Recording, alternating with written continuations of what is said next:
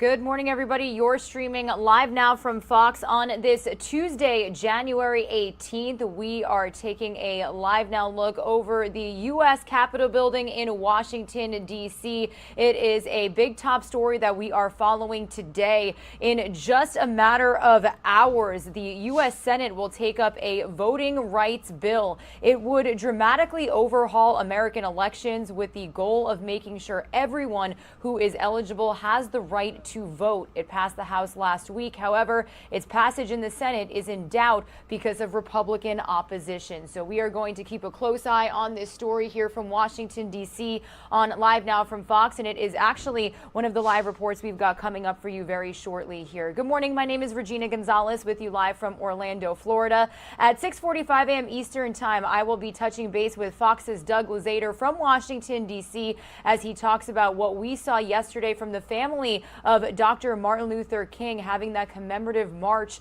in honor of their father and pushing for the end to this filibuster and encouraging new voting legislation. So we'll be getting the latest from him.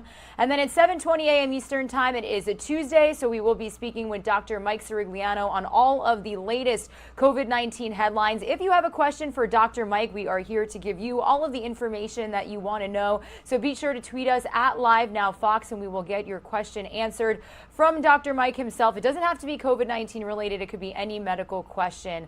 And then at 7:45 a.m. Eastern time, it's a story that we're also going to give you the nuts and bolts of here in just a few minutes. The new governor of Virginia, Glenn Youngkin, taking orders, signing 11 executive orders, I should say, on his first day in office. One of them is you don't have to wear masks, but that's getting a lot of pushback from certain school districts in the state. So we'll be speaking with Fox 5 DC's Melanie Alnwick about that story a little bit later. But first, I do want to head back out to our nation's capital because it was a story that we brought you just yesterday and are going to continue to follow here throughout the day. Now, relatives of Dr. Martin Luther King Jr. were in Washington yesterday calling on Congress to push an election reform bill to passage as soon as today. Fox News correspondent Caroline Shively has details from Washington.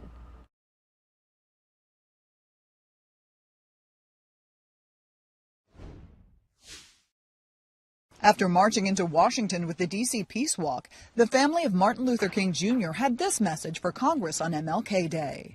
Do not celebrate, legislate. The Senate is set to take up voting rights legislation on Tuesday. Last week, the House passed a bill that would give the Justice Department power over election law changes in states deemed to have a history of discrimination and set requirements for mail-in and early voting. The effort is aimed at countering new state laws that Democrats say make it harder for minorities to vote. These laws are being passed with knife-like precision to cut black and brown voters out of the process. And they're exactly what the Voting Rights Act once protected against. Republicans are defending those state laws and say they'll block Democrats from passing the voting bill in the Senate. They're willing to strip people of some of their rights, strip our states of their constitutional authority in order to get the power they want. It's just about Democrats winning elections. Senate leaders also plan a vote this week on weakening the filibuster, a custom that requires at least 60 members to agree on most bills. Without the change, Democrats don't have the numbers to pass any voting legislation. I'm making calls, I'm meeting with folks. We're not going to give up. To change the filibuster, Democrats would need the support of all 50 of their senators, and they don't have it.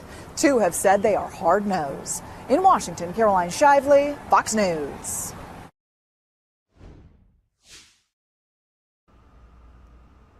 Meanwhile, going from the U.S. Capitol building out down the street to the White House in Washington, D.C., President Biden sent Vice President Kamala Harris to Atlanta yesterday for the Martin Luther King Jr. service. But the president delivered recorded remarks to a separate event himself, making a push for his voting reform agenda. Fox News White House correspondent Jackie Heinrich has the story.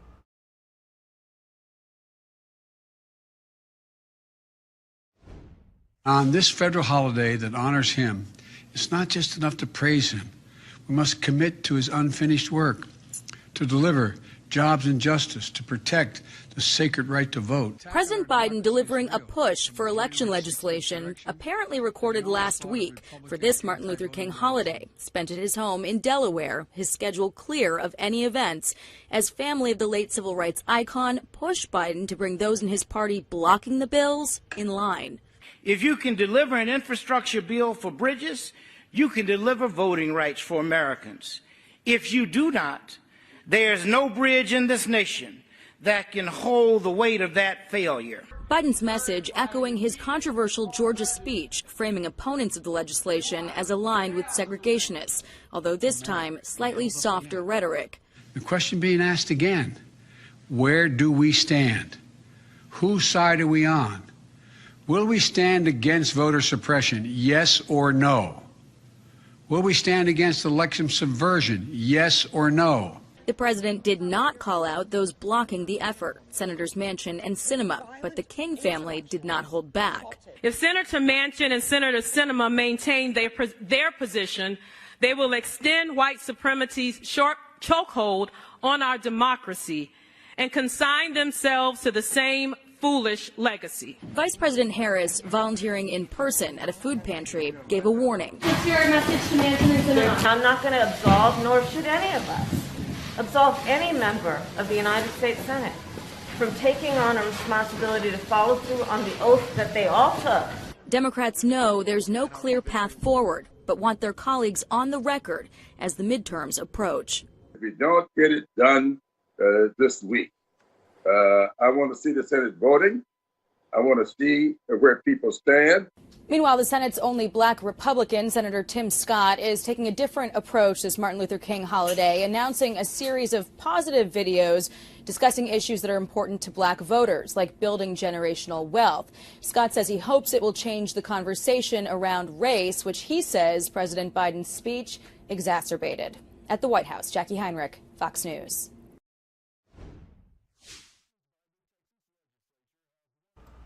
Meanwhile, an abortion ban is still in place in Texas after a recent appeals in court's ruling. According to the Washington Post, the federal appeals court declined the Texas abortion clinic's request, leaving in place the firmest ban in the entire country. The law prohibits access to abortions after 6 weeks into the pregnancy. However, not many women even know that they're pregnant at this stage. The issue has crossed to other states like Mississippi, where the procedure is banned after 15 weeks. So this is a story that we've been following since the very beginning here on Live Now from Fox. Wanted to give you a little update this morning. Also an update on a top story that we've been following since it first broke over the weekend.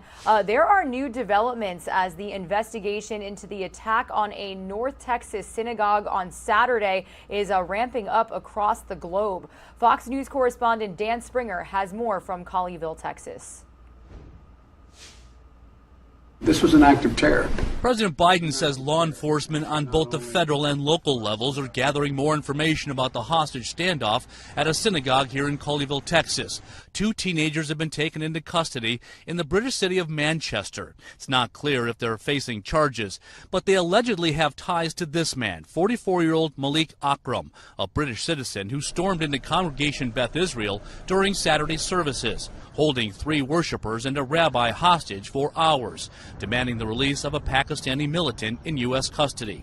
I heard the police shouting about hostages, get the hostages out, move the hostages, whatever. Again, it's a shock that it happened here, but it could happen anywhere. Akram was killed at the scene, but there are no further details available at this time. He arrived in the U.S. on a tourist visa about 2 weeks ago and allegedly purchased at least 1 gun illegally. The FBI says it's not clear why he chose to attack this synagogue, but Jewish community leaders say it fits a growing pattern of anti-Semitic attacks, and more action is needed to protect houses of worship across the country. He could have found hostages anywhere if that was his goal, but he went to a synagogue on the Sabbath while services were going on. President Biden says the Attorney General is now focused on responding to the rise in anti-Semitic violence. In Colleyville, Texas, Dan Springer, Fox News.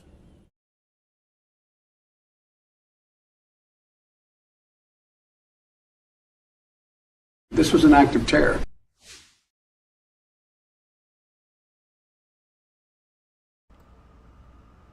And we are working to get you a live report on the latest following that Synagogue investigation around 8:45 a.m. Eastern time. So be sure to stick with us here on Live Now from Fox. Meanwhile, a wild story that we broke to you yesterday here on our show. Firefighters in Bellevue, Washington are looking for a possible water main break that may have caused this. This is a house sliding from its foundation. Again, it happened yesterday.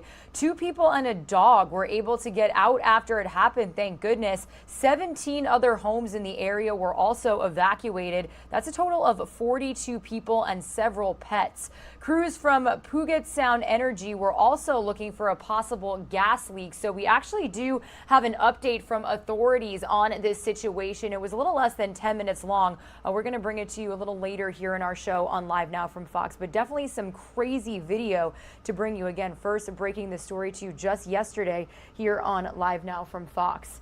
Meanwhile, as we talk about some weather-related stories and content, here's a Live Now look at our XRAD radar. It was one of our top stories yesterday. Much of the Midwest and the Northeast still digging out as of this morning after that huge winter storm system knocked out power and caused headaches on the road for millions of Americans. Also in the sky, this impacted a lot of travel plans for many people. Well, Fox Weather's Max Gordon has the latest on how people are feeling in these wintry conditions.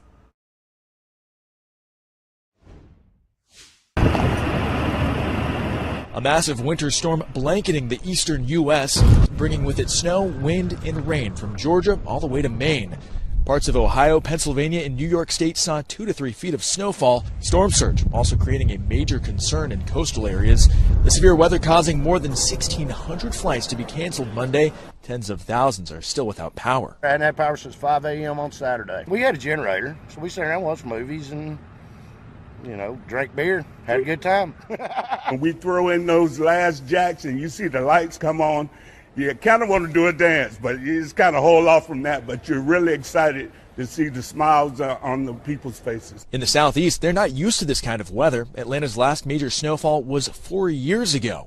Wet pavement combined with sub-zero temperatures have created dangerous conditions for drivers. You have black ice and you have trees coming down, not in any way a good recipe for travel. The timing of the storm could have been much worse. With Monday being an official holiday, most people were able to stay home. Others weren't so lucky. Look at me, I'm all stuck here. I don't appreciate this, I don't. Whiteout conditions, tough seeing, a little slippery. Well, I got a pickup truck with four-wheel drive, so I'm pretty much all set, but people that don't have four-wheel drive, I don't know, probably better off just staying home today. The storm system is expected to move into southeastern Canada on Tuesday. In Manchester, New York, Max Gordon, Fox Weather. All right, everybody, some of you are going to see a quick 2-minute commercial break. Before you go, here's the live vantage point we have over New York City, courtesy of the camera outside of our Fox News headquarters out there. You can see it's pretty windy. Look at those flags moving pretty quickly out there. When you return, this is a story that we also broke to you just yesterday, a very tragic one that happened over the weekend.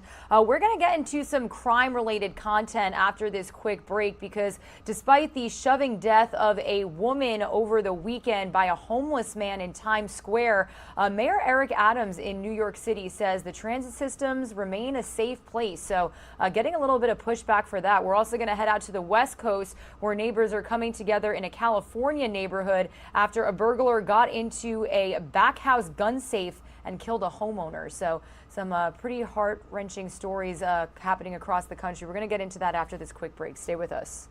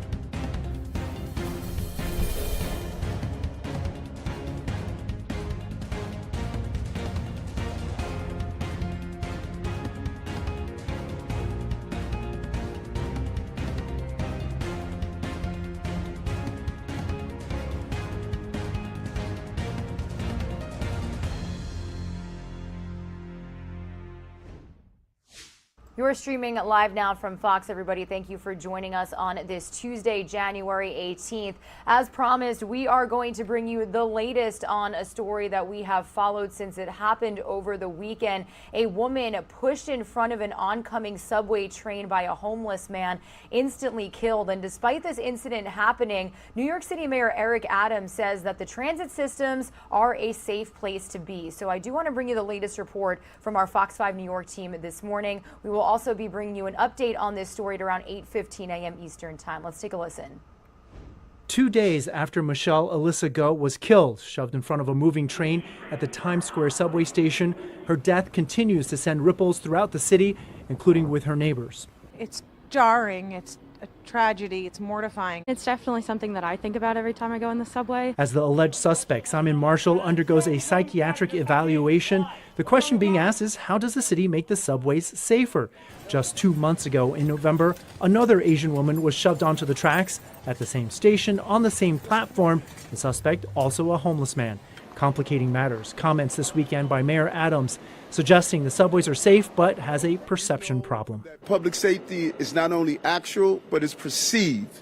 And when you have an incident like this, the perception is what we're fighting against. But the city is also fighting against some very real crime. At least 56 New Yorkers have been pushed onto subway tracks over the past 2 years, and subway crimes have doubled so far this year compared with the same period last year, a 107% increase. Transit experts say this is the real problem. Turnstile jumping has exploded in recent years. Fox 5 cameras at the same Times Square station where Michelle Go was killed recorded countless cases of individuals jumping, crawling, or shimmying. We saw it before this weekend and after, including tonight. Even our camera crew was absolutely no deterrent. And police often send us videos looking for suspects in subway crimes. The videos released all too often show how the suspects entered the system. 99.99% of people that are committing crimes in the subways did not pay their fare. If we can stop that at the turnstiles, we've not only helped the MTA's bottom line, but we've stopped crime in its tracks. While running for mayor, Adams focused on a law named after Kendra Webdale, who was murdered when she was shoved onto subway tracks in 1999 by a man with a history of mental illness. Kendra's law can require outpatient treatment for a mentally ill person. Judges, do your job.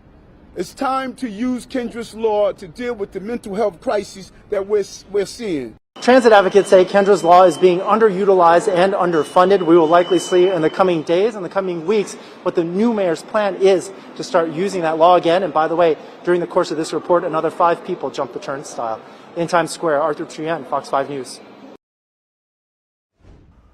Again, stick with us because at 8:15 a.m. Eastern time, we will be speaking with our Fox 5 New York team live on a follow-up regarding this tragic story out of Times Square, New York. Meanwhile, I want to go from the East Coast to the West Coast for another crime-related story. Neighbors are coming together in a California neighborhood after a burglar got into someone's gun safe and ended up killing a homeowner. Fox's Zach Boetto has more this morning.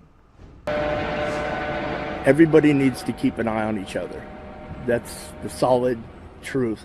Neighbors left shocked after someone broke into a back house before dawn, stole the homeowner's firearm, and killed him with his own weapon. Neighbors say it's normally a quiet area. I lived in this neighborhood for like 2 years and a few months. Since I moved, there was only one other time where something happened, but otherwise, we know all the neighbors. It's a friendly neighborhood. It's just really safe place to live, but then once in a while this stuff happens and it just becomes a little, a little scary. Neighbors tell me the suspect was breaking into cars along this street when he took a left onto Greenlawn Way and into the backyard of a home next to an alley connecting Greenlawn Way to Frizzell Avenue. Investigators say the crook then broke into a gun safe in a back house shed. At that point, the homeowner confronted the intruder in the shed, and that's when the fatal shots were fired. Yeah, that's bad. I mean, it's sad. Neighbors who knew the victim say he leaves behind a loving family. And I'm sorry, it just doesn't seem right. I'm very shocked. Very, very shocked.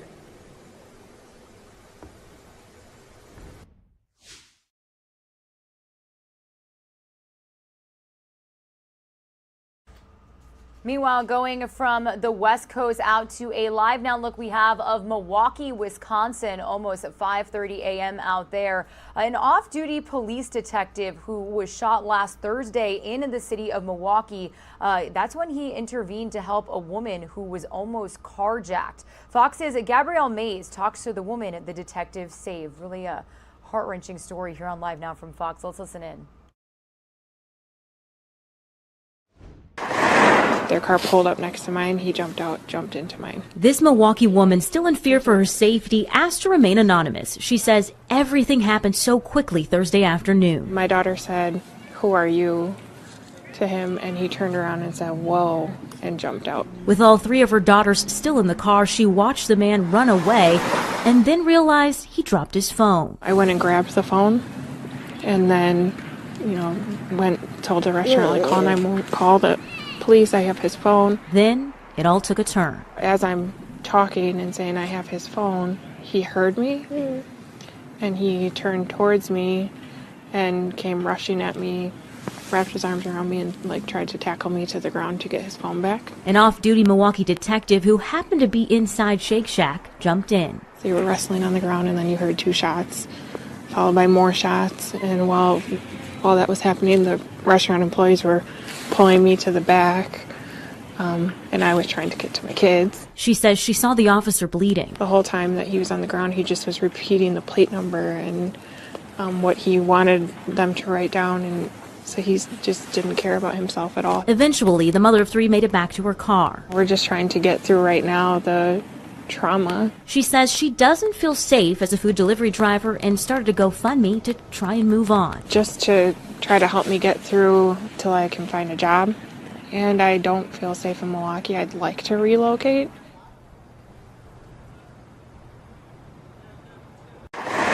Their car pulled up next to mine.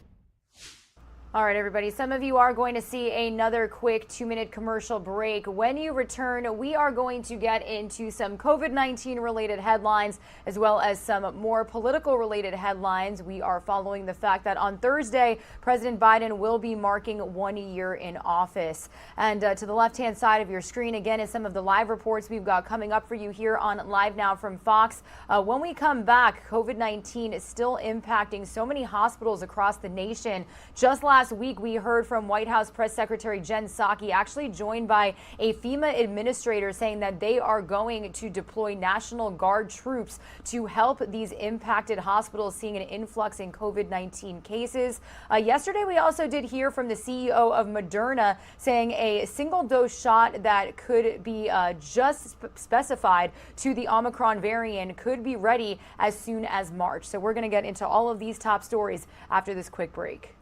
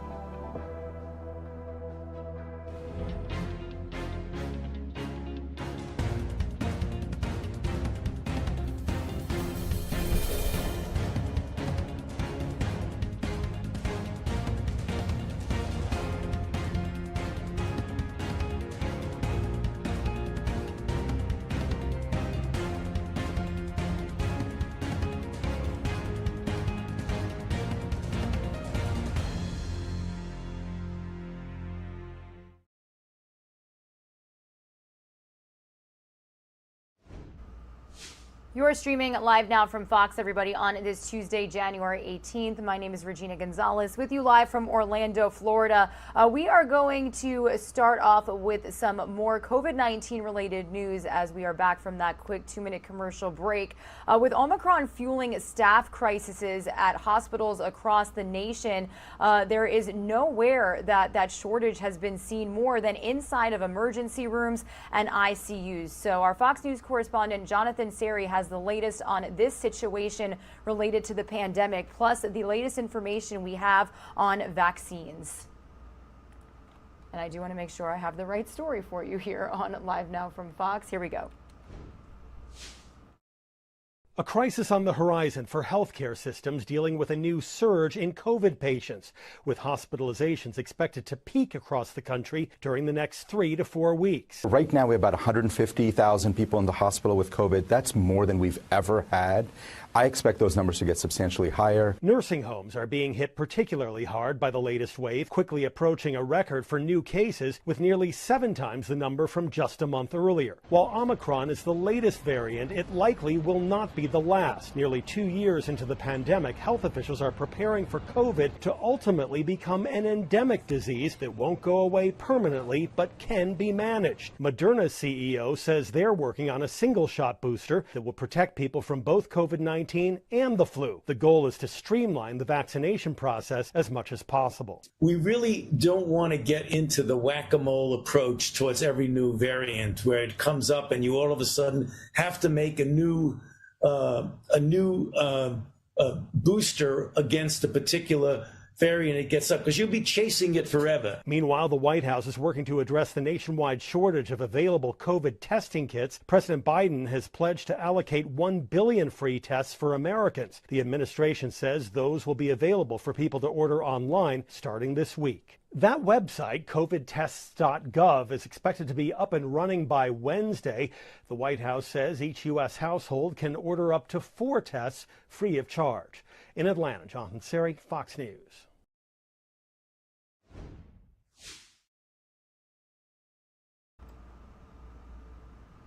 Meanwhile, one of the major COVID vaccine producers gives an update on their shot for the Omicron variant. Moderna saying yesterday that their vaccine against the Omicron variant will enter clinical development in the next coming weeks. The company's CEO says Moderna expects to share their results with federal regulators come March.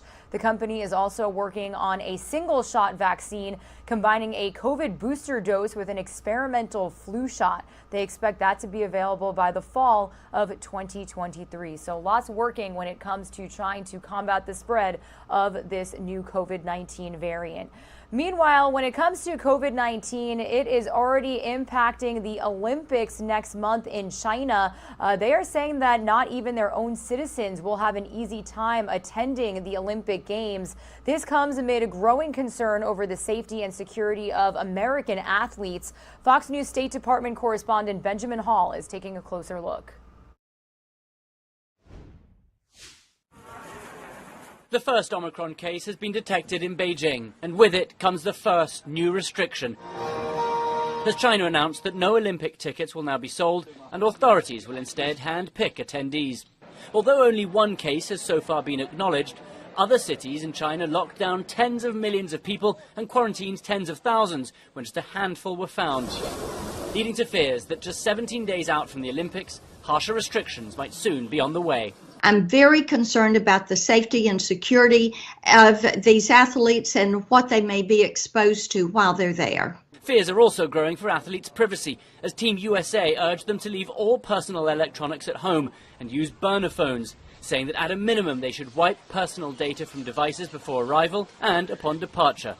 The report states, it should be assumed that all data and communications in China can be monitored, compromised or blocked. The Games have been dubbed the Genocide Games against the backdrop of China's persecution of Uyghurs. Congressman McCall says he believes they should go ahead, but hopes the athletes will stand up. I don't think we should punish the athletes, but I do think the athletes are going to stand up in solidarity, hopefully, against these human rights violations. And I hope they take home the gold, too. Others, though, believe sport should be the focus and that it can overshadow all the rest. We have a low point in relations between China and the U.S., and you have COVID. So if the sports can rise above all of that, I think it will say something amazing about the power of sports. Organisers have said that they're planning on keeping the games in a closed-loop bubble, but there is frankly no way of ensuring that they are shut off completely from the surrounding city of Beijing, and in turn no way of ensuring that any future restrictions might not affect the athletes. At the State Department, Benjamin Hall, Fox News.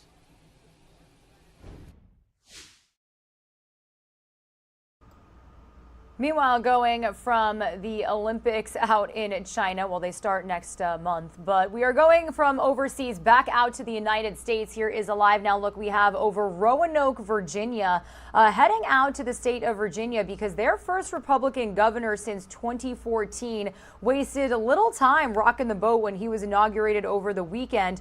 From mask mandates to what kids are learning in the classroom, Glenn Youngkin has gotten the attention of the political establishment and the White House. Fox News Chief Washington correspondent Mike Emanuel has the latest from Richmond. And as you can see to the left-hand side of your screen, this is also something that we will be speaking live with Fox 5 DC on at around 7:45 a.m. Eastern Time. Let's listen in.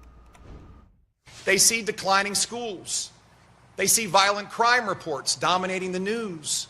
And they see government failures and encroachments on their liberties. Beyond his State of the Commonwealth address, it has been a fast start for Virginia's first Republican governor elected in more than a decade. Youngkin signed 11 executive actions on Saturday, day one, ending the COVID-19 vaccine requirement for state employees and terminating the Virginia Parole Board. Others focused on education, such as reversing mask requirement for school children, ending the use of divisive concepts, including critical race theory, asking his attorney general to investigate the handling of sexual assaults in Loudoun County schools. Multiple school districts are pushing back in Richmond and the Northern Virginia suburbs on masks. Arlington schools tweeting, APS Virginia will maintain our current mask requirement for students, staff, and visitors, masks required inside our facilities and on school buses. White House Press Secretary Jen Psaki went after Youngkin on her personal Twitter account. Thank you to APS Virginia for standing up for our kids, teachers, and administrators and their safety in the midst of a transmissible variant. Youngkin says he'll do everything within the governor's authority to let parents choose. I just hope that Arlington County schools and the rest of the school systems around the Commonwealth of Virginia use this week to listen to parents and get prepared, because we granted parents the option of deciding whether they want their child to wear a mask or not. In his first televised interview after his inauguration on Fox News Sunday, Youngkin targeted another key theme from his campaign. I have instructed our Secretary of Education, our State Superintendent of Public Schools, to review the curriculum and get racially divisive and other divisive teaching concepts out of the school system. Virginia has gotten used to one-party rule. It's been all Democrats, all blue in recent years. Youngkin is starting to encounter some resistance as he leads Virginia in a new direction. In Richmond, Mike Emanuel, Fox News.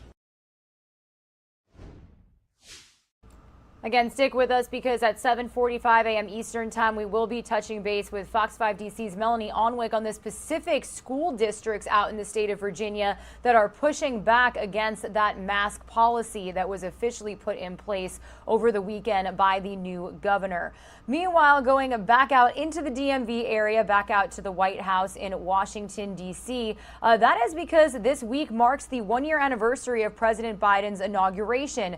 Now, the president's foreign policy has been riddled with problems over the past 12 months, and Fox News national security correspondent Jennifer Griffin has more from the Pentagon.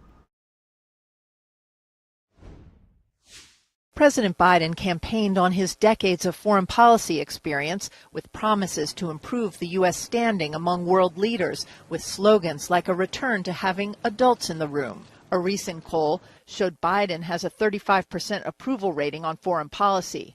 Among the first setbacks, the summit with the Chinese to address trade, human rights, cyber attacks, COVID, and military tensions in the South China Sea. Under the Biden administration, it was very badly mishandled. They were lecturing at the Chinese were lecturing at the Americans, and it felt like that relationship was sort of spiraling out of control. In the months to follow, China sent waves of warplanes toward Taiwan to test the U.S. response. The mistakes, the low points of the Biden presidency have actually been the president's own mistakes. Namely, Biden's handling of Afghanistan and his decision to pull all U.S. troops out of the country, which has led to a humanitarian disaster. It's a very bleak situation where people are facing stark and severe starvation. NATO allies who believe Biden would consult with them after years of insults from his predecessor, President Trump, were blindsided by the sudden unilateral U.S. withdrawal, leaving relations in the Gulf particularly frayed, as those countries question whether the U.S. is a reliable ally. Those are all decisions the president made, not decisions that the bureaucracy somehow made for the president. Even the French, America's first ally, erupted in anger when the Biden administration suddenly announced a nuclear submarine deal with Australia, something President Biden had to apologize for.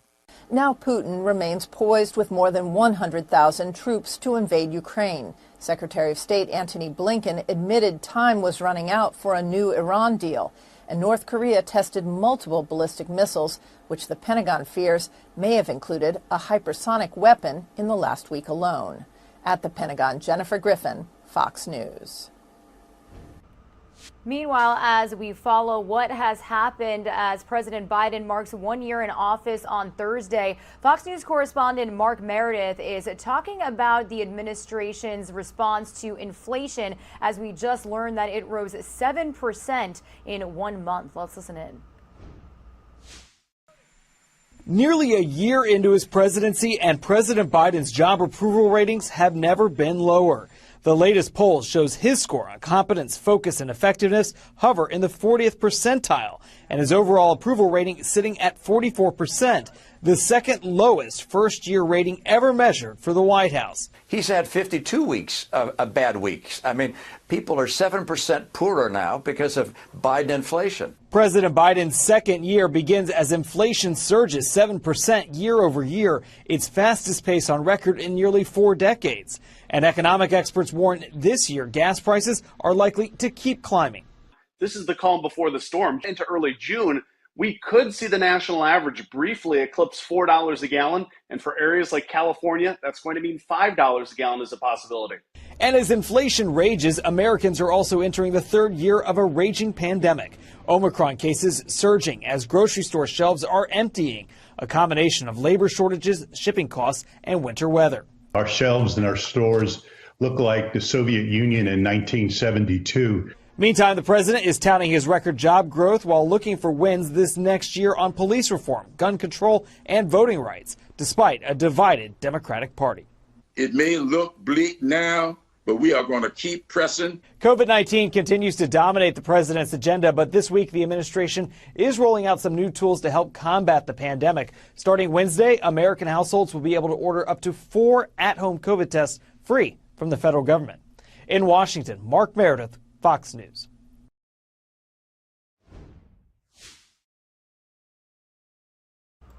And we are back out taking a look at the Capitol building in Washington, D.C. as the sun is beginning to rise just a little after 6:45 a.m. here on the East Coast. I want to stay in Washington, D.C. as we follow the top stories that we're following this morning, because today Democrats will start laying the groundwork to change the Senate's filibuster rules. Moderates, Democratic senators are coming up under new pressure now to comply in an effort to pass a sweeping new federal voting law. Now, I do want to welcome into the conversation Fox News correspondent Doug Lazader as he talks about this top story this morning. Doug, good morning to you. It seems that 2 big issues are at play here. So what are we looking at as this is set to happen in just a couple of hours?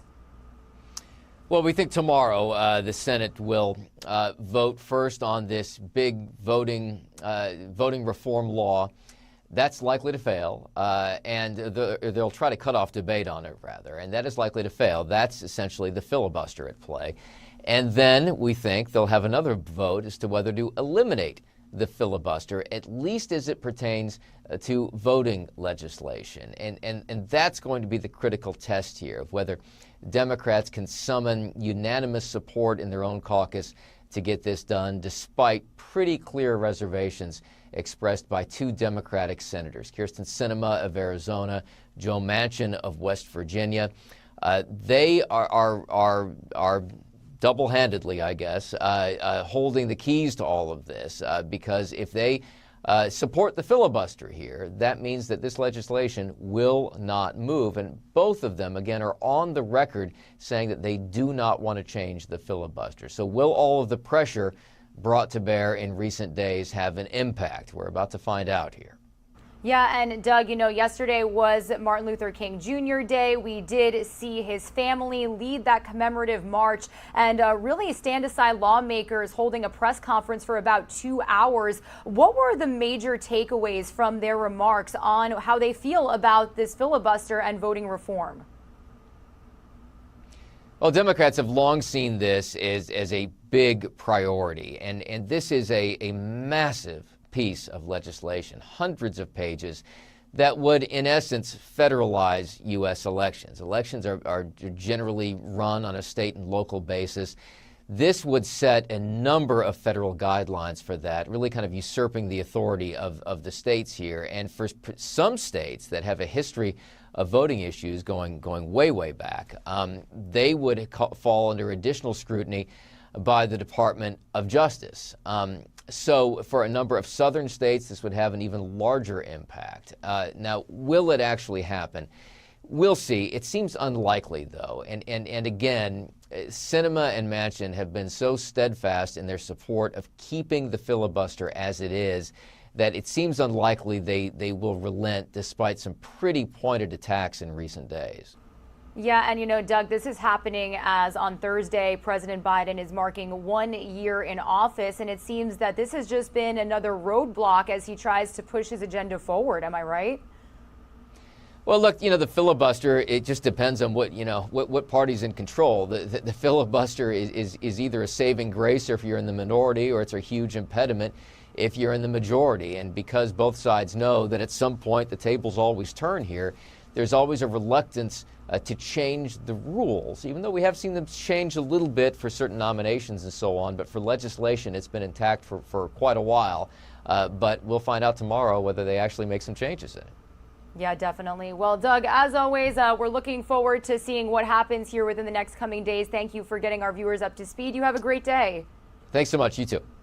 All right, everybody, heading back out to the White House in our nation's capital. Again, this all happening as President Biden planning to mark 1 year in office this Thursday. As we continue taking a look at the year in review, what about the First Lady? Americans typically do a performance review of the president's accomplishments every year, but what about evaluating Dr. Jill Biden? Fox News correspondent Kevin Cork has a look at Dr. Jill Biden's progress report and what historians say she's done to maximize her role in the White House.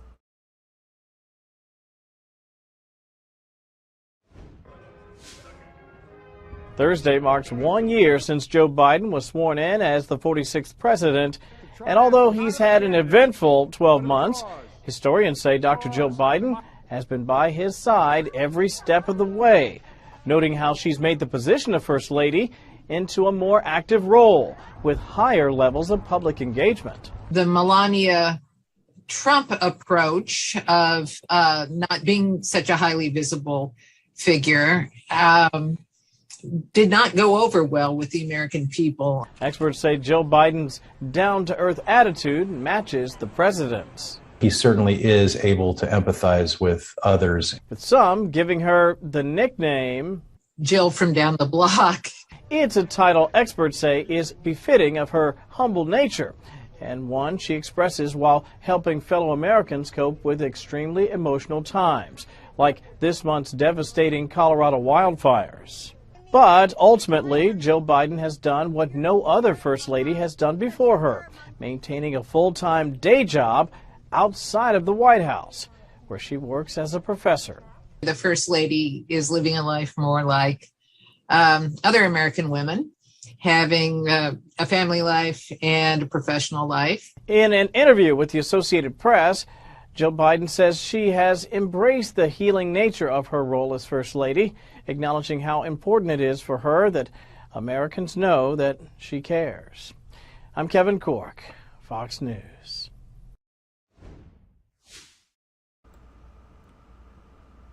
Well, if you wanted to start your Tuesday morning off with some good vibes, we are starting to get some beautiful sunrise shots from across the nation right now. As you know, Regina Gonzalez, when I start off early with you guys each and every morning, I like to bring you guys a little sunrise tour. Look at this, a beautiful shot of the waves, of the yellows, the pinks. Definitely wanted to start you off on a good note, especially for some of you waking up to some really cold temperatures. I don't want to say that it's cold here because I know a lot of you in the Northeast, the Midwest, are dealing with some really, really frigid temperatures, but it was pretty chilly for the state of Florida this morning when I woke up for work.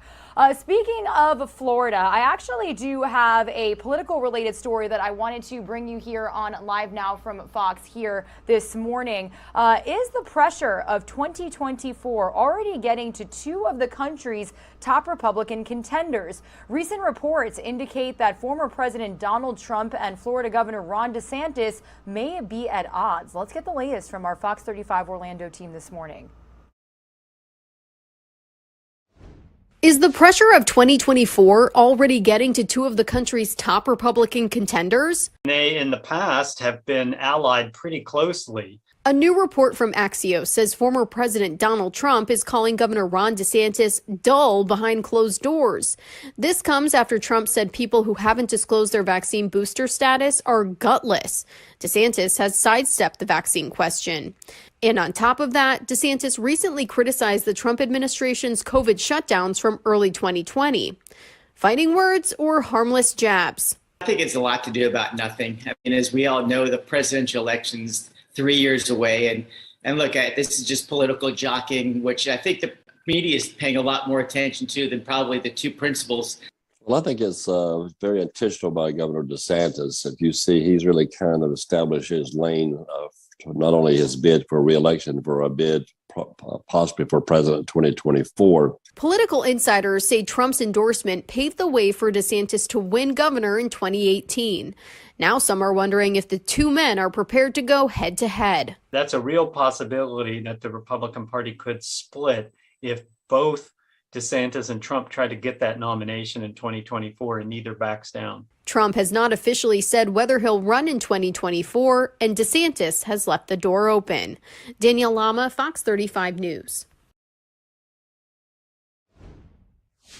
As we bring you on a sunrise tour this Tuesday morning, we are going from the shot in Florida that I just brought you to Ocean City, New Jersey on this really crisp morning out there. I do only believe it's in the 20s this morning. So if you are joining us from the Northeast, I hope that you are staying warm out there, but it looks like there's no snow on the ground here. They may have bared the brunt of the winter conditions that we're seeing up north. Some of you are going to see a quick 2-minute commercial break. When you return, we are going to get into some business-related headlines here on Live Now from Fox. We're talking everything from supermarkets continuing to see empty shelves, also pharmacy problems, people seeing less hours that the pharmacies are open and longer waits for prescriptions. We're also talking about blood donation shortages, so lots of business-related news in conjunction with the pandemic. That's coming up after this quick break.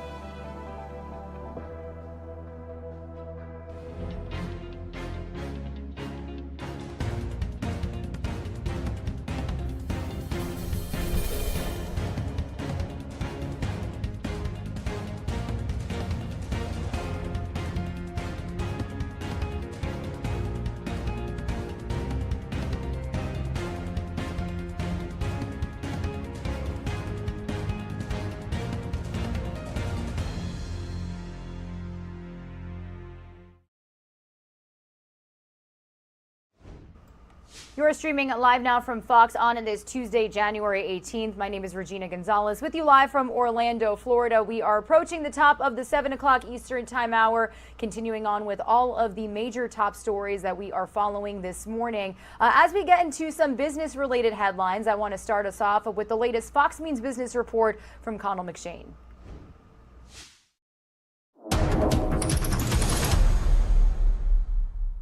No holiday for drivers at the pump. The national average for regular unleaded creeping higher again, rising a bit over the weekend. A gallon now stands at $3.31. That's close to $1 more than this time last year.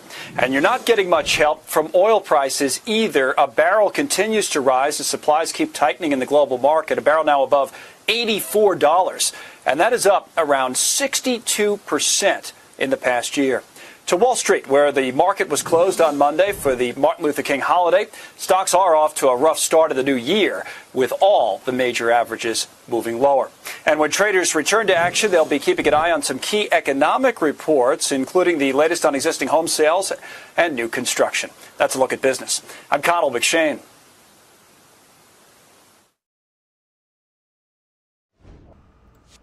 Meanwhile, as we continue to follow some business-related headlines in conjunction with the COVID-19 pandemic, there is still a supermarket squeeze when it comes to not only supply chain challenges, but also consumers seeing empty shelves. Let's get the latest from our Fox News correspondents. Omicron has wreaked havoc on the American workforce, and grocery stores are not immune. Here at Stu Leonard's, all employees are cross-trained. That way, if one department is experiencing a lot of people calling out sick, you can move workers to that department or even to that store. And we are not just dealing with labor issues. Take a look at these other grocery stores in New Jersey. Even when the stores are open, shelves are bare. Certain items you either cannot find or you cannot find the exact brand you want. Stu Leonard's has adjusted suppliers to keep their shelves stocked. Tropicana is a household name. Now, we're finding it a little difficult to get Tropicana in our stores. So we have to pivot a little bit. So whether it's carrying a Simply Orange brand or pushing our Stu Leonard private label, we'll still have an orange juice for you. It just might not be the one that you're used to seeing every day.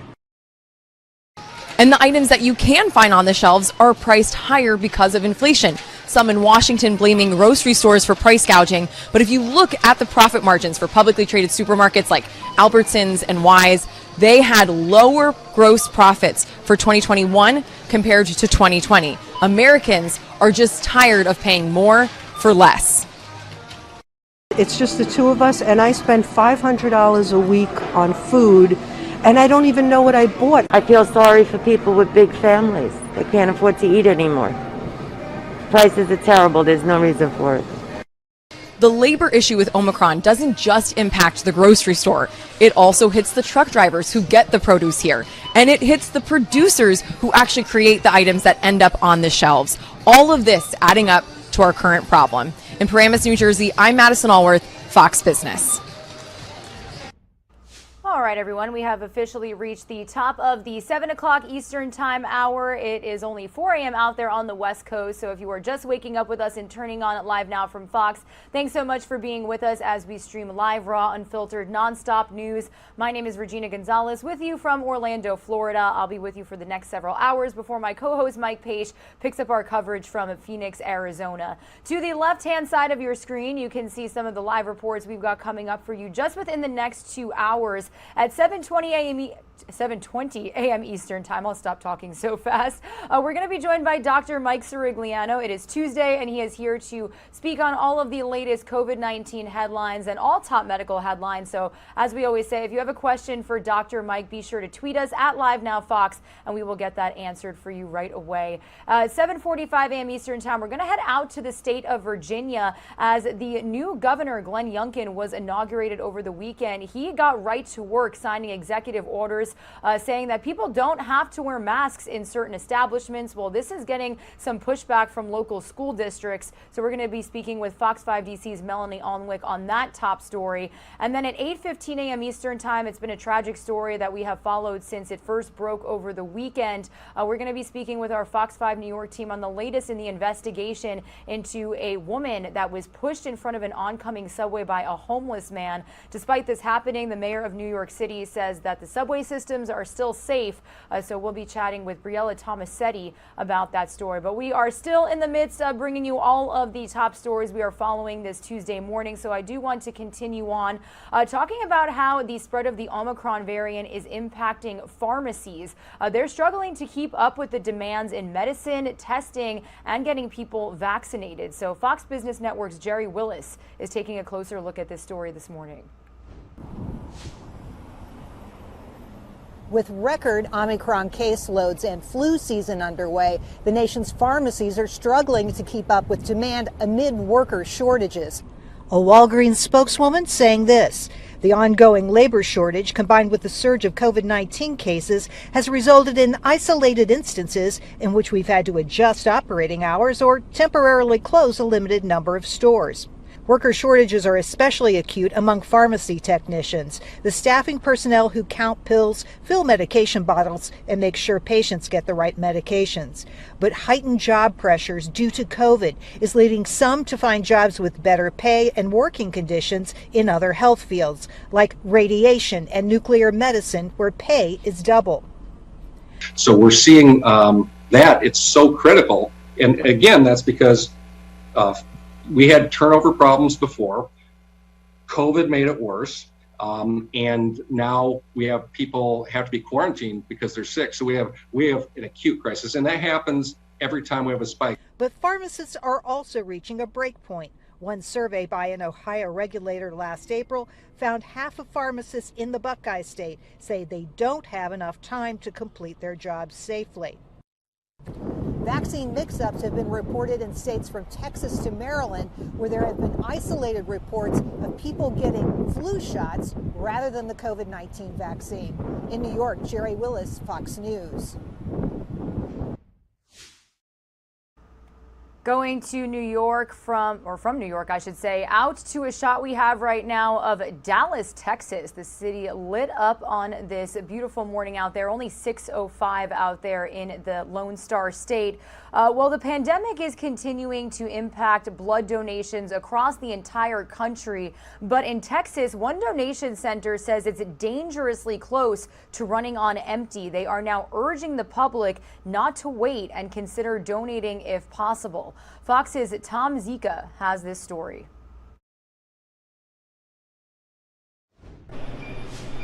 The refrigerators that hold the blood supplies at the Gulf Coast Regional Blood Center headquarters are dangerously empty. Some critical types, like O negative, have nothing to offer. But hospital demand is up significantly year over year. Right now we're sitting at about a 1-day supply of blood, and we typically need about a 3-day supply of blood just to better serve our community. In the center's donation room, there are some regulars like James Mosher, who donates every 8 to 10 weeks, but he's still got to put in the effort. I was asking if there's a location a little closer to me where it was way more efficient, because I actually recently moved, and this one used to be very close, but, you know, I don't know, it's not that big of a hassle, at least not to me. The big culprit, of course, is COVID. It has kept people concerned about exposure away, while businesses and universities that would normally schedule regular blood drives have sent workers and students home. The convenience of donating blood, just walking into a conference room or walking outside into one of our donor cages, you know, they don't have that convenience anymore. So a lot of our at-home workers are donating less frequently. I'm one of those people who's missed the convenience, left a pint of O negative behind while I was there. Piece of cake. But nothing compared to the commitment of people like Ashton Perry, who regularly spends several hours donating blood platelets. To those who might be reluctant, he says, I know it might be hard to come out because of all what's been going on, but if you do have time in your schedule, just give it a chance and, you know, donate.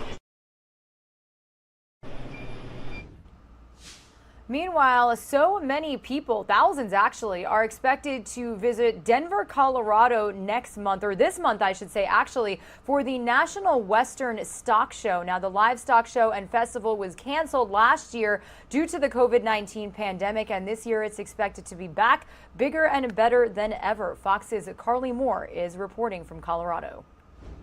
Guys, it's playoff season for NFL football. The teams are battling it out to see who gets to play in the big game. But if your sport is showing cattle and your field is the stockyards, then these 16 days are your Super Bowl. The National Western Stock Show is back in a big way. It's so much easier to put on the National Western Stock Show than to not put it on. The 2021 show that we were not able to do due to the pandemic broke our hearts, but we're back in full force here.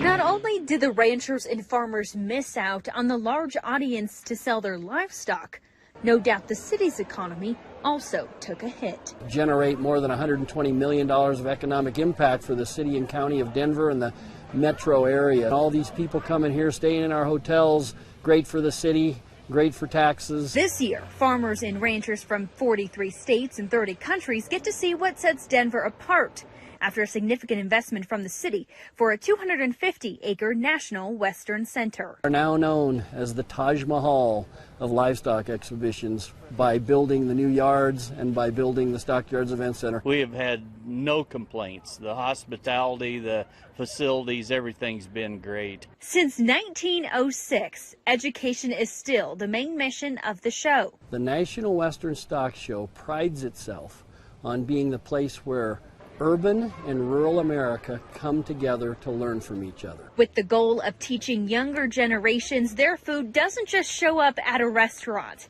It actually comes from a ranch. And we love being in the center of Denver because there's so many inner city kids that'll never learn that unless they come out here. As far as COVID protocols go, there are signs around the event that say masks are required inside, and they say stay home if you're sick. In the newsroom, I'm Carly Moore.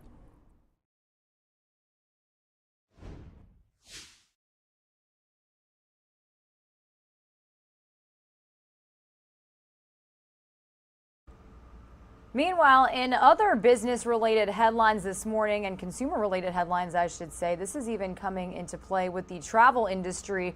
The chief executives from several major airlines are warning if 5G wireless services are expanded this week as planned, it could soon disrupt travel for thousands of Americans. Now they are asking the Biden administration for immediate intervention as they're concerned not enough research has been done on whether 5G radio frequencies will interfere with current radar or other flight technologies.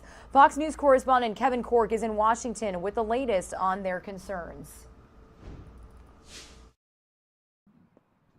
A transportation warning to the Biden administration Monday. The CEOs of several major airline companies and cargo carriers cautioning in a letter that the new 5G wireless service being deployed by AT&T and Verizon in just 2 days could cause, quote, catastrophic disruptions and interfere with safety instruments on aircraft. The heads of United Airlines, Delta, American Airlines, and others all requesting that the latest 5G technology not be implemented within 2 miles of airport runways, writing, quote, this will allow 5G to be deployed while avoiding harmful impacts on the aviation industry, traveling public, supply chain, vaccine distribution, our workforce, and broader economy. The 5G issue facing the transportation industry only further compounding challenges for the airlines facing a third year in the COVID pandemic, including staffing issues and flight cancellations. Senate lawmakers last month stressed the economic impact airlines have on the country. Aviation amounts to more than 5% of U.S. GDP and contributes $1.8 trillion in total economic activity. If the federal government doesn't halt 5G around airports, the airlines say tens of thousands of Americans could be stranded overseas. They also add that the country will face even bigger supply chain disruptions, including the delivery of medical supplies. In Washington, I'm Kevin Cork, Fox News. And here is a live now look we have over a terminal at Philadelphia International Airport. Also want to bring you some more travel related news that we are learning this morning. Advanced identification technology used by U.S. authorities is getting a second look over usage concerns. Facial recognition used at airports, Customs and Border Patrol is raising bipartisan concerns by 2 U.S. senators on data use and potential violations of privacy. Republican Missouri Senator Roy Blunt wants U.S. citizens inside the country to be able to opt out of recognition at airports. Blunt and Democratic Oregon Senator Jeff Merkley have written a letter to U.S. Customs over privacy and data concerns, asking for answers by February. So this is something that we are going to definitely follow here on Live Now from Fox. Meanwhile, since we are on the topic of travel-related news, as you know, our show is powered by owned and operated stations across the nation, and this is a Fox 35 Orlando exclusive. Imagine having a flight all to yourself. This is a transatlantic international flight. Well, we were able to speak with a boy, a college student, I should say, that was able to do that. So how, why, how does that happen? Let's get the latest from our Fox 35 Orlando team. The video has gone viral. Not a soul in sight on this British Airways flight headed for Orlando International Airport. The lone passenger on board is Kai Forsyth. I was a bit confused at first, but they did say I could move around, do whatever I like on the plane. It felt like I owned the plane. It was very, very weird. The Rollins College soccer player documenting his flight back to school. He said he started to notice things were off the night before. Do you know how you choose seats when you're checking in? There was actually like no seats that anybody had taken, so I was very confused. Instead, Kai got to kick his feet up, make friends with the flight attendants, and get all the snacks and drinks he wanted for the 9-hour flight to the U.S. I was actually going to sleep on the floor. I did ask them if I could sleep on the floor, but they had the trolleys and they need to like bring them back and forth. British Airways relaunched flights from the UK to the US in November when the international travel ban was lifted.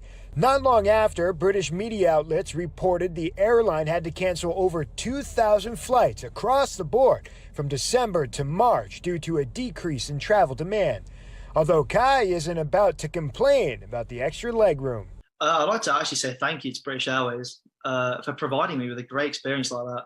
And the flight attendant at the back, if he does watch this, he knows who he is. He was like basically my caterer for 8 hours. Very surreal, I have to say. Dave Puglisi, Fox 35 News. Very interesting story to bring you there on Live Now from Fox. I would have felt famous.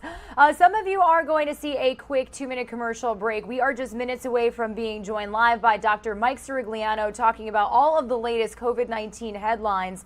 So we are going to shift our focus back to COVID-19 when we return from a quick 2-minute commercial break. We're going to be talking about treating COVID-19 at home, as well as the influx of cases that hospitals across our nation are seeing. Our Fox 13 Tampa team digging a little bit deeper into that story. So stay with us. All that coming up after this quick break.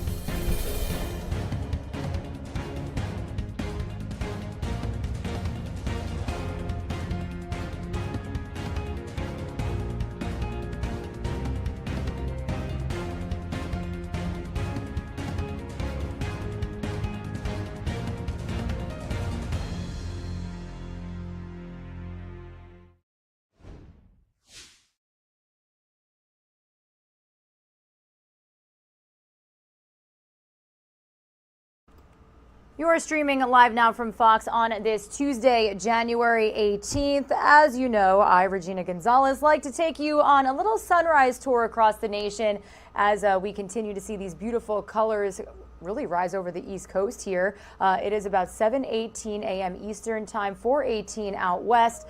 So wanted to bring you out to Tampa, Florida as we shift our focus to some COVID-19 related headlines. We are just minutes away from being joined by Dr. Mike Sirigliano talking about all of those major top stories this morning. But as you know, the Supreme Court recently upheld the vaccine mandate for most healthcare workers across the nation. So our Fox 13 Tampa team is breaking down what that means for Florida hospitals specifically. Let's listen in. Hospital and nursing homes across the state are facing a big dilemma. The federal government is requiring vaccines for the workers, while the state government is banning them from requiring vaccines. So which one do they follow? Our political editor, Craig Patrick, is here to explain. Hi, Craig.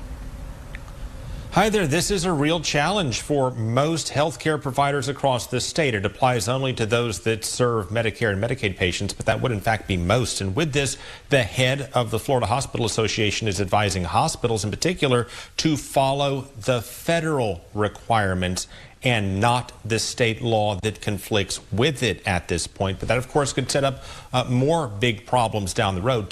To see where this is all heading, let's go back to the Supreme Court rulings on Thursday. We missed this time. We missed this time.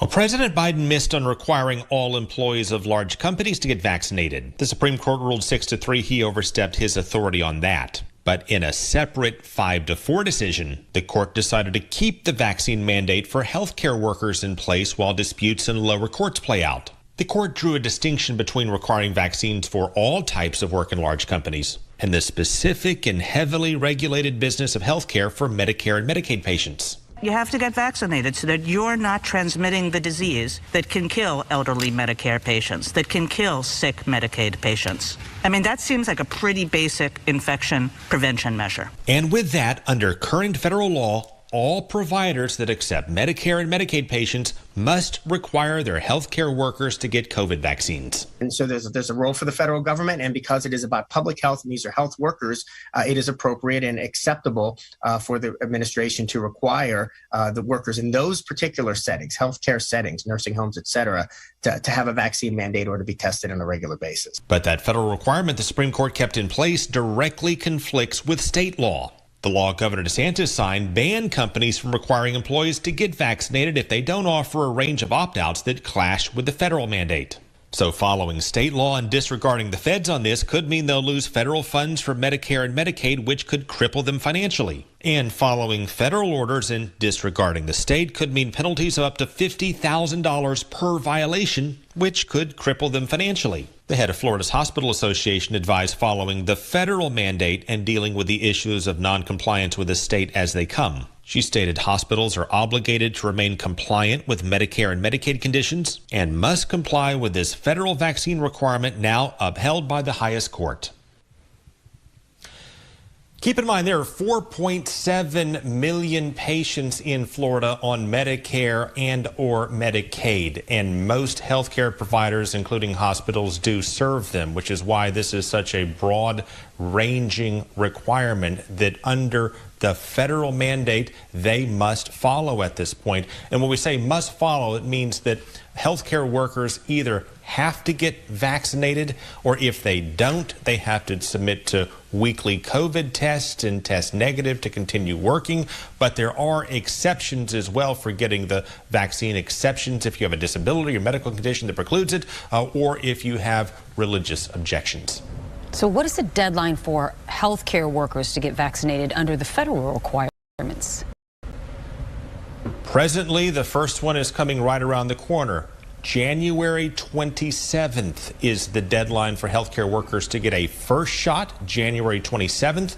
And if they're getting a two-shot regimen, as most are with Moderna or Pfizer, the second shot has to be administered by February 28th. But keep in mind, the federal rule states that if healthcare providers are 80% compliant, meaning 80% of the staff have gotten to that point but not 100%, they're not going to pursue enforcement if they commit to getting to 100% within 60 days thereafter. All right. Craig Patrick, thank you. Hospital.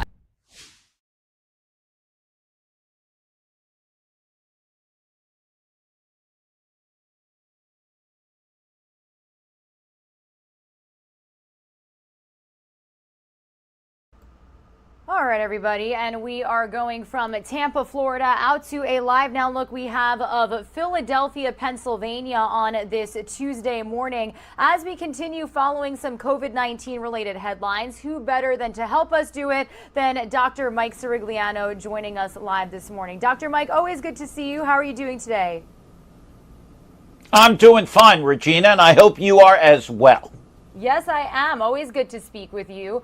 So, Dr. Mike, as always, lots to talk about here. And unfortunately, this may be a grim look ahead that I want to bring up first here on Live Now from Fox.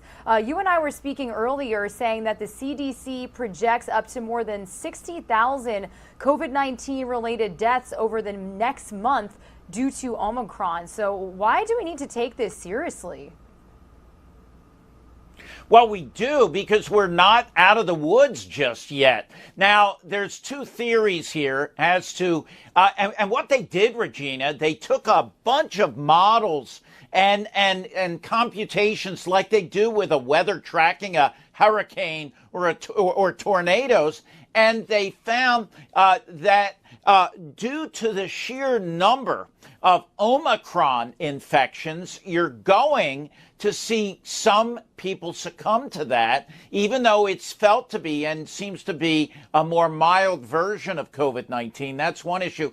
And you have to remember the Delta is still out there. So these are all of these computations that have come together and saying, look, in the next 4 weeks, we have to take this seriously. And I have to tell you, Regina, I was out and about this weekend with my family.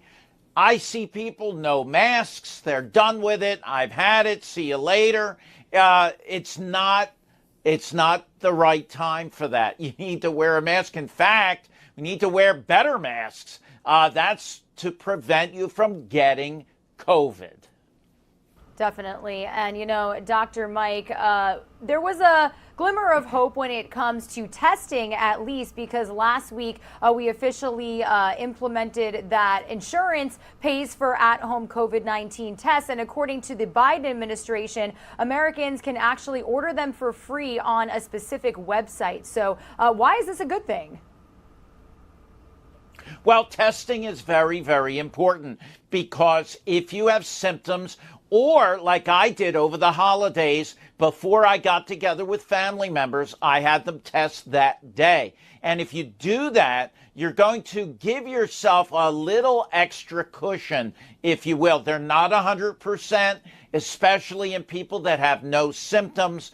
They may miss a few cases, but it's another layer of protection. And until we get through this, and I think we will, I think as the spring comes along, warmer weather, you're going to see the numbers go down. But right now, I think the testing is very important to protect yourself, your loved ones, your family, your friends, everyone around you.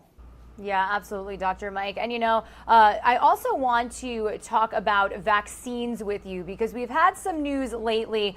First off, according to a recent Israeli study, a fourth vaccine booster showed limited results with regards to Omicron. So is this a sign that we're going to need a new booster relatively soon? Is this big news? Well, I get this call just about as often as I get a call saying I tested positive. So basically what this probably means is that we're going to need a new booster. I don't know when. It depends. If the numbers go way down, the way I see it, which could happen, is that in the fall we'll get a flu shot and a booster shot that's tailored to the variants that are circulating the planet, just like we do with COVID, with the flu.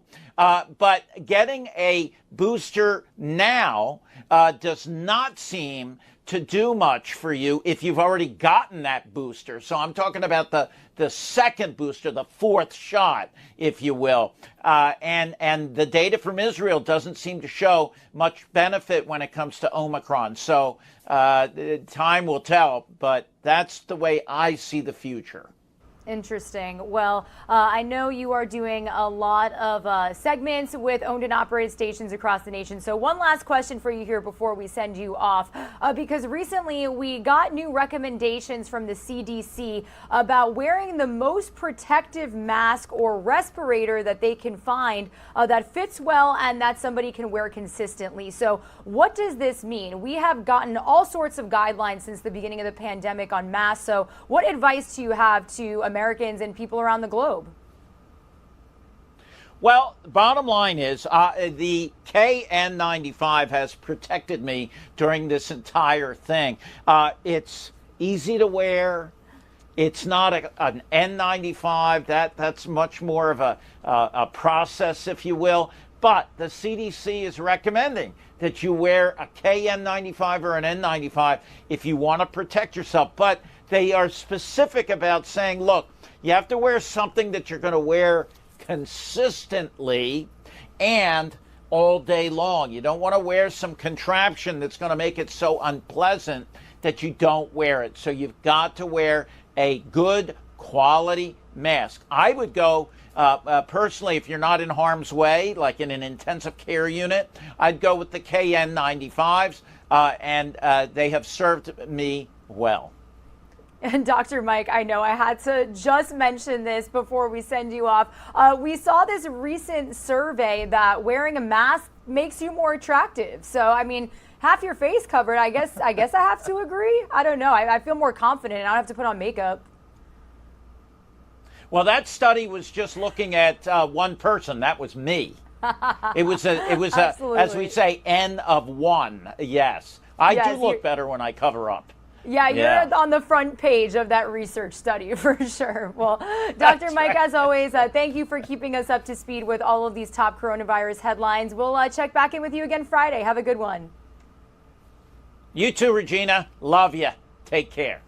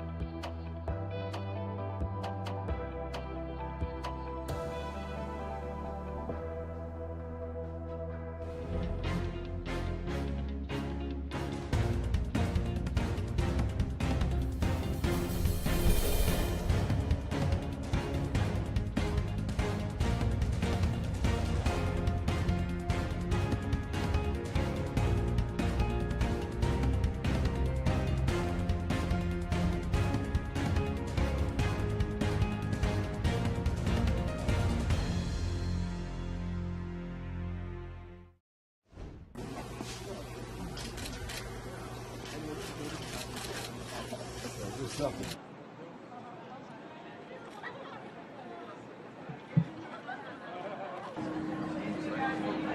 Thank you very much. Thank you so much.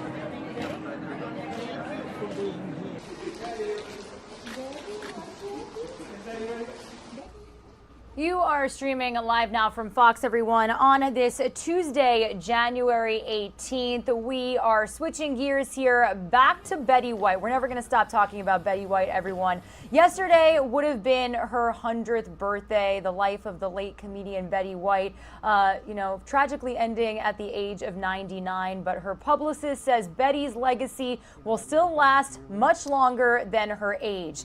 Jeff Witches, who you could see right here, was Betty White's agent and publicist for the last 2 decades, and they traveled, worked, and socialized together more than anyone, really. Witches reminisced about the life of White and her ability to continue into comedy and causes so late in life. Witches says keys to Betty life that ended New Year's Eve at 99 were her genetics, adaptability, principles, and ability to always look forward. So on Betty's 100th birthday, which was yesterday, Witches said he's remembering her by having a hot dog, a martini, and making a donation to an animal shelter. That was actually a huge challenge going on across the nation, as she was a huge activist for animals. So having a hot dog, martini, and loving animals, that is definitely a mantra that I can certainly live by. So wanted to bring you that news here on Live Now from Fox. Also wanted to bring you this short segment by our owned and operated station, Fox 11 Los Angeles, as we commemorate the life and legacy of Betty White. Tributes poured out in LA yesterday honoring her birthday, and I want to bring it to you here on Live Now from Fox. Thank you for being a friend.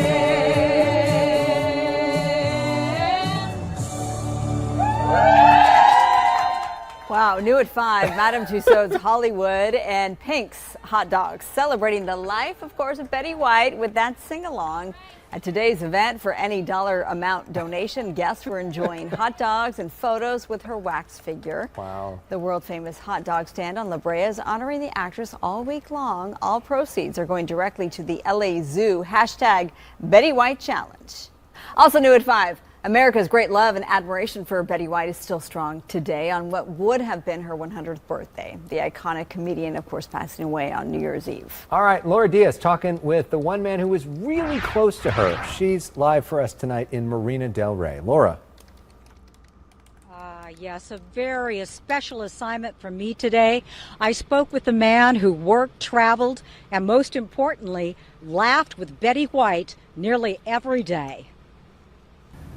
She was even more of an incredible person. I was blessed to have spent quality time with her many times, just she and I, whether we were traveling, having dinner, playing cards at home, or just coming over and talking about her career. I'm sorry, Billy, but I cannot do a chocolate souffle with only 2 cameras. For the last 2 decades, when you saw the legend Betty White, Jeff Witches, her agent and publicist, was usually close by. White, who was known for her comedic timing, was near 80 years old when she signed on with him. But the comedic actress wasn't slowing down. It was a blast traveling with her, even when things went not as planned. I dropped something on my tie. It got terribly stained. Betty looked down on it and didn't stop laughing. Literally a guttural laugh for maybe 20 minutes. And it was a good tie. So both of us were laughing over my poor tie that was stained. And this past Christmas, I gave Betty the tie as a gift. By the time Witches came on board, hit shows like The Mary Tyler Moore Show and The Golden Girls were in the past. But Betty was always looking to the future. With Witches' guidance, new fans came into the fold. She was the most sought-after selfie at the prestigious White House Correspondents' Dinner. Everybody was taking pictures of Betty. You know, everybody wanted a picture with Betty. And that was a moment that she always enjoyed. In fact, just last month, Betty and Jeff played cards together. We played our favorite game of gin rummy, 10-card gin rummy. And if Betty wasn't feeling well, she sure didn't show it because she beat me 4 out of 5 games. She didn't miss a beat. Now, I asked him how exactly he would spend her birthday today, and Jeff said that he would have a hot dog, he would have a martini, and he would donate to an animal shelter. All these causes very dear to Betty White, but saying that it was truly an honor to have known her. Laura Diaz reporting live from Marina del Rey. Now back to the studio, Alex and Marla. All right, everybody, some of you are going to see a quick 2-minute commercial break. We are just a couple of minutes away of touching base with Fox 5 DC's Melanie Alnwick, who is in the state of Virginia this morning. Over the weekend, we saw Republican Governor Glenn Youngkin get inaugurated. This is some video from the inauguration ceremony on Saturday. He got right to work signing 11 executive orders, one of these being masks and the fact that you don't have to wear them in certain establishments, in schools. This is actually getting some pushback from districts across the state. So when we return, we'll listen into some of his inaugural address and then speak with Melanie Alnwick about this situation evolving in the state here on Live Now from Fox.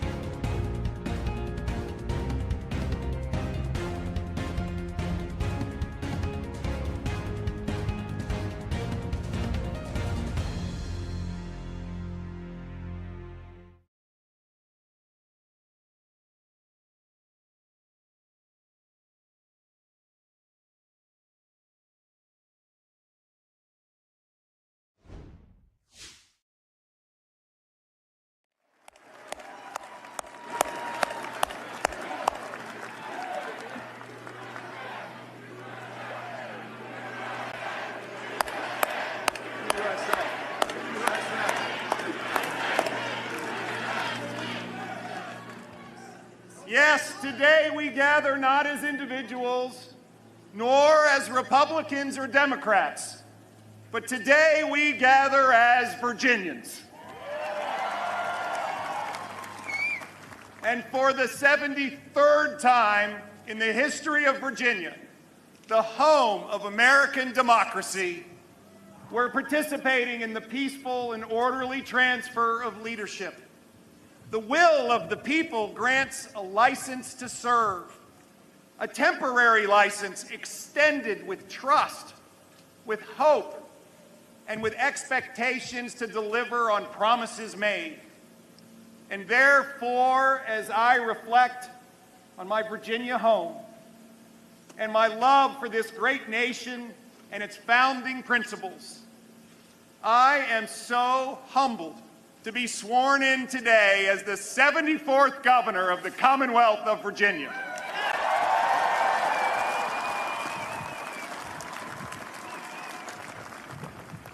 The solemn oath sworn today in the name of the Almighty Father, is done so with the love of my life by my side, your new First Lady, Suzanne Youngkin.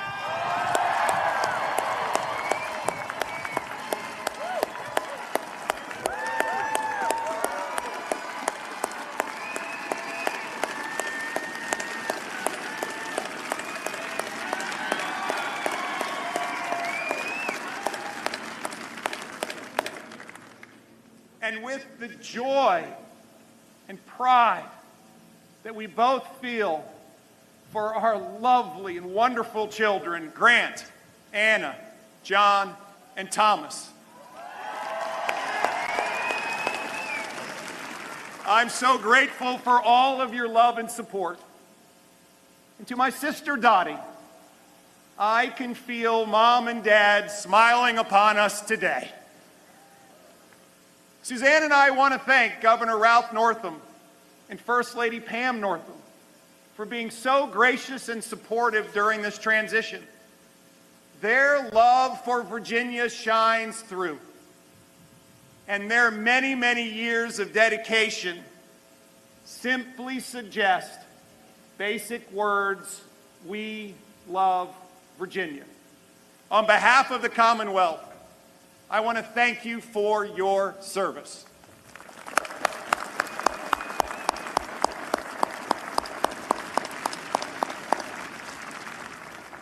In this last election, we heard from more voters than ever before. 25% more, nearly 3.3 million Virginians. 3.3 million Virginians who sent us here on a mission to restore trust in government and to restore power to the people. We stand here today as the messengers of that movement, entrusted to protect liberty, create opportunity, and build unity for the hard work ahead. This celebration is about that movement, not the candidates or elected office holders. It's not about me, but rather it's about us. And this movement continues to be fueled by the hopes and dreams and, yes, the tenacity and grit of Virginians, of parents, students, teachers, of entrepreneurs and small business owners, of law enforcement and all first responder heroes.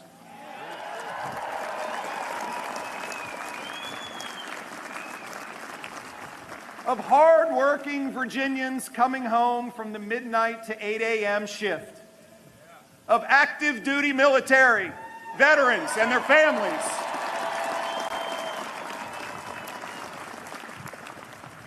Of farmers, factory workers, and healthcare heroes. Today, we stand together on behalf of Virginians who've never lost faith, even when they've suffered loss. Of Virginians who have not stopped dreaming of a better life, even in the midst of trials and tribulations. My fellow Virginians, the spirit of Virginia is alive and well.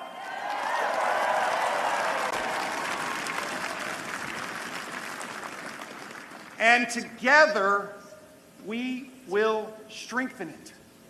Together, we will renew the promise of Virginia, so it will be the best place to live and work and raise a family.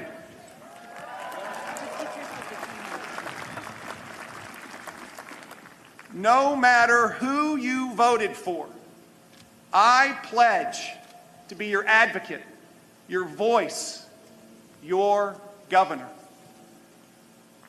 We stand here on January 15th, 2022, filled with hope and optimism for the years ahead. This hope and optimism springs from a shared vision of the future and also from knowing what we've been through. We are all acutely aware of the struggles Virginians have endured over the last 2 years, struggles that we continue to face. Not a single one of us has escaped the tragic consequences of COVID-19. Today, we lift up our prayers for the more than 15,000 Virginians whose lives have been lost. We pray for their families, And we pray for those who have survived but who've lost jobs, lost an income or a business, or even lost hope. We know the impact borne by children who fell behind because their classrooms were locked down too long, and the strain placed on parents, especially Virginians' moms, who had to juggle with their homes becoming job sites and virtual classrooms overnight. And this moment of hardship has been compounded by economic factors, inflation, supply chain failures, rising grocery, gas, and utility bills, as well as higher taxes and stagnant growth.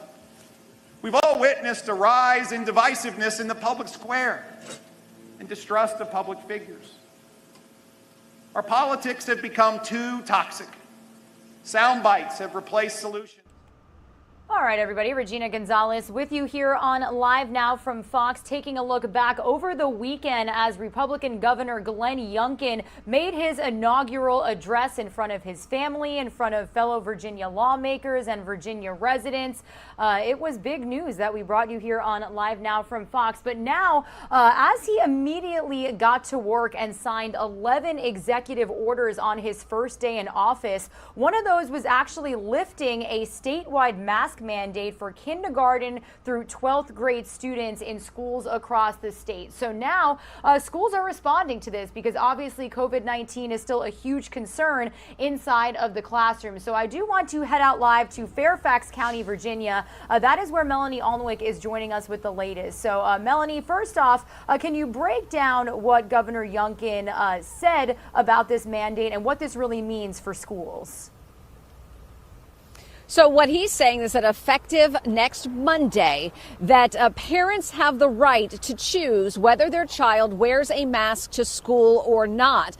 This is causing a lot of controversy. There are plenty of people that support this. There are probably more people that are against it. The Fairfax County Public Schools, one of the largest school systems in the state, Superintendent Scott Brabrand here has said that they are following CDC guidance and Virginia Department of Health guidance, and they are reviewing the operational implications of this. But in the meantime, they plan to keep that mask mandate in place. Arlington County Public Schools tends to be a well-known liberal bastion here in the Northern Virginia area. They were the first ones to come out with a tweet saying that they were not going to comply with this, that they were still going to require masks for students and staff, adding that the mask use has proven effective in keeping COVID-19 transmission rates low, keeping schools open and safe. We have a number of other counties. We have Alexandria City Schools, Prince William County, Manassas City, Fredericksburg City, and Richmond Public Schools as well, also saying that they are going to keep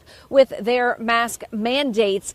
Youngkin's executive order is interesting. It says that under the Virginia Constitution, parents have the right to make health decisions for their children. They also say in this, it's interesting language, he says that children, they don't wear masks correctly, therefore they're ineffective in the schools. He also says in the writing that their masks are often dirty with bacteria and parasites, and adds that a universal rule inflicts notable harm, saying that children experience mental health issues and isolation, and those are the reasons why he believes that they should not have to wear masks in school if their parents don't want them to.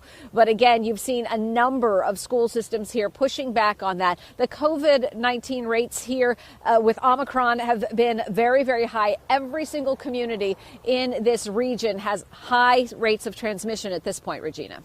Yeah, and Melanie, here on Live Now from Fox on the national standpoint, we've seen walkouts across the nation from students concerned about COVID-19 in the classrooms, parents. So do you think that there could be any legal repercussions when it comes to the pushback against this mandate?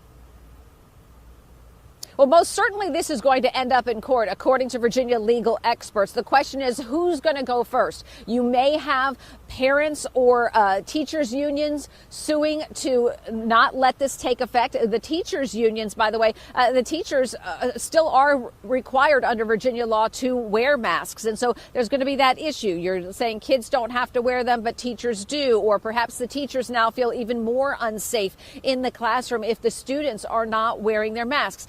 But you also have Governor Youngkin saying he is going to use the full power of his authority as governor to enforce this and to give parents that right. So you have both sides threatening to do whatever they have to do to get their way.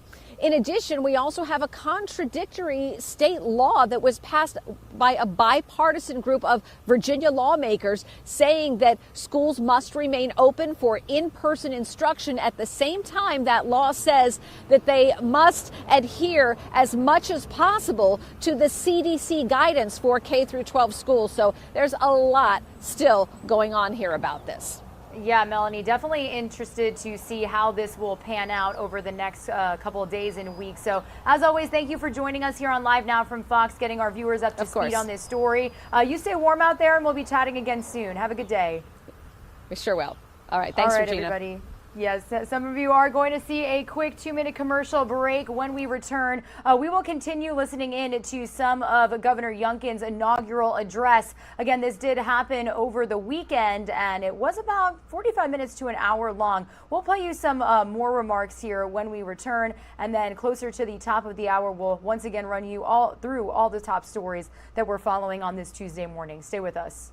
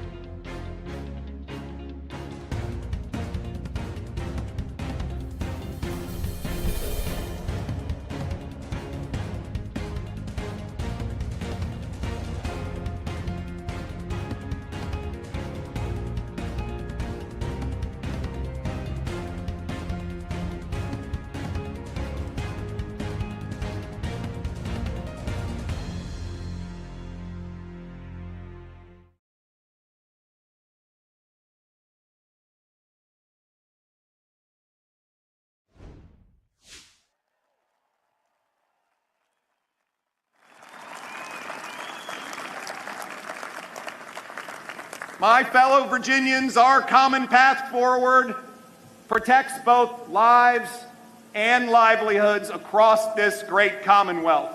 My fellow Virginians, I come to this moment and to this office knowing that we must bind the wounds of division, restore trust, find common cause for the common good, and strengthen the spirit of Virginia.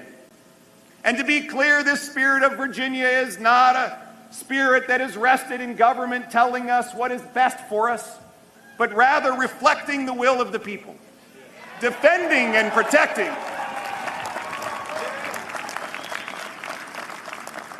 Defending and protecting the rights guaranteed by our Constitution, and a government and elected leaders going to work every day for we the people.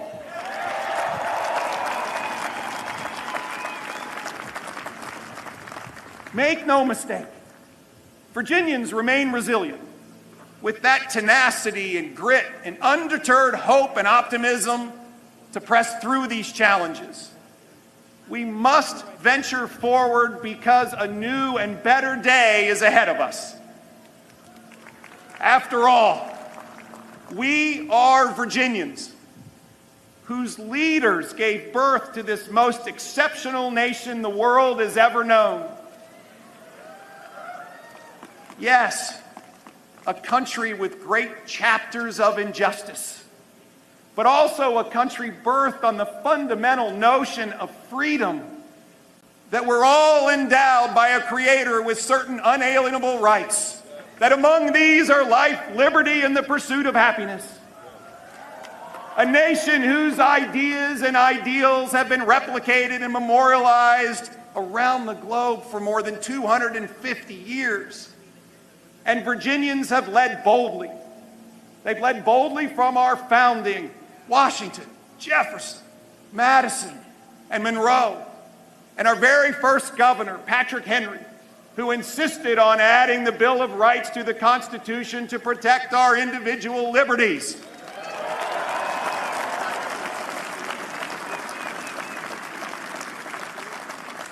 This is our lineage. And following generations carried that mantle, leading and serving as Virginians are called to do.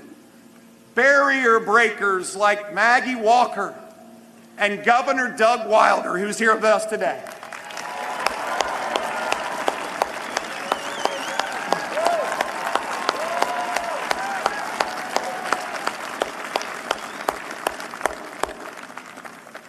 Leading the way for this historic inauguration of our new Lieutenant Governor, Winsome Earl Sears.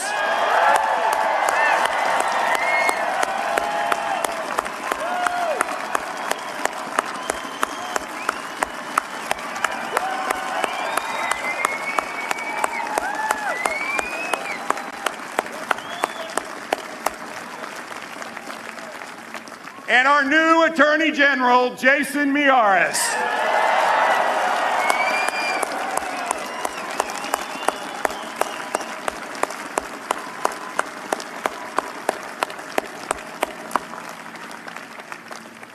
The people of Virginia just elected the most diverse leadership in Commonwealth history,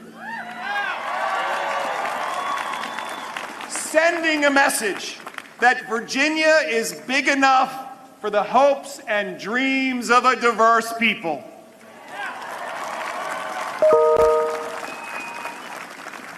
We stand here today to accept the license to lead, and will do so by including all and welcoming all, because the future of Virginia belongs to all.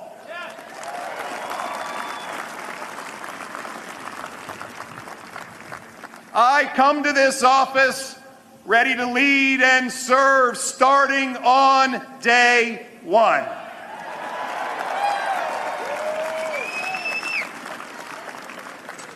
We'll start where the future is determined, in the classroom, preparing Virginia's children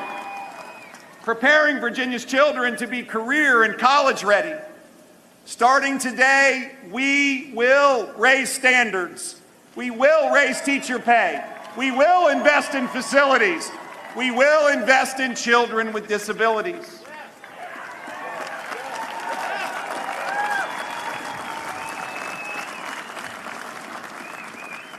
We will create innovation lab and charter schools of achievement within the public school system. We will remove politics from the classroom and refocus on essential.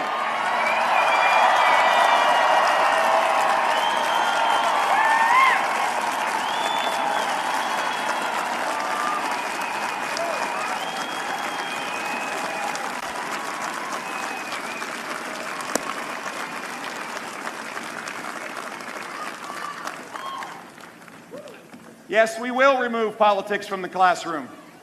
And we will focus on essential math and science and reading. And we will teach all of our history, the good and the bad.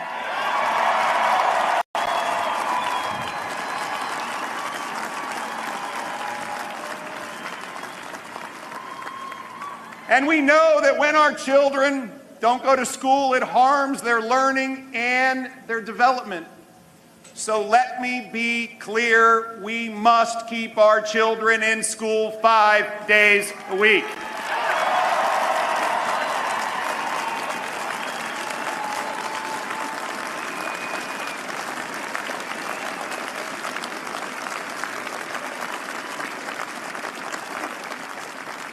Starting today, we will tackle the high cost of living.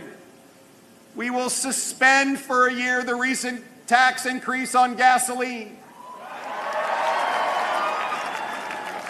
and eliminate the grocery tax altogether.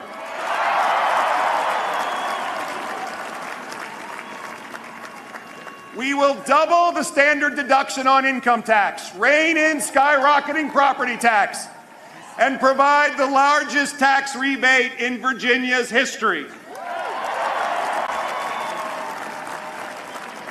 And we will cut taxes on our military veterans' retirement benefits.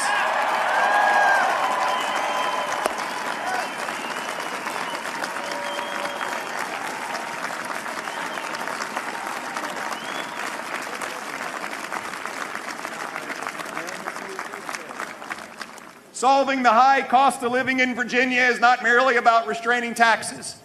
It's about growing incomes and opportunities as well. Starting today, we will be crystal clear. Virginia is open for business.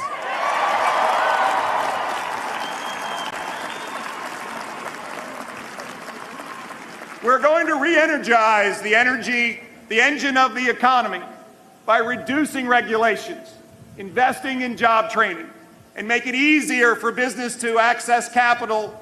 And we are going to get all Virginians back to work.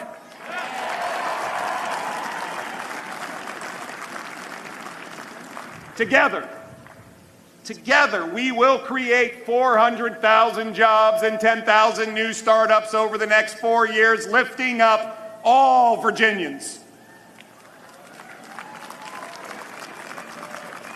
We're going to make Virginia competitive again, no longer conceding corporate relocations and expansions to our friends in Maryland, North Carolina, and Tennessee. We will compete and we will win.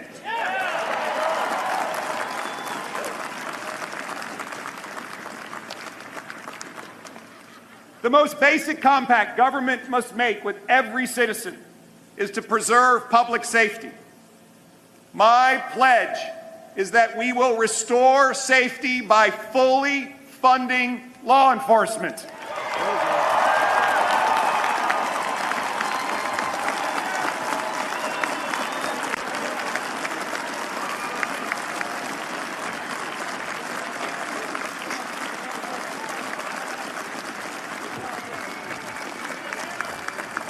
Starting today, we will comprehensively fund higher salaries, better training, and investments in equipment.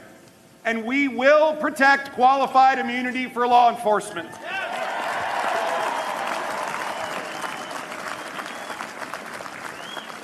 And we will invest in community policing programs to build trust between law enforcement and the communities they serve and protect.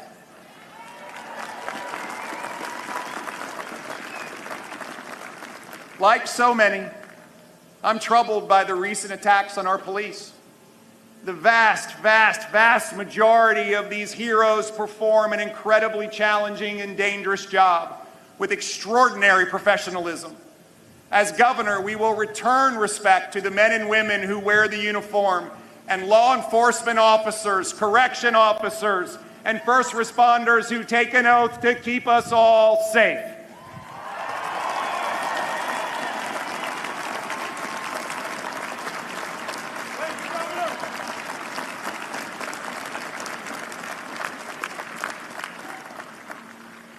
Somewhere along the way, we've lost the ability to show respect to one another, to disagree without being disagreeable. And we've tried to silence the people most responsible for the lives of our young children, their parents. Parents should have a say in what is taught in schools.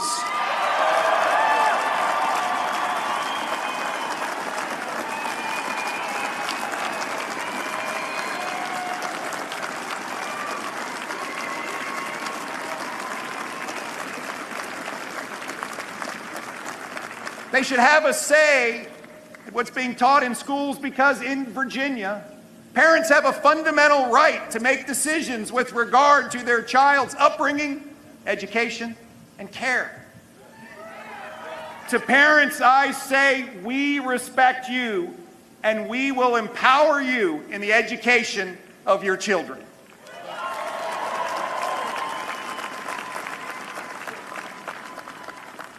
Our deep respect and gratitude remains for the heroes who've fallen in the service of our nation, the veterans living among us today, and those currently serving on active duty. America is free because you were and are brave.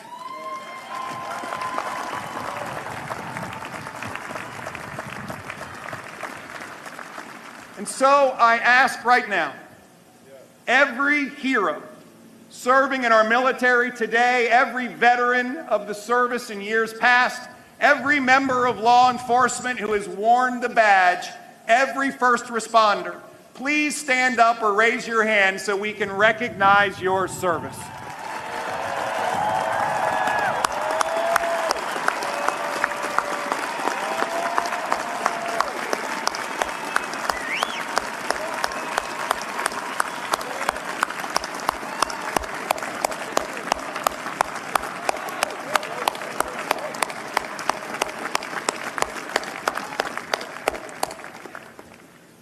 If someone tells you there are no heroes anymore, tell them to come to Virginia.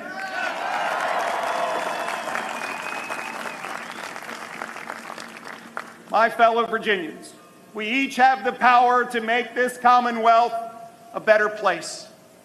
No one alone, and certainly not a governor, can ensure the entire Commonwealth can live up to its promise. But one Virginian at a time, one act of service and sacrifice at a time, can make this Virginia we love stronger and better for all who live here. The great Dr. Martin Luther King Jr., whose birthday we celebrate today and whose great life we will celebrate on Monday with a national holiday, once said, "We may have all come on different ships, but we're in the same boat now."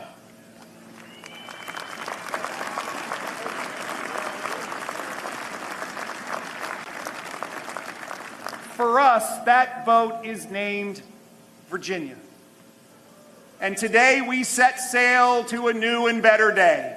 Since the founding of Jamestown a little more than 400 years ago, we've been an imperfect people on a course to a more perfect union. At times, we've failed to live up to the ideals that we all hold dear. But we all want to do what's right. We all want to do what's morally just, even when we fall short. What is seared in our hearts by a loving and almighty Creator is not a desire for power or conquest, not a love of self or personal advancement. Rather, it's a belief that life is worth living when we serve a greater cause than self. When we love without expecting favor in return. And when we set aside ego for the greater good. We are one Virginia. We are all sailing in the same boat. And with faith in a loving God, whose presence can be felt here today, and in partnership with Lieutenant Governor Sears and Attorney General Miyares, and in partnership with our cabinet, and in partnership with the duly elected leaders of the Virginia Assembly, we will chart and sail a course through the present troubled waters so we reach the shores of a new and better day. A new and better day with more opportunity and prosperity. What we can do together is truly limitless. We must set our eyes on the common values and common future that unites us, to work every day to strengthen the spirit of Virginia and redeem the promise of our people. My fellow Virginians, it's day one. Let's get to work.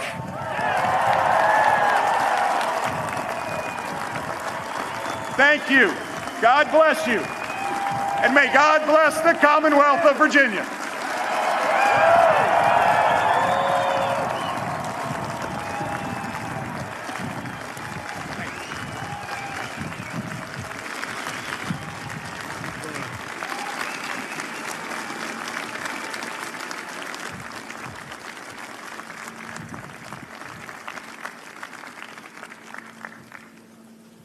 Members and guests, please be seated.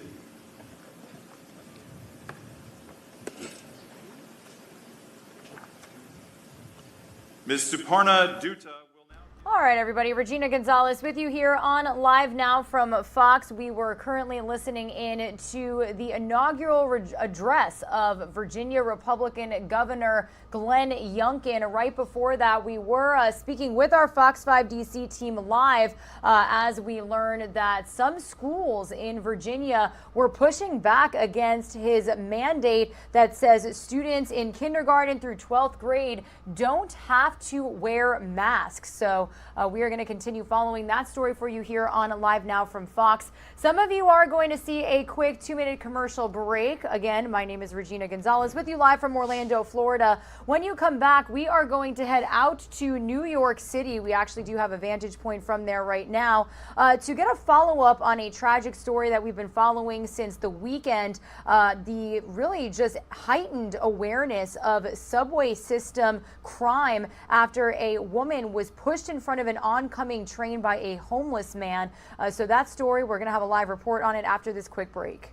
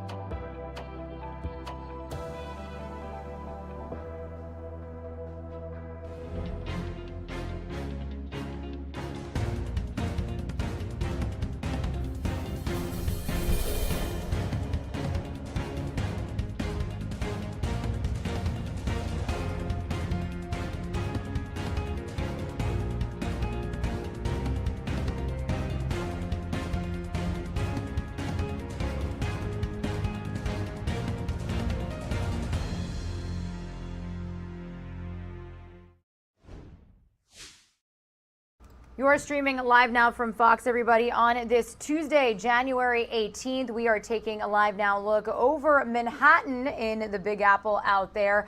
Wanted to bring you a follow-up on a story that we have been following since the weekend. Now, if you're from New York, you may have heard of something called turnstile jumping. It's something commonly associated with New York City, specifically the subway. But now transit experts say there may be a link between this and the the recent surge in crime underground. So I do want to stay in New York and speak with Fox 5's Briella Tomasetti. She is joining us live now with the latest on this story. And Briella, you know, this is, I know, is all following that tragic incident where a woman was pushed in front of an oncoming train.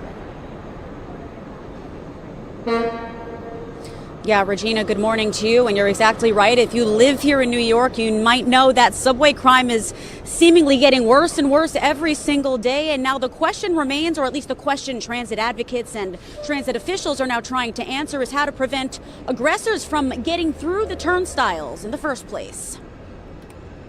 The city is still reeling from 40-year-old Michelle Alyssa Go's death, sending shockwaves across all 5 boroughs and bringing elevated attention to the state of crime across the transit system. At least 56 New Yorkers have been pushed onto subway tracks over the past 2 years, and subway crimes have doubled so far this year compared with the same period last year. According to transit advocates, another major issue is turnstile jumping. 99.99% of people that are committing crimes in the subways did not pay their fare. Our cameras at the same exact station where Go was killed recorded countless cases of people jumping, even crawling their way through the turnstiles. NYPD Crime Stoppers videos also demonstrating how subway crime suspects typically enter the system. We need floor-to-ceiling glass like the air train and some systems in Europe have, where you cannot enter if you haven't paid your fare. This all coming as we learn more about the victim of Saturday's heinous crime. Go, an MBA graduate of NYU's prestigious Stern School of Business, spent more than a decade of her life volunteering to help the homeless, only to have it tragically cut short by a mentally ill homeless man who police say shoved her onto the subway tracks. Go's family finally breaking their silence in a statement reading in part, quote, "We hope Michelle will be remembered for how she lived and not just how she died. She was a beautiful, brilliant, kind, and intelligent woman who loved her family and her friends, loved to travel the world and to help others. Her life was taken too soon in a senseless act of violence, and we pray that she gets the justice she deserves." Her Upper West Side neighbors weighing in on the devastating and sudden loss. It's jarring. It's a tragedy. It's mortifying. And I'm in office at my job 3 days a week, so I'm taking the subways. I mean, it's definitely something that I think about every time I go in the subway.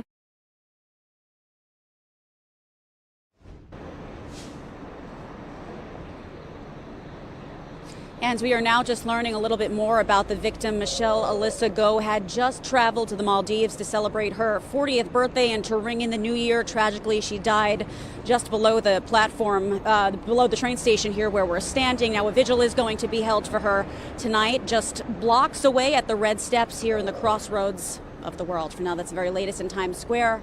Briella Tomasetti. Regina will send things back inside to you. Briella, thank you for this update on this tragic story. We'll definitely touch base with you and your team about that vigil. You have a good day. Thank you. All right, everybody, some of you are going to see a quick 2-minute commercial break. When you return, we are going to switch gears here, head back out to Washington, D.C. Here's a look at the White House in our nation's capital.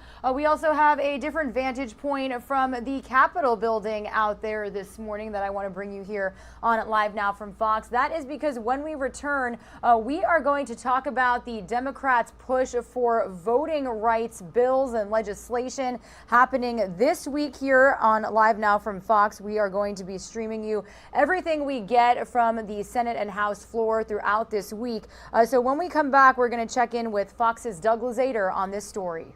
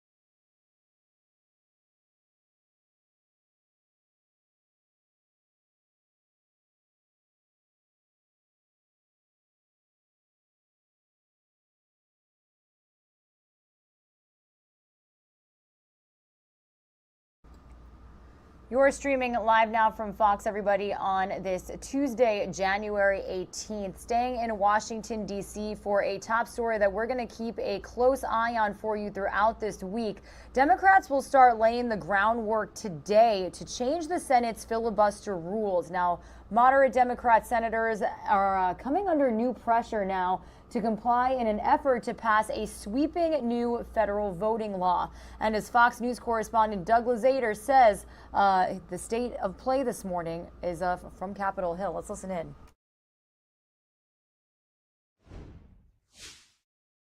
Now, there are really two big issues at play here: the voting law itself and whether Democrats should alter the Senate filibuster to ram it through.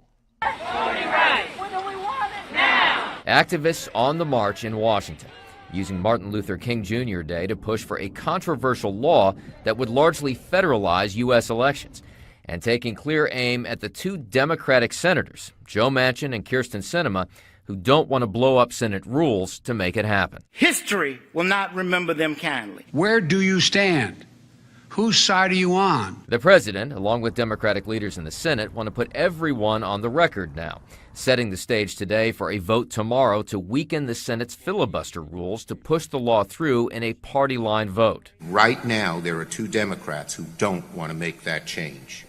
But that doesn't mean the fight is over. Far from it. Republican senators, along with perhaps those two Democrats, will oppose it, arguing it gives too much power to the party in control. Like giving whiskey and car keys to a teenage boy. For Democrats, this has been a top priority at a time when party dynamics have undergone a major shift. New polling from Gallup shows a massive swing in party identification, with Republicans now holding an unusual edge nationally. That adds to GOP optimism for the upcoming midterm elections. If you're the White House party facing a first midterm, it ain't going to be a pretty sight in November. All of that, though, adding to Democratic pressure to get this voting law passed now before the midterm elections. In Washington, Doug Lazater, Fox News.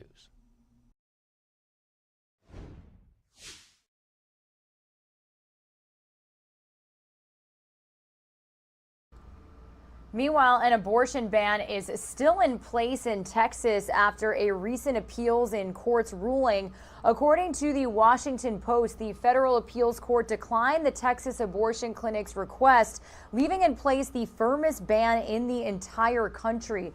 The law prohibits access to abortions after 6 weeks into the pregnancy. However, not many women know they're even pregnant at this stage. This issue has crossed to other states like Mississippi, where the procedure is banned after 15 weeks. So this is something that we are going to continue following for you here on Live Now from Fox. Meanwhile, I do want to stay in the state of Texas for an update on another top story that we have been following since it first broke over the weekend. There are new developments in the investigation into the attack on a North Texas synagogue. It happened on Saturday. There were multiple people held hostage for basically 10 hours. And ever since, we're learning more details on who the suspect was, who he was working with. And actually, in just a little bit at 8:45 a.m. Eastern Time, we will be getting a live update on the new information we have this morning. But in the meantime, Fox News correspondent Dan Springer has the latest from Colleyville, Texas. This was an act of terror. President Biden says law enforcement on both the federal and local levels are gathering more information about the hostage standoff at a synagogue here in Colleyville, Texas.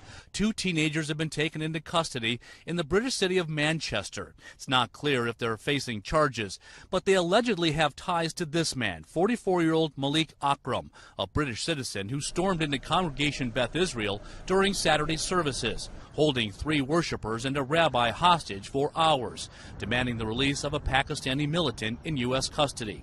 I heard the police shouting about hostages, get the hostages out, move the hostages, whatever. Again, it's a shock that it happened here, but it could happen anywhere. Akram was killed at the scene, but there are no further details available at this time. He arrived in the U.S. on a tourist visa about 2 weeks ago and allegedly purchased at least 1 gun illegally. The FBI says it's not clear why he chose to attack the synagogue, but Jewish community leaders say it fits a growing pattern of anti-Semitic attacks, and more action is needed to protect houses of worship across the country. He could have found hostages anywhere if that was his goal, but he went to a synagogue on the Sabbath while services we're going on. President Biden says the Attorney General is now focused on responding to the rise in anti-Semitic violence. In Colleyville, Texas, Dan Springer, Fox News. Again, stick with us here on Live Now from Fox, because at 8:45 a.m. Eastern Time, we will be speaking with our Fox 4 Dallas team about the latest developments that we know this morning. They have been following that situation since the very beginning this past Saturday. Meanwhile, I do want to switch gears here as we continue bringing you the latest on our top stories this morning. Here's a Live Now look at our XRAD radar, and I've mentioned before that when these temperatures, these numbers are blue, even in that green yellow area, that means it's cold. And I know a lot of people are joining us from the Northeast, the Midwest, where in parts of Nebraska you could see 16 degrees, 27 and 25 in parts of New York, 31 out there also. Even 43 to 45 degrees out here in Florida. I know it's definitely warmer than where most of you are joining us from, but definitely cold for the Sunshine State. Well, I do want to bring you the latest from Fox Weather's Max Gordon, because much of the Northeast and upper Midwest are still digging themselves out this morning. They saw a huge winter storm system bring a lot of snow, knock out power, and cause headaches on the road and by the skies for millions of travelers. So let's listen in here on Live Now from Fox.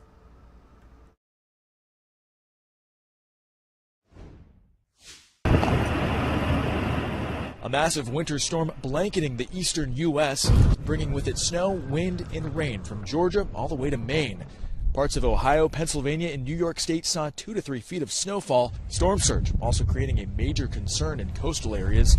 The severe weather causing more than 1,600 flights to be canceled Monday. Tens of thousands are still without power. I hadn't had power since 5 a.m. on Saturday. We had a generator, so we sat around and watched movies and, drank beer, had a good time. When we throw in those last jacks and you see the lights come on, you kind of want to do a dance, but you just kind of hold off from that. But you're really excited to see the smiles on the people's faces. In the southeast, they're not used to this kind of weather. Atlanta's last major snowfall was 4 years ago. Wet pavement combined with sub-zero temperatures have created dangerous conditions for drivers. You have black ice and you have trees coming down, not in any way a good recipe for travel. The timing of the storm could have been much worse. With Monday being an official holiday, most people were able to stay home. Others weren't so lucky. Look at me, I'm all stuck here. I don't appreciate this, I don't. Whiteout conditions, tough seeing, a little slippery. Well, I got a pickup truck with four-wheel drive, so I'm pretty much all set, but people that don't have four-wheel drive, I don't know, they're probably better off just staying home today. The storm system is expected to move into southeastern Canada on Tuesday. In Manchester, New York, Max Gordon, Fox Weather.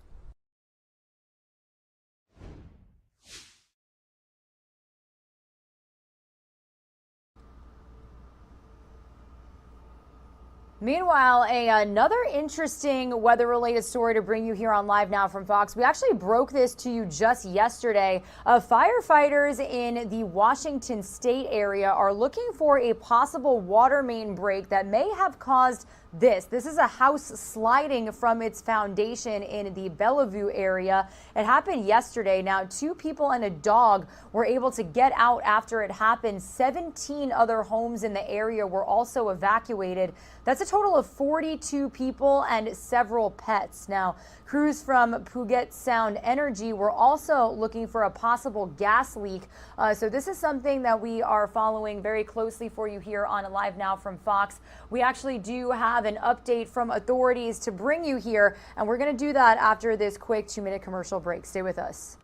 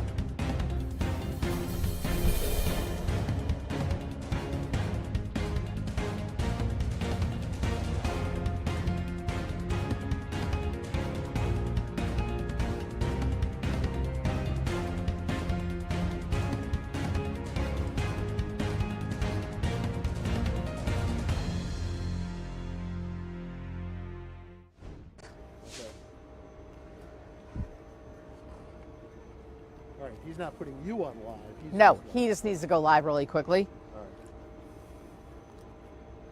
Let's run the old stuff. It's the end of the world, and it's water everywhere, and we're all going to die. Hi, y'all got me? One. Thank you. Bye.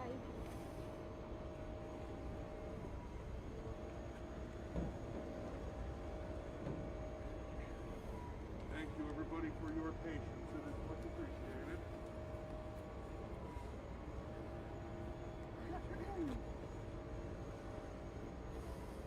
Are you guys all set? Yep.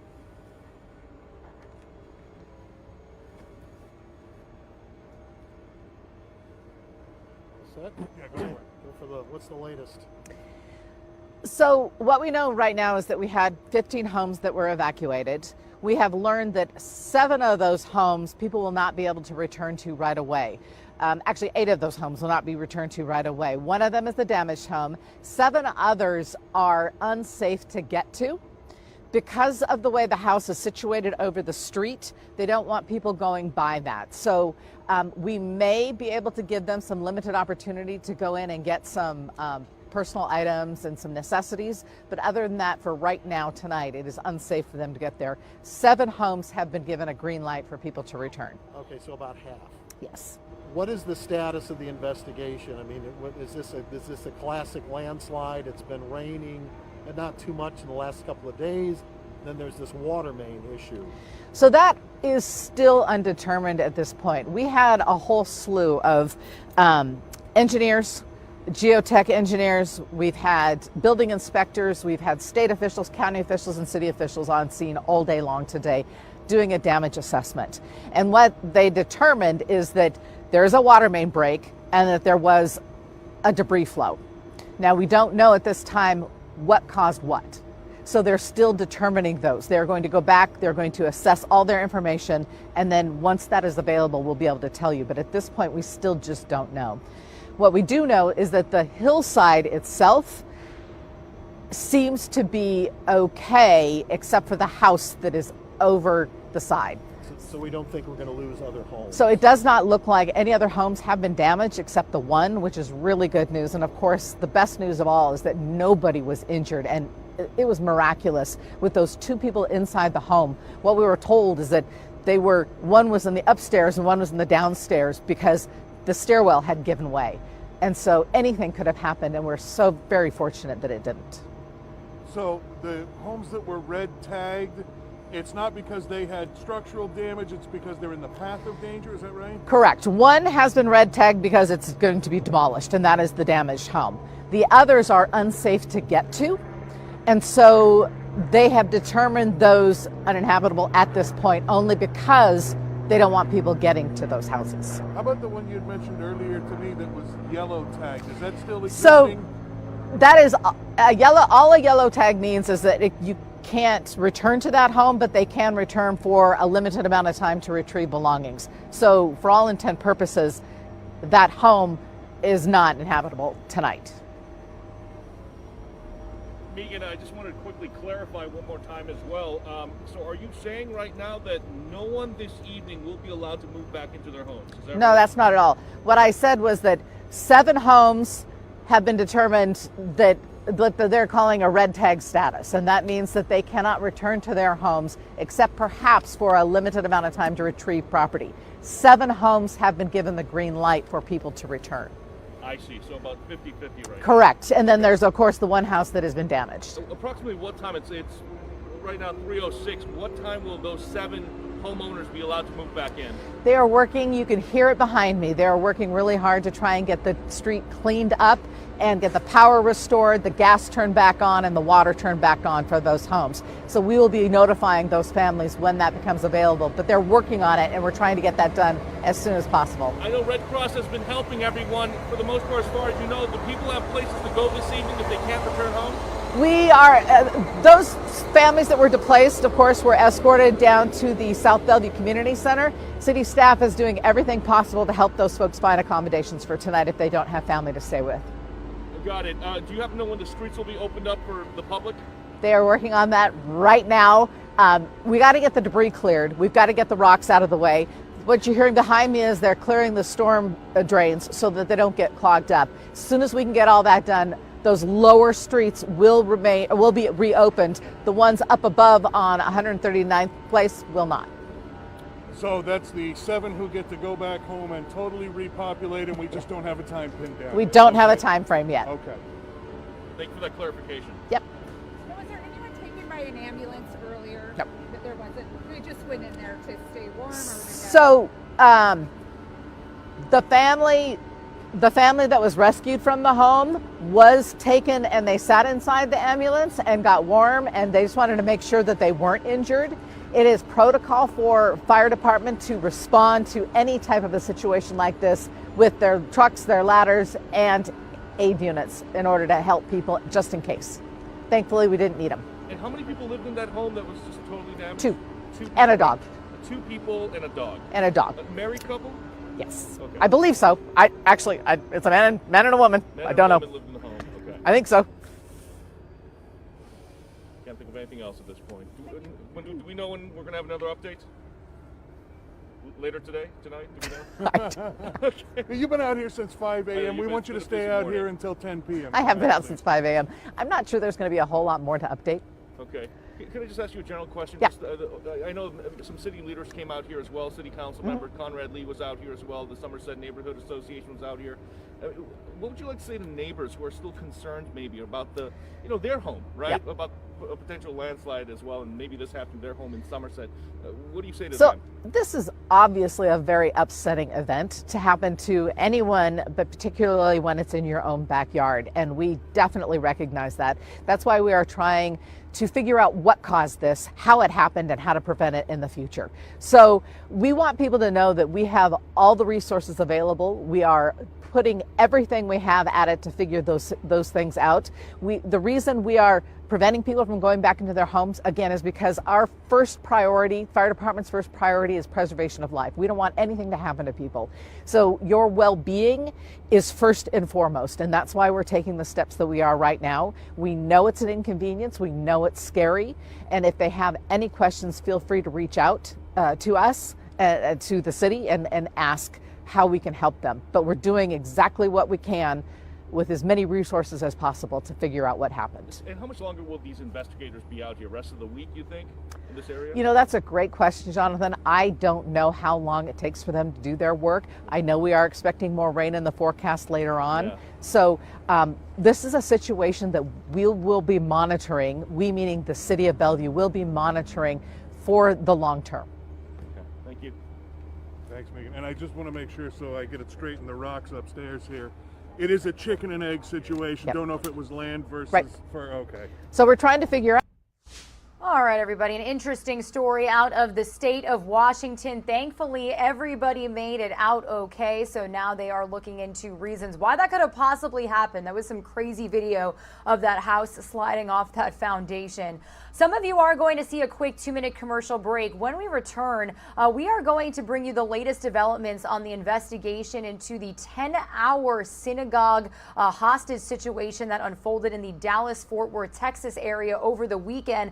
We are learning more about the gunman who held 4 people hostage this morning, as well as who he could have possibly been speaking with. This has turned into a global investigation. So we'll be speaking with Fox 4 Dallas after this quick break.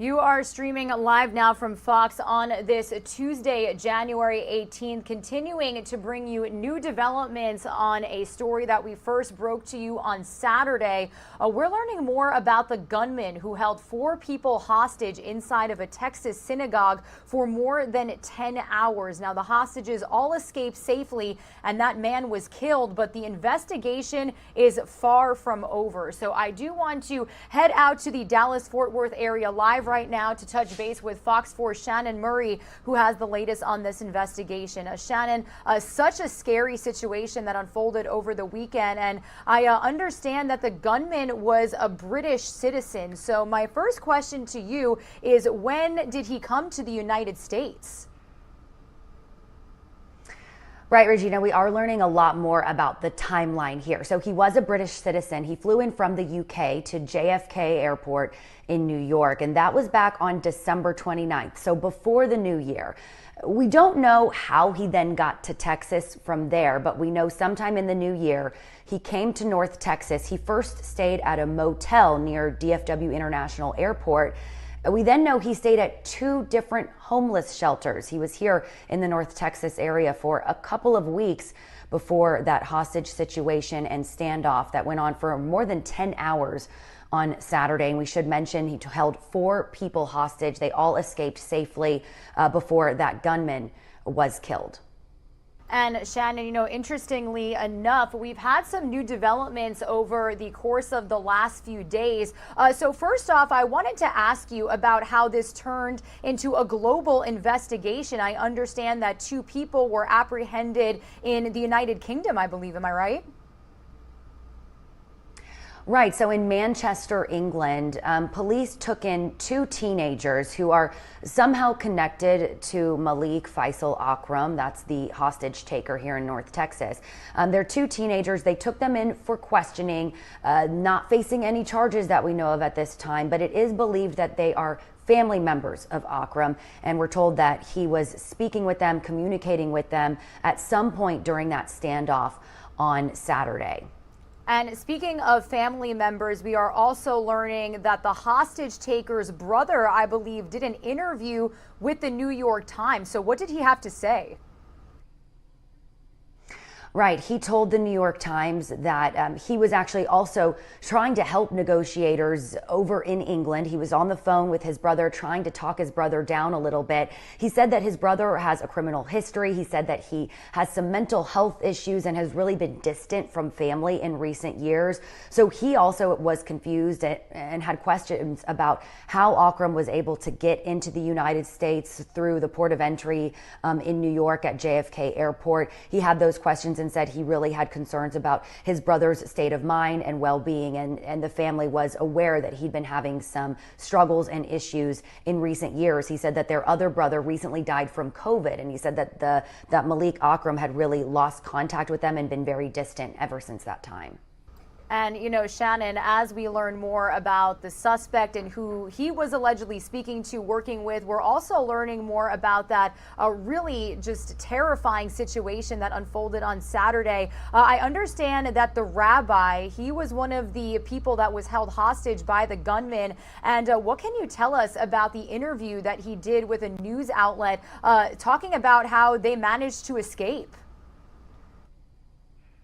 Yeah, a lot of those hostages really being kind of quiet since then, not giving too many interviews. Of course, it's an ongoing investigation, so they have to be careful with what they say publicly. But the rabbi who was taken hostage did do an interview, and he explained that at one point he and 2 of the other hostages were sitting there trying to figure out how they can get out of there, how they could escape. And he decided to take a chair and throw it at the gunman and then yelled for the other 2 hostages to run. And that's how they bolted for the exit door and got outside and made it to safety and were able to get over to those FBI investigators who were already there on the scene and be able to make it out safely. And all of them were unharmed after they left that synagogue that day.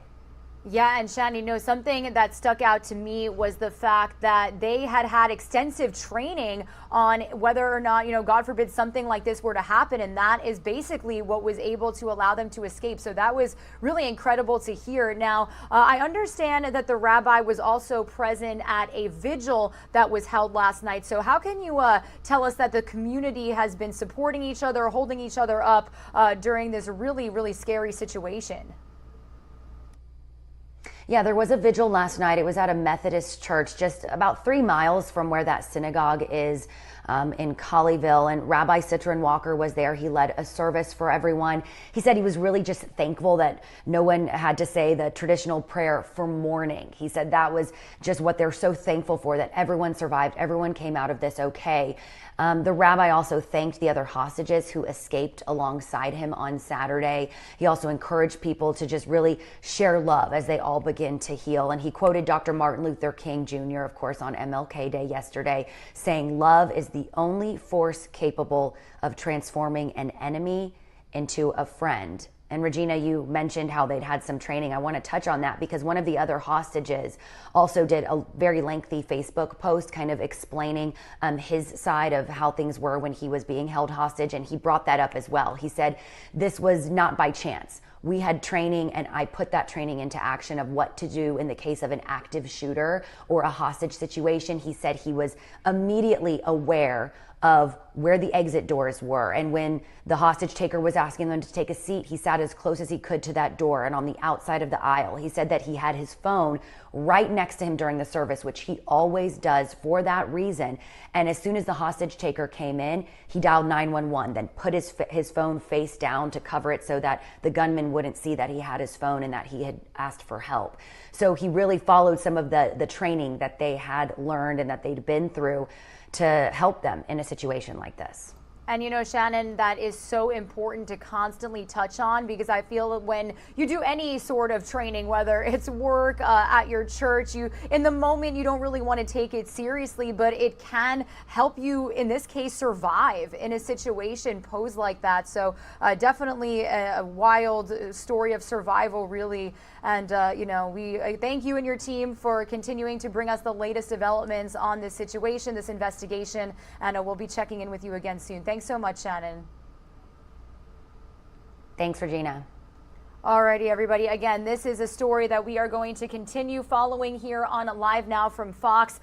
This story, when it unfolded on Saturday, that was a huge showcase of who we are and what we do. We are powered by owned and operated stations across the nation, and courtesy of Fox 4 Dallas's feeds, as well as our very own Fox News correspondents out in that area as well, we were able to bring you front row to the active scene when there were SWAT teams, the FBI outside of there, as Shannon said, more than 10 hours of a standoff, and they were all able to make it out safely. So definitely a positive light shed in a very scary situation, and we will continue bringing you all the developments on the investigation as we learn them here on Live Now from Fox. Some of you are going to see a quick 2-minute commercial break. When you return, I do want to shift some focus back to another really scary story that we followed out of the New York City area.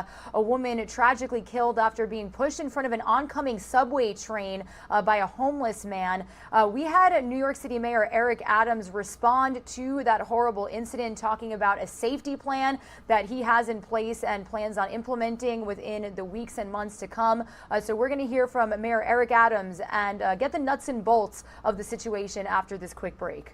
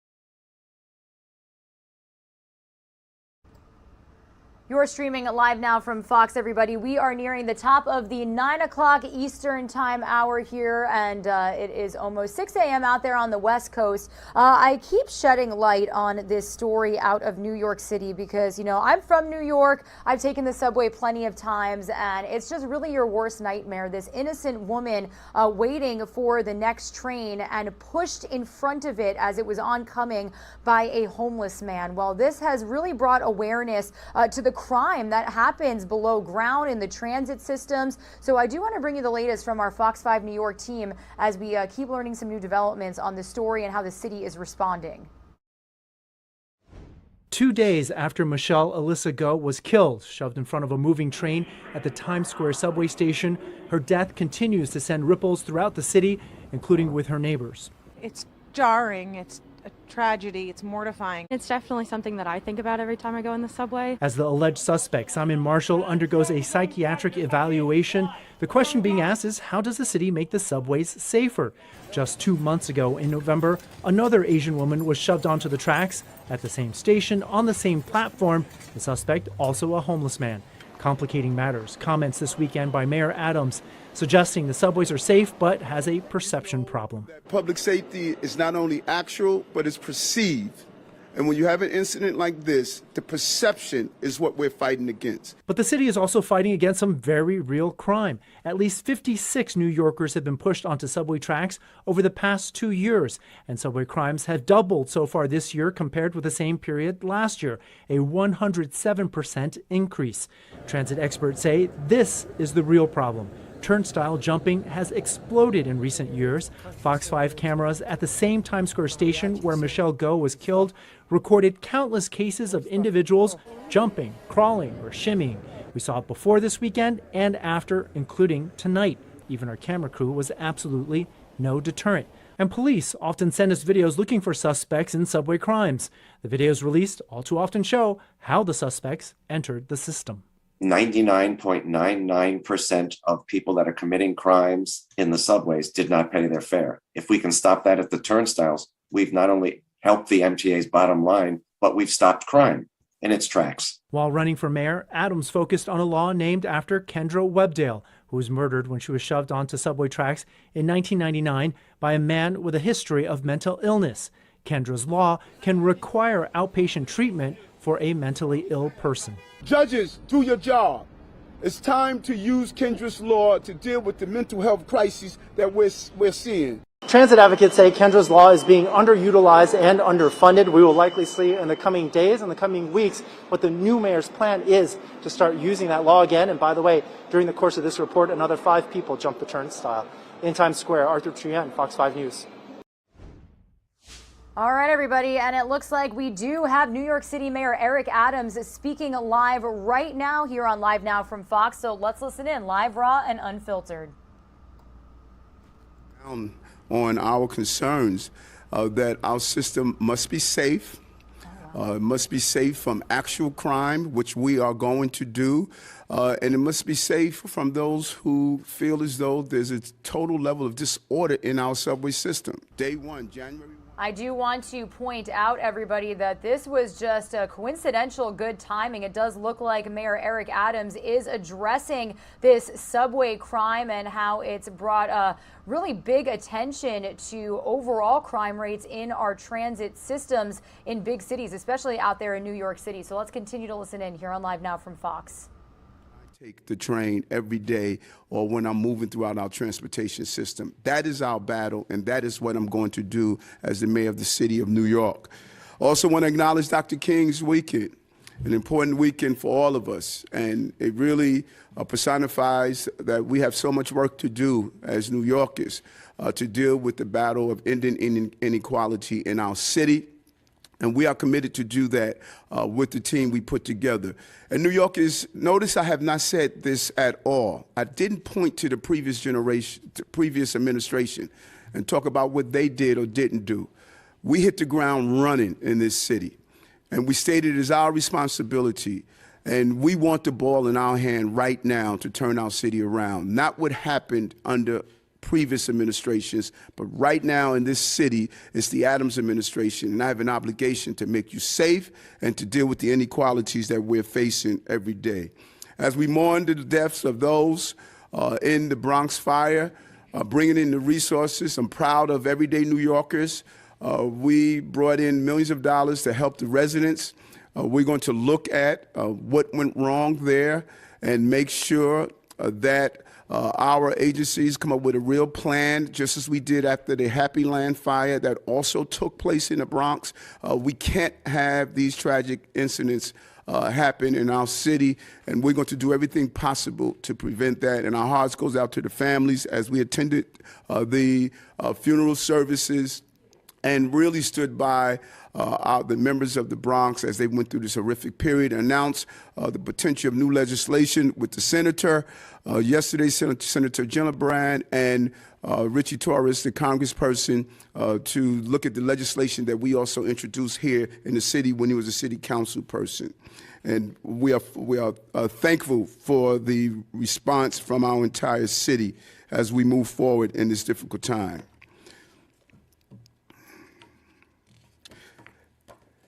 We want to just give you some good news on the COVID front, that it is imperative that we show New Yorkers that we are coming back, and we're coming back stronger. Our schools are open, and I want to thank you, Chancellor Banks. We were clear from the beginning, and I don't want anyone to get this mixed up. Our schools are going to remain open. We are not going to do anything that is going to stop our children from coming into schools. We said this over and over again. So please hear me, New Yorkers. Our schools are going to remain open. This city is moving in the right direction. New Yorkers should be proud of themselves. One of our success in moving our city back to a positive place is that we have the highest vax rates in the nations.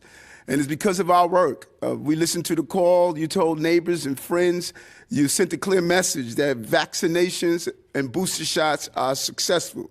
And this work, we just crossed the 16 million doses administered in New York City, including 2.5 million booster shots. We need to really commend everyday New Yorkers, but we have work to do.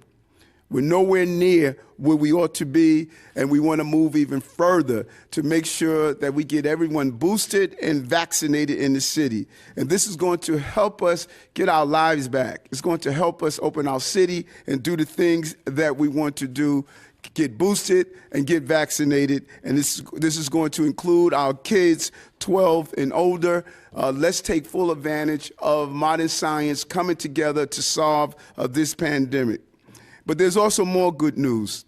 And thanks to the actions of New Yorkers, Omicron wave is seriously, we're managing it in a real way, and Dr. Chosky would talk about that a little later. The level of cases in New York City, they are declining. They are declining. We know that there's work to do and that there still remain a very high level, but we're seeing a leveling off, and we're seeing a decline because of what you did. You responded accordingly to this threat. But New Yorkers, we have not won yet. We have more to do, as I want to continue to say that over and over again. But let's be clear on this. We are winning. We are winning. And we are going to win because we're resilient. As I say over and over again, because we're New Yorkers. We're going to continue to monitor this closely. And now remember that hospitalization and death rates lag behind cases. So these indicators may peak later than actual cases are being shown, but we are winning and we're moving in the right direction. And we'll continue to do the trending in the right direction. But as New Yorkers, we must remain vigilant. And those are the simple things that empower us. We have to wear our mask, social distancing, washing our hands, avoiding crowded spaces without ensuring those who are there have went through the proper protocol of being vaccinated and in many cases boosters. And we're going to continue to encourage everyday New Yorkers, I'm going to say it over and over again, to be vaccinated and boosted. Because when you're getting vaccinated, it will allow us to keep our city moving forward. It will allow us to do the things we want to do. During the next few days, I'm going to head to the theater and head to a restaurant just to really show the energy that let's get back out in a safe way to make sure we visit our restaurants and bring the tourism back to our city. And this is how we support our small businesses and get our economy up and operating. Your actions are making a difference, New Yorkers, and these numbers prove it. So thanks to your hard work, we have been able to keep our schools open so far. My administration determined at day one, we were not closing our schools.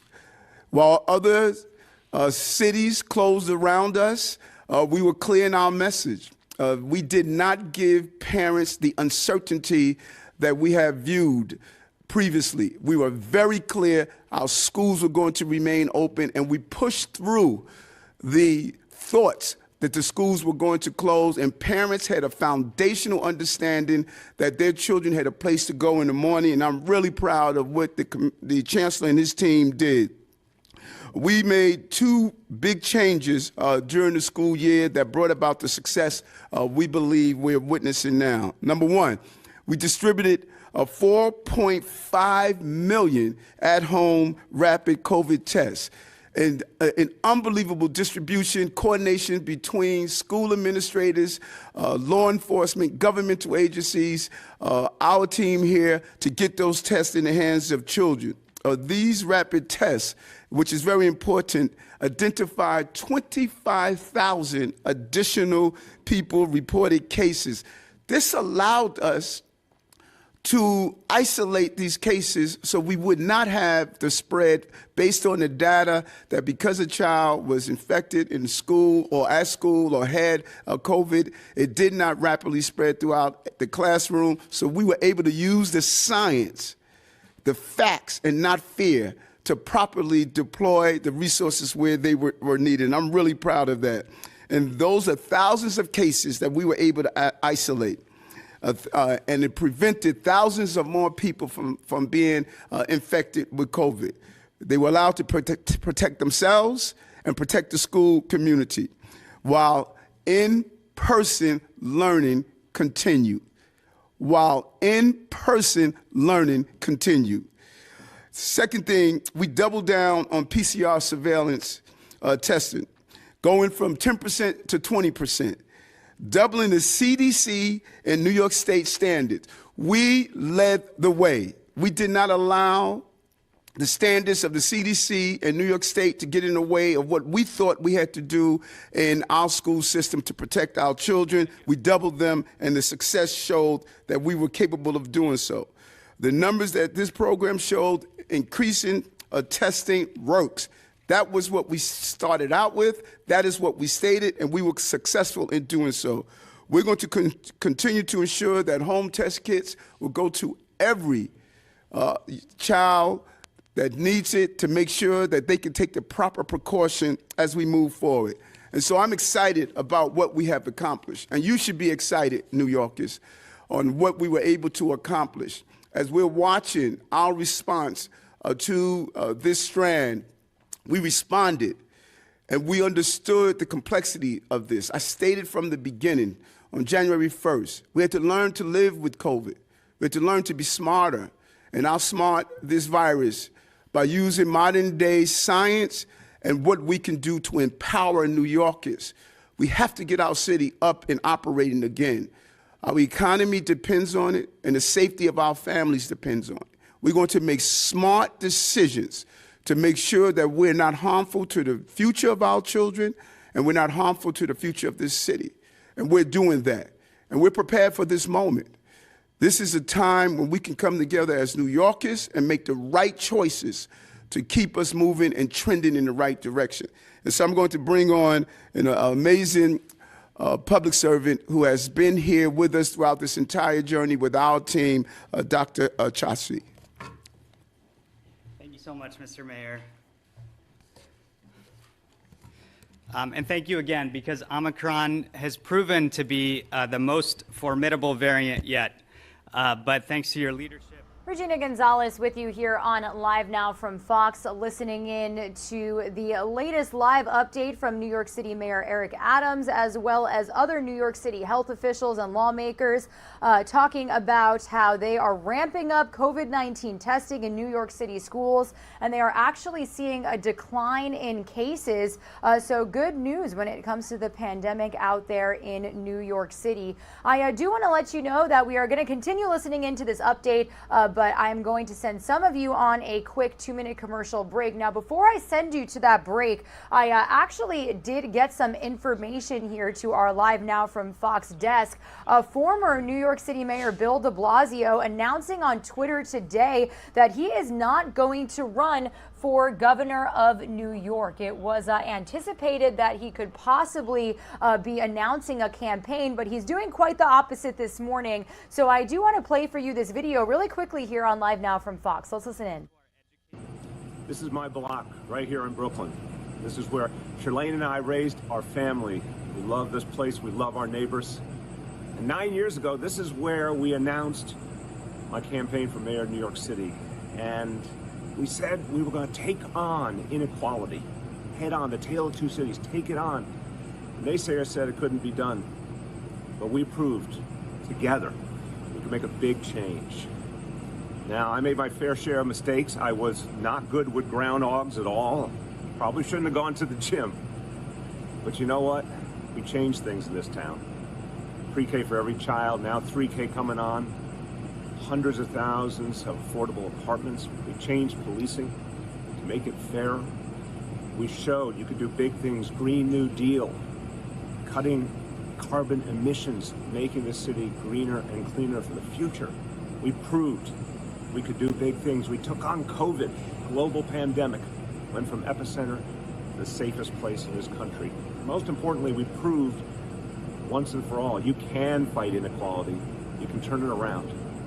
So this is the right place for me to share some news with you. No, I am not going to be running for governor of New York State, but I am going to devote every fiber of my being to fight inequality in the state of New York. We've got a lot to do together. I'm going to share some more news with you in the days ahead. And let's keep this fight going, because we've proved change can happen in New York. Good things ahead. Thank you, everybody.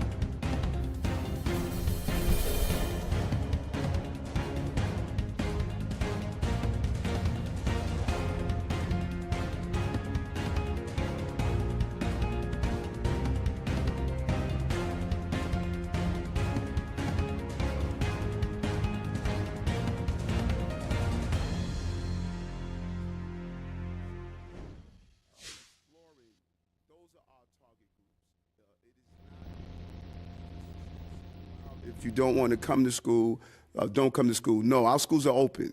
And we consistently stated that the safest place for a child is in school. And so we are digging down into the numbers to find out those children who are not in school, that are not positive, to see if there's some things happening at home that we need to give assistance to. We're going to partner with the Deputy Mayor of Health and Human Services to make sure that we're finding those children and getting them back in school. You know, for instance, we had a young 15-year-old girl who was struck by a school bus. She was not in school prior to the holiday. We need to identify, find these children and bring them back. It may come education with their parents, whatever we need to do. We must have children in school. Those who are positive that we need to quarantine, we're going to try to find a way to get information. That is what the Chancellor, UFT, and others are attempting to do. That is not for the general population, and we want to be clear on that. David, you want to add anything? Good morning, Mr. Mayor. Good morning. Also wanted to talk about the, I believe the schools rolled out a new policy regarding a meeting with teachers and being able to access some material online. And I wanted to know if you could talk about just the policy in general, but also want to address the possibility that it might affect how those absentee rates are being recorded. Because if you're not sick, but for whatever reason you're being kept at home, but you're being marked present, I guess I wonder how you are going to discern those possible differences between kids who are maybe testing positive and need to stay in school at home, or those who are just being kept at home by their parents. Sure. Well, there's been a long-standing policy that preceded this administration, which allowed for students who had tested positive and who were quarantined to receive a level of asynchronous kind of assignments. Essentially what that means is teachers would post assignments online, offer up a certain number of office hours. We're paying the teachers for that additional level of work. We offered up a little bit more clarification and an option for some more students to take advantage of that policy if the teachers in those individual schools were so inclined. What we're doing is we're trying to bring more and more of our students back. It kind of goes to the question that you raised earlier. People have been concerned, and we want them to know that the school is actually the safest place, but we wanted to at least provide, as an on-ramp, if you will, some additional students who would have an opportunity to do this asynchronous learning and to maintain their attendance in doing so. And so we think it's a way to continue to encourage more students to come back to school, and that's the way that we're progressing on that at this point. A question for the mayor. Hi, good morning. Good morning. So you said that most cases are mild, and I've spoken with some people recently whose cases weren't that mild. You know, they were sort of out of commission for several days, couldn't stand up. So are you concerned about those folks who are having more severe responses to Omicron? Yes, and I'm glad you said that. I said most cases. I didn't say all cases, and that we need to be clear on that. There are cases that are not mild, particularly those who are not vaccinated, not boosted, those who have pre-existing conditions, comorbidities. Those cases we need to zero in and give them the support that they need. And when you look at the number of cases, and I'm sure the doctor would agree, if you are vaccinated, boosted, and then did not have serious pre-existing conditions, you experience milder cases of this strand. And we are going to continue to monitor those children that are dealing with more severe cases. That is what the chancellor is examining. How do we zero in and target them? To make sure that we get the overwhelming number of people who can't come to school because they are positive cases. But of course, we're concerned about all of New Yorkers. We know that COVID has impacted us all. And those who are dealing with severe cases, we want them to have the medical treatment they deserve, Dr. Katz's coordination in doing so, to make sure we target all New Yorkers who are impacted by COVID. Just to clarify on the remote option. Is this something that's going to be rolled out by the central office in a formal policy, or is it going to be sort of patchwork, a teacher by teacher decision? Are you still looking at the live streaming option that's been so controversial? We've been meeting with the leadership of the UFT, Michael Mulgrew, and the CSA, Mark Conazero, which I just want to take a moment and tell you, they have been amazing partners in all of this. And we could not have asked for better partners to help us in this path forward. We have not announced a remote learning option, if you will. We are exploring the possibilities of the expansion of a remote learning option. It was reported as though this has already been announced. There's not been any announcement what we're doing, because to turn around and do a remote learning option is not an easy thing to do. For those who've worked in schools, it requires the reprogramming of school schedules, teachers who would be dedicated to teaching just the students who are learning remotely. It is a big undertaking, even to do it for a short period of time. That is why we've been having these conversations. And if there's an announcement to be made in the coming days, we'll certainly make that. But there is no remote option that is actually prepared to be announced at this time. We're going to go to WebEx right now for on topic, and then if we have time, we'll come back for off topic. The next question will go to Katie Honan from the City. Hey, good morning. Can you hear me? Yes, I can. Good morning. Good morning. I'm just down the hall, but I'm coming to you virtually. My question is, I guess today is the state budget will be revealed. I'm curious who City Hall has. I know within the Albany legislature. I don't know if you have anyone working with Albany, and if you have any early indication as to how the budget looks for New York City. Our team is communicating with Albany. The first deputy mayor, Maison Lorraine Grillo, is communicating with Albany, and we don't want to upstage the governor.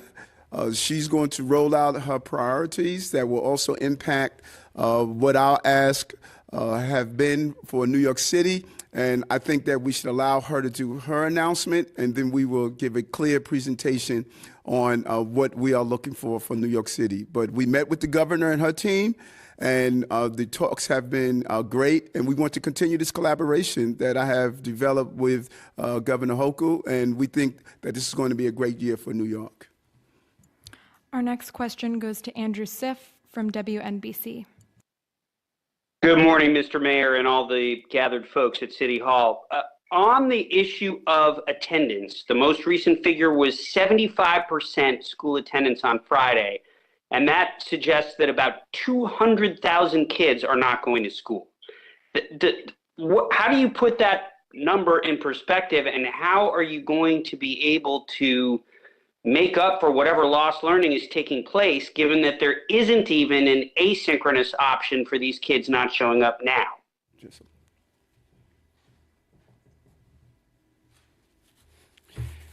Right before the new year, the attendance was 63%.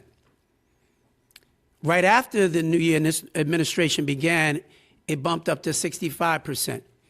And it has been steadily increasing each day. I think that's important to note. Our families have been concerned. And the message that we have been promoting over and over again, which is based on the science, the safest place to be is in school. And so our most recent data, with all the testing that we've done in the 25,000 cases, only 1% of those are positive cases. Those are incredible numbers as compared to the general population. So that is a message that we will continue to let every one of our teachers and our students and our families know. The safest place that you can be is in school.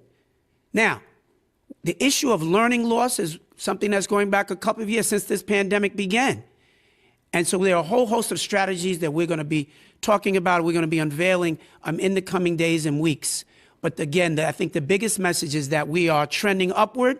Our students are steadily coming back to school. I think you will continue to see the numbers go up over the coming days and weeks as our students and their families gain even more confidence with what is happening and what you're hearing as it relates to the science and the leadership of this administration and all the strategies that we have put in place in our schools. It's working. The comeback for New York and the comeback in our schools is happening.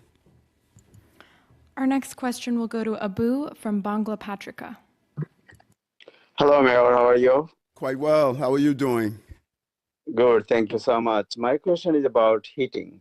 As the horrendous incident happened in Bronx, is city thinking about any new initiative to make sure that people are getting the enough heat and they are not bound to use any kind of additional heaters? It was breaking up for me. Did anyone? Space heaters. The legislation that was announced yesterday with Senator Gillibrand and my good friend Congressman Torres is to really zero in on how do we use technology to identify those landlords who are not properly supplying sufficient heat for residents. We have been using an antiquated method. I've long believed that we could use the heat seek tool that allows us to monitor ongoing heat and heat complaints to correlate between those landlords who are not giving the proper amount of heat. And also, we've heard great ideas as automatic turnoffs for those portable heaters. In this case, it is believed that preliminary reports are stating that the portable heater may have been on for over a 24-hour period. And there should be automatic shutoffs if cases like that. And so it's imperative that we use technology for those who want to use legal space heaters. They should have safety mechanisms to assist families that we don't have a tragedy of disproportion. But it starts with supplying the right amount of heat. We can do that and ensure that if we look at those who have a history of heat complaints using the technology, I think that it could be extremely helpful. And we want to double down on this technology under this administration. It's something that I introduced with Congressman Torres when he was the council person, and we want to continue to make sure that technology are in the homes that are needed. We have time for one more question here in the room for off-topic. Hi, Mr. Mayor. Good morning. I wanted to ask about Phil Banks' trip out to LA after Eric Garner's death. Was that an appropriate trip to take? And can you talk about, over the course of you being mayor, when you go out of town, how you plan to handle kind of the political tripwires associated with that? I'm not sure of the trick wires, but listen, Phil Banks, as well as the other appointments that I made, are the best people to do the job for New Yorkers. His trip to LA on vacation and other things, I know what I must do for this city. I must appoint and hire the best talent to do the best job and make sure taxpayers are getting their money's worth. And Phil Banks is part of the team that I am putting together, and I'm happy of the team, and that is my response to that. He's the best person to assist me in coordinating all of my law enforcement agencies so we can create a safe city that I state over and over again. Our prosperity is going to be based on public safety and justice. That is what I'm focused on, and Phil is the best person in that area to do so, and I'm happy that I made that appointment. Thank you all. We got to get going to the...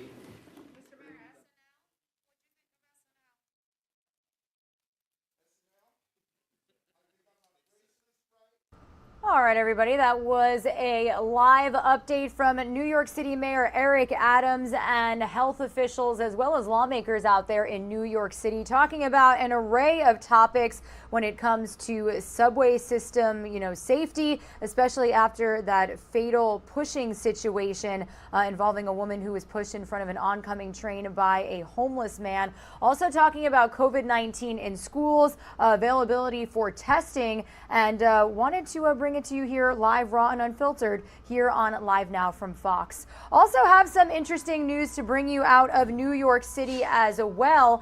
We had just got this tweet maybe about 2 hours ago from former New York City Mayor Bill de Blasio. He officially announced that he is not going to be running for the governor of New York. So he did give us this little video message, and I want to play it for you really quickly here on Live Now from Fox. My block right here in Brooklyn. This is where Charlene and I raised our family. We love this place. We love our neighbors. And 9 years ago, this is where we announced my campaign for mayor of New York City. And we said we were going to take on inequality, head on, the tale of two cities, take it on. Naysayers said it couldn't be done, but we proved together we could make a big change. Now, I made my fair share of mistakes. I was not good with groundhogs at all. Probably shouldn't have gone to the gym. But you know what? We changed things in this town. Pre-K for every child, now 3K coming on. Hundreds of thousands of affordable apartments. We changed policing to make it fairer.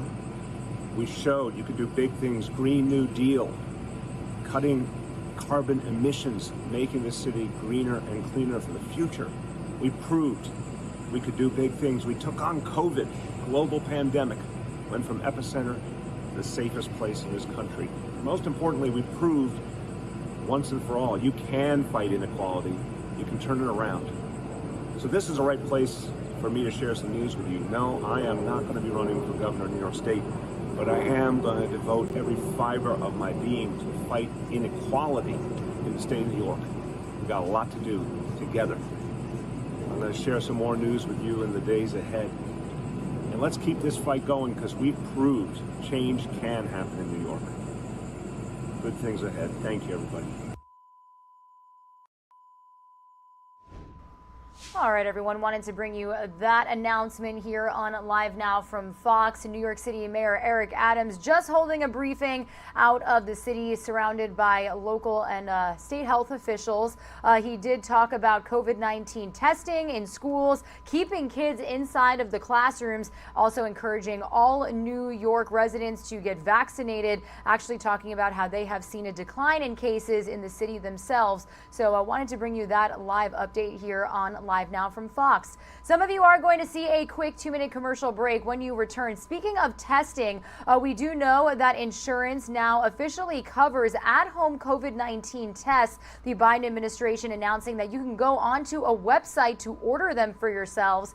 So our very own Christy Larson spoke with CEO of a testing company talking about the availability. So we're going to have that interview for you here after this quick break.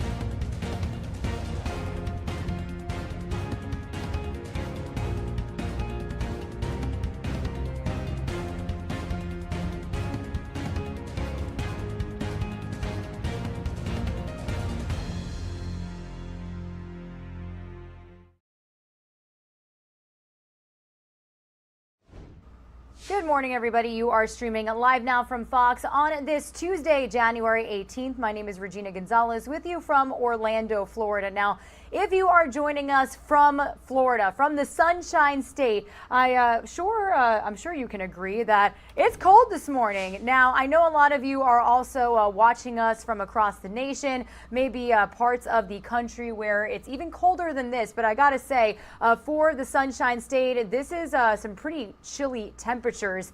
You've got 36 degrees, 35 degrees actually in Jacksonville, even in the 40s in Tampa Bay. I know here in Orlando in the Daytona Beach area, it's only 40 degrees here. Well, this means that some of you might be waking up to cuddling manatees. I had to bring this to you here on Live Now from Fox. Now, this is not live. Our Fox 13 Tampa chopper did get this video, this adorable video for us a little bit earlier this morning. But just look at them. They're trying to keep warm. So again, it's, the coolest that we have seen thus far within the last couple of weeks and months as we welcomed in winter. With that said, not all humans are feeling the cold. So it's not just us. It's these manatees too. And it's already been a tough time for manatees. The population has been suffering from low food sources and dying at very, very high rates. But even though they look big and bulky, they actually don't have blubber like a seal. So that makes them extremely vulnerable in cold water. And that's why getting to areas like the Manatee Viewing Center in Apollo Beach or in Natural Springs, where the water is a constant 72 degrees, is paramount for manatee survival when the weather turns cold. So this is actually near the Tampa Electric plant out there. And too much time spent in too cold of water for a manatee can cause them to develop what's called cold stress syndrome. In fact, just last week, Zoo Tampa released a young manatee that was found last year suffering from cold stress syndrome. So it's a thing, and you can see that they are just trying to snuggle up against each other, trying to keep warm. Zoo Tampa says that they took in quite a few manatees with cold stress syndrome last year, and will be releasing them in the upcoming weeks, which is good because they expect that more manatees in the coming weeks will need help. So they're hoping to have space freed up very soon. And right now they have a record amount of manatees that they are caring for. So if you spot a manatee that looks like it's not doing that well, Florida Fish and Wildlife officials are asking that you call them immediately. That number is 1-888-404-3922. So this was just so adorable. I wanted to bring it to you here on Live Now from Fox. Like I always say, this is who we are and what we do. We can bring you front row to shots just like this one. In this case, Florida temperatures really cold this morning, causing manatees to cuddle and even could impact them in the way where they get cold stress syndrome. So definitely, if you see a manatee that is in need of some help, be sure to call Florida Fish and Wildlife. We are nearing the top of the 10 o'clock Eastern time hour. It is 9:40 a.m. here on the East Coast, 6:40 a.m. out there on the West Coast. I do want to run you through some of the feeds that we've got coming to our desk this morning here on Live Now from Fox. So this is Secretary of State Antony Blinken meeting with the Spanish Foreign Minister. So we are going to see if we get any remarks or any feeds coming in of their conversation here on Live Now from Fox. And if we do get that for you shortly, we'll stream it for you here in full. I also do want to let you know that we are monitoring some oral arguments that the Supreme Court is going to hear on religious liberties. This is the case of Shurtleff v. Boston, a civil tort jurisdiction. So we are going to monitor this for you here on Live Now from Fox. And we officially have passed, not a weather alert, but we have officially gotten stocks trading this morning as we passed the 9:30 a.m. mark of the Dow Jones Industrial Board down on this Tuesday morning. So again, once we get some live events, we will be streaming it for you here on Live Now from Fox. But in the meantime, we did just hear from New York City Mayor Eric Adams. Now, he was talking about keeping children inside of schools, the availability for testing when it comes to New Yorkers, students that can get tested. And if you remember last week, we officially got the green light from our insurance companies that they will be paying for at-home COVID-19 tests. So our very own Christy Larson actually caught up with the CEO of a testing company to talk about availability and everything you need to know about those COVID-19 tests that were really hard to find on the shelves of stores. So I do want to bring you this interview here on Live Now from Fox. Nationwide, there's people searching where they can go and get a COVID test. It has certainly been a problem. President Biden trying to help remedy that, sending out even more test kits very soon. Let's go ahead and bring in MyLab's Direct CEO and founder, Justin Simmons. And what have you guys been seeing when it comes to those testing demands? Well, thanks, Christy. Thanks for having us on. It's been pretty wild. This last several weeks has been testing beyond what we've experienced before. Omicron obviously being so contagious. People are really just coming in droves to our testing sites now, and we're having to expand and provide as much access as we possibly can. Clearly, the concern is at the laboratory level. So we're a full service diagnostic lab. We do a lot of RT-PCR testing. The entire supply chain is being smashed by this. So we're trying to manage inventory from collection tubes to viral transport medium to swabs. I mean, the whole supply chain is starting to become depleted pretty quickly. So it's been wild. So to make up for that, the lack of sometimes supplies, maybe even some of those employees calling out because they themselves may have gotten sick, how are you guys kind of making some of those adjustments along the way? So we've kind of had to augment our system. Traditionally, or going into COVID, we were doing more house calls, and you come to one of our facilities. We've now had to stand up by virtue of demand and by virtue of necessity, really more of these drive-through testing sites. So what we try to do is limit by appointment, just so we can keep some throttles on things. We open up as many appointments as we possibly can, but invariably, if we get into a situation where supplies are getting limited or a shipment doesn't come in for reagents or whatever else, we have the ability to kind of tighten up the number of appointments we would accept. So keeping a really All right, everybody, as soon as I brought you this interview, we are going to get out of it. That is because we have gotten feeds from inside of where Secretary of State Antony Blinken is meeting with the Spanish foreign minister. So I want to bring it to you here on Live Now from Fox. Front row, let's listen in. It makes all the difference in the world to have close partners, close friends, close allies like Spain. And for the United States, nothing is more important. So it's very good to have you here. Thank you very much, Tony. I really appreciate the effort you've done in the middle of this Omicron crisis, in which contacts are very complicated, on the eve of you leaving to Europe, and we wish you the best luck, and we will be behind you with all the allies. The United States and Spain have historical, cultural, political, and economic ties. We have a good friendship and a good partnership, and this visit is a proof of that and will reinforce even more that relationship. We are going to discuss, as the Secretary of State has pointed out, the current situation in Ukraine. Our position is very clear: the respect of the sovereignty and the territorial integrity of Ukraine, including Crimea. And we consider the United States as a very good partner, a good friend, and also the natural ally of Europe. And we are going also to talk about that and different scenarios: the Sahel, Latin America, and also joint initiative in multilateralism, in which we both believe deeply. Thank you. Thanks, everyone.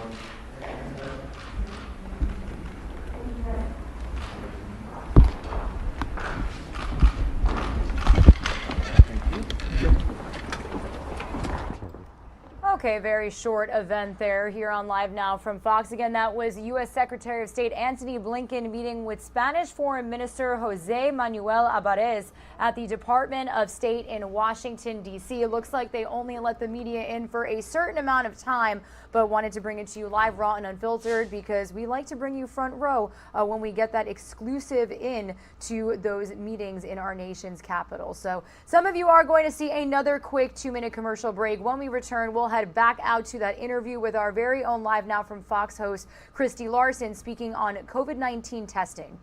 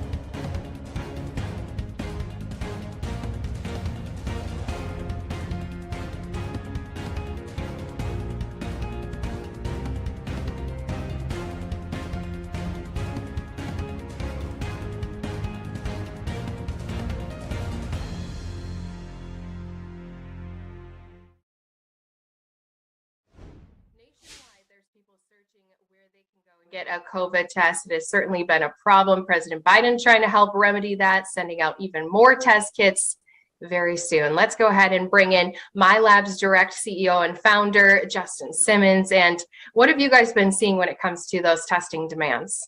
Well, thanks, Christy. Thanks for having us on. It's been pretty wild. This last several weeks has been, testing beyond what we've experienced before. Omicron obviously being so contagious. People are really just coming in droves to our testing sites now, and we're having to expand and provide as much access as we possibly can. Clearly, the concern is at the laboratory level. So we're a full service diagnostic lab. We do a lot of RT-PCR testing. The entire supply chain is being smashed by this. So we're trying to manage inventory from collection tubes to viral transport medium to swabs. The whole supply chain is starting to become depleted pretty quickly. So it's been wild. So to make up for that, the lack of sometimes supplies, maybe even some of those employees calling out because they themselves may have gotten sick. How are you guys kind of making some of those adjustments along the way? So we've kind of had to augment our system. Traditionally, or going into COVID, we were doing more house calls, and you come to one of our facilities. We've now had to stand up by virtue of demand and by virtue of necessity, really more of these drive-through testing sites. So what we try to do is limit by appointment, just so we can keep some throttles on things. We open up as many appointments as we possibly can. But invariably, if we get into a situation where supplies are getting limited, or a shipment doesn't come in for reagents or whatever else, we have the ability to kind of tighten up the number of appointments we would accept. So keeping a really close eye on that. And then the other factor that's impacting things for us is just maintaining our staff and keeping them healthy. So at the testing sites or even in the lab, we're really on the front lines. We're being exposed to a lot of stuff out there. Keeping an eye on that so we have the capacity to take people through those testing sites and then keep a healthy staff in the laboratory. So it's been challenging, to say the least. It's something that we've heard from a lot of people, and so some are trying to even get the at-home test. So kind of talk about the difference between the PCR test, something that you may have to go into a lab for, or maybe a drive-through, versus what people are going to be trying to get at home. I know that they're having a hard time even getting those rapid tests at home. That's right. We have a pretty limited supply of rapid antigen tests as well. So again, that's just the over-the-counter and a professional use kit, which gives us an immediate reaction. I advise people that come through the line that are requesting a rapid antigen test, just because of the limitation or access. If you're not highly symptomatic, I typically advise people to use the RT-PCR lab-based test, just because of the level of accuracy, and not only that, the sensitivity. So you can have a far lower viral load and be detected with an RT-PCR test than, as we're seeing with rapid antigen tests. You have to be pretty contagious and have a higher viral load to detect positive. So I think it's important for people to understand the difference there. If it's really a peace of mind test and you're just wanting to know you've come in contact with someone, or if you've come in contact or had a recent exposure, I would recommend RT-PCR, a little more accurate. And again, it'll pick up and or detect viral pathogens a lot sooner than what is otherwise a rapid antigen test, which is picking up viral proteins, not quite as sensitive. So if someone gets exposed, they decide, no, I just am going to get the rapid test so I can get my results now. That means that in a couple of days, their symptoms, their virus could be changing inside of them. That's right. We've had several people come in and they request that rapid test. And I'm like, well, what do you have symptoms? And they don't, express visible signs of any symptoms. And a lot of people are coming in, I think, under this common misnomer that, well, I was at a party on Saturday and it's now Monday. I don't have symptoms. I don't feel bad, but I just want to know. Again, that's a person that I would advise to move towards the RT-PCR test. If in fact they're not showing symptoms, they're more likely, if they are infected, they'll be detected through an RT-PCR. Again, I think the rule of thumb is, look, if you've got symptoms, you're exhibiting symptoms, you're going to have a better chance of being detected on a rapid antigen test. We're based in Dallas, Texas, so we have a lot of hay fever, mountain cedar, a lot of allergies. And so for those people, they come in with what otherwise seem like Omicron symptoms, upper respiratory symptoms. And so we'll test them in that regard because they're showing symptoms with a rapid antigen test. So that's the best way to distinguish the two. And when we think about, President Biden saying that he wants to get even more tests out there, he's obviously encouraging people, if you're exposed, to go and get tested. Do you think that's helping beat this pandemic, or do you think it's adding to the problem where now we have so many people waiting in lines that they want to get tested because they want to know if they have it, if they don't have it? I think we're trying to enlist as much support as we can.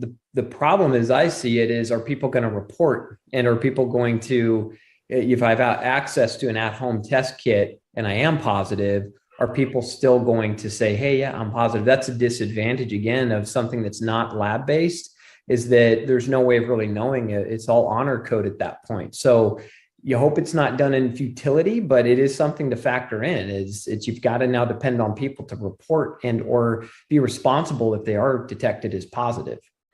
And we hear Dr. Anthony Fauci saying that he's hoping that the peak of this Omicron variant is going to be happening here at the end of January. Is that something that you guys are also kind of hoping for, as far as a little bit of relief for even your employees who are in there in the front lines?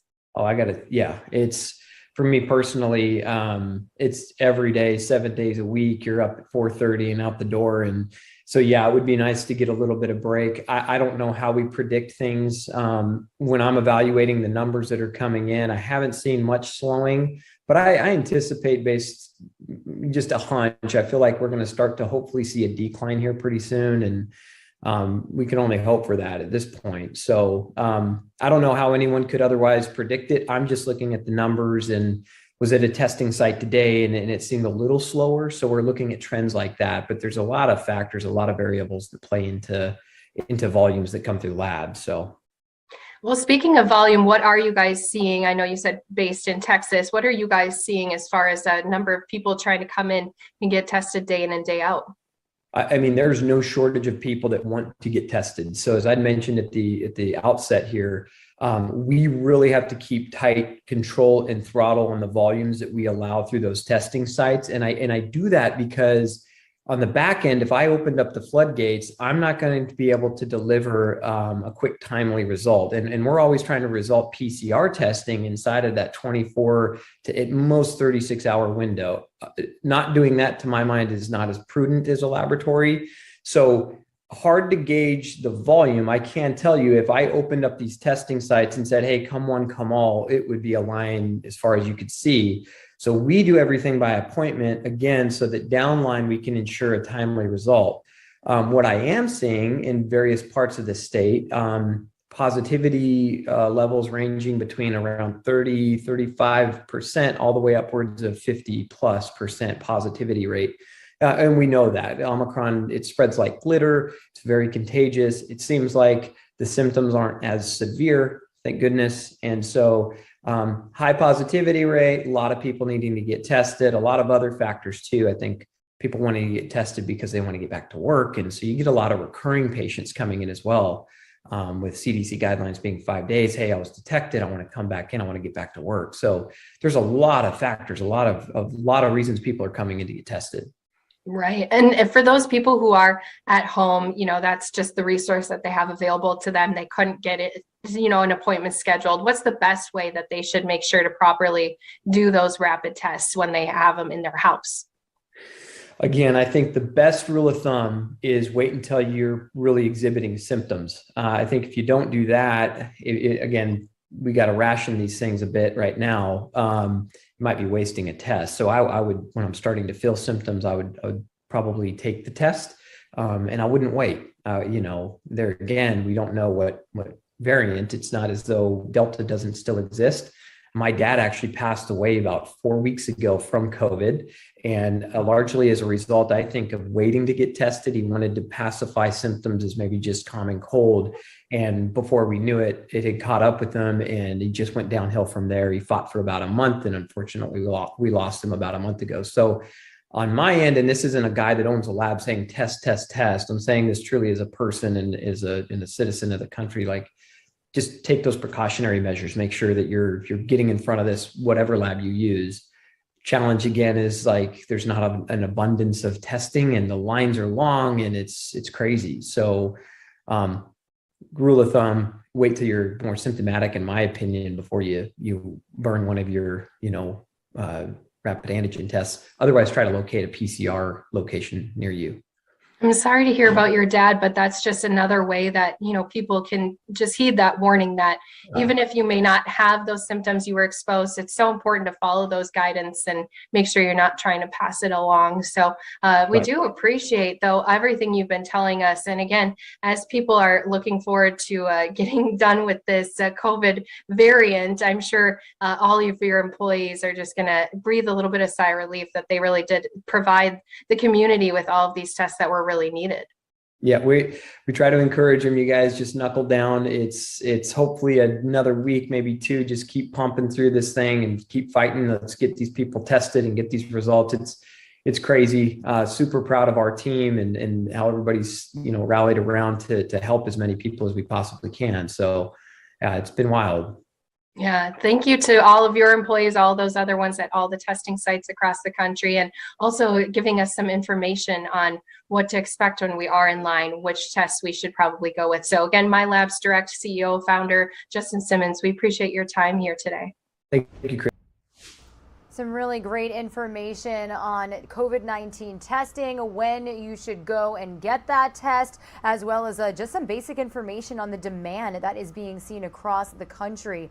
Some of you are going to see a quick 2-minute commercial break. When you return, Mike Page is going to bring you the latest information on how stocks are down this Tuesday morning.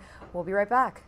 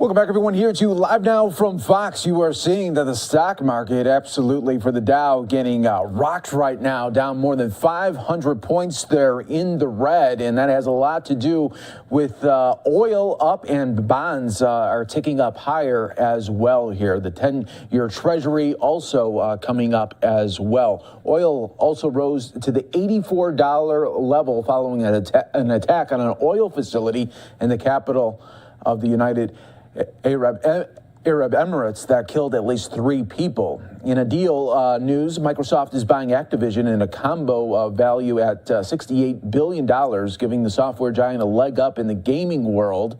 In earnings, Goldman Sachs shares are in focus after fourth quarter profits fell to $10 per share, missing analyst estimates of $11 per share. And we are also going to keep on monitoring everything that comes with the market here today. Economic data investors will be watching the National Association of Home Builders Housing Market Index coming up this week as well. Hi, everyone. Mike Page here. Thank you so much for joining us here on Live Now from Fox as we continue to roll on, give you the top stories and headlines from across the country. Coming up in about 2 hours, we will have a White House briefing that'll set the stage for President Biden. Coming up this week, he will be offering up a rare news conference that he will be giving out just the day before his official 1 year in office as president. So we'll be touching on that in a little bit as well. But I want to go out to a story that a father of a murdered a daughter is speaking out right now and blaming politicians for the high surge in crime in Los Angeles and really across the country. It's just a devastating story. This girl right here was stabbed while she was working, and police continuing to try to find out who did this. There you see she was working at this high-end furniture store. Someone just came in and stabbed her. Really, really devastating news as the father now speaking out of a UCLA graduate student stabbed to death just last week in a random daylight attack in Los Angeles. Now the father is blaming politicians for letting criminals run rampant. He said, crime is truly spiking and we have a lot of criminals on the streets that shouldn't be out. The grieving father, Todd Kupfer, told Fox News. His 24-year-old daughter, Brianna Kupfer, was murdered on Thursday by a person who walked into Croft House, an upscale furniture store where she worked, and plunged a knife right into her. We have a lot of politicians that somehow forget about people and think the key to getting elected is to support the lowest rung of our society and to give them rights, and somehow that's the answer to getting votes, the father said. Brianna Kupfer was studying design at UCLA and had been working part-time for about a year as a consultant at Croft House on North La Brea Avenue. She was a kind soul and always was trying to make herself better and everything around her better, said Kupfer, the father fighting back tears as she cared about people. The murdered woman loved to sew and made a lot of her own garments by hand. Brianna Kupfer graduated from the University of Miami before returning to California to pursue a degree at UCLA. The father said his daughter was an avid reader who wasn't glued to her phone like many young people. She had traveled extensively, including jaunts to Australia, Indonesia, Thailand, and Europe, but had more far-flung destinations she couldn't wait to explore. She was focused on ambitious and kept a bucket list on her phone where she mapped out her plans, her dad said. But those aspirations came to an abrupt and tragic end on Thursday when a man wearing a dark hoodie, a white N95 mask, and dark clothing entered the Croft House at about 1:50 in the afternoon. For no reason, he stabbed her to death, then fled out the back door into a rear alley. According to the Los Angeles Police Department, surveillance video captured him calmly strolling down the alley toward Oakwood Avenue. A customer entered the store 20 minutes later and found the woman dead, lying in a pool of blood. She was alone in the store, which was unusual, her dad said. Usually there were 2 employees present during business hours. Police on Monday declined to comment on the progress of the investigation, and the father said he had not received any recent updates from detectives. The murder rate in Los Angeles has soared in recent years, and violent crime has rocked even the city's wealthiest enclaves. The Los Angeles County District Attorney, who is a Democrat, won over voters last year with promises of sweeping criminal justice reforms that critics say put the interest of criminals before the safety of the community. We can't afford to have the good constantly knocked down by the bad, the grieving father said.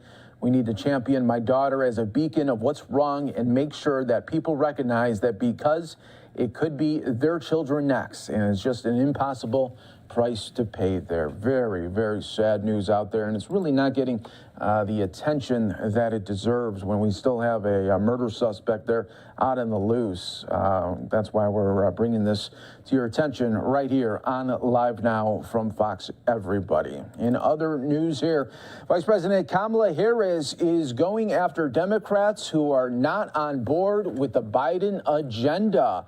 This all coming there as voting rights will be front and center this week on the Senate. Vice President Kamala Harris just yesterday said she is not going to absolve senators who stand in the way of Democratic-led legislation aimed at overhauling the U.S. election system.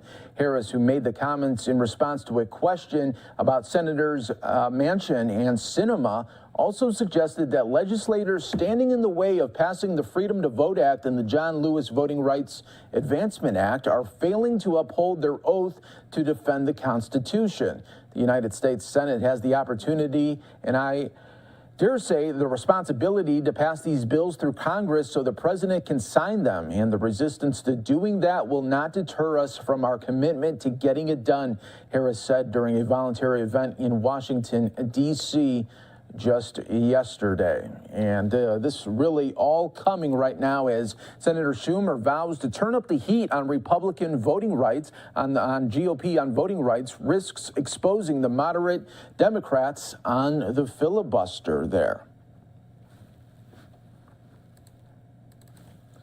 Senate Majority Leader Chuck Schumer is forcing votes on Democrats' election reform proposal and the Senate filibuster this week in a move to draw a line between Democrats and Republicans on voting rights, but one that will also shine a spotlight on Democrats' in parity divisions. We will be postponing recess so the Senate can vote on voting rights. We will return on Tuesday to take up the House-passed message containing voting rights legislation, Schumer said on Friday.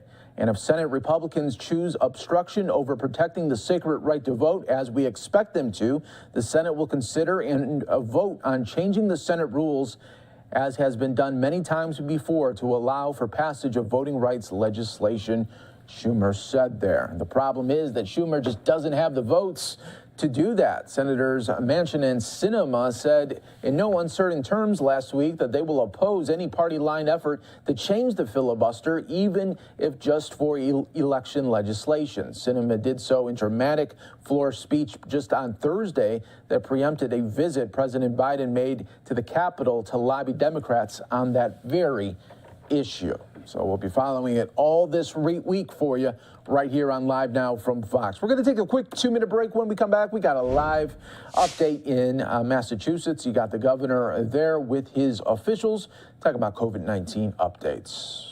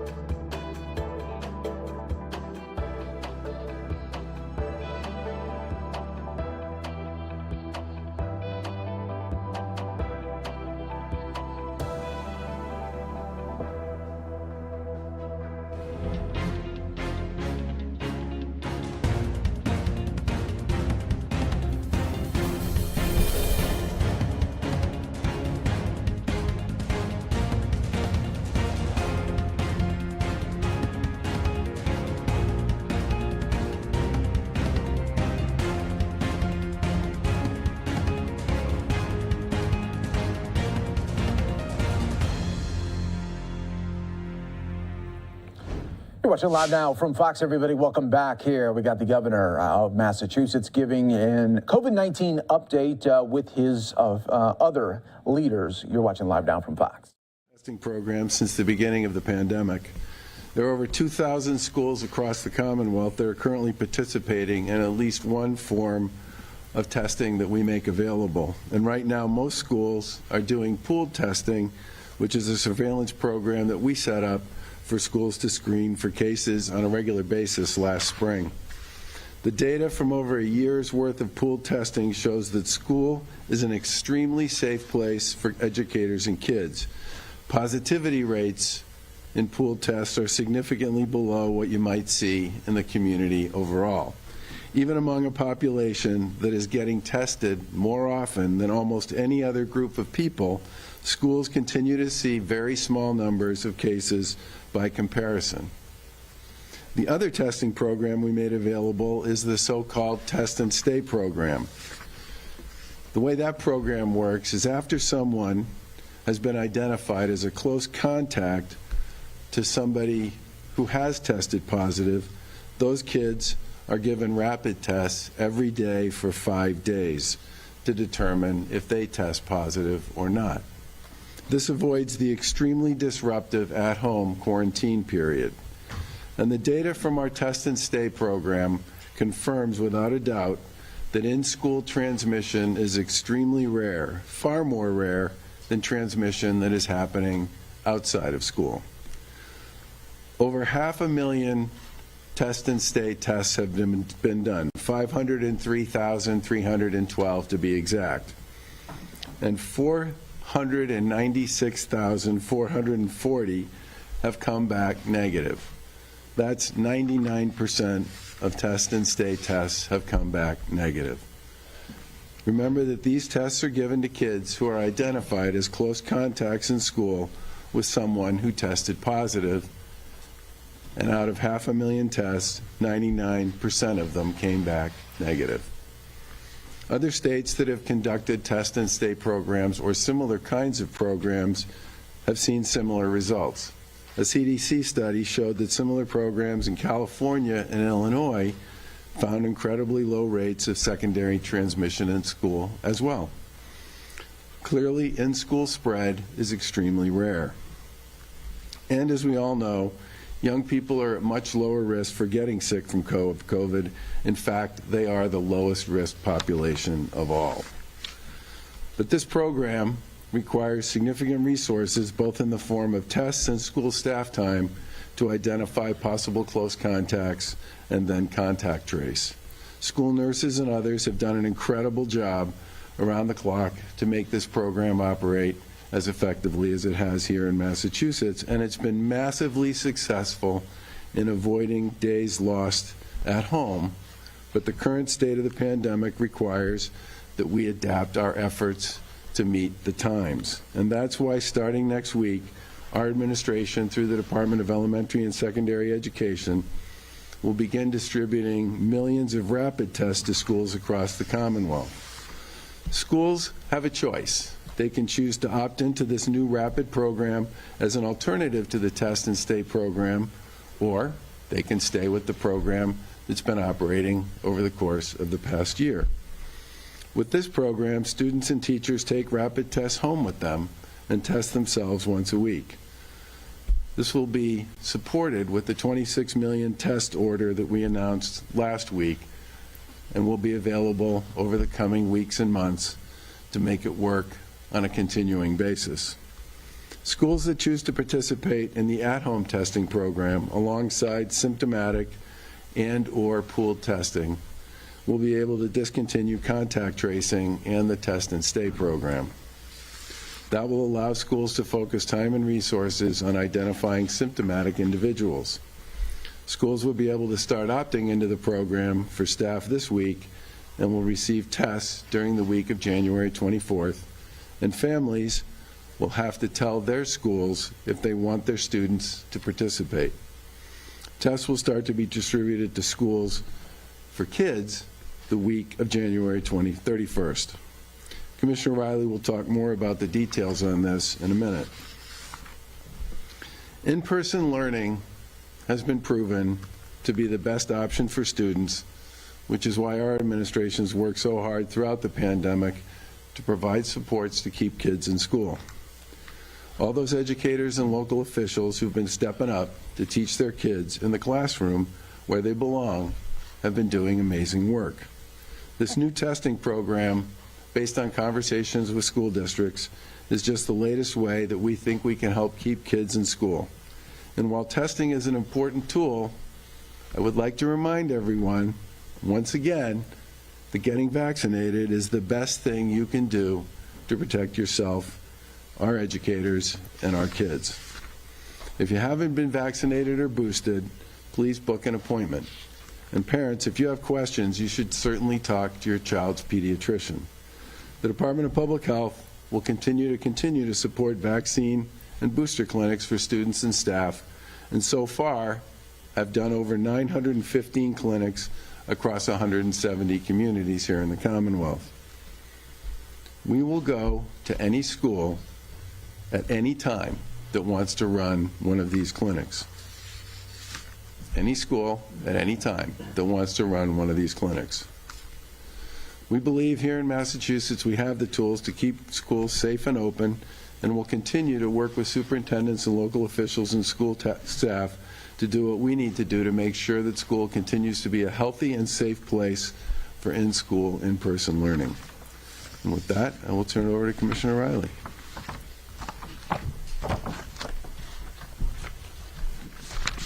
Good morning, everyone. I'd like to publicly thank the Governor and Lieutenant Governor, as well as Secretaries Pizer and Sutters and Commissioner Cook from DPH, and everyone who works for the administration for the incredible hard work and commitment they've demonstrated to keep our kids learning safely in our schools. This new at-home testing program is frankly a game changer, and it wouldn't have happened without the dedication and collaboration of so many. Providing this option for at-home rapid testing will allow school nurses to spend more time identifying symptomatic individuals and focus their efforts on other aspects of COVID-19 management in our schools. Moreover, by providing at-home testing for our students, teachers, and staff who participate in the statewide school testing program, we'll be able to offer more testing every week than under the current Test and Stay program. Remember, the Test and Stay component of our testing program was developed as a strategy to keep unvaccinated kids in school by testing them after they were identified as a close contact. And it has been a great success. We've been able to save nearly 500,000 school days that otherwise would have been lost to quarantine. All of us owe a huge debt of gratitude to the school nurses who took on this massive task to keep our kids learning in classrooms. They spent countless hours, days, and nights and weekends to keep our kids in school. They are the true heroes among us today, and we are so thankful for all their tireless dedication. But at this point in the pandemic, we've also heard from many nurses and school administrators urging us to make changes to our Test and Stay program and the contact tracing associated with it. And both our medical advisors and the DPH say it's time to pivot. Again, Test and Stay was conceived and launched before every school-age kid was eligible for a vaccine. All school-age kids are now eligible for a vaccine, and to the governor's point, we strongly recommend they get it. Moreover, no one had access to at-home rapid antigen tests that we will be sending out shortly. And that changes the calculus. Massachusetts was one of the first states to launch Test and Stay, and the CDC, so many months after our adoption, recently jumped on board as well. But it is now time for us to lead again and change strategies to adapt to the current conditions of this pandemic. We need to pivot from strategies that worked in the fall to policies that are more aligned with how things have changed. Through the governor's commitment to purchase 26 million at-home rapid antigen tests from iHealth and make schools and child care a priority, we now have an opportunity that wasn't available to us before. This new testing option will allow health personnel to focus directly on symptomatic individuals rather than identifying asymptomatic close contacts. At this point in time, we need to shift our attention and resources to mitigation efforts. Schools that want to keep the testing program they currently have in place will be able to do so, but we recommend they make this switch that will enable them to provide weekly at-home tests. As always, we are committed to using available data to inform our recommendations to schools and districts. This new option will give Massachusetts school districts more flexibility and resources in COVID-19 testing that will have the most immediate impact to keep our schools open. The at-home tests will be shipped directly to school districts for distribution and are packaged in kits of 2. Students and staff who participate will receive 1 kit every 2 weeks to test at home. If an individual tests positive, they must inform their school and their healthcare provider of the result. Schools will report positive cases to DESE as part of our weekly COVID-19 reporting that is already in place. We continuously look at the data we have related to our schools, as well as what innovations we have available to improve our testing program. Today, we are bringing together both this new testing option for everyone for better results for our kids. Thank you. You should probably stay there. Yep. Let me start with them. Then. Yes. How will reporting work? Are people required to, with this at-home testing kit, students are required to report their results? Yeah, we're asking parents to sign a permission slip in which they agree to either look at the video or get the directions on how to give the test. And then if it's positive, we ask that they commit to calling the school and letting them know that they're positive. That in turn will be put into our system that's currently in place for positive cases. How many tests are going to be dedicated to this particular program out of 26 million? So I think it's a little too early to say because it's an opt-in program. We'll have a better sense of that in the next week or two as districts make a decision. Do you also then have an idea of how long that supply will last? Yeah, our thinking right now is that right now we're going to start the program through April vacation and then make a decision later in the spring based on the situation on the ground. School districts decide not to do this ship and stay as they are they going to be responsible for the cost that they continue with the current testing? If they decide to do the current testing, it will be the same program they do now. The 2 tests, everybody will be sent home a kit with 2 tests. Yep. And they'll get it every other week, so they will do 1 test 1 week and then the next. That is correct. Yeah. So I don't quite understand the key to these at-home tests is doing it when you're possibly exposed, right? So how do you decide when the right time is to take it? Not necessarily. I think districts are going to advise families on the best time to take the test based on when they do their pool testing to maximize the effect. So remember, a lot of districts, many districts right now are doing pool testing. Let's say they do it on Thursday. They might want the kids to take their at-home tests on Sunday.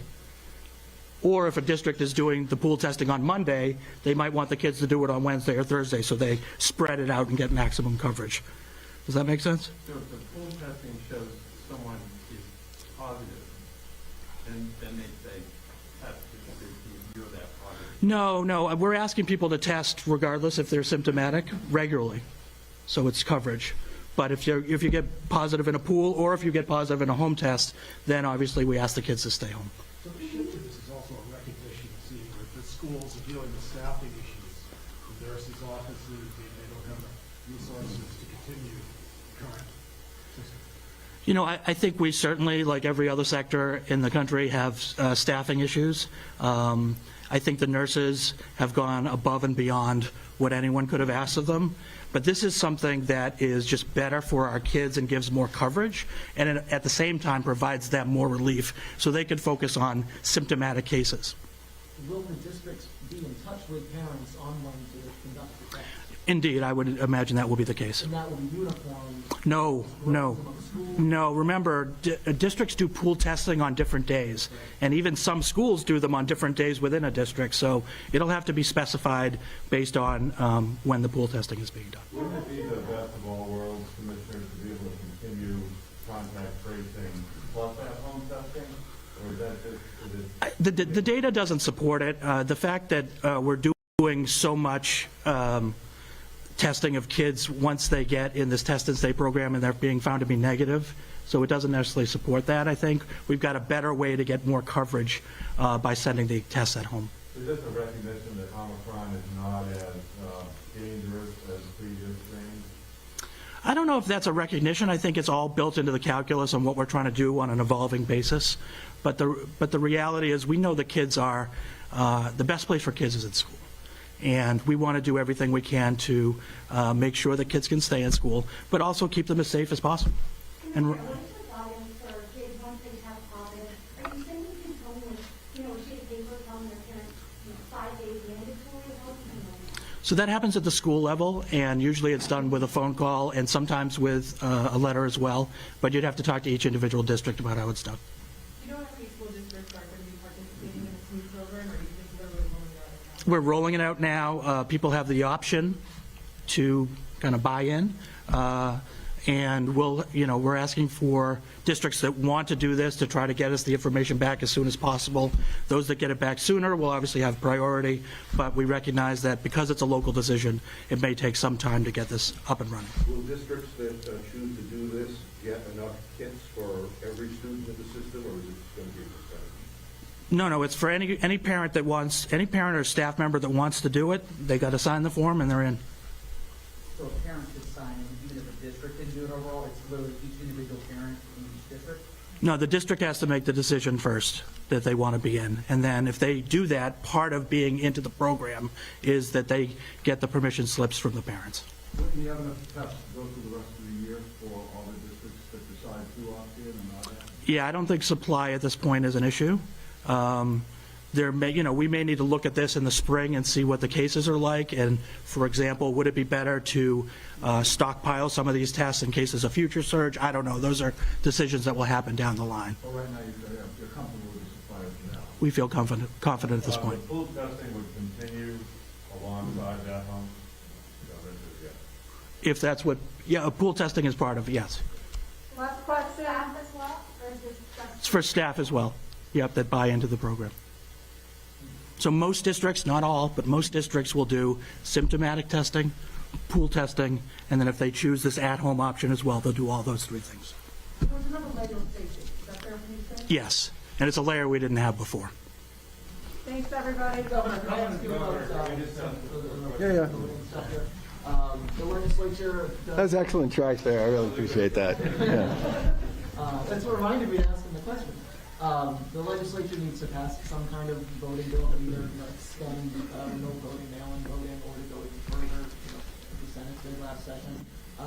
Where do you stand on that? Because that is something that doesn't have a timeline. Are you hearing from municipalities that are worried that this isn't going to get done in time? What does the legislature need to do? Well, certainly, I think did we pass that bill in the spring last year? I mean, it was like May or June, wasn't it? It was that way.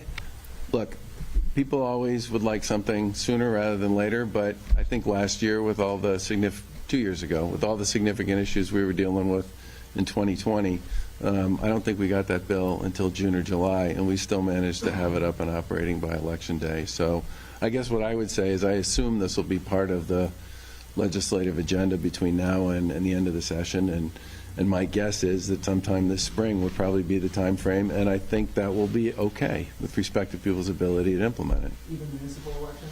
That's going to be a different issue, although municipal elections generally are, because they're local, they tend to be a different kind of election to begin with. I mean, I think I would love to see something before that, but at the same time, I think most communities have figured out how to do their municipal elections, and my guess is that it's more likely we'll get something after that than before that.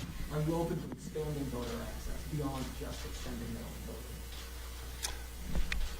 Our policy since we took office, especially on complicated stuff, is to give the legislature their opportunity to process and deliberate.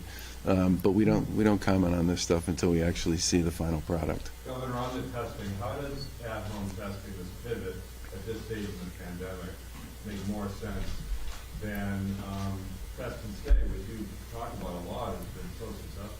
Well, I mean, I think one of the things we're trying to do here is to give communities a choice. I'm a big believer in the test and stay program because it kept kids in school, and it also demonstrated once again that there is not a lot of in-school transmission. The fact that we did 500,000 test and stay tests and basically came back with almost 500,000 negative tests against kids who were close contacts of kids who tested positive is a pretty clear indicator that in-school transmission just doesn't happen very much. But I think at this point in time, we wanted to give districts the ability to add a layer of coverage if they wanted one on top of pool testing, and several of them said to us that with a lot of the staffing issues and all the others concerns that they've been dealing with, that many would like an alternative to the test and stay program and chase symptomatic cases and use this as the alternative to the test and stay piece. How about in terms of governor, you obviously the at-home testing, you have a lot of those schools, still very difficult for people in general to get them. Is there anything that you think that the state can do to make that process more easy for the general public in terms of getting at these tests? Well, the big thing, and I've been talking to the federal government about this for months, is to approve more rapid tests. I mean, there are hundreds of these companies that have been approved in other parts of the world, including most of the Western democracies, and therefore they have a lot more tests available, and they cost a lot less because there are a lot more people producing them. We had a handful of these companies that have been approved in the U.S. as recently as a few months ago. And even today, I think the number that are actually operating under an EUA from the FDA, I think it's less than 15. And that has huge consequences with respect to the general availability and the price point that's associated with this. Part of the reason we went directly to one of the manufacturers that have been approved before the holidays and purchased those 2 million tests we distributed to cities and to 102 cities and towns around Massachusetts was to try to get more of these tests into the community. And I think as we get a sense about how these 26 million tests are actually going to roll in and how many folks are going to sign up to participate in the program here, how many we're going to need for early care and education, you know, we'll make a decision at that point about whether we can make some of those available to the public as well. By the way, you should know that I think at this point, somewhere between 60 and 70 communities, entities that are able to purchase off the state's blanket have done so. Salem, Springfield, I mean, there are a bunch of communities that have these tests and have started to distribute them off that blanket.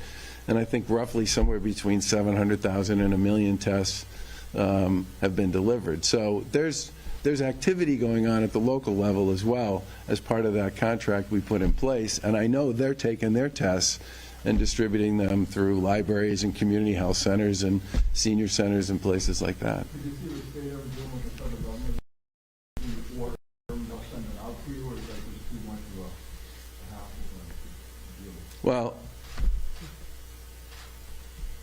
we've already got and delivered more tests to people through the program we put in place, and we'll continue to chase those options as they become available to us.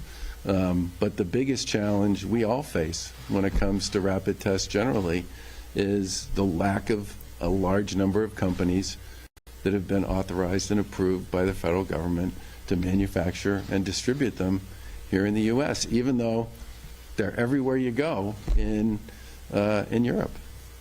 Governor, what's the state going to do for these folks that are getting messages now that they want the unemployment insurance money to come back? They thought they got that money free and clear and that they were entitled to it. Now they're told that they're not. Is the state going to do anything to help these folks?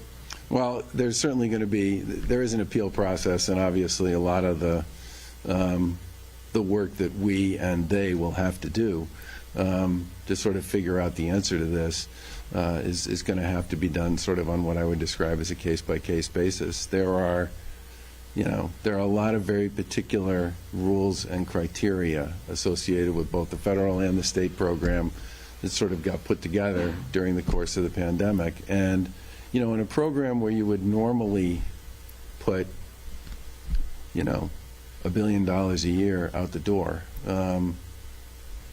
we were putting 10, 12, 20 billion out the door. And I think it's going to be important for us and for the folks who receive those notices to make sure everybody understands exactly what their situation and their circumstances were, and we'll work through them as best we can. But there is an appeal process, and there are state rules and federal rules on this, and we'll do whatever we can to make sure we create as sort of accessible a process as we can with respect to dealing with that.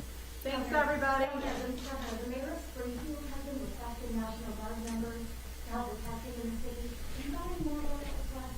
So we obviously talked to Mayor Sarno quite a bit, and we did open up some additional testing, mobile testing capacity over the weekend, and I checked this morning to see how we were doing with respect to availability, and most of the sites in Springfield right now either have no wait or 5 minutes or less, and we'll continue to talk to them. Springfield is one of the communities that did order early on the rapid test and did get a couple of pallets about a week ago, which I'm assuming the mayor's distributing along with the work that's being done on the testing sites as well. Has the vaccination card website been a success? Do you have any idea how people use that? I don't know the answer to that. We can get back to Mike on that one. Most people who've used it said it was relatively easy to use, which I think was, from our point of view, is the most important part about that. And a lot of the people who've used it have said that they're particularly, the thing they care the most about with respect to it is they can have it for travel purposes because they expect and anticipate that they'll need it. Any bumps on the technical side, or people requesting records that aren't there? I think the biggest bump on the technical side is a lot of people can't remember what the actual, how they put their name in or what their contact was when they signed up for it. Because if your name is Timothy, and you can't remember if you did Tim or Timothy when you signed up for the thing, or if you put in your middle initial or you didn't, that's like a legitimate issue with respect. So some people may have to go more than once just to get through it. You will get, if you don't succeed the first time, you will get, if you give them your email, an email from them, which then makes it possible for you to pursue on a sort of question basis what actually is the issue and the problem there. Governor, the House Ways and Means Committee is doing $50 million bill. I don't know all the details, but it includes like $20 million for masks. Is this something you talk with legislative leaders about? Do you need this money for masks? We have about,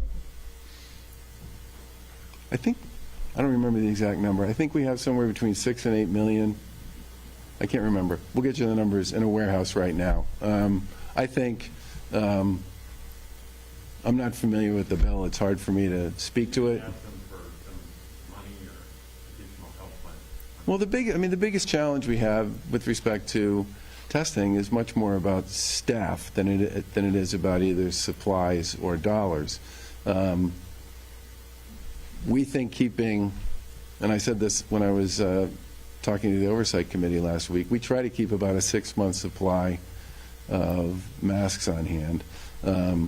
If this would be funding that would make it possible for us to continue to extend and expand our supply with respect to masks, then obviously we would put it to work that way. Governor, this is a lot of reporting on the water levels at Cedar Island. Just talk about when we're at the peak from what you guys are seeing. Are we in it right now? Are we still a ways to go? What do you see as far as this peak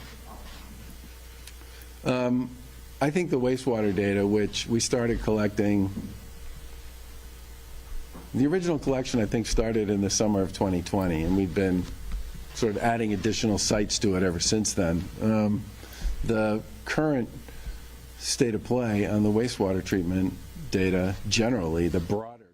All right, so we were listening to the governor there of Massachusetts as they were updating on school COVID-19 testing options, including weekly at-home rapid tests weekly, as new data on pooled testing and test and stay programs show very few positive cases and low transmission rates there. Governor Baker, the Department of Elementary and Secondary Education, and the Department of Public Health said beginning this week that schools will be able to sign up to receive at-home rapid antigen tests for weekly use by all participating staff and students. Schools exercising this option will discontinue contact tracing and participation in the test and stay program there. So we are going to take a quick 2-minute break here on LiveNOW from Fox. It looks like coming up, the World Health Organization will be giving a COVID-19 update, looking like we also have the New York Governor, Kathy Hochul, are going to be doing some budget talks there as well. We'll have it all for you coming up next here on LiveNOW from Fox.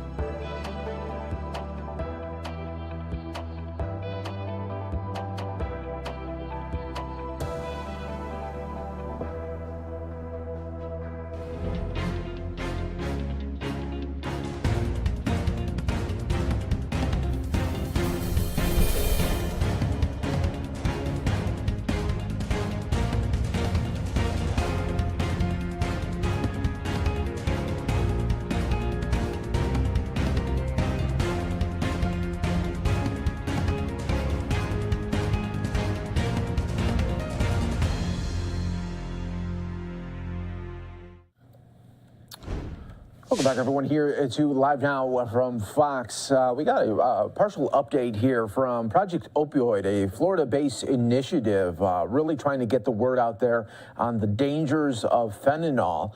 And we're just seeing, more and more cases really across the country of people dying from this fentanyl. So what we'll do is play this out for you. Just got a little bit of it, and a little bit later we'll play it out in full for you right here on Live Now from Fox. He gave you the statistics. Hundreds of faces have been put on. A lot of families are being impacted. A lot of funerals are being had. This really impacts the individual. And this campaign is really to invite people to an opportunity to seek the help they desperately need and sometimes reject. The sheriff would probably tell you, and I hope I'm definitely not speaking for the sheriff. I don't speak for anybody who is behind me and armed, but you can't arrest your way out of this pandemic of opioid crisis. You just can't.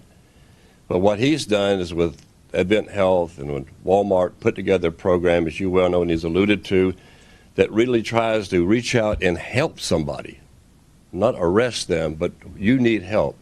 You're in a crisis situation. And that's what this campaign is about. So let's think about it and put a face on the crisis. And what is the face? The face is every obituary that's appeared in the last 2 years. And I'll share this with you, and I shared it when we kicked off Project Opioid almost a year and a half, 2 years ago now, pre-pandemic. But we can't go, the whole history of this pandemic started with overprescription, big pharma. My sister was being prescribed 120 pills a month. That's 4 a day. Andre, how many do you need to take before you become addicted? It can be as little as just a handful in a few days. Right. So you could become addicted on one prescription, 1 month, 120. And she did. And then she started buying it on the street at 2 a.m. in Baltimore. Then she died of a heart attack, but we know why she died. The addiction took place some time ago, and now it's been exacerbated by the pandemic. So we have multiple crises we're trying to address. But I want to applaud the sheriff and his leadership and the Project Opioid team for really being, I want to call it patient-centric, but just really look at the human being, putting a face on this crisis and say, here's a way, through Clear Channel's efforts, so we can enlighten more people about there is help out there. There is help out there. So I just wanted to share that with you from a very personal perspective, but let's put a face on this issue. Let's walk away. We need the statistics. We need those abstracts. We need those clinicals to define the problem. It's empirical evidence. But in the end, we're trying to reach out to basically lend some helping hand and rescue these people, give them some hope. Thank you. Any other questions? Sheriff, how many of these folks have you, I guess, attempted to rescue with the Narcan multiple times? It seems like, this is an addiction. How many of these are basically repeat? Yeah, so we know relapse is a part of recovery. This is one of the messages that we talk about quite frequently. The experts say, and I'm clearly not an expert on that, but experts say it's maybe 5, 6, 7 times of relapse before you're actually able to get a level of sobriety that is sustainable. Now, the gold standard is MAT, with use of buprenorphine and other forms of medical assisted treatment combined with cognitive behavioral therapy provides greater hope for that. If we can get somebody on an MAT regimen, they don't have to necessarily relapse. They don't crave the drug like others, but we know that relapse is going to occur. We've had great success with programs, and ultimately somebody has gone down the path again. They get the dose of Narcan. And what's great about this campaign is it helps increase awareness for those of us that may not understand dependency and addiction, and we look at it in a different way now. So if you have a loved one that is a family member, a son or daughter, brother or sister that's in your family, and you have the attitude of, listen, I bailed you out of your problems last time.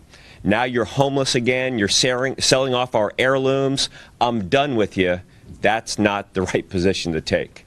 Inevitably, they will end up overdosing and dying unless they get the help, support, and love that they need. Now, along that line, though, do you think a billboard or a clever catchphrase phrase, is realistically going to get them to the point where they're able to break free from an actual addiction? Yeah, maybe not them, but others that care about them. I got to tell you, I can look at every single one of these billboards and tell you a personal story that our team has experienced, that every one of these would be relevant. The deadliest drug variant, a lot of people don't know about that. I'll leave the fake news alone for a second there with this. 6 feet apart, you look at that. Unquestionably, COVID has brought in a greater turn towards their substance of choice, and people who are normally receiving services in a more social environment. Recovery is very much social. We can help with that through telehealth and all of the other things. What you don't know is killing you.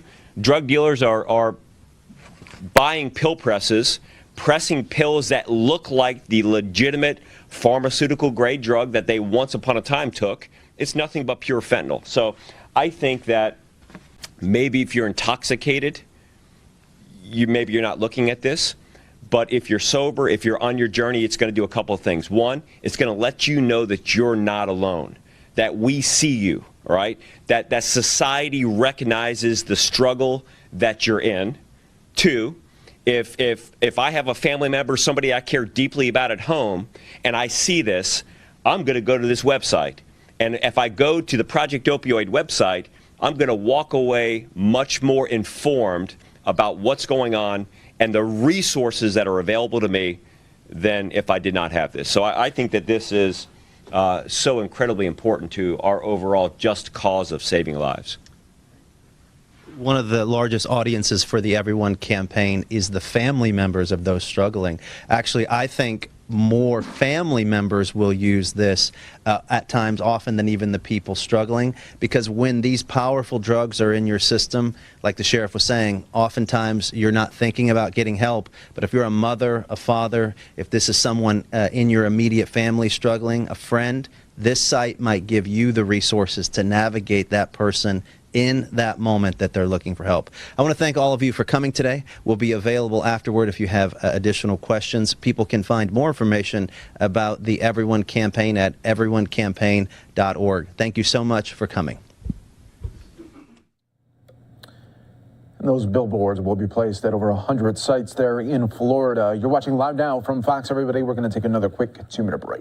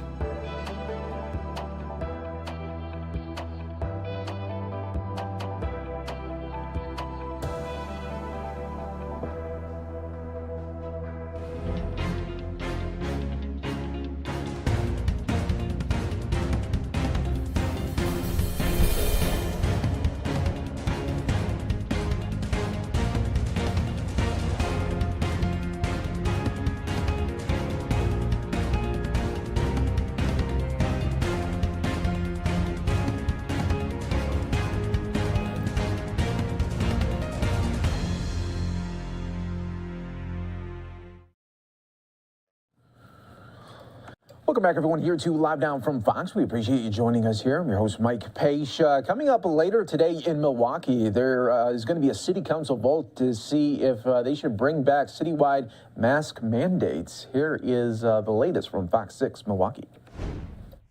In less than 24 hours, city leaders in Milwaukee will vote on whether or not to bring back a citywide mask mandate. This comes as the state sets a single-day record for cases, 35,746. Our Angelica Sanchez has more on what this mandate would enforce for everyone ages 3 and up in indoor public spaces.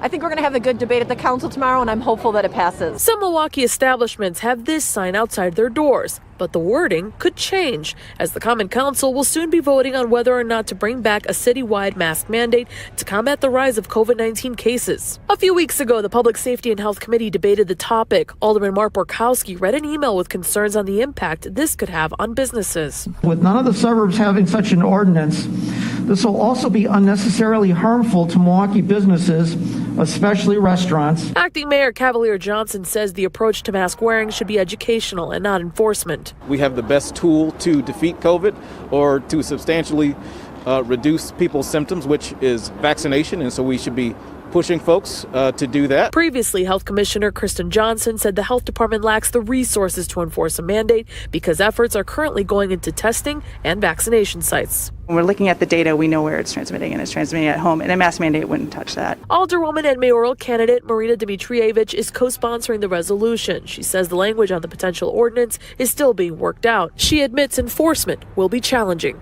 We really hope that everyone will comply. That's the best way to stop the spread. If the measure passes by a majority vote on Tuesday, it will then be up to acting Mayor Cavalier Johnson to sign it or reject it. Reporting outside City Hall, Angelica Sanchez, Fox 6 News. We'll be on the lookout for that update a little bit later today here on Live Now from Fox. Well, the airline industry is issuing new warnings on 5G technology. Take a look. A transportation warning to the Biden administration Monday. The CEOs of several major airline companies and cargo carriers cautioning in a letter that the new 5G wireless service being deployed by AT&T and Verizon in just 2 days could cause, quote, catastrophic disruptions and interfere with safety instruments on aircraft. The heads of United Airlines, Delta, American Airlines, and others all requesting that the latest 5G technology not be implemented within 2 miles of airport runways, writing, quote, this will allow 5G to be deployed while avoiding harmful impacts on the aviation industry, traveling public, supply chain, vaccine distribution, our workforce, and broader economy. The 5G issue facing the transportation industry only further compounding challenges for the airlines facing a 3rd year in the COVID pandemic, including staffing issues and flight cancellations. Senate lawmakers last month stressed the economic impact airlines have on the country.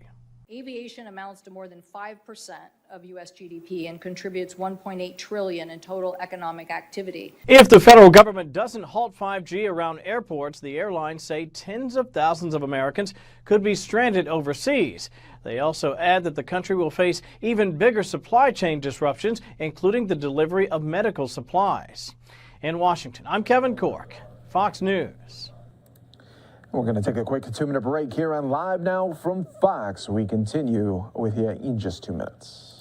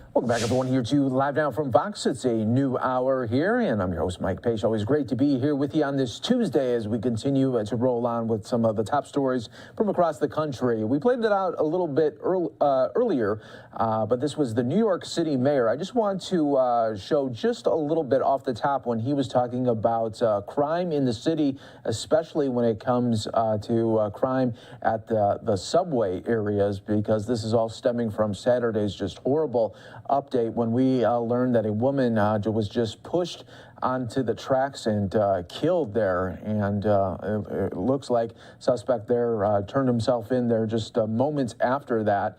And we are going to listen now to just some of the crime issues from New York City, and this is the mayor addressing that.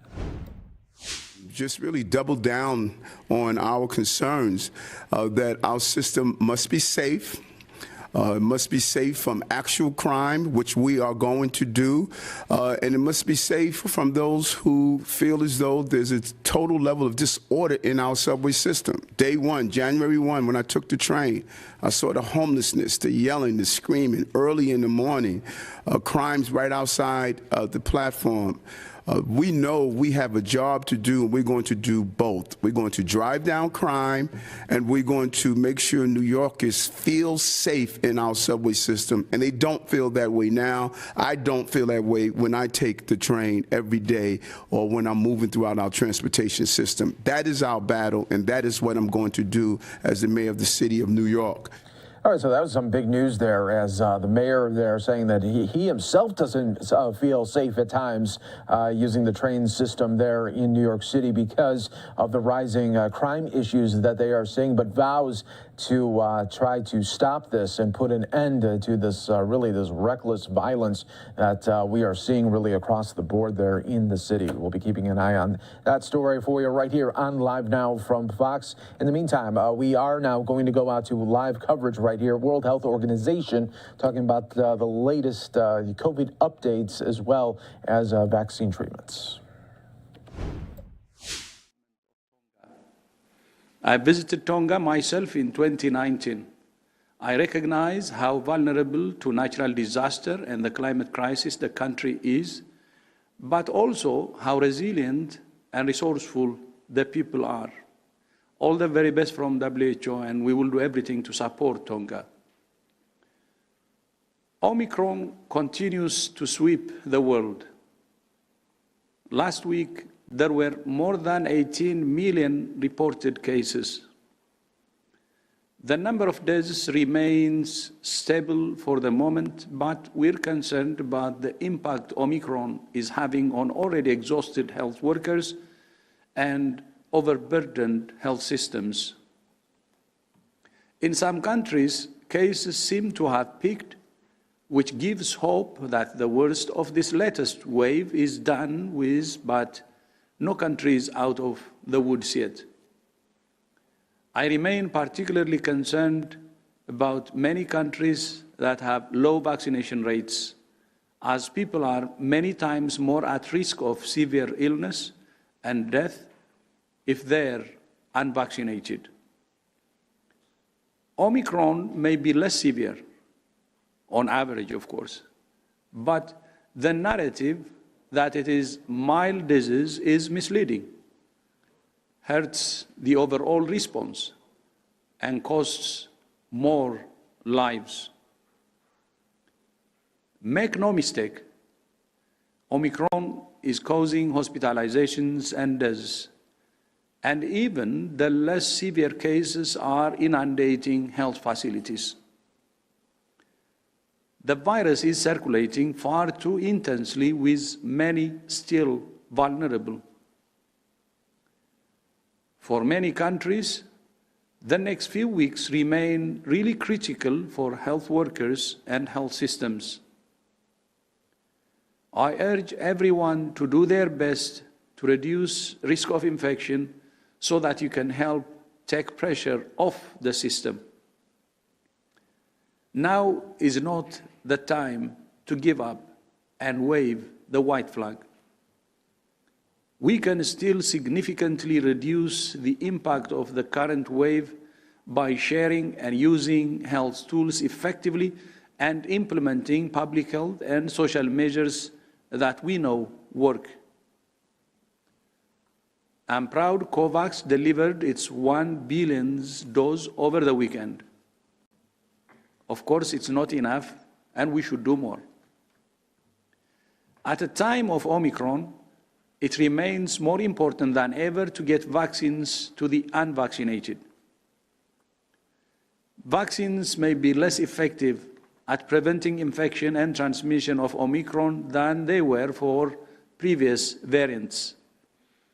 But they still are exceptionally good at preventing serious disease and death.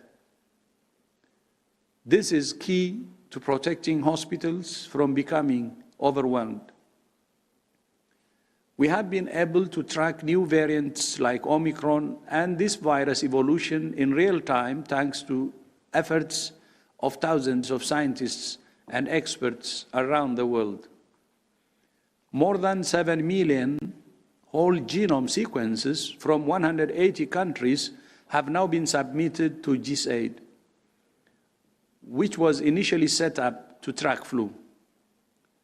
This pandemic is nowhere near over, and with the incredible growth of Omicron globally, new variants are likely to emerge, which is why tracking and assessment remain critical.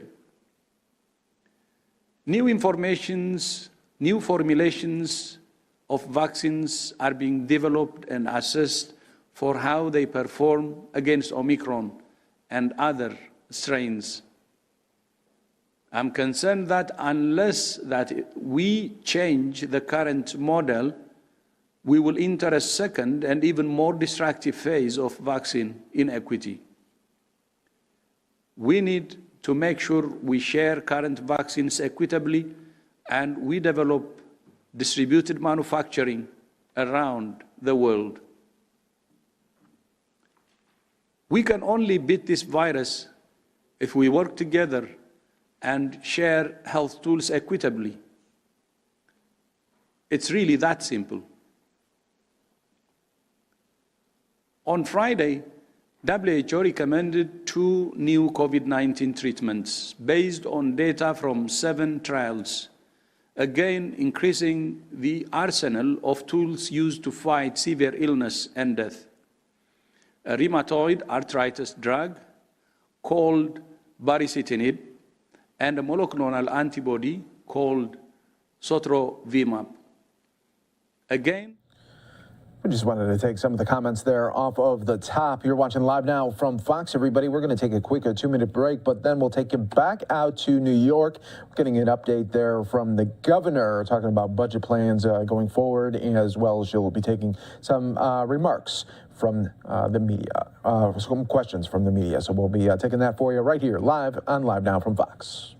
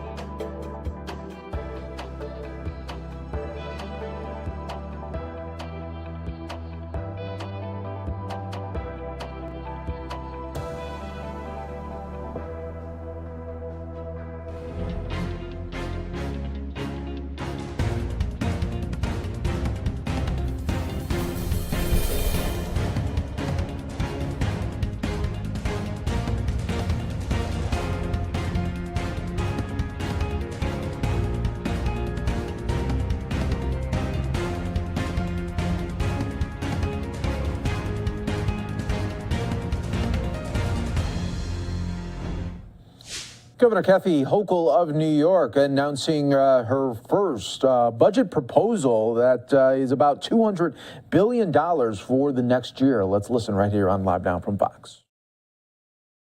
While cases across the rest of the United States went down only by 5%. Our positivity rate is down to 12.48%, nearly an 11% drop from the peak on January 2nd, and hospitalizations continue to trend downward as well. So we hope to close the books on this winter surge soon so we can turn the page and open the book on our 2023 budget outlook and focus on the post-pandemic future.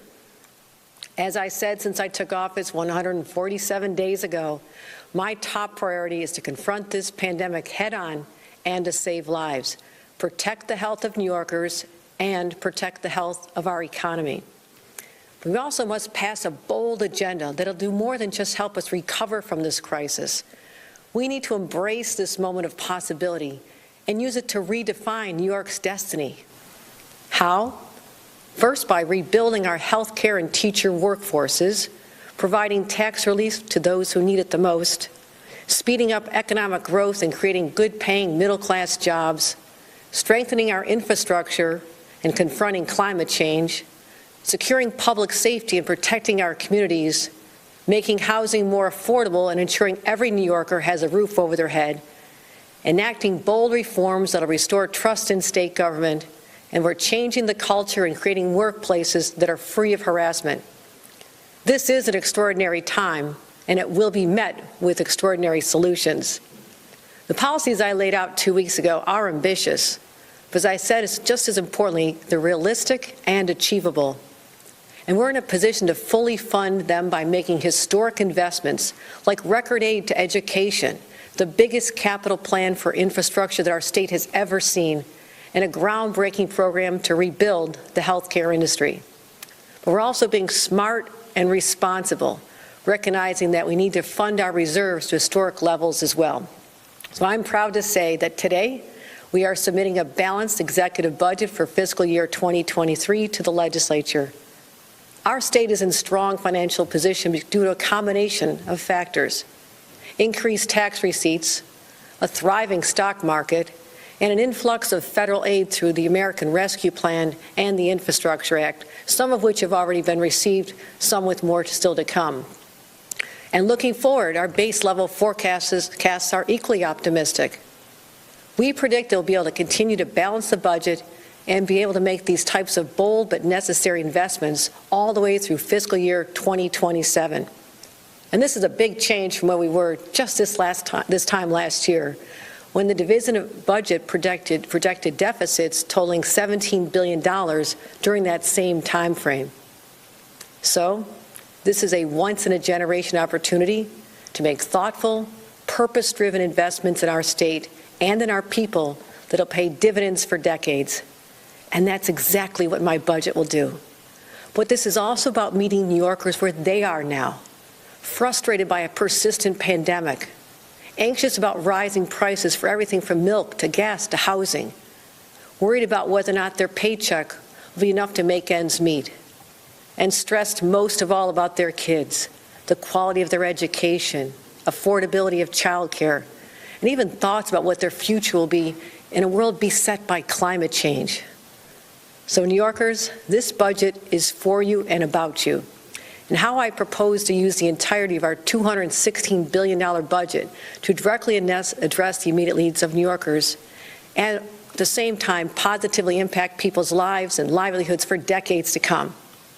First, we'll respond to this pandemic head-on by following the science and the data and doing whatever it takes to ensure that our recovery is swift and far-reaching. And that's why we've set aside $2 billion for pandemic recovery initiatives. And I'll work with the legislature to identify the most impactful use of these funds in the short term, whether that's help for struggling small landlords and their tenants, or the hardest hit industries and workers, or for other purposes. Now, let's talk about putting more money back into people's pockets. Rather than raise taxes, this is about tax relief, accelerating a $1.2 billion tax cut originally scheduled to take effect between 2023 and 2025. This way, more than 6 million middle-class taxpayers get their much-needed money a lot sooner, at a time when inflation is robbing families of long-awaited gains in income. And recognizing that property taxes are still too high, we will provide a $2 billion property tax rebate to more than 2 million middle-class homeowners. And we're delivering $250 million in tax credits for small businesses to help them pay for COVID-related expenses. In addition to that, we're having new support for farms and other small businesses hit so hard by this pandemic. We need to help them not just survive, but to thrive. And using the unprecedented infusion of money from our leaders in Washington, starting with President Joe Biden, New York will see the largest investment in our state infrastructure ever, through a $32.8 billion capital plan. The boldness I outlined in my State of the State address will be realized by putting the dollars behind making long-term overdue repairs to our roads and our bridges, building new transit options, modernizing existing transit hubs, and revitalizing communities. I've also declared war on potholes, so here's the first shot across the bow. A $1 billion plan called Operation POP, Pave Our Potholes. And this strategy takes us from potholes to not holes.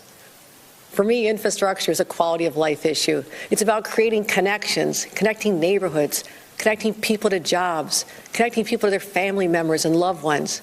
And we'll finally be able to strengthen those bonds across our state, using cash rather than borrowing money, so future generations are not hamstrung by the commitments we make today.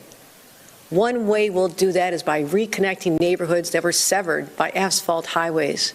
And these all disproportionately impacted communities of color, like the Kensington Expressway in Buffalo, I-81 in Syracuse, the Inner Loop in Rochester, and the Cross Bronx Expressway. And one hard lesson we learned about what happens when there's a lack of investment is how our healthcare system crumbled under the stress of the pandemic. And that's why we're making up for lost time and positioning the state to be on better footing going forward with the largest investment in healthcare in state history, $10 billion. One of our shared values as New Yorkers is that everyone deserves the dignity of access to quality health care, especially during a public health crisis. In my State of the State speech, I promised to start by rebuilding our health care workforce. They're the heroes of this pandemic, so let's stop talking about the debt we owe them and actually pay them what they deserve. And that includes more than $1 billion in bonuses. We'll also work to rebuild our medical facilities, nursing homes, and hospitals, which have been crushed by this pandemic, through a $1.6 billion capital program to help them make much-needed upgrades. We're also going to invest in education, strengthening our teacher workforce and supporting students' mental health. We'll provide more than $31 billion in aid for our schools, continuing our commitment to fully fund education and foundation aid, and that brings us to the highest level the state has invested in education ever. And this should be used to continue expanding our pre-K program to school districts all across the state and for much-needed after-school programs. Because working parents need all the support they can get, we're also increasing our investments in child care to more than $1.4 billion. This will make 400,000 more families eligible for child care subsidies and will invest more in child care workers as well. To boost our economy, we'll make significant investments in our workforce development programs, support for small businesses, and the revitalization of downtowns across the state, so we can be the most worker-friendly and business-friendly state in the nation, with all the different engines of our economy firing on all cylinders. And we'll ensure that the new businesses we're going to draw to New York will have access to a well-trained and educated workforce. And how we do that is by making our statewide higher education system the very best in the entire nation. We're going to increase operational support for SUNY and CUNY, the engines of social mobility, and we're adding $1.5 billion over the next 5 years. And we're investing $150 million into the expansion of the tuition assistance program so it's available to part-time students, giving them a chance, which means more students won't have to choose between work and getting their degree. We'll also make that assistance available to people in prison as part of our Jails to Jobs initiative. And we're going to confront that climate crisis with the urgency that is required. That's why my budget includes $4 billion for the landmark Clean Water, Clean Air, and Green Jobs Environmental Bond Act, and the largest ever investment in the Environmental Protection Fund. We must speed up our transition to clean energy, and New York will lead the way by making a nation-leading $500 million investment in offshore wind energy. And we have to confront the housing affordability crisis. And one way we'll do that is by advancing a new $25 billion 5-year housing plan to create and preserve 100,000 affordable homes, including 10,000 homes with supportive services for vulnerable populations. And everyone deserves to feel safe on the streets, in schools, in their homes, and in their communities, and during their commutes. And in too many communities, they just don't. So we're going to prioritize public safety, starting with $224 million investment into programs that will reduce gun violence and other programs to help children in our streets. And we'll confront the other public health crisis that is taking far too many New Yorkers' lives, and we'll take it on head on, because that is something that has destroyed the lives of too many of our loved ones. So we're going to make a $400 million multi-year investment in opioid and substance abuse addiction services. Of course, this is just a small sampling of everything that's included in the 2023 budget. But the bottom line is that we'll make smart investments to ensure we not only recover from this pandemic, but emerge from it stronger than ever before. And I want to be very clear. We're going to do it by taking a fiscally responsible approach, because we know that the federal funds will eventually run out, and that's why we're not banking on them for the future. We're not creating recurring expenses or new programs we can't pay for. So for the first time ever, with smart planning, New York will have no out-year gaps. All these commitments are either one-time expenditures or are supported by the expectation of a reasonable growth in revenue as projected by our Division of Budget. So we have the means to respond to this historic moment with an historic level of funding. And what we have achieved with the blueprint I'm printing today is both a plan that is socially responsible and fiscally prudent. And as I learned working on 14 balanced municipal budgets with much smaller numbers, but with the same philosophy, you have to prepare for the rainy days, even when there's not a cloud in the sky, because the rain, or where I come from, the snow, eventually does fall. So we're prepared for the downturns as well. Just remember where we were 2 years ago today, and suddenly how our world changed forever. As we assess the risks, we do have concerns about long-term economic erosion caused by the pandemic and the impact of inflation, and even, I hate to say it, but possible resurgence of COVID. We just can't predict the future. But I want to assure New Yorkers that we are prepared. And that's why we're making these investments with those worst-case scenario calculations built in, and committing resources every year until the state has reserves of at least 15% of operating spending. That's what the experts recommend, and it's what we're going to do for the future leaders, for future generations, and for the future health of our state. But we're not letting this once-in-a-generation moment pass us by. It's not simply enough to return to our pre-pandemic world and way of life. That would be timid and unimaginative, and it would fail to honor our history and the legacy of the daring, visionary New Yorkers who came before us. Leaders like FDR, who weathered some of the most intense storms the world has ever seen, always while keeping one eye fixed on the horizon, planning for the day when the clouds would part.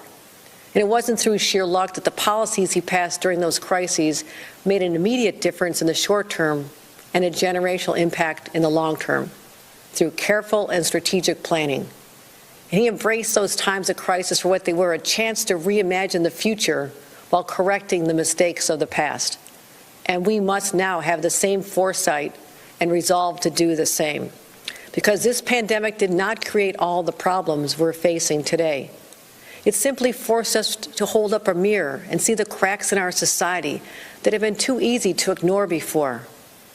We cannot allow this virus to grip us so tightly that it constrains us from looking to the future or prevents us from mending those cracks. Since its founding, our state has been the home of the dreamers and the doers from all over the world who came here in pursuit of opportunity and a better life.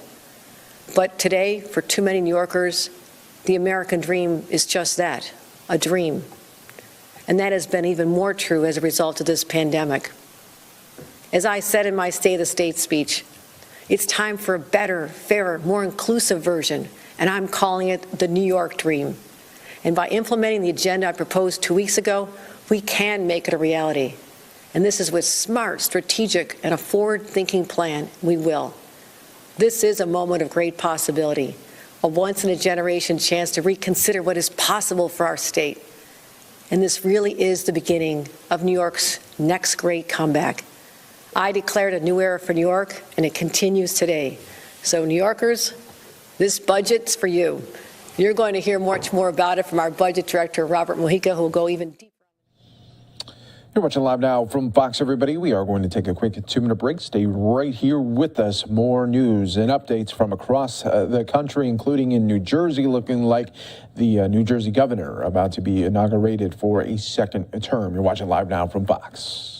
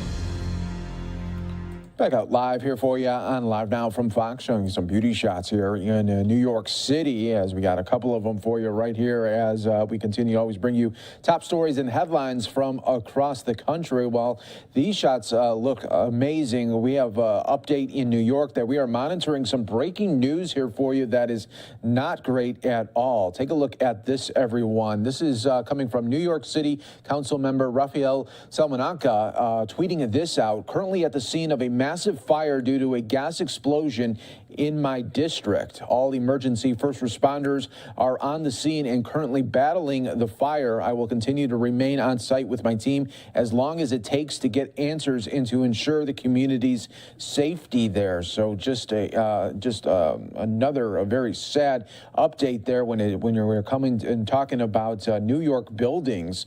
Obviously, we had that tragic update from a New York apartment fire that killed many, and now we're dealing with this type of looks like a gas explosion, and we'll continue to get the very latest here. We're working to get some other feeds for you, and as soon as we get some aerials or ground shots available here to us, we'll bring it to you here. But this is tweeted out there by the New York City Council member who is at the scene of this major emergency that was declared. And once we get more information and other visuals, we'll bring it to you right here on Live Now from Fox. Remember, if it's live, it's happening now. It's a good chance it's happening on Live Now from Fox. Everybody keeping an eye on that breaking news here for you as we go out to New Jersey right now, where soon Governor Phil Murphy will be inaugurated for a second term. You're watching Live Now from Fox. Delegation, my former colleagues of the New Jersey State Legislature, and my fellow New Jerseyans. Good afternoon. As I took my oath of office, I thought about Justice Ruth Bader Ginsburg. Yeah. Who once said, "Fight for the things that you care about, but do it in a way that will lead others to join you." I thank the voters of New Jersey for once again putting their faith in Governor Murphy and I to work toward a more equitable and affordable New Jersey. I assure you that our enthusiasm for and our dedication to all of the people we serve will not be diminished during our second term. I may be a little biased as the proverbial Jersey girl, but we are all in the best state in the nation to live in, to work in, and to raise a family in. Hands down. Hands down. And I thank the many elected officials and community advocates who have worked by our side to get us to this point. And I look forward to continuing this work with you. When I think of all that we have accomplished together, it gives me great optimism and hope for the future. As Governor Murphy described in his State of the State address last week, we have shown you more can be done in terms of economic progress and social progress at the same time if we work together. We are making progress on both fronts and leading the way for other states. But of course, the job is far from done, and there is still much to do. As Commissioner of the Department of Community Affairs, I still see the need for more affordable places for families to call home in New Jersey. I still see seniors and working families fearful of their ability to heat their homes this winter. I see municipal leaders looking to us for guidance as they work to improve the towns they represent and better serve their residents. These are but 3 examples. But I promise you, we will not walk away from any commitment that we have made. Now more than ever, the people of New Jersey want us to not just hear them, but to listen to them, but more importantly, to deliver for them.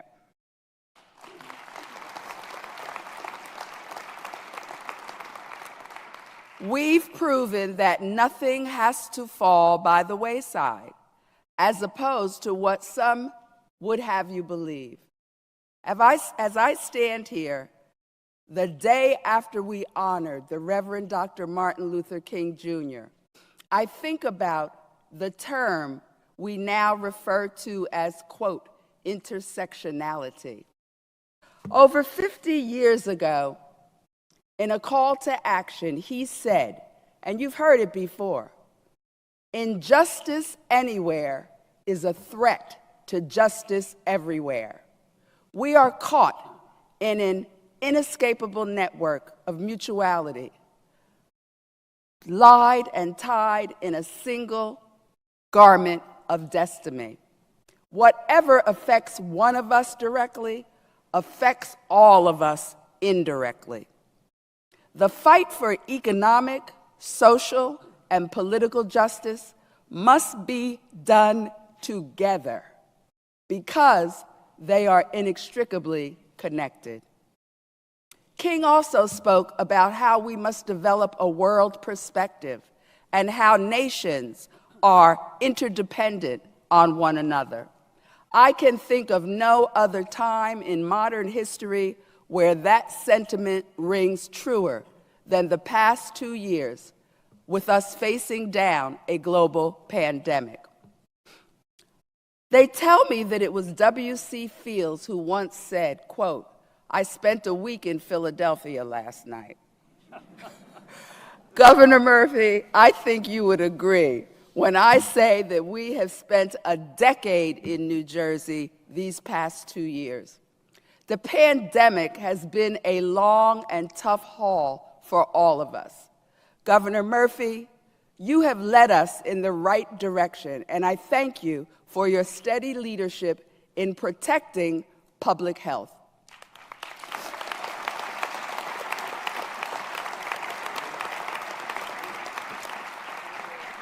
My colleagues in the cabinet have been nothing short of remarkable.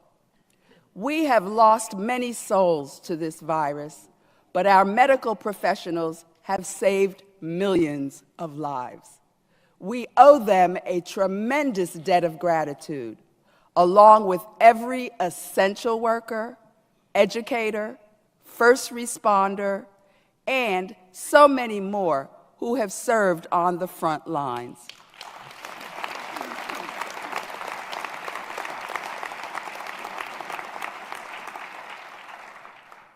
I would also like to thank and acknowledge the women of Essex. And while I'm at it, I'd like to thank the men of Essex, too.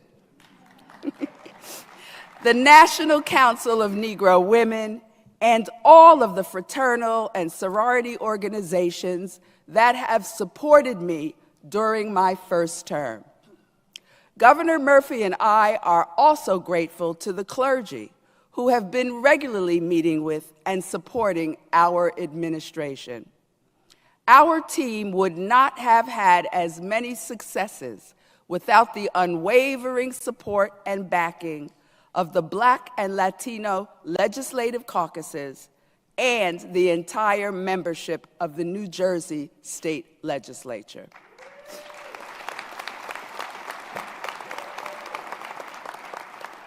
I would like to conclude today by paying homage to the women of New Jersey. When we speak of women, we often only speak of the, quote, firsts. I may have been the first African-American woman elected to statewide office in New Jersey, and the first to be elected to a second term as lieutenant governor. But I want to congratulate all women across the board who have been elected and appointed to positions in public service.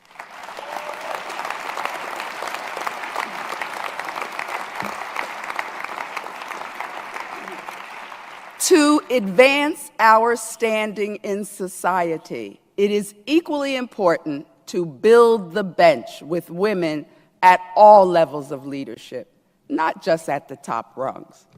I encourage women and girls to keep going. Don't be discouraged by what may seem to be barriers that hold you down. And remember that no matter your gender or socioeconomic status, you have the same limitless potential as any other person on this earth.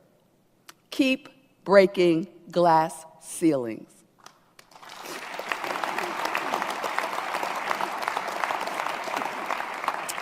Governor, I am honored and humbled to continue to work with you and First Lady Tammy Murphy in this mission to create a stronger and fairer New Jersey. God bless you, and may God bless the people of New Jersey, and may God continue to bless the United States of America. Great job, Phyllis.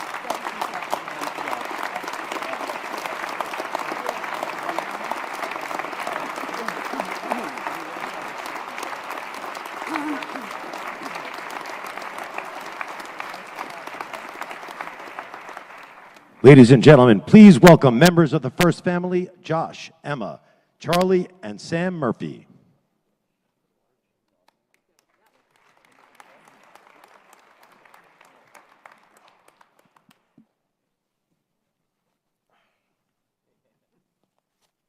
Hello, everyone. Before I get started, I just want to triple check. Have all the votes been counted? Just kidding. All right, on to Dad. It's pretty difficult for me to remember. All right, we'll show you some highlights a little bit later here of this second term inauguration there for Governor Phil Murphy. But I want to go out to some breaking news that we continue to follow right here on Live Now from Fox of this building collapse here that has happened. Major emergency declared in the Bronx right now, and you're taking live shot right now of, we got some ground video here that is now live here for us right here. So we're taking a Live Now watch, and you can just see the smoke smoldering here on this block as we're seeing this building. But as soon as that dust really the smoke settles, we are going to see a part of the building there in the middle that is gone, unfortunately, here. This has been going on for the last about 30 minutes or so here. It was first announced as a 2-alarm fire declared there as the major emergency in Bronx, New York City, where a building collapsed upon the FDNY arrival. We're waiting to get more specifics here, but this is just a sad update here, just showing you these buildings in New York City that have been really hurt by either fires or now some sort of gas inspection here, gas explosion. And we're working to get the details on just if anybody was injured here as well. But you can see now as it's able to zoom out here and showing more of the scene here as more fire crews are arriving.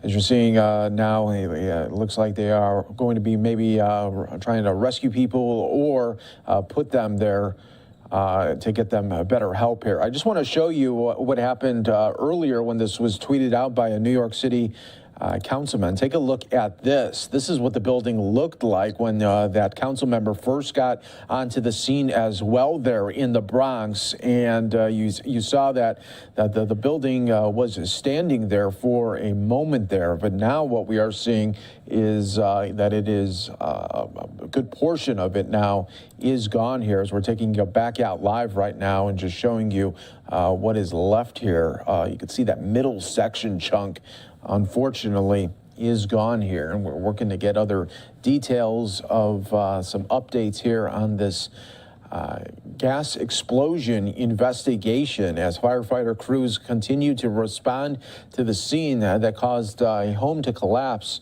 And we are seeing some reports of possible injuries as well. We'll be waiting on FDNY to give us some specifics on that. We're sure that there will be some media availability when they get everything settled and cleared here. But for right now, they're still trying to knock down parts of this fire that you're seeing right now in that middle section of this building that unfortunately is gone right now. And you're taking a taking a look here at a huge response there from FDNY in the Bronx right now that continue to try to knock down this fire the best that they can here. Obviously, there will be an investigation coming after this, but first, they got to make sure that they got everybody pulled there safely that they can from this building. And make sure that they got everybody that's accounted for right now that was in the building there at the time. Now you're zooming out to see just a better shot there of FDNY members there at the scene as they continue to look on of what may have happened here on this unfortunate situation where a building explosion happened, a fire then ensued.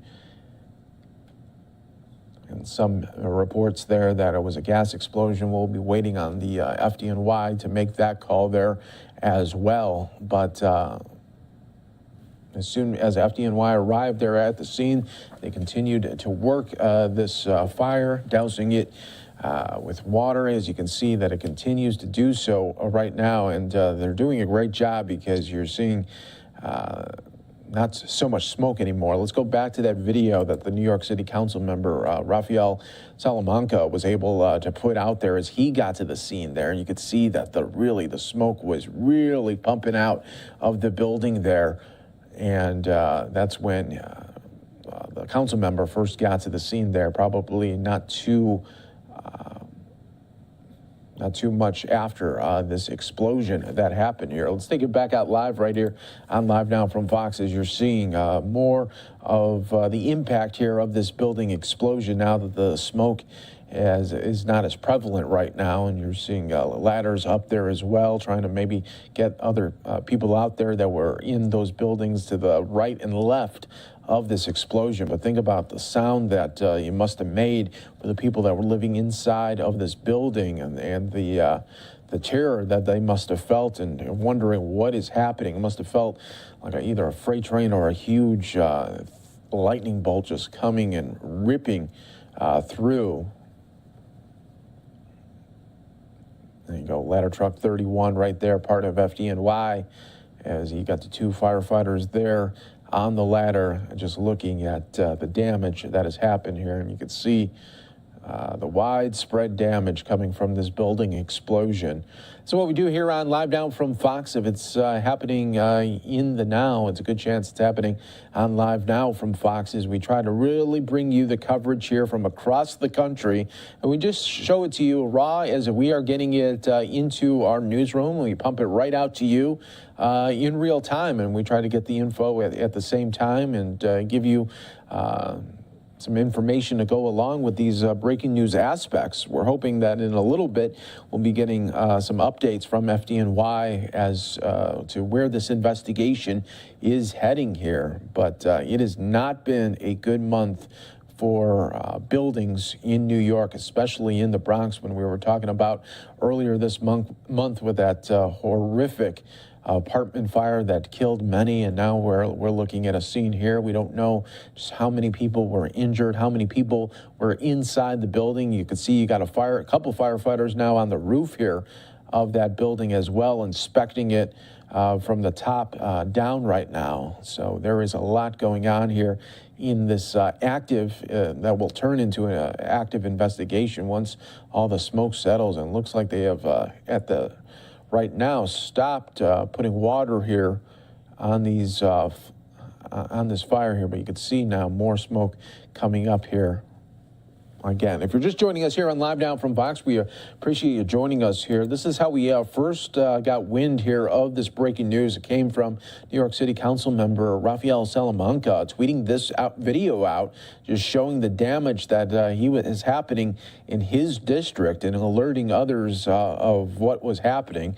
Now we'll take you back out live here to just show you FDNY crews on the scene that continue to work this building collapse and explosion here, as it's been a very, very busy month for them, as well as it's going to be a busy day when this is all said and done. So as soon as we get more information with this breaking news element, of course, we will bring it to you right here on Live Now from Fox. You can see you got Con Edison coming there as well.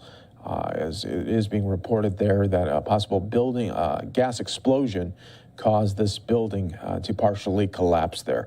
We'll keep an eye on all of the aspects here of this breaking news and bring you the very latest as it comes into our newsroom right here on Live Now from Fox.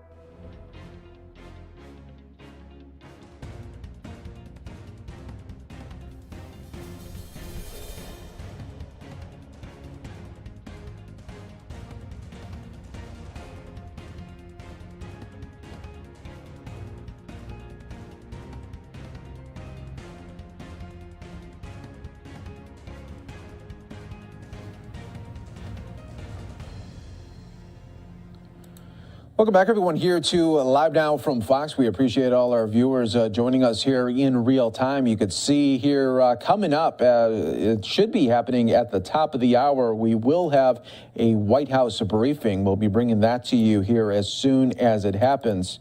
Of course, always right here on Live Now from Fox. We bring it to you live and direct, raw and unfiltered, giving you all of the updates that are coming in. We're also monitoring. We'll be taking this as soon as it happens. We're going to have Senators Chuck Schumer and Mitch McConnell there on the floor. This all coming as Senator Chuck Schumer says, regardless of what some Democrats are talking about, trying to change the filibuster and not being able to kill it, he says still this week he wants to have a vote on the floor that's likely now not going to work out there for the Democrats on voting rights issues. So we'll be keeping an eye on that for you right here on Live Now from Fox as well. We're also keeping an eye on this breaking news that we just brought to you this past hour here of the Bronx situation where there was a partial building collapse stemming from a possible gas explosion. Right now they are investigating that, and we'll be continuing to look for updates when we get them, of course, right here on Live Now from Fox. Well, let's go out now where soon the New Jersey governor will be making some remarks as he is inaugurated for a second term.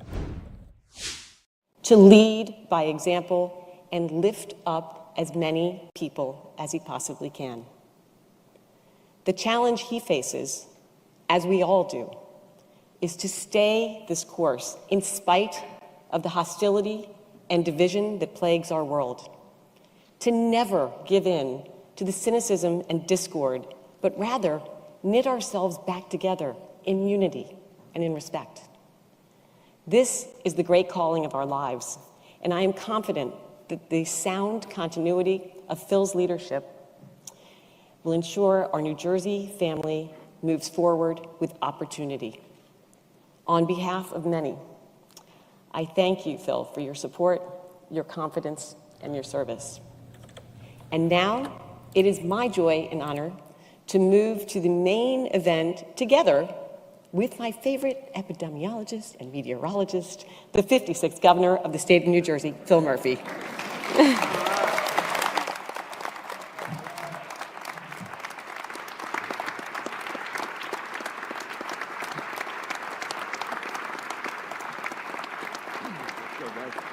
Chief Justice Ravner will now administer the oath to the 56th Governor of New Jersey, Philip Murphy.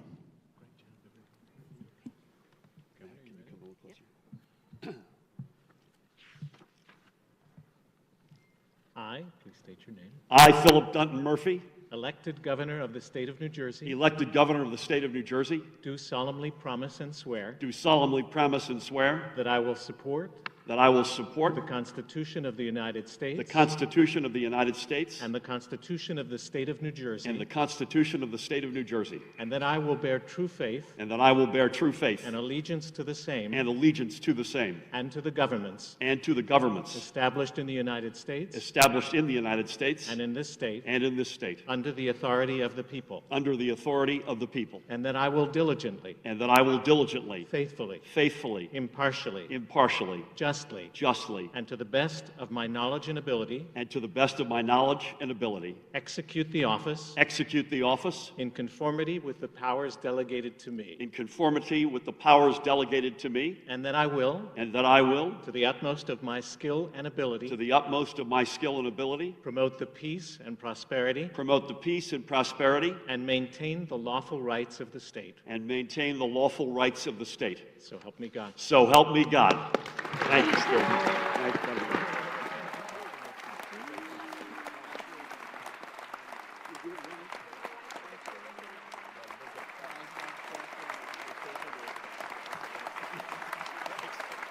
Thank you. You did a great job, man. Great job. Thank you, guys. Thank you all. Thank you, everybody. Thank you. Thank you. Thank you. How's everybody doing? Thanks for coming out. Lieutenant Governor Sheila Y. Oliver and your family, especially your great mom, God bless you. Chief Justice Rabner and justices of the Supreme Court, members of our extraordinary congressional delegation, Representatives Pallone, Pascrell, Norcross, Watson, Coleman, Gottheimer, and Sherrill, Senate President Scutari and Speaker Coughlin, Majority Leaders Ruiz and Greenwald, Minority Leader Oroho, former governors Florio, McGreevey, Cody, Corzine, and Christie, First Lady Tammy Murphy and Josh, Emma, Charlie, Sam, more about you guys in a bit, members of the cabinet and senior staff, distinguished members of the diplomatic corps, clergy, honored veterans, members of law enforcement and first responders, family, friends, and my fellow New Jerseyans. This is a day of reaffirming our oaths, rededicating ourselves to service, and renewing our priorities. Yet it is also a moment for reflection and remembrance. On your way into this building, you may have seen a field of 3,000 flags, each representing approximately 10 of our fellow New Jerseyans lost since the start of the pandemic. As we continue to work to disperse the dark clouds of COVID that hang over our state, we honor the tremendous sacrifices so many have made in their daily lives to help us return to normal. But we honor especially those who will not be with us to see the blue skies we know await us. They were fathers and mothers, sons and daughters, neighbors and friends. Moreover, they were proud New Jerseyans. In their memory, I ask that we all pause for a moment of silence.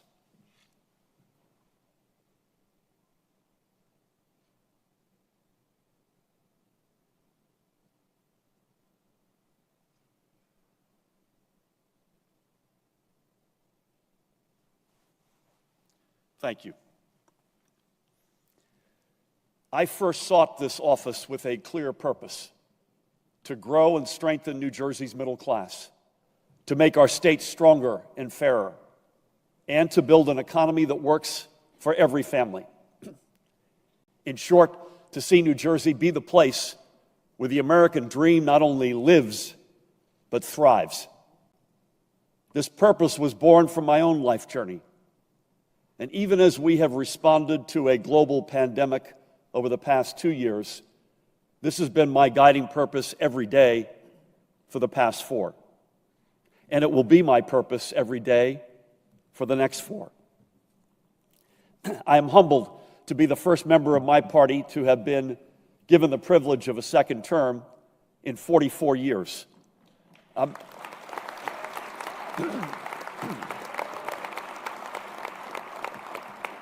Shamelessly fishing for applause there. I am honored to follow in the footsteps of a dear friend and a friend of so many, Governor Brendan Byrne. Amen.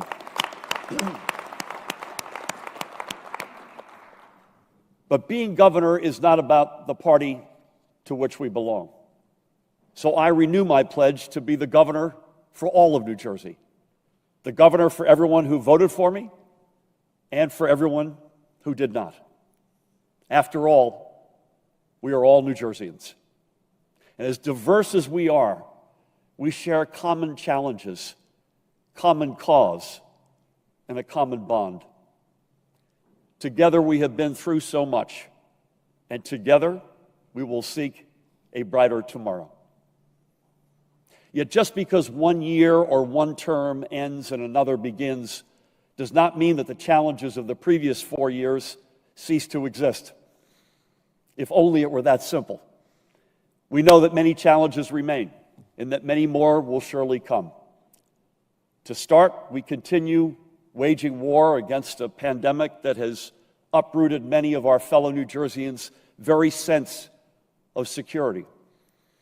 And on top of that, and for far too many across our state and indeed our nation, the fraught state of our politics has brought with it an added fear that the American dream is dying.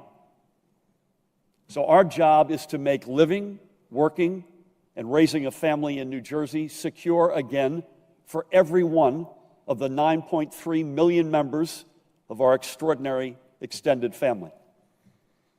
It is our duty to ensure a recovery from COVID that reaches far and wide to include every New Jerseyan and to set them alongside us on the path forward.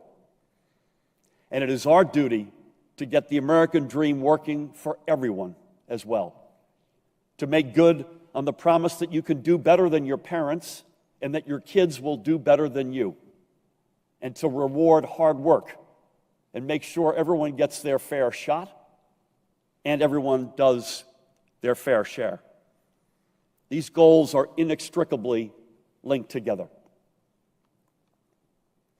Our state's nickname, the Garden State, points back to when agriculture was our main industry and our state was the breadbasket of a young nation. But over the past 245 years, we became known for growing something more. We grew industries which in turn grew proud cities and towns.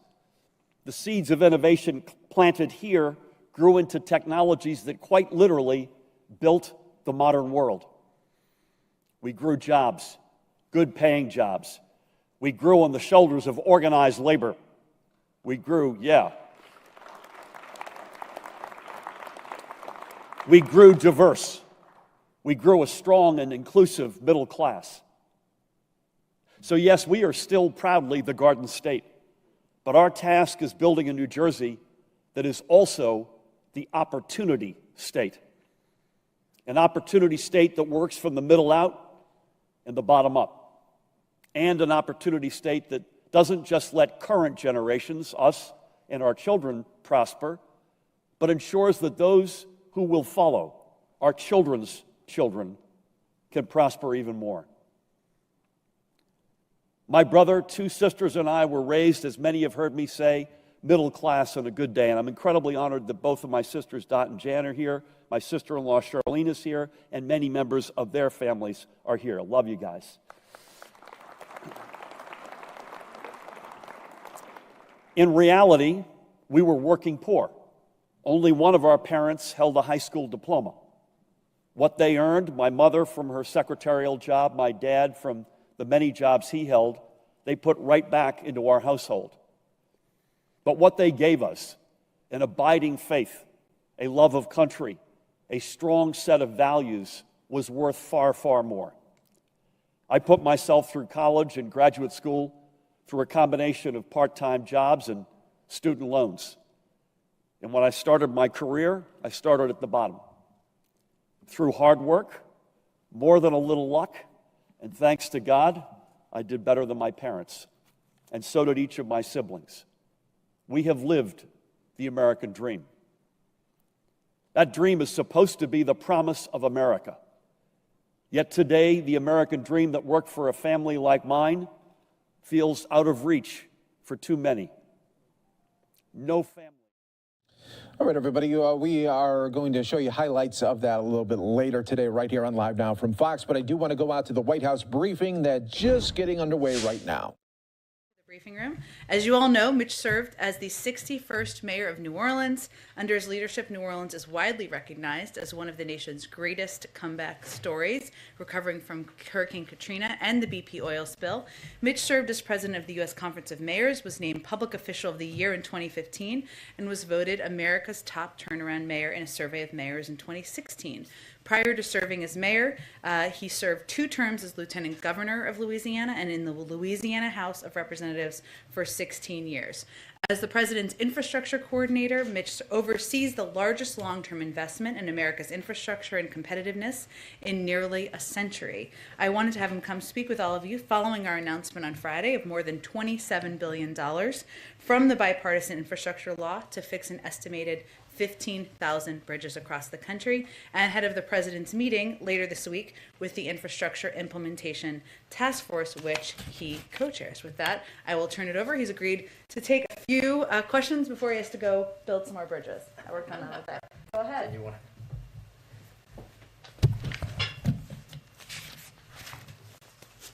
Good morning, everybody. So this is what this room looks like. I've been wondering for a while. It's nice to see you. Happy New Year to you. My name is Mitch. The president asked me to help him build a better America. I said yes. I hope the people of America agree to, because it's going to take all of us to get this done. When President Biden came into office just 1 year ago, he pledged to use the power of the presidency to help everyday Americans, to bring people together, and to rebuild our country. For decades, we just talked about Infrastructure Week, but President Biden reached across the aisle and in a bipartisan way actually got it done. Promises made, promises kept. Let me tell you, every week now is going to be Infrastructure Week, except the difference is we're actually going to build stuff. With the bipartisan infrastructure law, President Biden is delivering the largest investment in infrastructure in a generation. That means in most of our lives. A little more than 60 days ago, our team hit the ground running to deliver results. We have now convened the task force made up of cabinet members a total of 6 times. This Thursday will be our 7th, and the president will be with us. We're discussing hard questions, seeking to flesh out the tough stuff first. I'm a firm believer in running to the fire, not away from it. We're breaking down silos across agencies, on guidelines, on permitting, on hiring. This is a one team, one fight mission, and we're going to operate in that way. We also need good partners. The fact of the matter is that most of the building will actually be done by the states, by the cities, by the counties, by the tribal leaders. That's why our team, and me personally, have been reaching out, extensive outreach to state and local officials. At this point, we have reached out to all 50 governors and their key staff. I have spoken to hundreds of elected officials, and we have gotten a fantastic response from them all. As you know by now, we have asked states to appoint infrastructure coordinators, which we think will help foster cross-agency collaboration and make it easier for them to get problems solved very quickly. Already, states like Delaware and New Mexico have appointed coordinators, and states like Arkansas and Michigan are setting up interagency task forces. Our team is here to be problem solvers, to deliver, to build a team, and to help tell the story. Ultimately, we want to help people take advantage of this great opportunity to build a better America. Now, as a country, we haven't spent this amount of money on infrastructure in generations. So we're talking about how to do it with accountability and transparency, on time, on task, on budget, spending taxpayer dollars both wisely and well. Earlier today, I convened the inspectors general of federal agencies involved in the implementation of the law, letting them know we want to do this in a partnership, just like the president did when he was the vice president and he led the Recovery Act process, as the president has expected from his team since day one, including the implementation of ARP. As the president has made clear, results and accountability go hand in hand. To deliver results now and in the years to come, the federal government must undertake this work in a manner that is deserving of the public's trust. So we're going to lean forward. Stewardship of public dollars is a high priority. But I want to level set.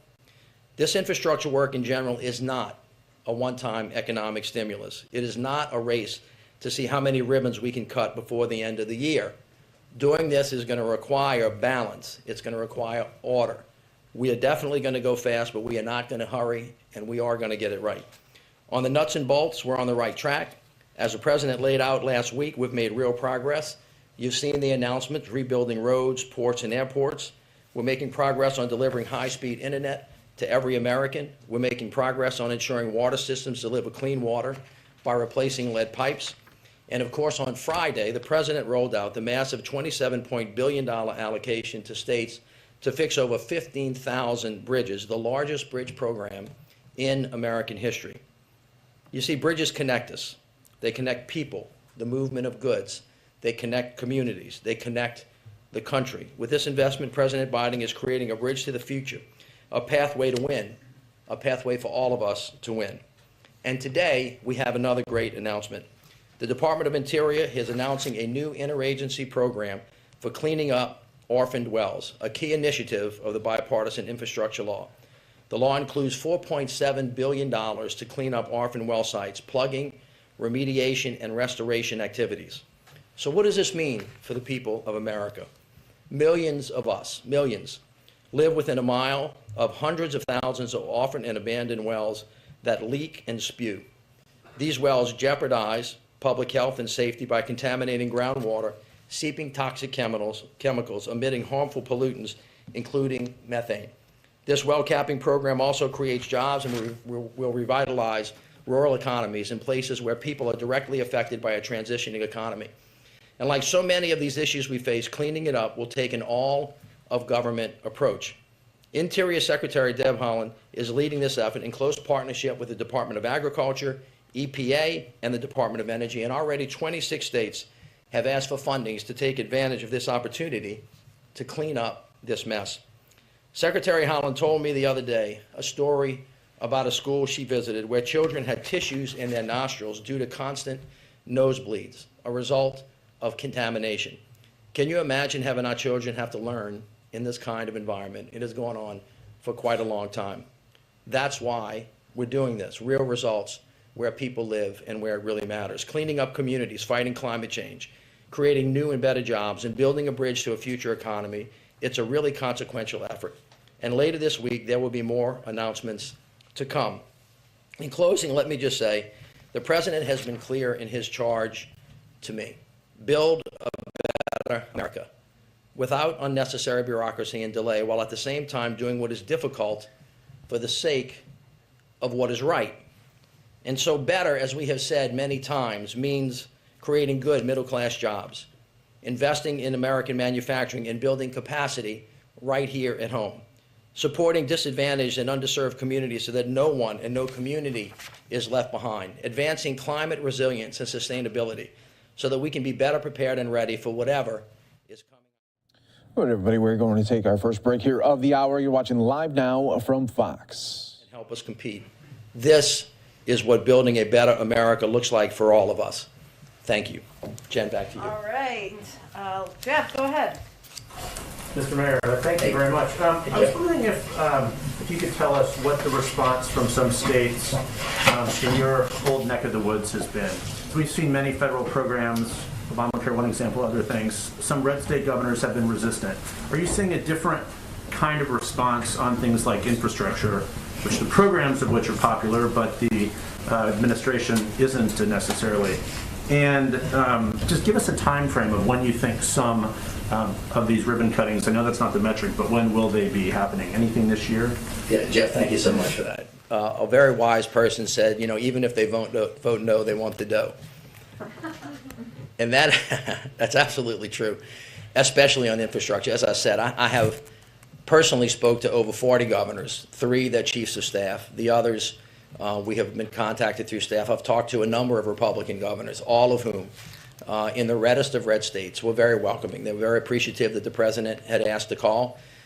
We clearly acknowledged with each other that we may have differences of opinion on other issues, but on building roads and bridges and airs and airports and clean water and broadband, 75% to 80% of the people of America want these things to happen, and the governors have committed to work with us to actually get it done. You mentioned that in my neck of the woods. I'm from the state of Louisiana, as you know. We have gotten beaten to death by Katrina, Rita, Ike, Gustav, the national recession, the BP oil spill, and a bucket load of other stuff. We always wonder when the locusts are coming. And we have had interaction, as I was lieutenant governor, with a Republican governor who I served with and a Democratic governor. In both of those instances, bipartisanship really is at the forefront of these initiatives. There are going to be some differences, but at the end of the day, there really is common ground. All right, everybody, we do want to, we'll get back out to the White House briefing. I do want to go out to the breaking news, though, right now of Senator Schumer is on the floor right here of the Senate. Let's listen in. Company H.R. 5746. The question is on the motion to lay before the Senate. Message from the House. All those in favor say aye. Aye. Opposed? No. The ayes appear to have it. The ayes do have it. The motion's agreed to. And the clerk will report. Resolved that the House agree to the amendment of the Senate to the bill H.R. 5746, entitled An Act to Amend Title 51 United States Code to extend the authority of the National Aeronautics and Space Administration to enter into leases of non-access property of the administration with an amendment. I move to concur in the House amendment to the Senate amendment to H.R. 5746. I move to concur in the House amendment to the Senate amendment to H.R. 5746 with an amendment. The clerk will report with an amendment. Senator from New York, Mr. Schumer, moves to concur in the House amendment to the Senate amendment with an amendment numbered 4903. I ask that further reading of the amendment be dispensed with. Without objection, so ordered. Mr. President, I ask for the yeas and nays on the motion to concur with an amendment. Is there a sufficient second? There appears to be a sufficient second. The yeas and nays are ordered.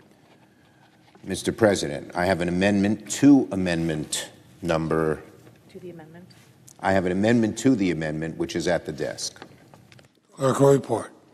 Senator from New York, Mr. Schumer, proposes an amendment numbered 4904 to amendment numbered 4903. I ask that the further reading of the amendment be dispensed with. Without objection, so ordered. I move to refer the House message to accompany H.R. 5746 to the Committee on Rules with instructions to report back forthwith with an amendment. The clerk will report the motion. The senator from New York, Mr. Schumer, moves to refer the House message to accompany H.R. 5746 to the Committee on Rules with instructions to report back forthwith with an amendment numbered 4905. I ask that further reading be dispensed with. Without objection, so ordered. I ask for the yeas and nays. Is there a sufficient second? There appears to be a sufficient second. The yeas and nays are ordered. I have an amendment to the instructions, which is at the desk. Clerk will report. The senator from New York, Mr. Schumer, proposes an amendment numbered 4906 to the instructions of the motion. All right, everybody. So Senate just now in session, and we will be expecting a debate on voting rights later. The Senate will be taking up a procedural vote to break the filibuster on the bill tomorrow. It does need 60 yeas, and as we learned last week, it does not look like they will be getting that at all right there. And you're watching Live Now from Fox. Everybody, soon Senate Majority Leader Chuck Schumer will be speaking after he is doing these procedural items there on the floor. Without objection, so ordered. I send a cloture motion to the motion to concur to the desk.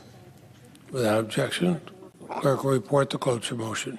Cloture motion, we, the undersigned senators, in accordance with the provisions of Rule 22 of the Standing Rules of the Senate, do hereby move to bring to a closed debate on the motion to concur in the House amendment to the Senate amendment to H.R. 5746, an act to amend Title 51 United States Code, and so forth, signed by 17 senators as follows. I ask consent the reading of the names be waived. Without objection, so ordered.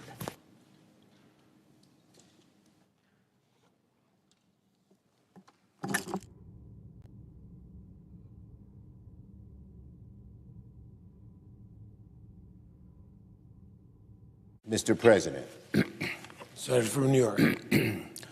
Before I begin the substance of my remarks, I want to offer a few words in reaction to the terrible hostage situation this weekend in Texas. Saturday's hostage crisis at Congregation Beth Israel was a horrifying reminder that the ancient poison of anti-Semitism continues to this day. I'm relieved that all of the hostages made it out alive, and I commend the quick thinking of the first responders and of Rabbi Charlie Citron Walker, who acted valiantly, and all those present for bringing this crisis to an end.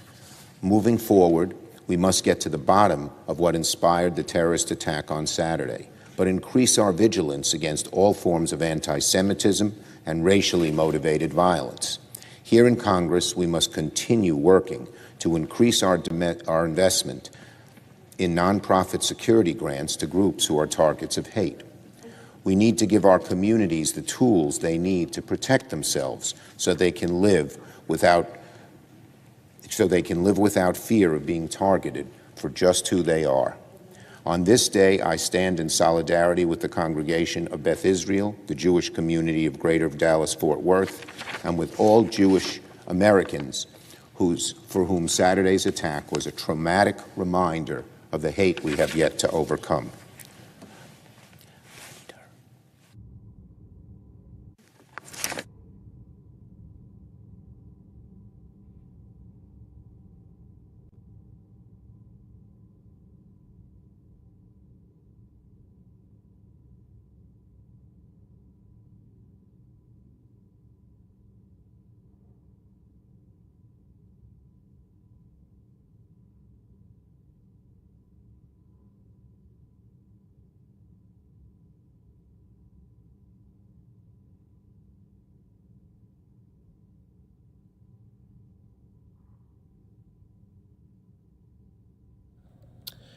You're watching Live Now from Fox. Everybody, soon we will be hearing from Senator. There he is. He will be addressing the voting rights bill right now. The eyes of the nation will be watching what happens this week in the United States Senate. Just a few days removed from what would have been Dr. Martin Luther King Jr.'s 93rd birthday, the Senate has begun the debate on the Freedom to Vote Act and the John Lewis Voting Rights Advancement Act. For the first time in this Congress, Democrats have tried for months to hold a voting rights debate on the floor, but we have been blocked each time by Republicans. We brought common sense proposals 4 times on the floor of the Senate, and only once did one senator, Lisa Murkowski, to her credit, agree to even begin debate on voting rights. On all 3 other votes, not a single Republican joined us. Every one of them voted to block even a debate on voting rights. So today we are taking this step by using a message from the House. Now, it's just a step, but an important step moving forward in that we will finally debate this one issue that is so central to the American people, to our history, and to our democracy. As we debate these measures, the Senate will confront a critical question. Shall the members of this chamber do what is necessary to pass these bills and bring them closer to the President's desk? Today, we have just taken the first steps that will put everyone on the record. Now, much has been said over the past few days about the prospects of passing voting rights legislation in this chamber. Senate Democrats are under no illusion that we face difficult odds, especially when virtually every Senate Republican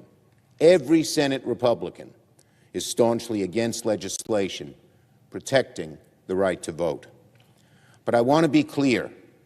When this chamber confronts a question this important, one so vital to our country, so vital to our ideals, so vital to the future of our democracy, you don't slide it off the table and say, never mind. Win, lose, or draw, members of this chamber were elected to debate and to vote, especially on an issue as vital to the beating heart of our democracy as voting rights. And the public is entitled to know where each senator stands on an issue as sacrosanct as defending our democracy. The American people deserve to see their senators go on record on whether they will support these bills or oppose them. Indeed, that may be the only way to make progress on this issue now, for the public to see where each of us in this chamber stands. The public deserves to see it, and that's precisely what the Senate is going to do this week. And make no mistake about it, using Dr. King as an inspiration, Democrats will continue to fight on this issue until we succeed. And I believe history will vindicate us. Mr. President, the fight over voting rights is as old as the Republic itself. Recently, well, let me say, when the Republic was founded, in many states you had to be a white, male, Protestant property owner to vote, as is obvious by who's in this chamber. We have made progress, inexorable progress, in expanding that franchise. History does not regard those restrictions that occurred early on as worthy. But we must continue the fight. We have not reached the place where every person can vote easily and openly and honestly. So, we have to keep it up. I've been reading the biography of Ulysses S. Grant by Ron Chernow. The number one thing the Southern segregationists wanted to take away from the newly freed slaves was the right to vote. Segregationists back then knew that if recently freed black slaves didn't have the right to vote in the South, they'd have no power at all. No power over laws, over resources, over the future of the country. And that was the number one thing segregationists wanted to prevent, the right of the newly freed slaves to vote. It's why a century later, Dr. King made a direct appeal to Congress for acting on voting rights. "Give us the ballot," he said in 1957, "and we will no longer have to worry the federal government about our basic rights. Give us the ballot, and all other rights will follow." With the ballot, he argued, voters could end the worst of racial segregation. They could elect good men and good women to government. They could subdue the dangers of the mob and keep democracy alive. But the ballot had to come first. The ballot had to come first. Dr. King might as well have been speaking to us.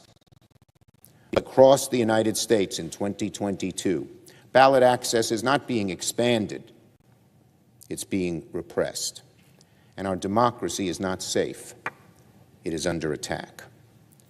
A year ago, a violent mob, incited by the president and his big lie, attacked this very building in order to reverse the results of a free and fair election.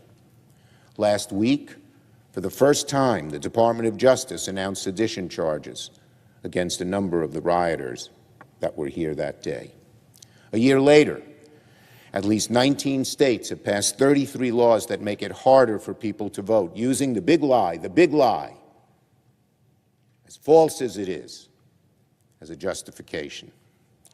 Those states together are home to 55 million Americans, and new laws are certainly coming once the state legislatures return to session this year. And the kind of violence, the threats of violence we saw on January 6th by that insurrectionist mob is now being threatened increasingly against countless election workers across the country. Just this weekend, the Houston Chronicle reported that, quote, "County officials in urban areas across the state of Texas say they've been forced to reject an unprecedented number of mail ballot applications, thanks to the new Republican voter suppression law." And this past Saturday, Donald Trump once again repeated the same conspiracy theories about the 2020 election that have paved the way for voter suppression at the state level. So unfortunately, Mr. President, the dangers that face our democracy are alive and well, and the laws that suppress the vote at the state level are being enacted on a partisan basis. We have seen periods of regression in terms of voting rights and equality and fairness to people of color. We have seen regression occur, and this seems to be a period of regression in what the legislatures are doing, and fight it we must. So the Senate must act. We must step in and act. We must do everything to pass voting rights legislation, just as this chamber has done in the past, just as the Constitution permits us to do. That is why we will vote this week on the Freedom to Vote Act and the John Lewis Voting Rights Advancement Act. And if Republicans choose to continue their filibuster of voting rights legislation, we must consider and vote on the rule changes that are appropriate and necessary to restore the Senate and make voting legislation possible. As I've recounted already, these laws are urgently needed. We cannot allow another period of that regression which we have seen throughout American history. Here's what some of the laws would do, or two laws would do. They would set basic common sense standards for all Americans for access to the ballot, as well as restore preclearance provisions that were passed by this chamber for decades on a bipartisan basis. They would establish clear and consistent standards for early voting across the country and make it easier for voters to access absentee ballots. They would protect election workers from unlawful intimidation. We are seeing so much of that now. It's disgraceful, disgraceful. They would end the toxic practice of partisan gerrymandering. And they would take new steps to fight the power of dark money corroding our elections. Senate Democrats repeatedly tried over the last year to bring Republicans to the table to debate these issues. I will remind my colleagues that this is not the old Republican Party. I would remind the American people how dramatically the Republican Party has regressed. The The Republican Party used to be one that supported voting rights. Presidents Reagan, George H.W. Bush, and George W. Bush worked to renew voting rights bills. No, sadly, unfortunately, this is Donald Trump's Republican Party, and it is the one now trying to take away the vote from younger, black and brown, elderly, minority, and low-income voters. And yet every time we tried to engage our Senate Republican colleagues, they resisted. So we have no choice. We are moving ahead on our own. Once again, no one denies the path ahead is an uphill struggle. Republicans have been clear they will entertain no bipartisan compromise on voting rights. But long odds are no excuse for this chamber to avoid this important issue. Again, members of this chamber were elected to debate and to vote. We're going to vote. We're all going to go on the record.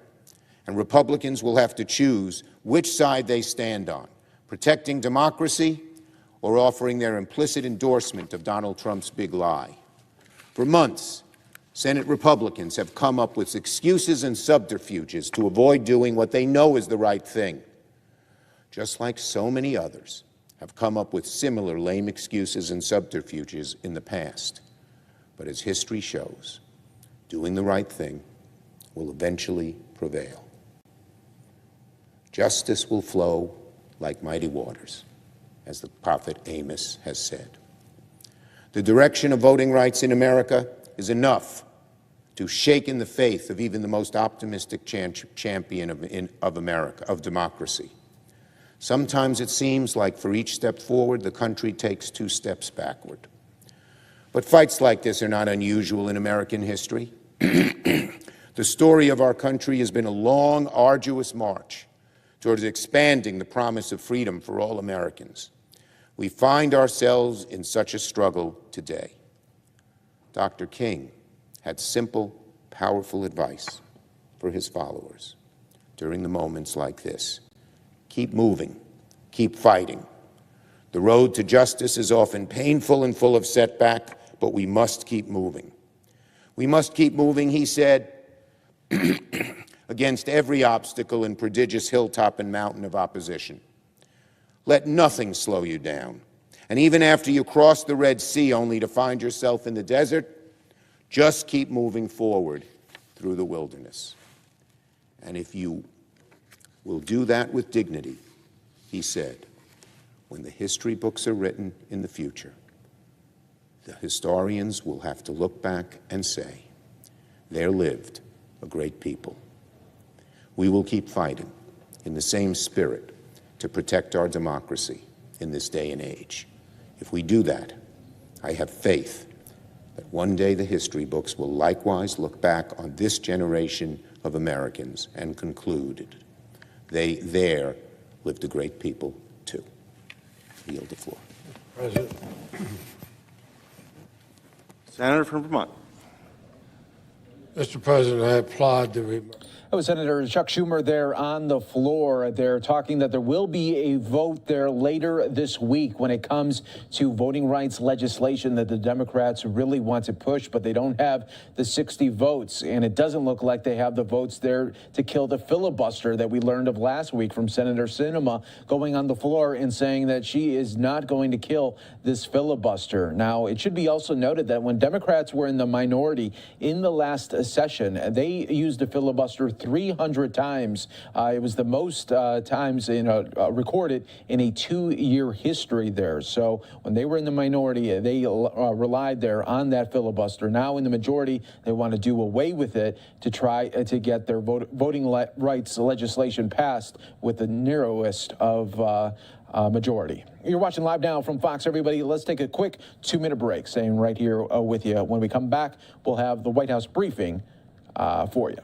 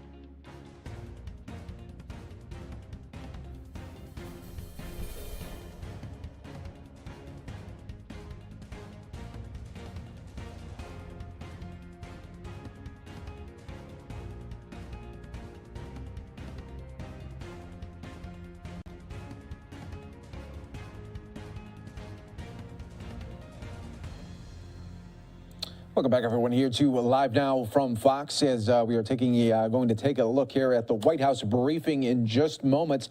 Want to keep an eye, though, on the Senate floor. As soon as we see Senator Mitch McConnell there on the floor, we'll go back to that, as they are talking about voting rights right now, legislation. We'll see what the Republican side has to say about that as well. We'll also be keeping an eye out on the Pentagon, as we'll be getting an update on the latest there as they continue to monitor Russia's aggression there, as it looks like they could be poised to invade Ukraine there. So we'll be keeping an eye on that. Let's go back out to the White House briefing underway.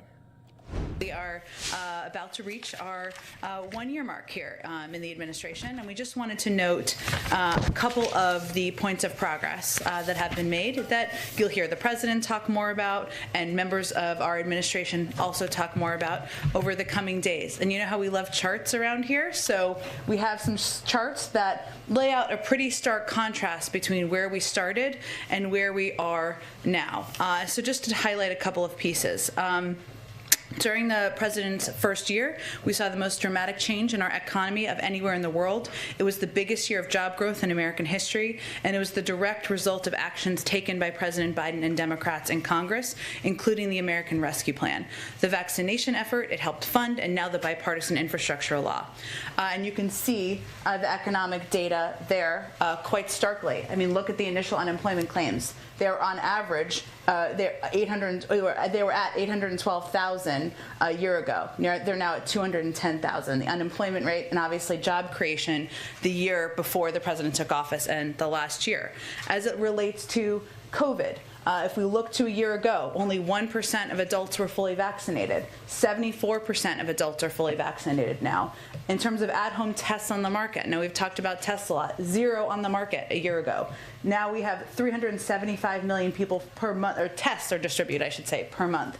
46% of schools were open a year ago, now over 95%. This is progress that's been made. Obviously, there's more work that's going to be done, that needs to be done. The job is not done yet, but we have a plan to address the challenges we're facing, and we're going to stay at it. With that, Colleen, why don't you kick us off? Okay, thank you.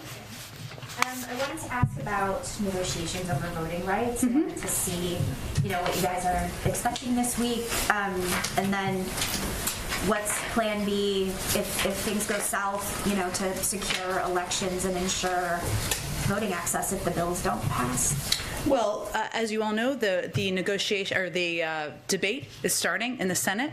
The president's view is that the American people deserve to see where their leaders stand on protecting their fundamental rights. That is a reason to move forward with this debate and this vote this week. And his view is also that opposing rule changes to make the protection of voting rights a reality is supporting an obstacle to protecting voting rights. It's part of the important process. In terms of so we will continue to, and you've heard the president say, and I'm sure he will reiterate for you if anyone asks him tomorrow, that until his last breath, he will be fighting for the protection of voting rights. And that means conversations and fighting to get legislation at the federal level through is going to continue, and those conversations will continue. I will note that in addition, we have also been working with organizations all across this country who are building diverse coalitions to pass voter laws and push back against those that make it harder to vote and threaten free and fair administration of elections, in addition to doing the critical work to register and educate voters. These organizations have built grassroots leadership at the state level. They're providing training, policy, research, messaging guidance, and directing organizing to register voters, deploy voter protection teams in states that are rolling back voter protection. I'd also note the Vice President knows Americans at every level are focused on this fight, and she will continue engaging and leading this effort with activists, policy leaders, and elected officials around the country. But right now our focus is on the debate, on the vote that is going to be happening, and on the fact that it will highlight very clearly for the American people who stands with them in protecting their voting rights and who stands against it. What do you hope to achieve with the Secretary of State heading not only to Ukraine but then later to Geneva to meet with Lavrov, especially since talks over Ukraine aren't exactly going all that well right now? Well, let me just give you a little bit of an update on where things stand. And obviously you're following this closely, but this morning Secretary Blinken spoke with Russian Foreign Minister Lavrov. They agreed to meet in Geneva, as you noted. At that meeting, Secretary Blinken will urge Russia to take immediate steps to de-escalate. He will also fly to Kyiv to consult with President Zelensky and Ukraine's leaders, and to Germany for consultations. As you also know, there is a congressional delegation that is also on their way there, and it's a note.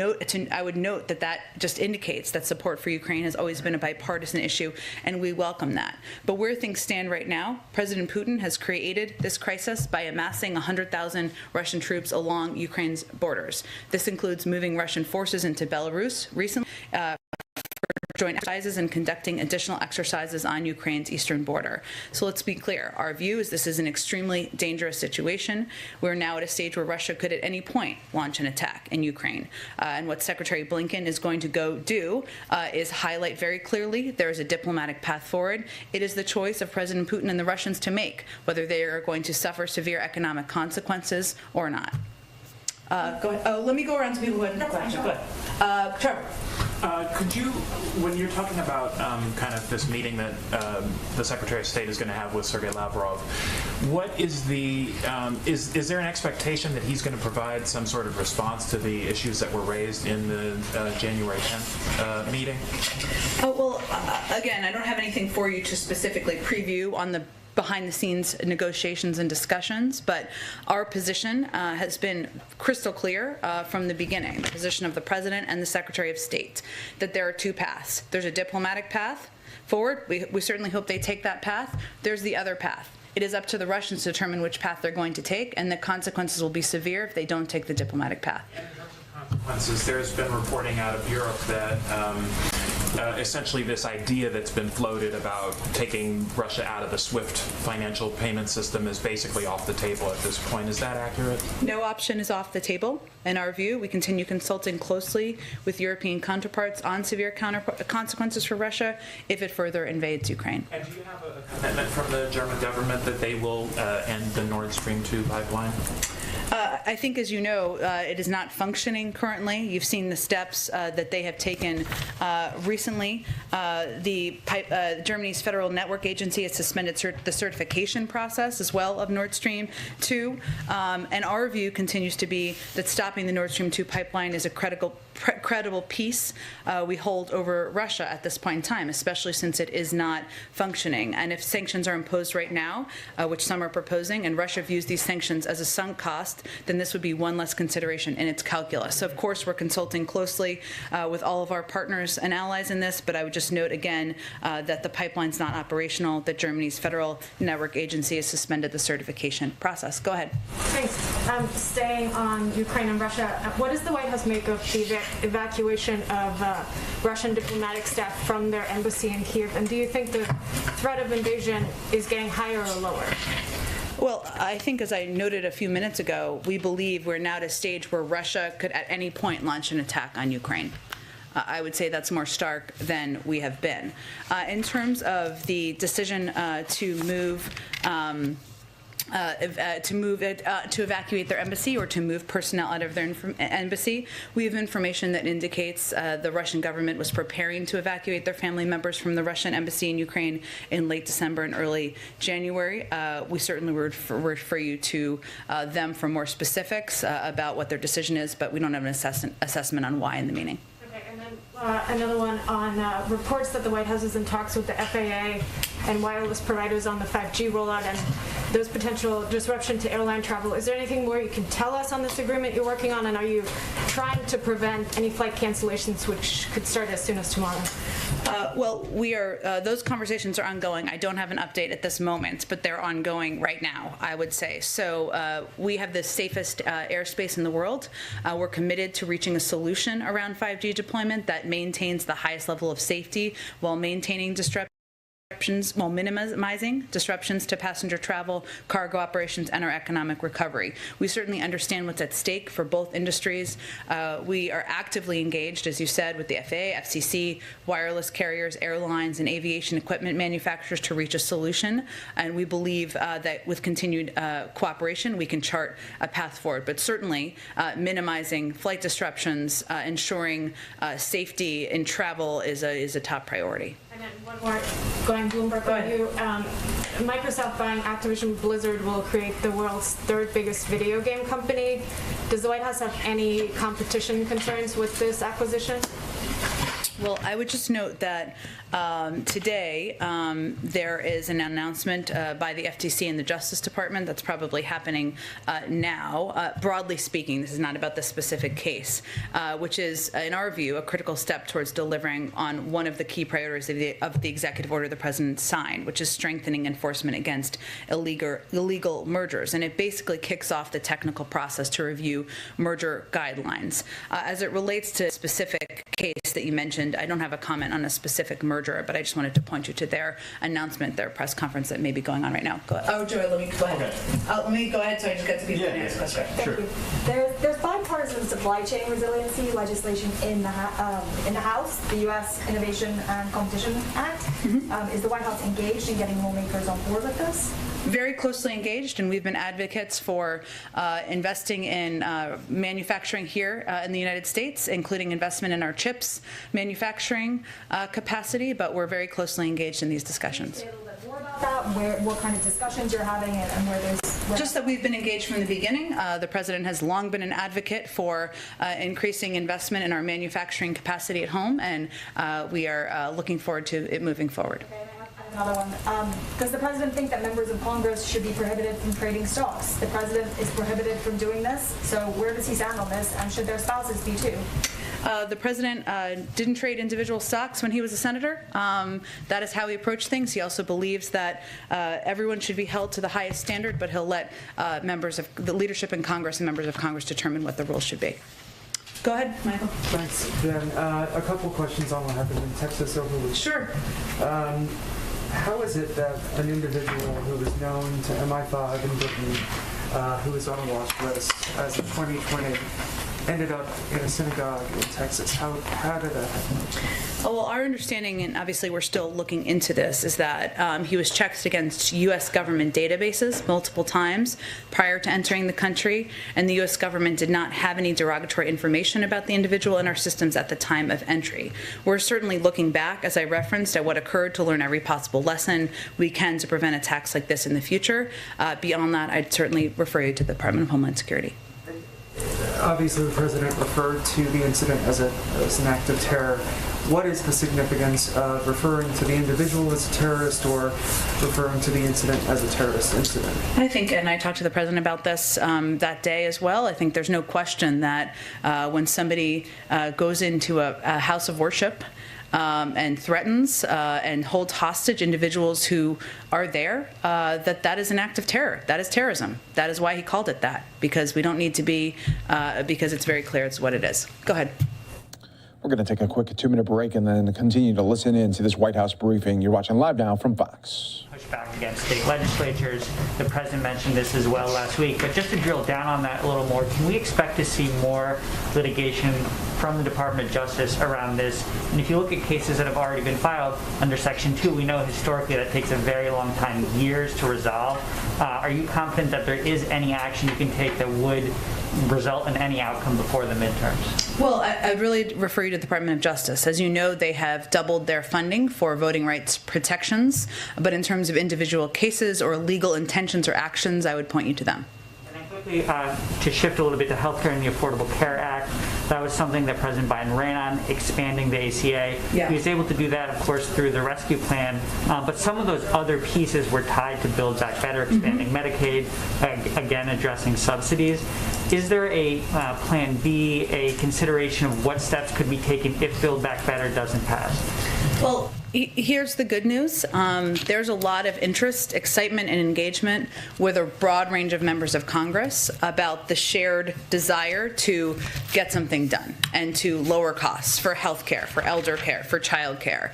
And there are a range of conversations that are ongoing, lots of ideas that we're discussing and we're engaged with. That is the status. The president proposed this as part of his package because he, as you said, he has advocated for, he ran on, he has fought for an expansion of access to health care, lower costs for health care. He also feels very strongly about lowering the cost of prescription drugs, something he thinks is frankly shouldn't be controversial in this country. If you're not for lowering the cost of prescription drugs, what are you for, Republicans in Congress, is his basic fundamental question. So this is something we will continue to discuss. We're continuing to fight for and work for. But, you know, I know there have been a range of reports out there, and I would just make very clear there is no specific proposal we are putting forward. We are just engaged in a range of conversations with members of Congress about what to do next. Go ahead. Thanks, Jen. Can you provide an update on the COVID testing website? Sure. Is it ready to go? Has the hotline number been created? You know, resiliency against crashes, that type of thing? Sure. So covidtest.gov is in the beta phase right now, which is a standard part of the process typically as it's being kind of tested in the early stages of being rolled out. We didn't start from scratch here, of course. The Postal Service already runs a website that sells goods to the public, as you know. Every website launch, in our view, comes with risk. We can't guarantee there won't be a bug or two, but the best tech teams across the administration and the Postal Service are working hard to make this a success. So it will officially launch tomorrow morning. It's in the beta testing phase right now. And I would also note that the U.S. Digital Service, which was an organization founded after healthcare.gov, after the healthcare.gov rescue, has been supporting the Postal Service to ensure that they have what they need to be successful in this critical moment. So looking forward to an official launch tomorrow morning, and right now it's in the beta phase. On Ukraine and Russia, I know you said that the United States is ready for Russia to engage at any time. I wanted to ask you, though, about the media narrative of the falsifying or alleging that Russia is going to say that Ukraine is going to attack Russia. Mm-hmm. Have you seen any indications of that? Has that narrative been put into work yet? We talked about this a fair amount on Friday because we've seen efforts to push that narrative in the media and in the public. And I think one of the key roles we can play here is making very clear that there is a long history of propaganda from Russian leadership, that they use it as a tool to spread misinformation as a means of gaining ground, and we should be very clear about what's accurate and inaccurate, and that's an inaccurate narrative. Go ahead. Thank you, Jen. Thank you. Since there are so few reporters in here today, I'd like to ask briefly about three transparency issues. The first one, I'm kind of amazed hasn't been brought up more in this room. That is that Vanity Fair reported recently that on October 22nd, a group of health experts from Harvard, the Rockefeller Foundation, and other groups proposed on a Zoom meeting with administration officials a plan to mass distribute coronavirus tests to homes before Christmas to prevent a winter surge of COVID-19 cases, but that they were told 3 days after that Zoom meeting that that idea was dead. So I emailed you about this yesterday and again this morning so that you'd be able to track down a firm answer on two details here. The first detail is which administration officials attended that October 22nd meeting. For example, did Drs. Fauci and Walensky participate? And was President Biden personally briefed at the time on that recommendation before it was passed over? Well, maybe people haven't asked about it because we've done a lot of what was discussed in that meeting that happened a couple of months ago, including massively expanding our testing program and capacity. And the issue at the time, which was a very small part of the conversation, was that the market had not expanded enough to at that moment in time be able to launch the website we're launching tomorrow. And the president, used the Defense Production Act, invested $3 billion to expand it, quadrupled the size of our testing capacity, and now we've ordered 1 billion doses. So we see that as our COVID team, the members who participated. We're going to take our final break here of the hour. You're watching Live Now from Fox.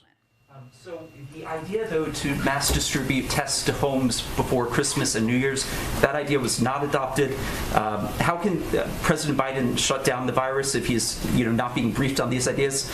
That's my question. So I'm wondering who were the advisors, and was President Biden briefed on this idea at the time? Well, I think I just answered your question, which you may not have been listening. Maybe you were waiting to read your next question, which is fine. But I just answered your question. Let me finish, Stephen, I'm finishing. What I said to you just a minute ago is that we did not have the capacity at the moment. We had a very constructive meeting with this group. We agreed in the need to expand our testing capacity. That's why we quadrupled the size of our testing capacity and why the president had already used the Defense Production Act to invest $3 billion. But the market did not have the capacity at that moment to do what we're doing tomorrow. Yes, I hear what you're saying, but that's not the question I asked. The question I asked was, do you have another question? I think I've answered your question. Was President Biden briefed at the time? Again, I've answered your question. If you have another one, I'm happy to answer it. Otherwise, I'm going to move on to the next person. I didn't get answers there, but I'll move on to another one. Great. The second question is that in light of President Biden's first year coming to a close, the data indicates that he spent a quarter of his days at least partially in Delaware.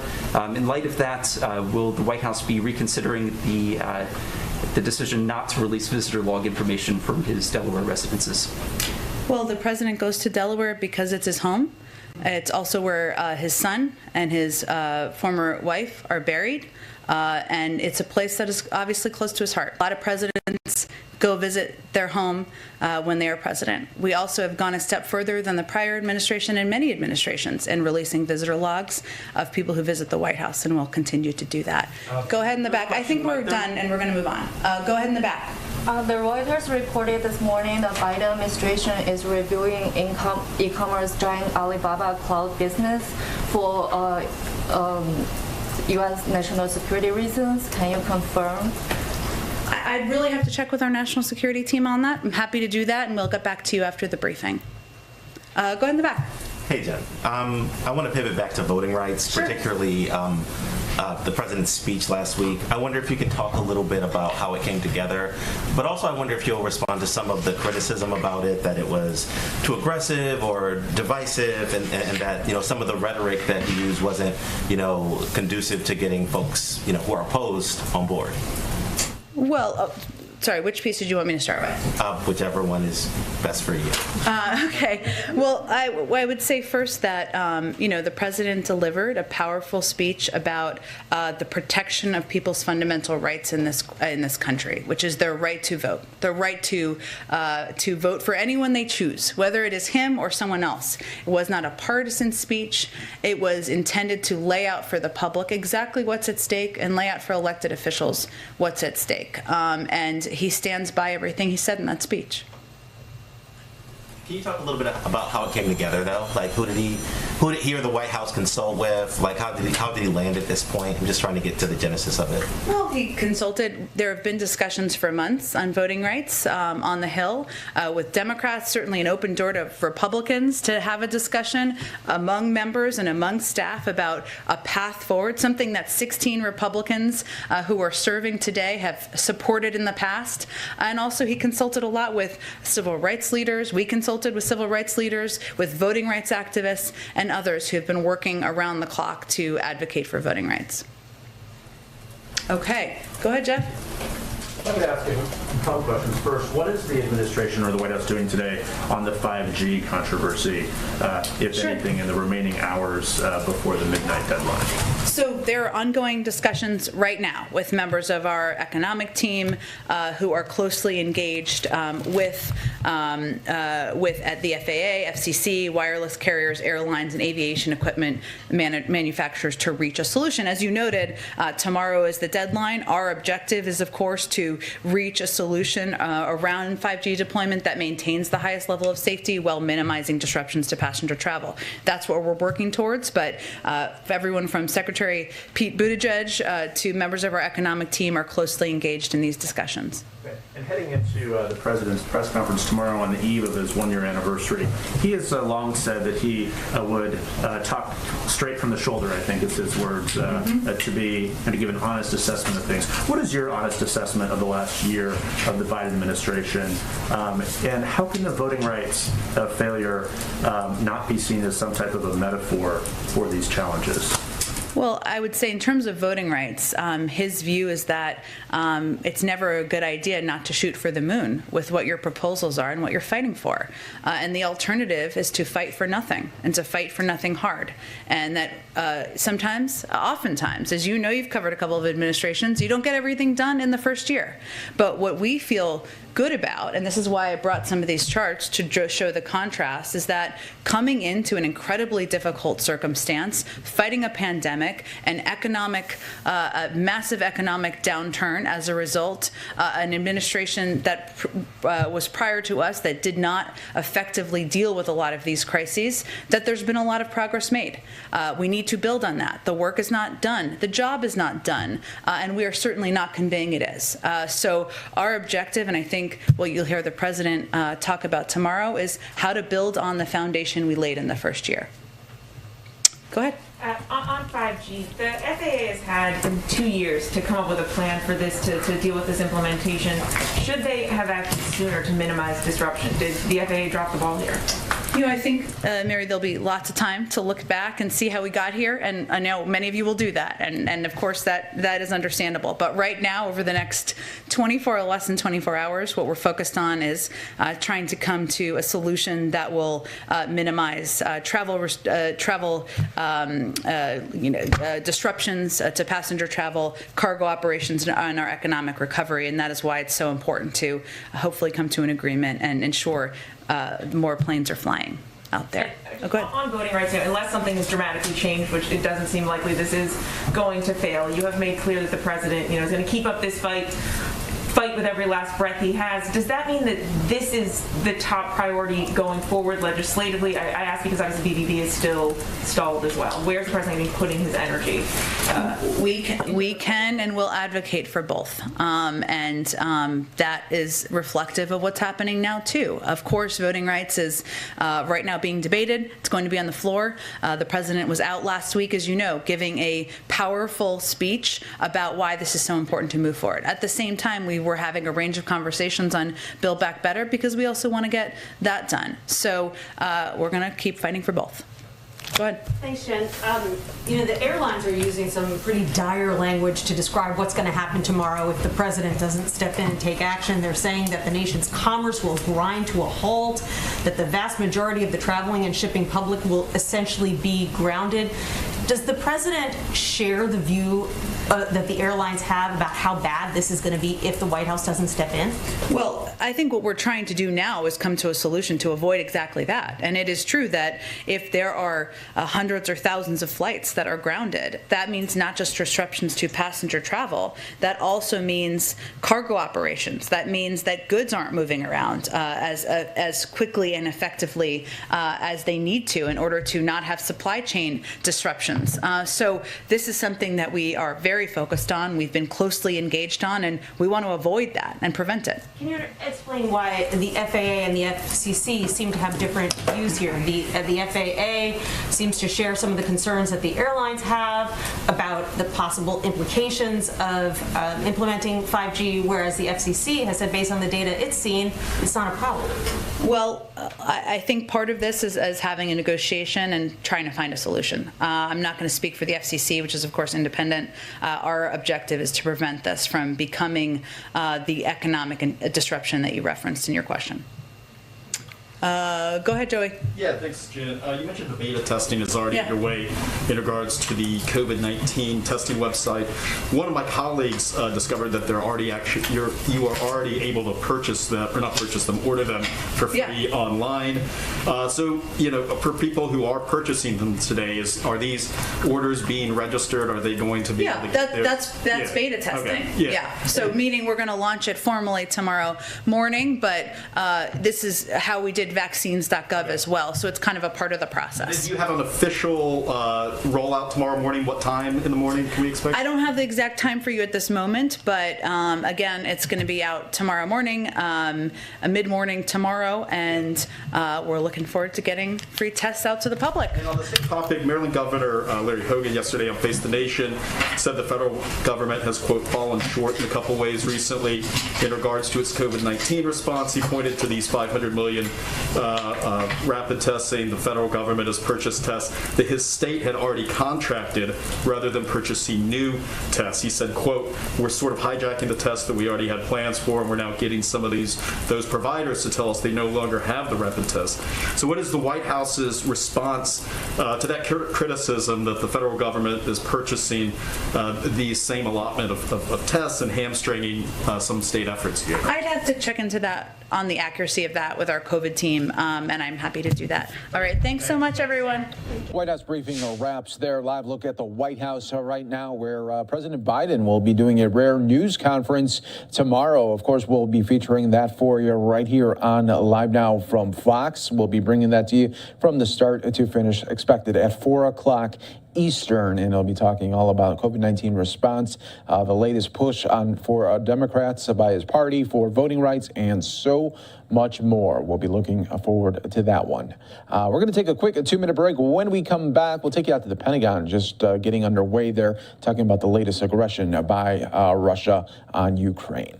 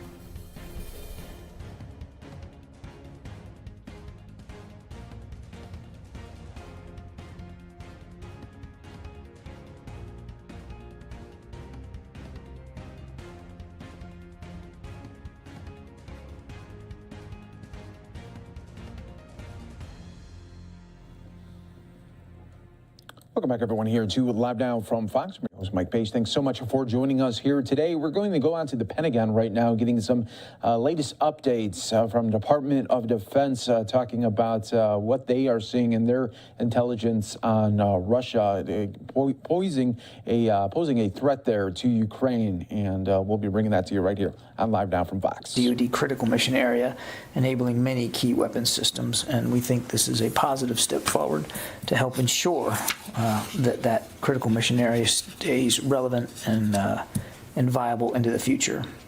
And with that, we'll go to questions. Bob, I think we got you on the phone. Yes, thank you, John. A couple quick questions. The statement on the Abu Dhabi attack says the U.S. is committed to helping UAE defend itself.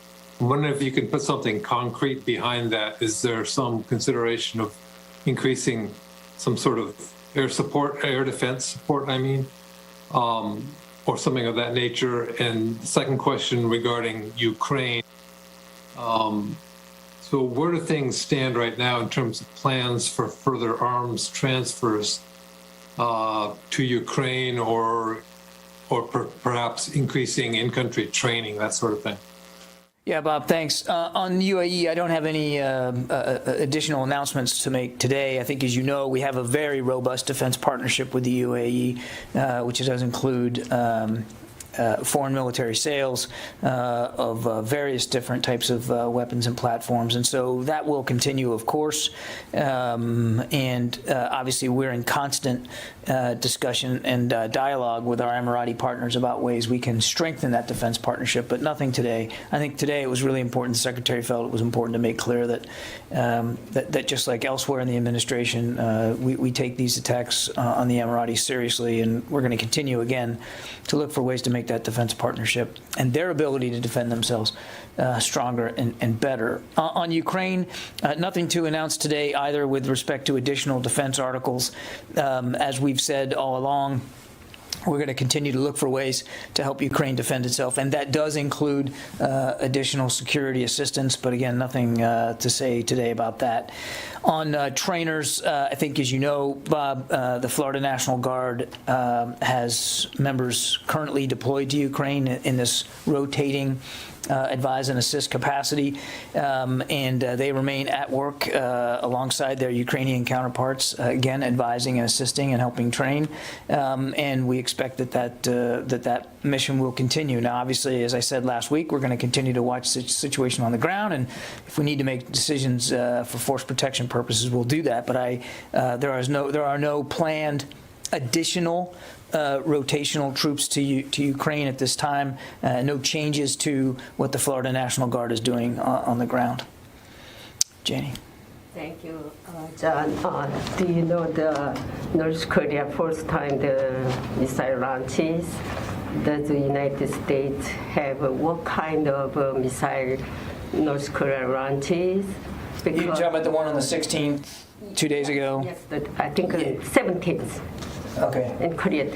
A couple of days ago. Anyway, we've assessed them as ballistic missiles, and we're still running the traps on that. So I don't have more detail than that. South Korean defense ministry said that the attempts Army tactical missile system KN-24. Are you confirm that? No, I cannot. Because South Korean defense minister, they announced yesterday that, and also South Korean Minister of Defense announced that North Korea's recent missile launches assessed as a threat and a serious military threat to ROK. My question is, are you devaluing these missile launches because they don't threaten United States? Are we what about these launches? What was the verb you used? Yeah, devaluing. Devaluing. Yes. We're not devaluing anything, Janie. Not at all. And we have a treaty alliance with the Republic of Korea. We have actual, tangible security commitments to the defense of South Korea. We take that very seriously. So there's no devaluing and at all. We're obviously, and we have as an administration, condemned these missile launches and called them out for what they are. Clearly violations of various UN security. You're watching Live Now from Fox, everybody. We were getting that update there on the latest there with Russia and Ukraine, also their missile launches in North Korea. You're watching Live Now from Fox, everybody. We're going to take a quick 2-minute break, but when we come back, we are going to be getting an update out of Austin, Texas, where we are learning that 50% of applications for mail-in ballots in Travis County have been rejected. We're going to let you know why that is on the other side of the break right here on Live Now from Fox.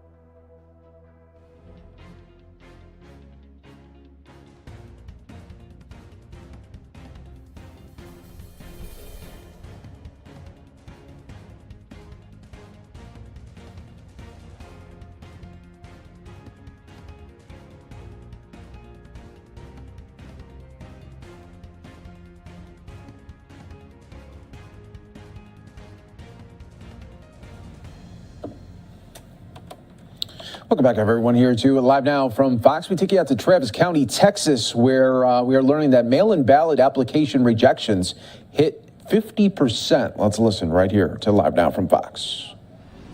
What the next step for what we do with those identification numbers is the voter is playing a guessing game with this. The voter is trying to remember the number that they signed up with at the voter registration office, however, 10, 20, 30 years ago. What number did I use for the voter registration database? Was it my driver's license number? Did I use my social security number? Do you remember what you signed up with? I didn't. I had to go back and look it up. Voters are going to be playing the same guessing game. They don't remember. So how do we advise them? So far, we have not received instructions from the Secretary of State's office to tell voters how to go look up this information. And therein is the beginning of the problem for voters. Because if they send in, say, their driver's license number, but they gave their social security number when they first signed up, the numbers don't match, and they lose that ballot. It gets rejected. It gets sent back to them. Now, if any of these numbers don't match, we must reject it, and we send a notice to the voter, and you can see it on the far right side there, the notice of rejection to voter.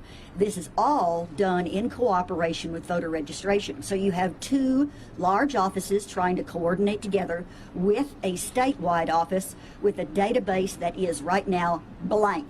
The statewide database that Travis County can access does not have information for its voters entered into it. Now, the other thing I want to point out to you, too, is that this is a two-way street. There are two opportunities for the voter to make a mistake with this, because when you return your ballot, let's say you get through the application process and you get a ballot returned to you. When you send your ballot back in with an envelope that's also brand new and must be used, and again, these are in short supply, there's a paper shortage as well as the time to get these new forms printed. When you mail your ballot back in this new envelope, you have to include your identification information again. So last four digits of your social security number or your driver's license number, again, matching the number that you originally put on your application. And then if you notice the way it's designed, when they seal their ballot into the envelope, the flap covers their identity information. So for people who feel squeamish about using their social security number, at least this part is protected. So the identity information, the identity number, applies to returning your ballot as well. So it's a round trip where you can get tripped up. So let's talk about the cure process. All right, let's say we have a voter who has gotten a rejection notice and they try to get back in touch with either their local clerk's office or the Secretary of State's office. Just a couple of days ago, the Secretary of State took issue with me because I complained that we couldn't get any help with answers to what do we tell voters, and the information telling voters, oh, just look it up in our vote by mail new tracker database wasn't helpful, because it really does look like this when and you can see it up there too, when voters try to pull it up. Again, it is blank for Travis County. And we're going to talk about a theory about why we think that's the case. So the Secretary of State's office says to me, well, Dana, you don't have to throw a press conference. All you have to do is just call me. We have documented how very difficult it is to try to get in touch with the Secretary of State's office. It isn't just me. There are a lot of counties that are having difficulty getting in touch. Here's one quote from one of my colleagues. This is Friday, I have called several times a day for a week and no one has answered. I have sent emails with no replies. Has anyone received any answers to the following questions? And she lists 4 questions. One of them is, do we have any instruction on the state's online ballot tracker portal? I have no idea how this process will work. Another says, We are also the same kind of county. Our online ballot tracker is blank, and I have no information on ballot tracker. I can't get any replies from the Secretary of State either. And again, we were told on December 31st that the Secretary of State would be hosting a webinar on the new tracker, and that is the last I heard. Pretty terrible that the public is getting information on this website on Facebook, but we have not received any training on it at all.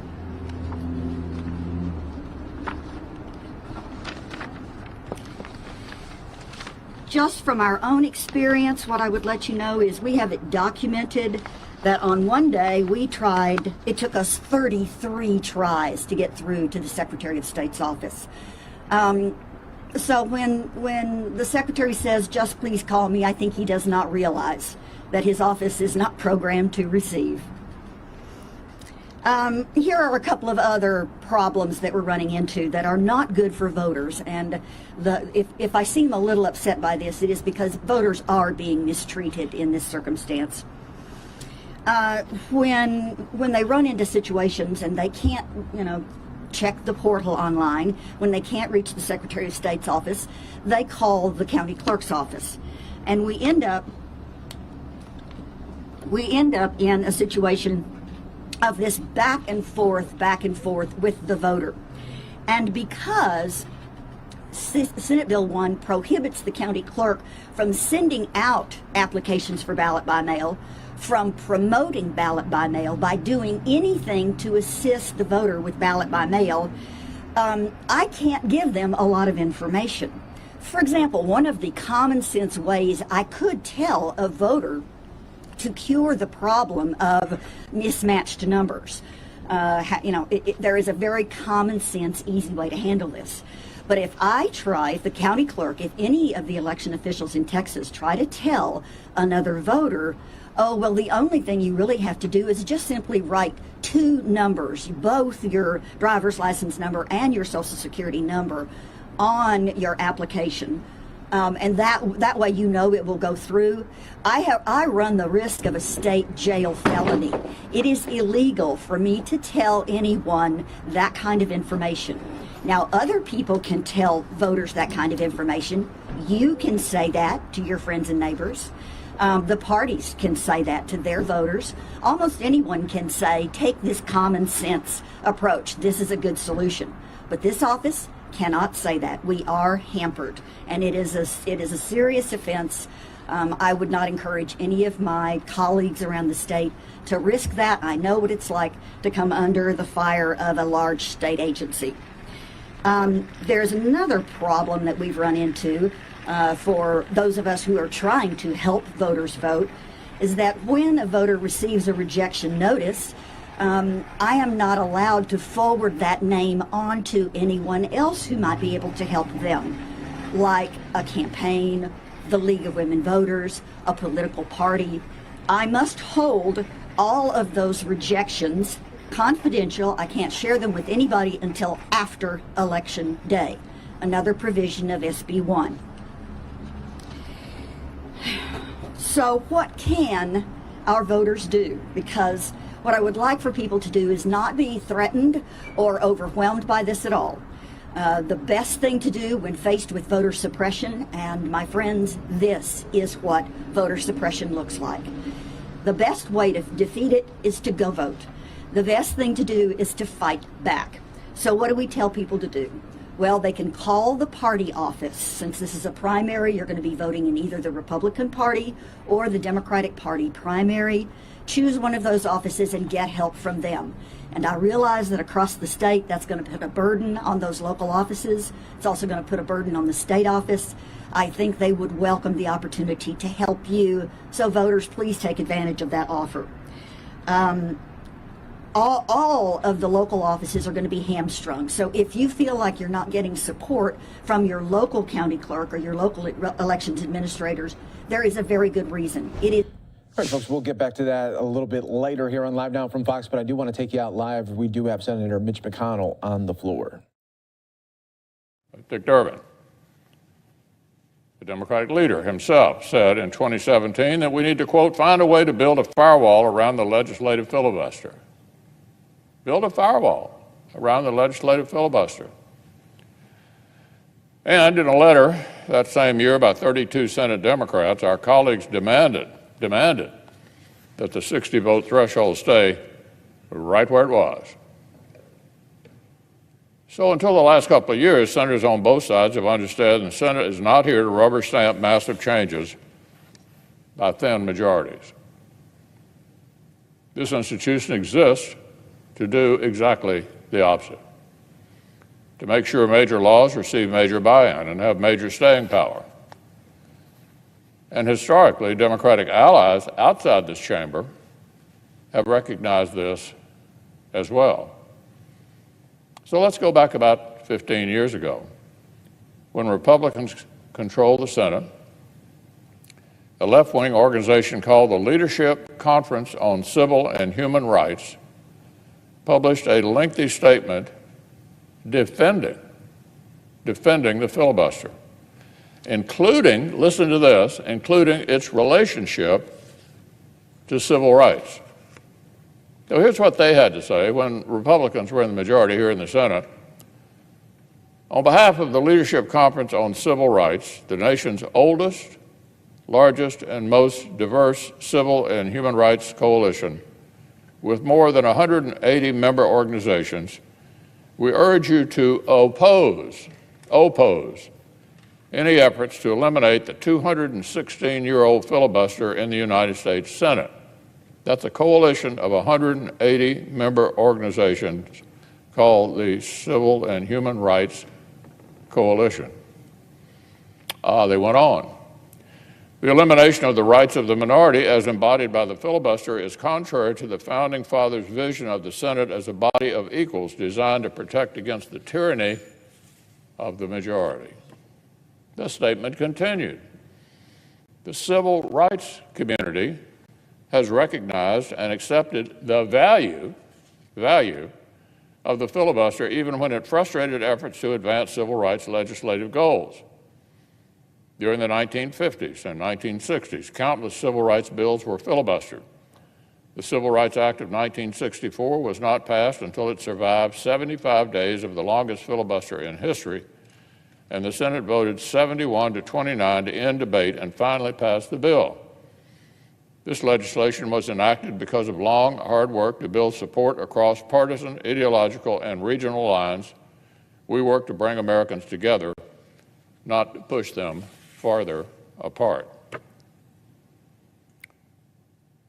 They conclude, we never demanded the end of the system of checks and balances. In the end, we won the battle by changing votes and not by breaking the rules. These, Mr. President, were left-wing activists writing less than 20 years ago. So let's spell this out. Democrats want the American people to believe the filibuster was not a Jim Crow relic in 2005.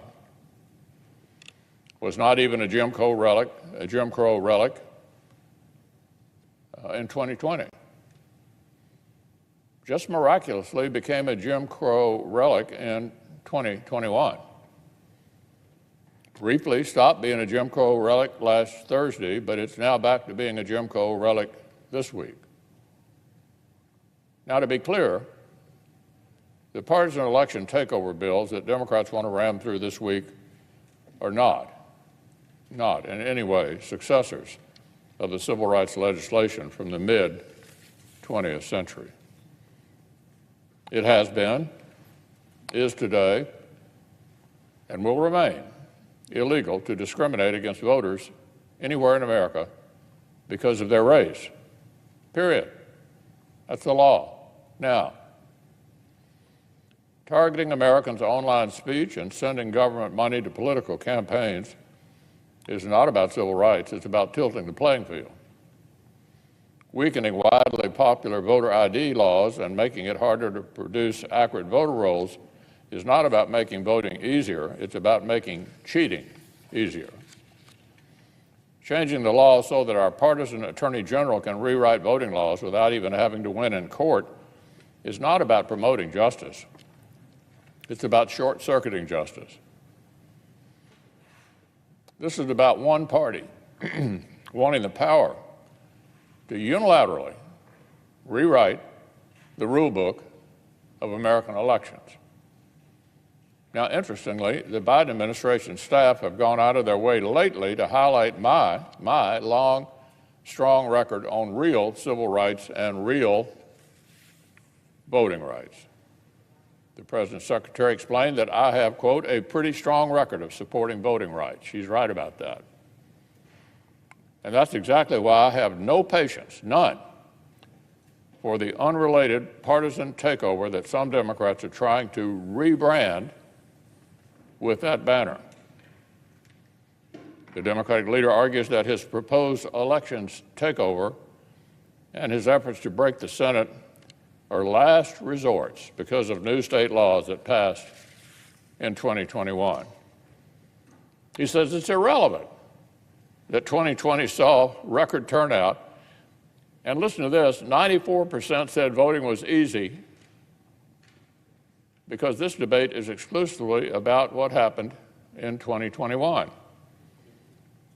But Democrats have been pushing these same policy charges and the same Chicken Little rhetoric since 2019, a year and a half before the 2020 election, which Democrats now call a high turnout success. The Democratic leader gave an interview claiming that evil Republicans are trying to attack voting and disenfranchise people. Of course, when Democrats went on to win the White House, the 2020 election went from presumptively illegitimate to exemplary and unquestionable overnight. Around the same time, mid-2019, Senator Schumer began floating a nuclear attack on Senate rules. It's completely untethered from the elections issue. He just thought breaking the rules would make for a livelier stint as majority leader. Washington Democrats have wanted the power to rewrite the rules for political speech and election laws long before the events that are supposed to justify it. And the Democratic leader's effort to break the Senate long predates the latest pretext. We have strong disagreements about the substance of these bills, but even more broadly, we see decreasing trust in our democracy among both political sides. We have a sitting president of the United States shouting that United States senators are on the side of Bull Connor and Jefferson Davis for refusing to shatter the Senate. Was the Senate created to make these kinds of factional fevers worse, or to help break the fevers? Does the Senate exist to help narrow majorities double down on divisions, or to force broad coalitions to build bridges? This fake hysteria does not prove the Senate is obsolete. It proves the Senate is as necessary as ever. Republicans have supported this limitation on the majority's power, both when we've been in the minority, which these rules protect, and when we've been the majority, which they inconvenience. And last week, some of our colleagues across the aisle reconfirmed they have the courage and the principle to keep their word and to protect the institution as well. But too many of our colleagues across the aisle still want to respond to a 50-50 Senate with a rule-breaking power grab. Voting to break this institution will not be a free vote or a harmless action, even if their effort fails. An unprincipled attempt at grabbing power is not harmless just because it fails. Voting to break the Senate is not cost-free just because a bipartisan majority of your colleagues have the wisdom to stop you. It's amazing that our colleagues are this enthralled to radical activists. We have inflation, a pandemic, rampant violent crime, a border crisis, and possibly a war on the European continent. But rather than work on any of that, Senate Democrats want to mar their own legacies with a reckless procedural vote they know will fail. A faction this desperate for unlimited short-term power is a faction that must be denied it.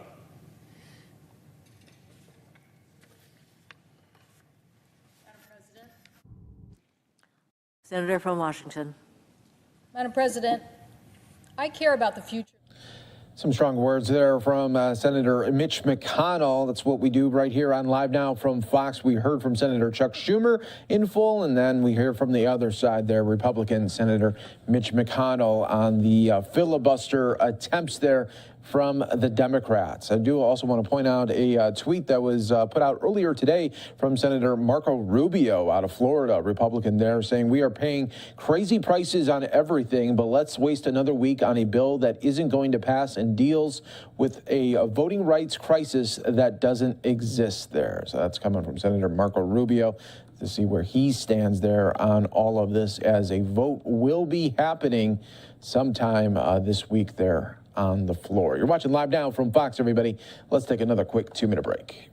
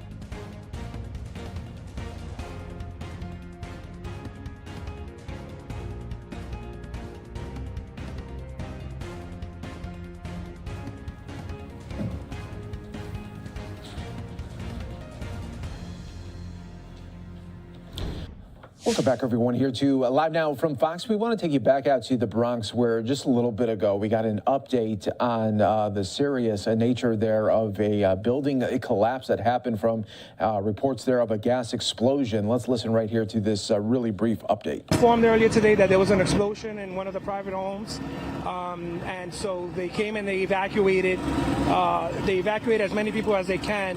At the moment, there are 3 individuals that are in the hospital, 2 in minor condition and 1 in serious condition, a female, 66 years old. The rest of the individuals that have been evacuated, we put them in the church, and so they're just accounted to make sure that they have everyone. At the moment, there's only 1 person that they cannot account for, and they're trying to verify if that individual is on vacation. At the moment as well, Con Ed has shut down the gas between Fox Street, between Fox and Fox Street, between Intervale and Tiffany Street, and we'll have more updates as OEM gives us more updates. What are your thoughts? And this is the second fire. It's this is a different type of fire. This is a gas explosion, as I've been informed, and so I'm just eager to get FDNY to come out and give an inspection to inform us what was the cause of the gas explosion. If there leak, we don't know. I don't want to speculate until I get more information. We heard from some neighbors that they've seen families in and around those buildings. Do you know who lived inside? We're still getting a count. As I mentioned, we have them in the church at the moment. OEM is there, and we're just trying to get a count of how many family members they had inside. Are these like babies? And I heard that a woman came out holding a baby at one point. I can't verify that at the moment. How many family members you have in the church? I don't have the exact number at the moment, but I can get you that number. Okay? All right, guys, thank you. Okay. All right, looks like we'll be getting an update later this afternoon here on this tragic story there in the Bronx once again. You're watching Live Now from Fox, everybody, as we continue to roll on right here, giving the top stories and headlines from across the country. We take a look here at the Dow as it continues to sink today, more than 500 points there in the red, and we'll continue to take a look at it for you right here on Live Now from Fox. I do want to go out. This is pretty interesting as we're talking about voting rights here in this country as the Democrats look to change some of election laws. Let's go out to Travis County, Texas, where we're hearing from the new laws that were put into place in Texas. It looks like Travis County is having some issues with getting mail-in ballot applications verified. Let's listen right here on Live Now from Fox. To tell another voter, oh, well, the only thing you really have to do is just simply write two numbers, both your driver's license number and your social security number, on your application. And that way you know it will go through. I run the risk of a state jail felony. It is illegal for me to tell anyone that kind of information. Now, other people can tell voters that kind of information. You can say that to your friends and neighbors. The parties can say that to their voters. Almost anyone can say, take this common sense approach. This is a good solution. But this office cannot say that. We are hampered, and it is a serious offense. I would not encourage any of my colleagues around the state to risk that. I know what it's like to come under the fire of a large state agency. There's another problem that we've run into for those of us who are trying to help voters vote, is that when a voter receives a rejection notice, I am not allowed to forward that name on to anyone else who might be able to help them, like a campaign, the League of Women Voters, a political party. I must hold all of those rejections confidential. I can't share them with anybody until after Election Day. Another provision of SB 1. So what can our voters do? Because what I would like for people to do is not be threatened or overwhelmed by this at all. The best thing to do when faced with voter suppression, and my friends, this is what voter suppression looks like. The best way to defeat it is to go vote. The best thing to do is to fight back. So what do we tell people to do? Well, they can call the party office. Since this is a primary, you're going to be voting in either the Republican Party or the Democratic Party primary. Choose one of those offices and get help from them. And I realize that across the state, that's going to put a burden on those local offices. It's also going to put a burden on the state office. I think they would welcome the opportunity to help you. So voters, please take advantage of that offer. All of the local offices are going to be hamstrung. So if you feel like you're not getting support from your local county clerk or your local elections administrators, there is a very good reason. It is illegal for us to give you too much information about by-mail voting.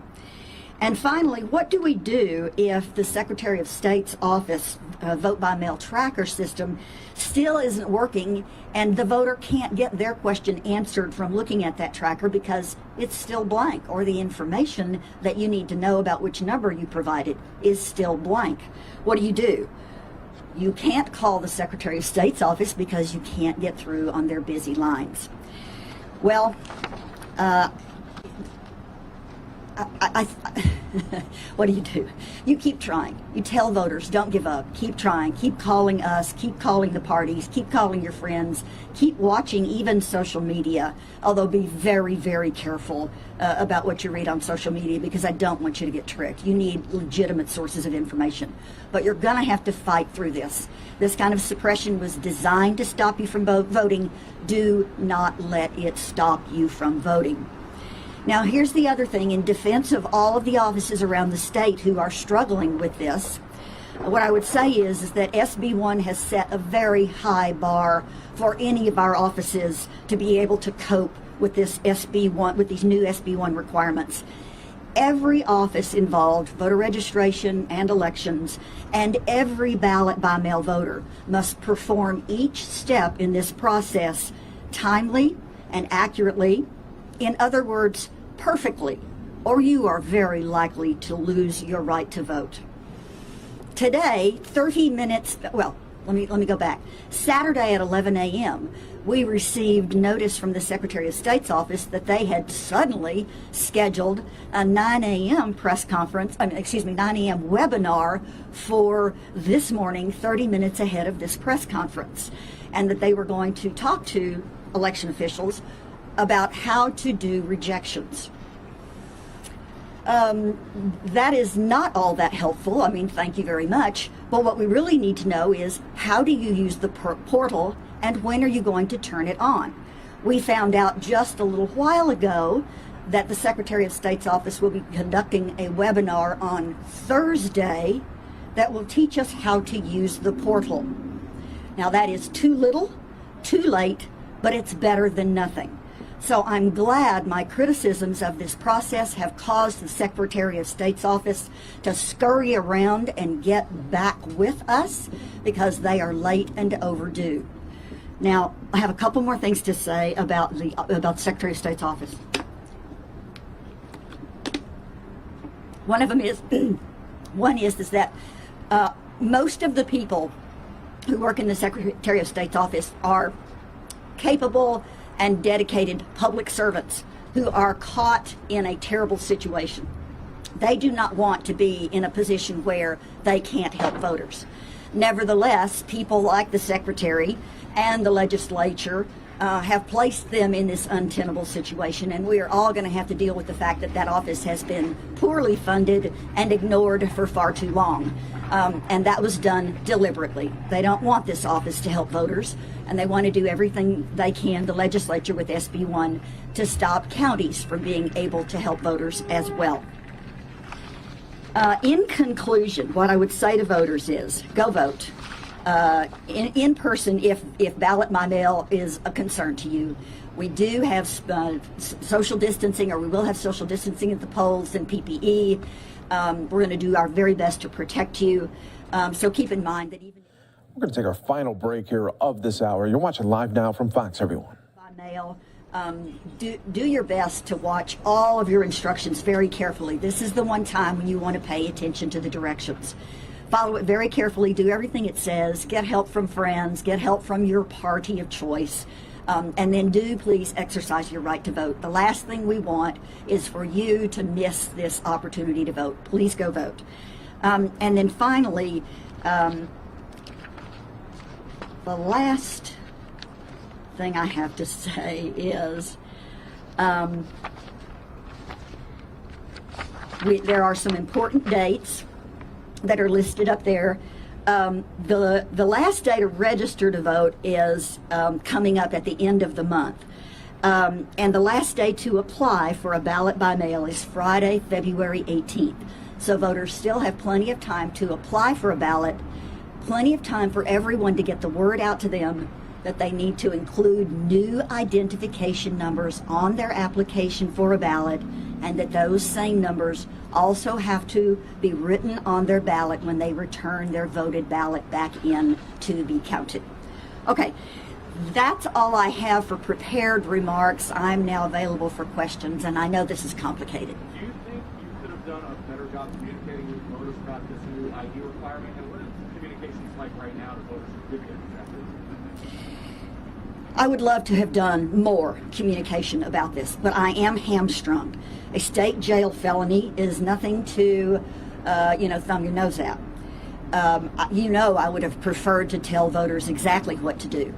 But I think under the circumstances, we're going to have to rely on the community and the parties to help solve the problem that the legislature created. Do you know how many of the mail-in ballot requests, the applications, were rejected because they were the old form or because there were issues with the ID number? We have, we're working on that. We have a preliminary idea. I think you heard that Bexar County had a 50% rejection rate. We had a 50% rejection rate. Williamson County's rejection rate was 40%. Harris County was telling it a little differently. They said their rejection rate was 7 times their normal. Our rejection rate starting at 50%. We went back and started doing some research to see if we could figure out if we could correct some of them, and if we had the ballot tracker available to us, could we then help people, by saying, okay, yes, we can accept this. It's not just a matter of the information is blank. And as a matter of taking action on those rejections, we are trying to wait until after we get information from the Secretary of State's office, which we now hope will be Thursday, before we actually take action on those rejections. We have what looks like might be down to a 27% rejection rate. That is still extremely high. It is not unusual for primaries to have a higher than in comparison with other elections, a higher rate of rejection, but that's really high. And it does look like the no identification or the cross identification problem is about 16% of the problem. So the damage done to by-mail voting, we think, is about 16% additional error rate that could have been avoided but for the fact of this unnecessary ID requirement. Your next door neighbor who just turned 65 and who's voting for the first time because they're afraid of COVID is not a fraudulent voter. Is it? Numbers for how many applications were rejected out of how many, and how that would compare to past years? That's a rolling number. It changes, every minute. But the stats that I have so far, we've had approximately 1,914 ballot by mail requests come in. We have rejected 509. That's about 27% rejection rate. But we're unclear if that's a true rejection rate. We think that it might be down from 50% down to 27%, which is still too high. And of that, it looks like 16% is just because people didn't know about this ID problem. That's the best I can do for you right now. We'll try to... I'm sorry. It varies from presidential to gubernatorial, and whether it's hot or not. It can be low, it can be high. This is high, and I will have a better answer for you later once I've had the chance to get some correct answers. Are your hands tied with reaching out to the campaigns? Because you said a lot of them might still have the old ballots or old applications, and if they're sending those out, I know they want those people to go vote. Yes, they do. Yeah. We've already been in touch with all of the campaigns to tell them, throw away the old applications, don't use them because it will not serve your voters well. And so that part's already been done. I can do that and have done that. What I can't do is tell voters how to prevent the problem in the first place with the additional ID requirement. The Secretary of State's office said that they were backfilling driver's license data for people who might have registered with a social security number. Have you all gotten access to that data? I understand that the DPS has entered driver's license numbers into the Secretary of State's database, but they are not visible to us. They're not visible to a lot of the counties, and we're looking forward to the time when we can use that information. Blue Jacket. Is it 50% rejection rate or 27%? Yes, our initial rejection rate, based on the information we could not get from the ballot tracker, was a 50% rejection rate. That's when I sounded the alert that we have a problem. So did Bexar County, so did Williamson County, so did Harris County. A bunch of counties said we have the same kind of unreasonable rejection rate. And we started saying to the Secretary of State's office when we could get to them, this is a problem, tell us what's going on. We can't live like this. We can't have this high rejection rate. And they started telling us things like, oh, just call us, we'll help you figure it out. Or, oh, just look on Tracker, it's right there. When in fact we couldn't get through to them and the Tracker information is blank. So until they make it available to us, what the Secretary of State should have said when they ran into this problem to all the counties, they should have said, dear counties, I'm so sorry. We're running late with this information. It's not your fault. There are some counties that can't see this data right now, and we're working as quickly as we can to get you up and running and trained on how to log on, do the data entry, audit it, and proof it so that you can use this tool for conducting elections. That's what they should have said. Yes, ma'am. Dana, do you know how many ballot applications were rejected because they were We've got it broken. These are raw numbers and they're guesses because I just don't have something to back it up against. But it looks like of those 500, about half were because they didn't do anything with the ID at all. And then we've got another much smaller percentage, a few more, maybe another 50 or so, they didn't match the ID. They didn't guess right. That'll give you a rough idea of where we are. So if we can get the word out to people to use the ID and maybe use the common sense solution of using both of them, we'll cure a lot of this problem. I just have to find other people to tell voters that for me. I had another, yes. Dana, with your experience, have you seen an issue in the past with this magnitude that would prevent some people from exercising their vote? No, this is all brand new. This is all because of SB1. These are new obstacles for voters. They have never had to deal with this kind of problem in the past. This is brand new. Is the threat of the state jail felony also kind of hampering, your ability to communicate with voters about the secure process, and what can you all do? Yes, it is. It is hampering our ability to deal with the cure process. If the Secretary of State will open up and populate their VBM tracker, their vote by mail tracker system, that will go a long way to us helping voters figure out what's wrong. And I can give them the information that comes from the database. So I can share that. But if I don't have that information available to us, then there's nothing we can do on the phone. Here's one more thing that SB1 has done to us too about how hamstrung we are with helping voters. When a voter calls and asks for an application for a ballot by mail to be mailed to them, calls our office, and we're filling out the information so that we can fulfill their request. Always in the past, they always said, "Oh, and could you also send one for my spouse too?" And we say, "Sure, no problem. What's the name?" And we would just enclose both of them and send them off. Now we have to say, "No, I'm sorry. Your spouse has to individually call us and request separately a ballot by mail application. I can't take both of them from just one person." What are you hearing from voters when you have to tell them that? I mean, would you say people are adequately aware of all of these changes, or is there a lot of confusion? Yeah, of course they are not aware. And this confusion has been deliberately caused in order to, if this is disruptive. Usually they say something to us like, "This is ridiculous." And I would agree with them. Are you hearing of any problems with elderly populations? There were a lot of changes for requirements if you're assisting a voter who's 65 and older. Have there been issues with that? Yes. And the part for disability and the variety of needs a person might have to have an assistance is even more complicated, because the law now says we can't go through the assistant to talk to the voter about requesting a ballot by mail. We have to talk directly to the voter, even if the voter lacks the ability to communicate with us.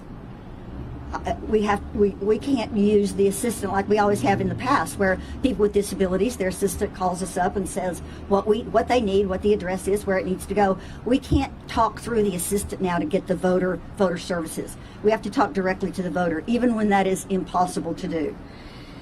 So that applies also to anybody who's over 65. They have to talk directly to us. They can't talk to us through an assistant. So for people with disabilities, this is a big hurdle to get over. I anticipate a lawsuit. This cannot stand. We have to be able to use assistance in a much more reasonable way. And has your office been able to communicate this stuff with nursing homes or any other places where some people might be getting this information? Right. We've only just begun that process. I anticipate there's going to be a flurry of telephone calls from folks asking us about this. We'll do our very best to explain to them, and we're working right now on write-ups that we can put on the website so that if we get overloaded with phone calls, at least you can look on the website and find out what's going on. Dana, on a personal level, retiring during this mess, how does it feel? The fight to gain the right to vote has always been a fight. So 2 years ago it was a fight. This year it's a fight. Next year it will be a fight. So nothing has changed. Perhaps I'm more comfortable stepping up and, being a rallying person for the cry to fight back. But I'm just as sure that the people who come after me are going to be very capable of carrying on this fight. And the other thing is that I'm not going very far. I'm not really leaving the field of elections, so I'm not leaving the battlefield either. Are you going to be able to stay vocal? As a matter of fact, I might be able to be more vocal once I leave office. So I intend to stay involved in elections, yes. I'm sorry, Marta? Yeah, the question that has come up from the community, people that use naturalization certificates, yes, passports, military ID, and also IDs for gun permits, does that affect those as well? Yes, and this is where it does get really complicated, and I don't want to get too far into the weeds with y'all, but yes, and there's one other category of people that are problematic. All the people who have asked for privacy for their addresses, victims, police officers, judges, those sorts of folks, they're going to have difficulty using the portal because their addresses are concealed, they're cloaked. So there are lots of examples of people who are going to have difficulty. And this morning, NPR did a story on the fact that the League of Women Voters, who always prepares packets for people who are newly naturalized citizens, and in their packet they get a voter registration card. One of the new ones, the Secretary of State's office has told them as of this morning that they can't provide them with materials for those packets because they don't have enough, because they failed to plan ahead and get this done in time to answer these questions for the primary. So, yeah, everybody is being affected by these obstacles to voting that are being caused by SB 1. I just got a question from a voter on Twitter. A few years ago, DPS added a leading 0 to the Texas driver's license. Do they use the 7-digit or the 8-digit number? You know what? Does anybody know the answer to that? I know my driver's license starts with a 0. Yeah, Okay. So, do they use the 7-digit one? Wait a minute. Let me just count it up. It's the 8-digit one they're using. Even if when they register to vote, if they have the 7-digit one? Oh, you know what? That's a good question. The database, maybe vote by mail. It's one of the things they need to tell us. What happens if a voter is using an old number instead of a new one? You can have, if you're over, I believe it's 70, you can have an expired driver's license up to 4 years out of date and still vote. So I think anybody with a driver's license that's no more than 4 years old would have the 8-digit version. So maybe this isn't going to affect us, but you bring up a good point. What if we have conflicting digits? What happens there? That's the Secretary of State's job, is to determine all that and then work that out with the voter registrar and the county clerk or the elections administrator. Blue jacket.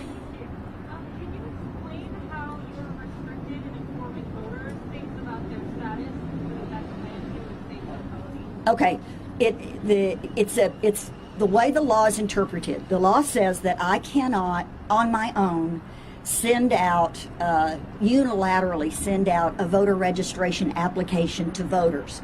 That voters have to individually request one from this office, one at a time. And that if I do anything else to promote vote by mail, I am in danger of a state jail felony. So the broad interpretation of that is if I help them fill out a ballot by mail application, then I am promoting ballot by mail, and that is where we get into trouble with the law. It's too broad, too vague, and not helpful for voters, and I would very much like to assist voters a lot more than what the current interpretation of the law allows. Yes. I was just curious, in the past, were you able to give more information than what you're able to do today? Absolutely. Absolutely. We could talk to voters as much as they needed until they got it correct. And that was one of the things that saved so many voters from common mistakes, is that we could get them on the phone when their application came in. Maybe they forgot to say which party, or maybe they forgot to say they wanted to include a runoff, or maybe they forgot some other piece of information. All we had to do was call them on the phone or send them a quick email, and we could cure that application sometimes within just hours. All of that is now no longer available to election offices. And that's not good for voters, and it's not good for us, for those of us who would like to help voters. And this is statewide. Okay. Anything else? I'm actually thrilled that my complaints have stirred up the Secretary of State's office. We need their help, and I'm looking forward to getting their advice. I just do have something in the past. Marta, why don't you come join me? I think everybody here knows Marta Cotera. Thank you. Well, I asked this question as a advocate for voting. In the past, the voter registrar would hold public seminars, so members of the public could attend and get updated. Can you do that, or is that considered too close to your function as a county clerk? Yeah. Because Travis County has split its elections into a voter registration office and an elections office, it's in two places, I have legal questions about what the voter registrar can do. And the county attorney is considering that right now. So the real answer is, I'm not sure if Bruce's office would have more leeway than I would. Maybe not, but that's still to be determined. Okay. All right. Thank you so much for coming out today. Appreciate your time.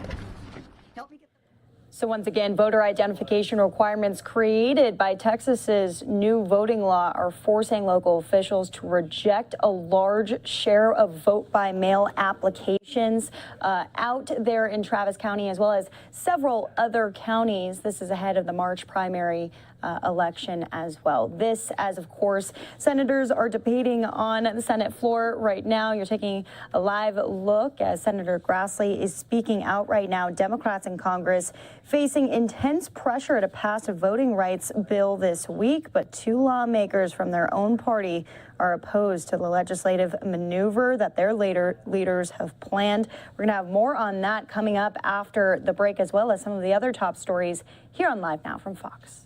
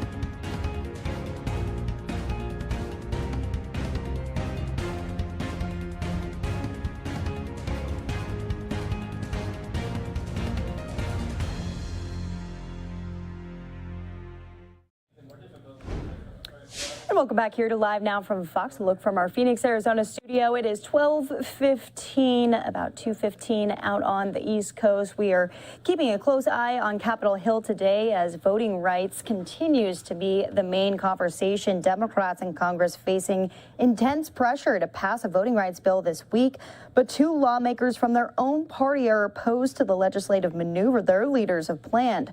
Fox News correspondent Caroline Shively reports from Washington. The future of how the nation votes is on the line on Capitol Hill this week, with Democrats trying to push their long-shot voting reform bill through the Senate and Republicans vowing to block it. In my mind and my heart, we're continuing to fight to protect voting rights.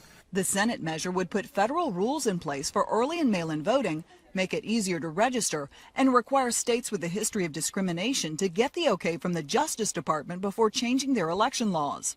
House Democrats passed similar legislation last week, saying it's in response to new state laws that make it harder for minorities to vote. Now, Republicans have decided to adopt voter suppression as an electoral tactic. Republicans defend those state laws, saying they're about election integrity. So the Democrats really don't care about anything but raw power and taking over this country.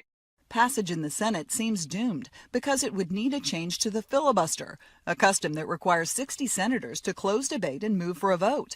Democrats Joe Manchin and Kyrsten Sinema are opposed to the change, along with all 50 Republicans. Getting rid of the 60 vote threshold in the Senate, in my judgment, would be like giving whiskey and car keys to a teenage boy. Majority Leader Schumer is expected to press ahead with efforts to change the filibuster in a move nicknamed the nuclear option. In Washington, Caroline Shively, Fox News. Back out live to the Senate floor as senators are debating this action today and likely will be for the next couple of hours. So we'll be popping in and out of that as we also have a stakeout cam inside of the Capitol. Possibly some lawmakers should be stepping up and sharing their opinions on this. We already heard from Senator Mitch McConnell, who has been extremely outspoken on his views and says that even some of the speeches that President Biden have made have been profoundly unpresidential when it comes to voting rights legislation. Of course, this would force senators to kill the filibuster if they do, in fact, want to get this passed, but that would have to be voted on by Democrats as well. Senator Sinema out of Arizona has already said that she is in opposition of that. So it is definitely going back and forth between both party lines on this. And as I said, we'll be going in and out of debate on the Senate floor. We're also going to be going in and out of some of the other live stories across the country. This one out in Minnesota right now, St. Paul. Two Minnesota parents talking about how their daughter got caught up in sex trafficking. Take a listen. You have a fear that your child's being, treated like this trafficking. Who do they reach out to first? Do they go to you? Do they go to law enforcement? What do they do first to save this life? Sure. So if the youth is in immediate crisis, meaning their life is being threatened, they're in danger, then we do want people to call 911, and we oftentimes reach out and or directly to the Human Trafficking Investigators Task Force here at the BCA. If you're not quite sure someone's being trafficked, or you're worried someone's at risk for being trafficked, or you think they are, but they might not be in that immediate dangerous situation, please reach out to us at the link. That is what we are here for. We're here to help support youth, families. There's absolutely no shame in reaching out to get help. We really want you to do that. Drew, do you have numbers as far as people who are found, arrested, convicted? Are these people from out of state? Are these people from out of our community that come in and traffic our children? Or do we have people in our community? So really great question, and what we find over and over again when we do proactive operations is they're from our communities. The people that are seeking out as sex buyers in our communities across the state of Minnesota, and that doesn't matter if we're doing it here in the Twin Cities metropolitan area, greater Minnesota, we will often arrest those people from around that area. Sometimes we find people from out of state that are here for one event or another, but what we continually see is the majority of the individuals are from our own communities. That's part of why we're bringing this to families today, is to really highlight this, that this is a community problem in Minnesota. It's a problem in all of our states across the country, but this is not individuals that are bad people coming into our state. This is people in our state that are willing to buy other human beings for sex, and we're bringing this awareness to show that this is not tolerated in our state. That's the buyers, what about the traffickers? We see them both. So traffickers are from the state as well. You know, periodically this team will work on cross-state, trafficking operations that we do see periodically, but oftentimes they're individuals that are operating in our state and are from our communities. What's the BCA's experience like yours, especially during the pandemic, prior to that too? What is changed? So we do continue to see, as Beth noted, that we see an increase in the number of exploitation crimes that are occurring, whether it be in our sex trafficking operations or children being exploited online. Our number of tips in our child exploitation, for example, has almost tripled in 3 years. And so it's concerning what we're seeing. And again, I think as was noted here, the social supports that are so critical to our children, good schools, social programs, all those different areas where we have a lot of different people that are working with their young people day in, day out, has been impacted by the pandemic. And I think you've heard that as we have those discussions about all the different conversations about our children and what we need to do, that those programs have to be there to support them so that we can be there to intervene when people are trying to harm them. What method are you using now? I know we've done stories like this before. It was Craigslist. It was Yeah. the ads and city pages. Is it Facebook? Is it social media platforms? How are you reaching our So both social media platforms are being utilized. There's also online postings that we see and that they regularly see. As was noted, there was a lot of work that was put into bringing down some of the illicit sites that were being used. Unfortunately, we see others pop up just as quickly as those that come down. And so online is where we've seen the majority of this shifting, and that's where we conduct our work. But that's what these teams are there to do, is when people try to identify another site, our message is that we will continue to identify those sites and hope to seek out those that are attempting to buy other human beings for sex and identify those that are trafficking individuals. You mentioned the gratefulness to the parents who spoke out in this video. Was it difficult to convince somebody to take on this role? Was it difficult for them to go through putting the video together? No, this family, as I noted, was an extremely brave and courageous family. And as you see in the video, that they're like every other family in Minnesota.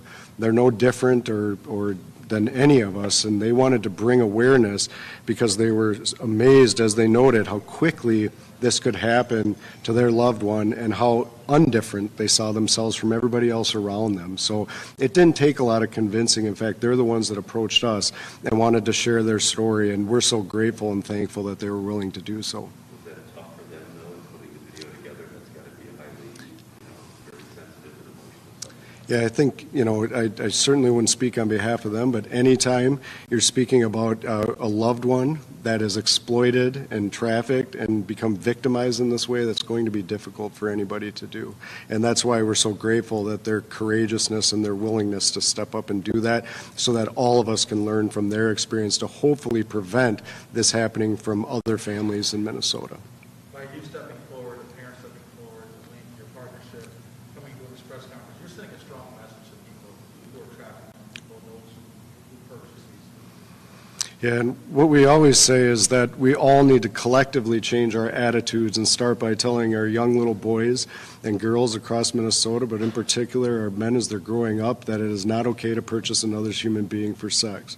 And that's our strong message now, and if you choose to engage in that type of activity, that you should expect at some point to get caught up in one of our proactive operations, and if you choose to traffic people, and we become aware of it, that we will be seeking you out and we will be hoping to hold you accountable for those actions because of the harm you bring to our communities.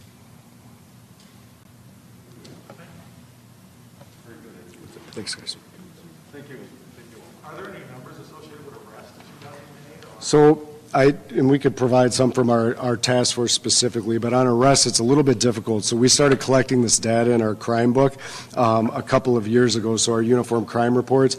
It reflects off in arrests, and sometimes those arrest numbers are driven by proactive operations. And so, as I think Beth was noting, getting a clear picture as to what's happening remains something that we're collectively thinking about. But we do have that data. Just you'll see it go up and down, and some of that's driven by our operations that we're working on. Yeah. Thanks, everybody. Thank you. Thank you so much.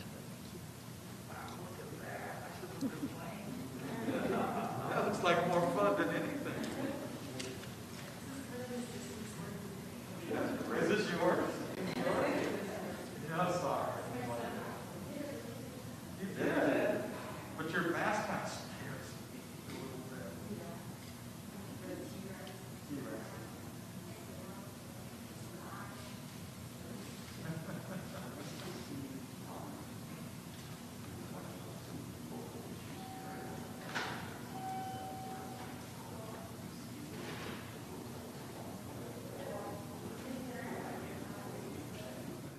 All right, so we wanted to just kind of hop into that press conference again out of Minnesota as the BCA is raising awareness on sex trafficking, how it's done and how prevalent it is not only in Minnesota but in other states as well. So we're going to hop out of this and go out to a quick commercial break. But as I said, we on the right side have senators debating that voting rights legislation, the Freedom to Vote Act, as they're all going to be making their case for why they believe it is an important piece of legislation to be passed forward and voted on today. And then in the bottom right-hand corner, that's inside of Capitol Hill, outside of the Senate floor, as possibly some senators will be making remarks there as well. So we've got you covered here on Live Now from Fox. We'll see you back here in 2 minutes.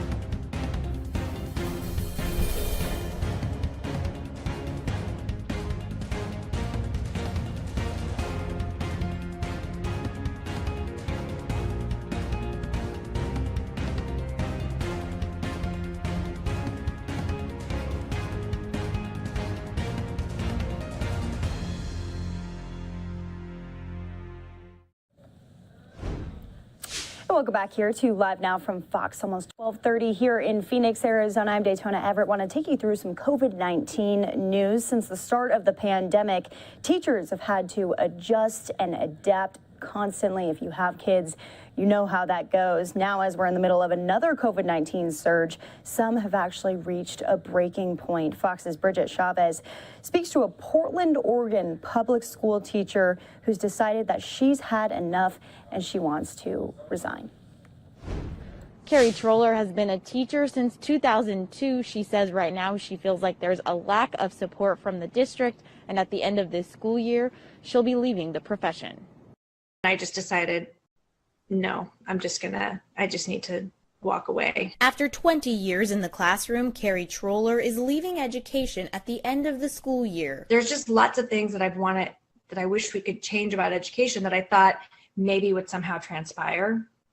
And then it didn't. And it seemed like everyone was really struggling with just the routine of school and the way it had always been. For Troller and so many other teachers, teaching during the pandemic has been a roller coaster. I feel like I'm giving everything I possibly can, and even doing that doesn't feel like it's mattering or being appreciated or even recognized. Troller tells me things are even worse now with the Omicron surge. She and other teachers are stretched thin with little to no time to plan or prep during the school day because many teachers are out sick. The system doesn't really support any of us, and I think that's the larger problem. At first, she says she considered taking a leave of absence, but ultimately decided it was time to move on. I just decided I wanted to go. Like I've had so many kind of moments, like precipice moments like that in this year where I've just thought, like, can I keep going? Can I keep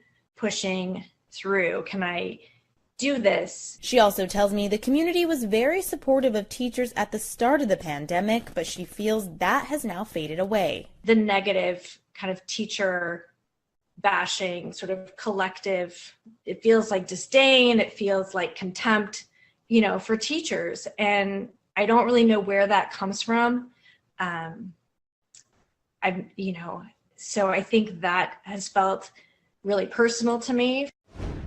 So again, that's coming from one of our affiliates out in Oregon. There are many healthcare facilities also dealing with some burnout and a staffing shortage right now. As Fox's Linda Schmidt explains, some of the shortage is due to the healthcare workers just leaving altogether, like that teacher right there. They're trying to find better jobs. They're trying to find jobs that have less exposure to COVID-19 as well.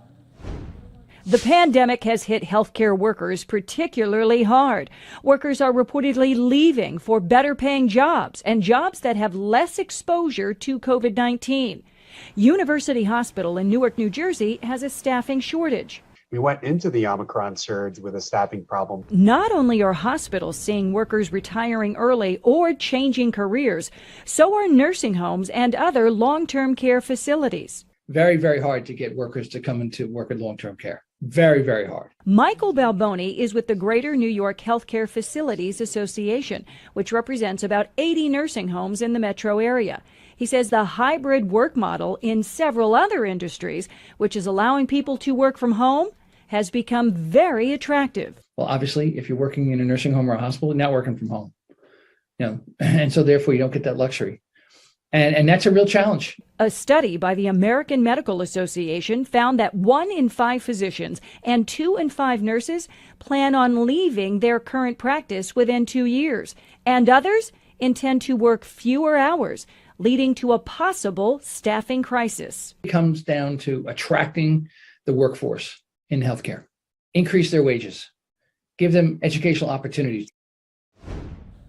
That was Fox's Linda Schmidt reporting. Well, a lot of New York City businesses are seeing that trend, and job listings for remote work are definitely on the rise. Fox's Morgan McKay has more on what's driving this trend right now and what types of businesses are offering these opportunities. The number of job listings in New York City advertising remote work has nearly quadrupled in just the last year, according to data analyzed by New York City Partnership. With COVID-19, one of its impact points is that it's revolutionized the way that we think about where work needs to be performed. And in part because people are also reassessing sort of their work-life balance priorities. Working from home for many families is more than just an opportunity to stay in sweatpants on the couch. For some, it can be a necessity, with childcare costs rising and schools switching at times to remote learning. I think the companies that are still struggling with it are the ones that are still fighting the idea that this is the new norm. So I think once businesses embrace this and work collaboratively with their employees to try to find the right middle ground that allows for the business to continue to operate successfully. A recent poll from Good Hire showed that given a choice, 68% of people across the country would choose to work remotely. And 45% would quit their job if they were forced to return to the workplace. New York City Partnership estimates that as of November, only 28% of workers in Manhattan were back at their desks. But the increase in remote jobs means fewer people taking public transit and fewer businesses taking up valuable real estate. A city comptroller report estimates that the city and state could lose hundreds of millions of dollars in tax revenue if this trend continues.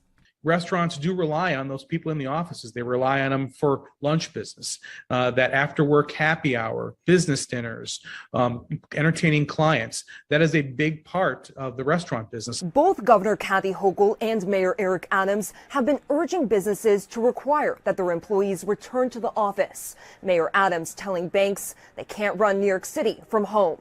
I'm Morgan Mackay, Fox.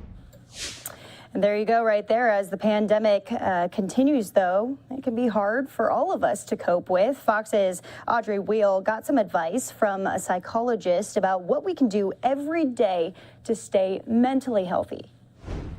The advice she gave falls pretty much into three categories: controlling what you can control, safely socializing and connecting with others, and going easy on yourself, because we're all going through so much right now. Here we are in 2022, still hoping for some certainty and stability in this pandemic. And as we cope with what Omicron is bringing, Dr. Dina Jolka, the chair of the Psychological Sciences Department at the University of Portland, has some advice. One thing that brings us some relief when we are feeling stress or anxiety or loneliness is trying to gain control over the things that we can. She says getting good sleep, exercising, taking walks, and being outside are all good for mental and physical health, plus keeping connections with people even when it's not in person. I do remote walks with a girlfriend, most days, and we're just both on our phones while we're walking individually.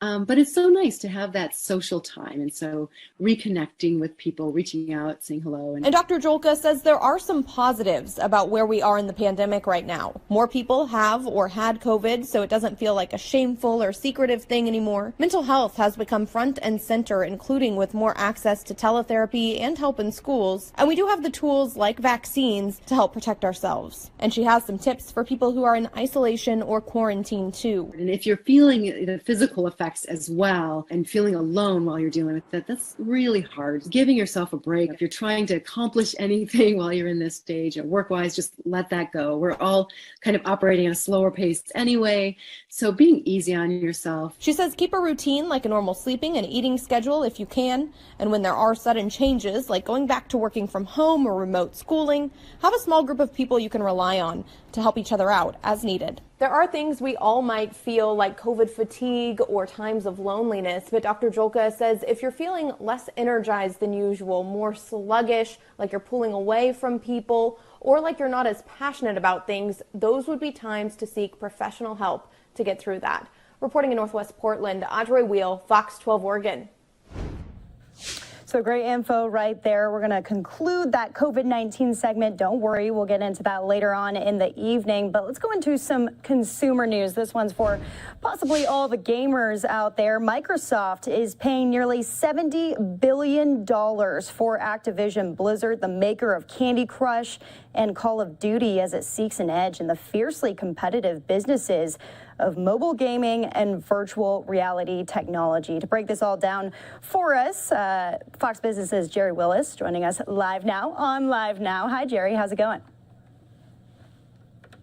Hi, Daytona. That's right. This is a big, big story. As you say, this is Microsoft's largest acquisition ever, $68.7 billion to acquire Activision Blizzard, possibly the biggest name in gaming. This company owns amazing brands that are known by gamers all over the world, including, as you say, Call of Duty, World of Warcraft, even Candy Crush, which I think everybody knows, right? So this company has really made a mark in gaming. It's very well known. And now Microsoft, you might be surprised, is buying it. Why? Well, Microsoft thinks this will be a big addition to its effort to get into what they call the metaverse. You remember Facebook changed its name to Meta, saying the metaverse is the next step for all technology, right? What is that? Well, guess what? That's like an alternative universe in which you might play a game as an avatar, buy clothes for your avatar, and play in this kind of fake world, do all kinds of other things, maybe have meetings, business meetings there as well.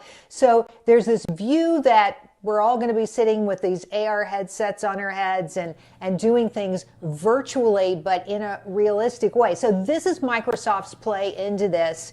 And I have to tell you, they're going to add all these games to Xbox Game Pass when the deal closes in 2023. This should really propel Microsoft's efforts in gaming quite a bit.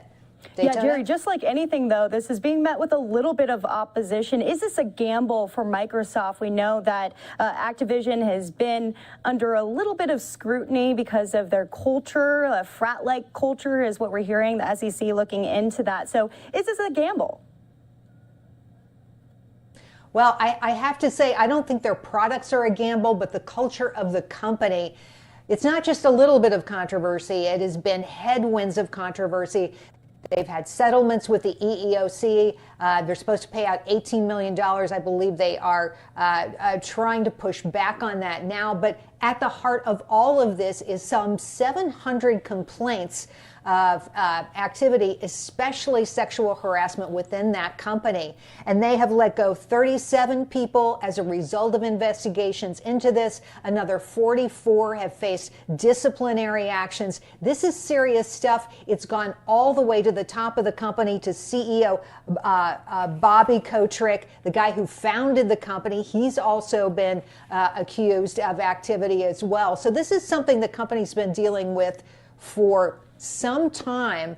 At the heart of it, Kotick at one point was accused of not informing the board of what was going on, and that is a very big problem. Now, one big debate that's going on right now, and I think it's very interesting, will Kotick keep his job as CEO once Microsoft takes over the company? The press release said yes, but people now saying no way. Yeah, there's some reporting that he's not going to be staying on as this deal closes. Like you said, though, 2023, so we've got a little bit of time. Well, there's a lot of people who may be watching this who are big gamers right now. What does this mean for exclusivity? Because we know that Microsoft is now going to have autonomy over these Activision games. So does that mean it is just going to be on Xbox or PC, or how is that all going to work?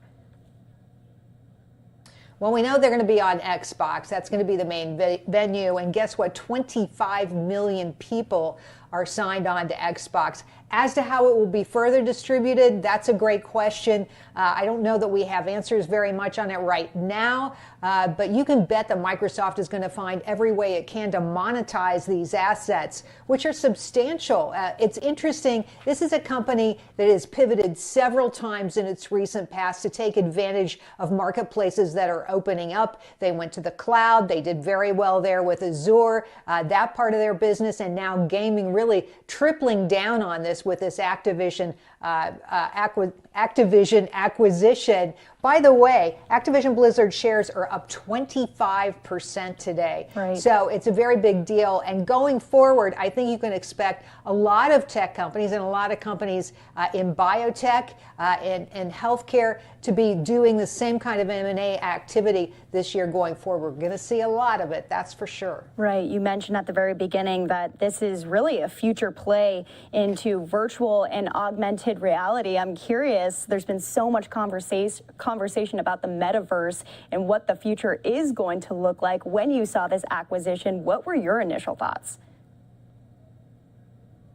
Well, I think this cements really what's going to be ground warfare among the nation's largest tech companies to seek out their own real estate in this increasingly competitive arena, right? Everybody's trying to get in front of everybody else for the next big thing. The next big thing is the metaverse. I have to tell you, when Facebook first changed its name, at first I thought, hey, you know, they're just trying to duck the negative publicity they've gotten as Facebook. But the more I looked at it, and now the more I'm seeing big tech companies like Microsoft respond, I'm thinking this is a serious thing, and there's going to be a lot of money spent on this, a lot of people hired to develop the kind of programming, to write the kind of code that's necessary to get this done. Yeah, as we know, successful big companies react early because things are constantly changing. So I imagine a lot of companies are going to be hopping on here.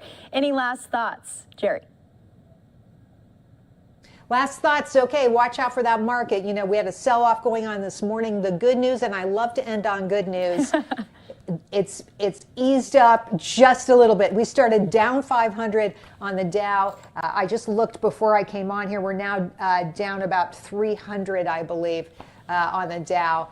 So that's at least something this morning. I know everybody's worried about their portfolios this month. This has been a tough 2022, but today a little better than it started. Yeah, back to you. No doubt on that. All right, Fox's Jerry Willis joining us live here. We appreciate you. We've got a look at the big board right here as we're now down 430, so not looking great right there, but hopefully it'll look better come soon. Okay, all right, I stand corrected. All right, thank you, Jerry. We're going to take a quick commercial break here on Live Now from Fox. We'll be right back with more of the top stories from across the country.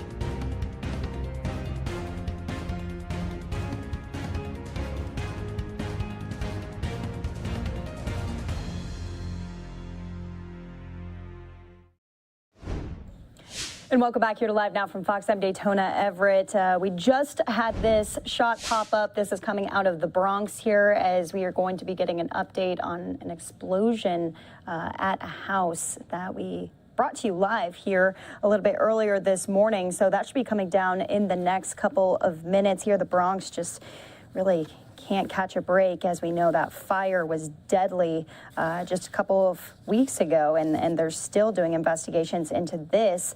But FDNY and personal emergency first responders on the scene this morning for a fire and building collapse in Longwood section of the Bronx this afternoon after a gas explosion. The 3-alarm fire broke out around 10:53 local time at Fox Street and Intervale Avenue. At least 4 people were hurt, according to fire officials.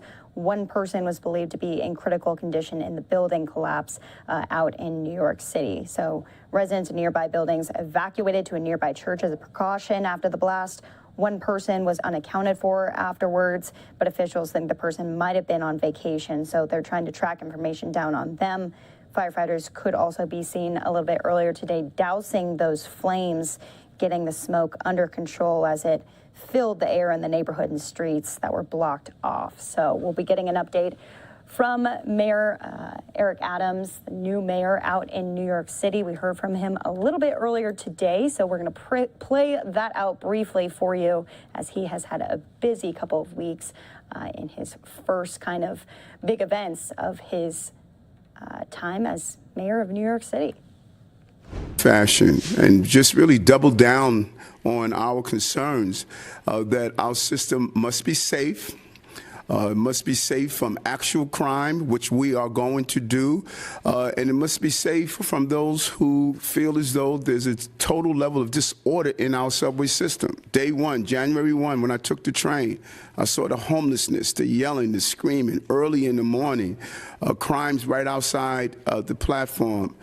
We know we have a job to do, and we're going to do both. We're going to drive down crime, and we're going to make sure New Yorkers feel safe in our subway system, and they don't feel that way now. I don't feel that way when I take the train every day or when I'm moving throughout our transportation system. That is our battle, and that is what I'm going to do as the mayor of the city of New York. I also want to acknowledge Dr. King's weekend, an important weekend for all of us, and it really personifies that we have so much work to do as New Yorkers to deal with the battle of ending inequality in our city. And we are committed to do that with the team we put together. And New Yorkers, notice I have not said this at all. I didn't point to the previous generation, the previous administration, and talk about what they did or didn't do. We hit the ground running in this city. And we stated it is our responsibility, and we want the ball in our hand right now to turn our city around. Not what happened under previous administrations, but right now in this city, it's the Adams administration, and I have an obligation to make you safe and to deal with the inequalities that we're facing every day. As we mourn the deaths of those in the Bronx fire, bringing in the resources, I'm proud of everyday New Yorkers. We brought in millions of dollars to help the residents.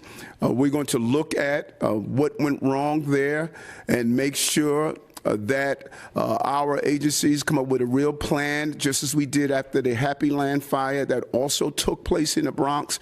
We can't have these tragic incidents happen in our city, and we're going to do everything possible to prevent that. And our hearts goes out to the families as we attended the funeral services and really stood by the members of the Bronx as they went through this horrific period, and announced the potential of new legislation with the senator. Yesterday, Senator Gillibrand and Richie Torres, the congressperson, to look at the legislation that we also introduced here in the city when he was a city council person. And we are thankful for the response from our entire city as we move forward in this difficult time.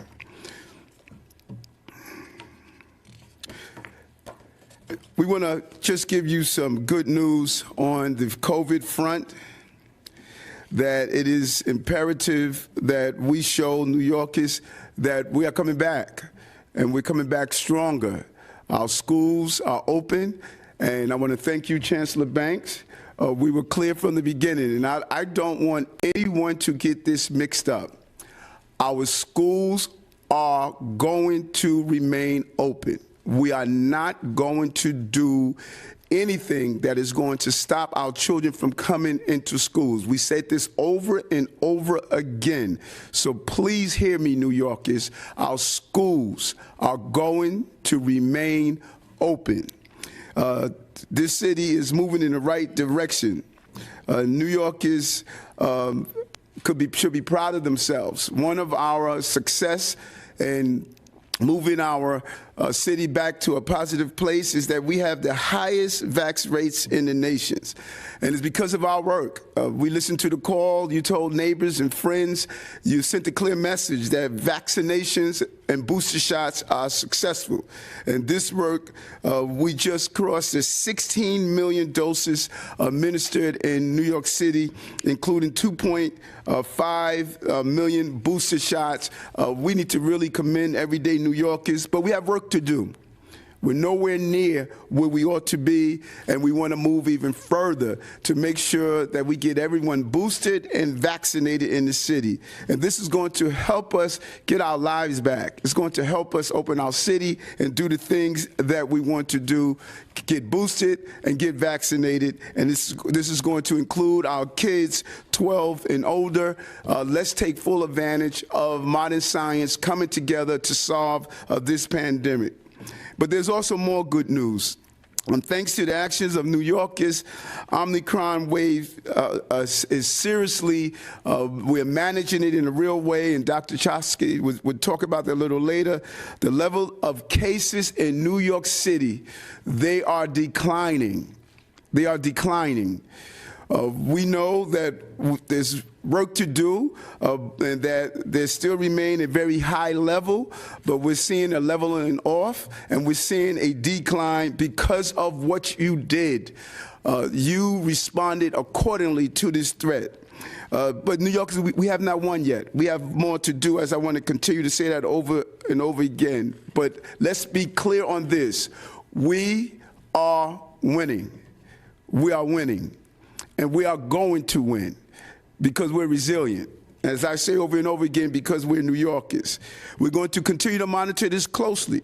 And now remember that hospitalization and death rates lag behind cases, so these indicators may peak later than actual cases are being shown, but we are winning and we're moving in the right direction.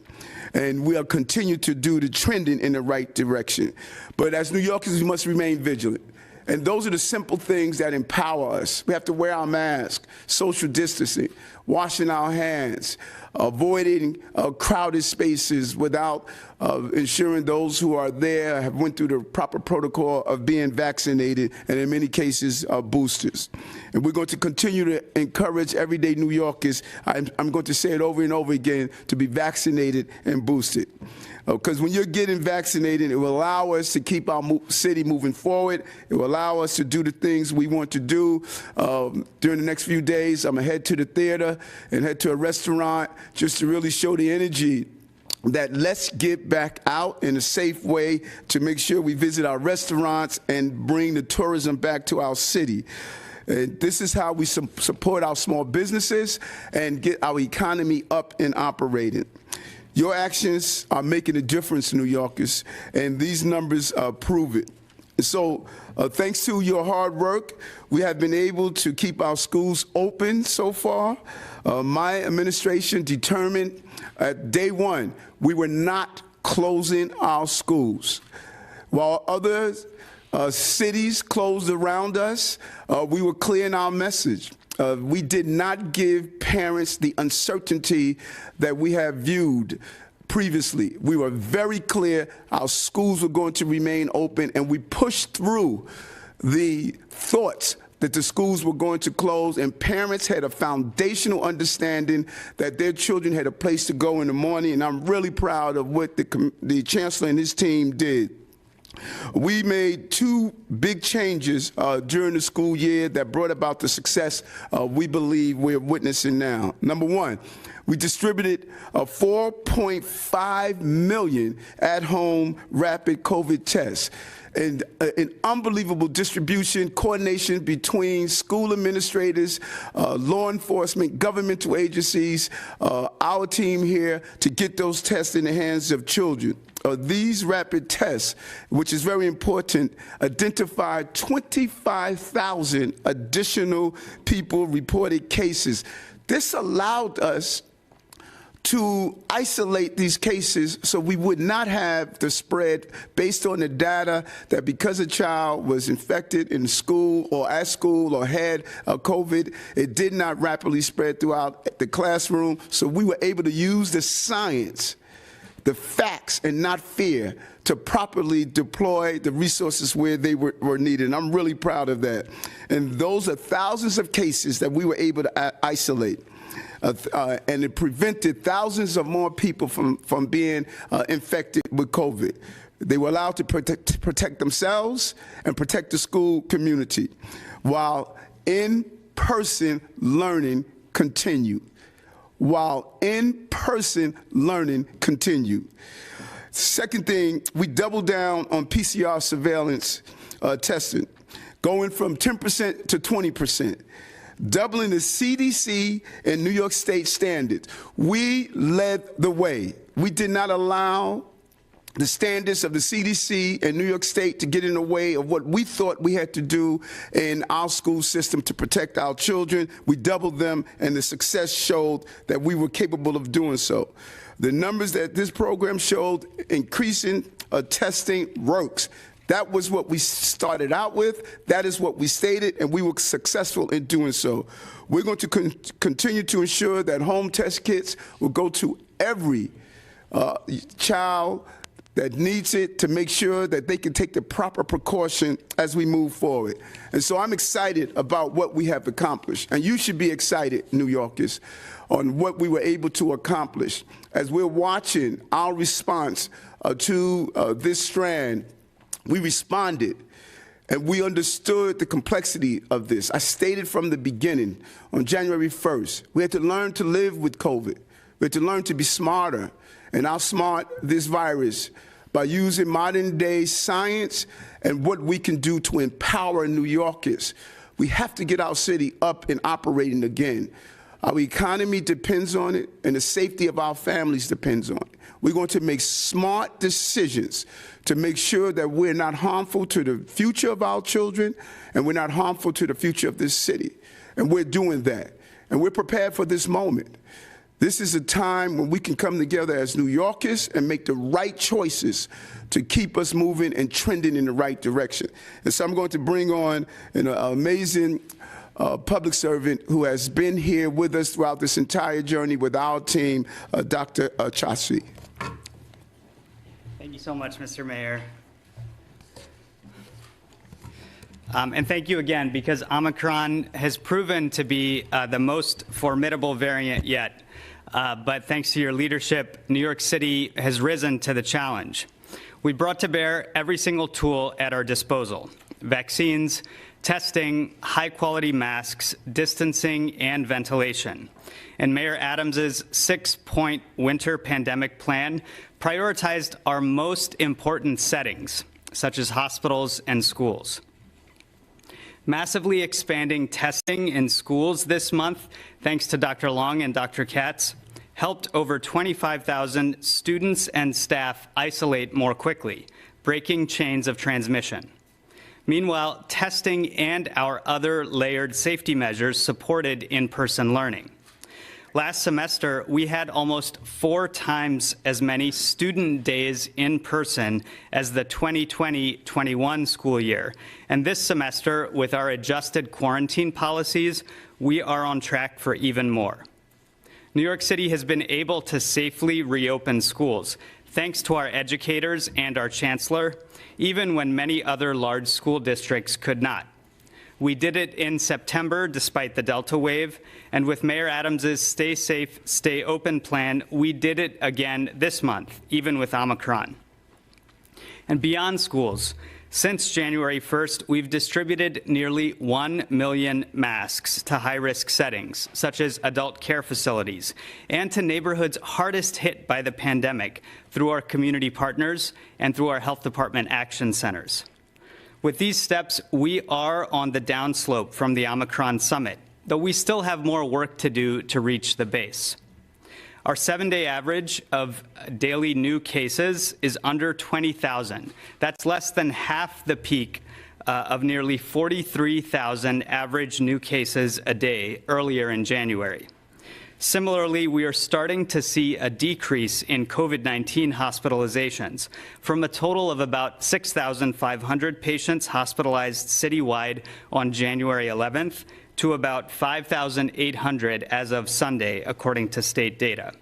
Now, let me be clear. These numbers are still very high, meaning community transmission remains widespread, and we will need to follow these trends closely over the coming days and weeks. I know that the Omicron wave has already affected so many families, neighbors, friends, and colleagues, including some vaccinated New Yorkers who got COVID.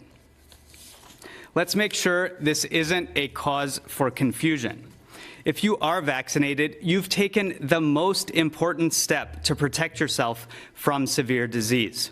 And for that, I thank you, because you also helped protect our hospitals and our health workers. Our most recent data show that unvaccinated people are over 8 times more likely to be hospitalized compared to those who are vaccinated. Thankfully, our overall data show a real decline in both cases and hospitalizations, and that is because New Yorkers have stepped up once again to protect themselves and their city. Now it's time to stay up to date. If you haven't already gotten your booster dose, please join the over 2.5 million New Yorkers who've taken that important step. I'd like to see cases and hospitalizations plunging rather than plateauing. With vaccines, high-quality masks, tests, and a little more fortitude in the face of fatigue, we'll continue to shape our curve, beat back Omicron, and save lives. Thank you, sir. Thank you, Doctor. We're going to start with on-topic questions. We'll do a few here in the room, and then we're going to move to WebEx. On-topic, Julie? Yes, good morning, Mr. Mayor. And a question for you and the Chancellor. So are you attributing COVID, or what do you attribute this 25% lack of attendance at schools? What's going into that? Two things. Our exploration of anything remote is to target those children who are infected, and we want to isolate them. That is our conversation with the UFT and others to look at exploring. Those are our target groups. It is not just to send a signal out, if you don't want to come to school, don't come to school. No, our schools are open. And we consistently stated that the safest place for a child is in school. And so we are digging down into the numbers to find out those children who are not in school, that are not positive, to see if there's some things happening at home that we need to give assistance to. We're going to partner with the Deputy Mayor of Health and Human Services to make sure that we're finding those children and getting them back in school. You know, for instance, we had a young 15-year-old girl who was struck by a school bus. She was not in school prior to the holiday. We need to identify, find these children, and bring them back. It may come education with their parents, whatever we need to do. We must have children in school. Those who are positive that we need to quarantine, we're going to try to find a way to get information. That is what the Chancellor, UFT, and others are attempting to do. That is not for the general population, and we want to be clear on that. David, you want to add anything? Good morning, Mr. Mayor. Good morning. Also wanted to talk about the, I believe the schools rolled out a new policy regarding a meeting with teachers and being able to access some material online. And I wanted to know if you could talk about just the policy in general, but also want to address the possibility that it might affect how those absentee rates are being recorded. Because if you're not sick, but for whatever reason you're being kept at home, but you're being marked present, I guess I wonder how you are going to discern those possible differences between kids who are maybe testing positive and need to stay in school and at home, or those who are just being kept at home by their parents. Sure. Well, there's been a long-standing policy that preceded this administration, which allowed for students who had tested positive and who were quarantined to receive a level of asynchronous kind of assignments. Essentially what that means is teachers would post assignments online, offer up a certain number of office hours. We're paying the teachers for that additional level of work. We offered up a little bit more clarification and an option for some more students to take advantage of that policy if the teachers in those individual schools were so inclined. What we're doing is we're trying to bring more and more of our students back. It kind of goes to the question that you raised earlier.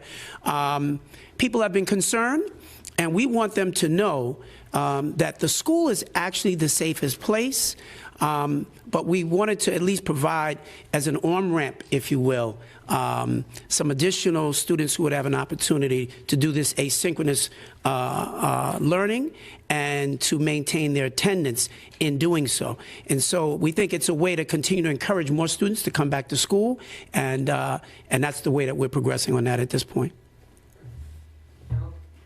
A question for the mayor. Hi, good morning. Good morning. So you said that most cases are mild, and I've spoken with some people recently whose cases weren't that mild. You know, they were sort of out of commission for several days, couldn't stand up. So are you concerned about those folks who are having more severe responses to Omicron? Yes, and I'm glad you said that. I said most cases. I didn't say all cases, and that we need to be clear on that. There are cases that are not mild, particularly those who are not vaccinated, not boosted, those who have pre-existing conditions, comorbidities.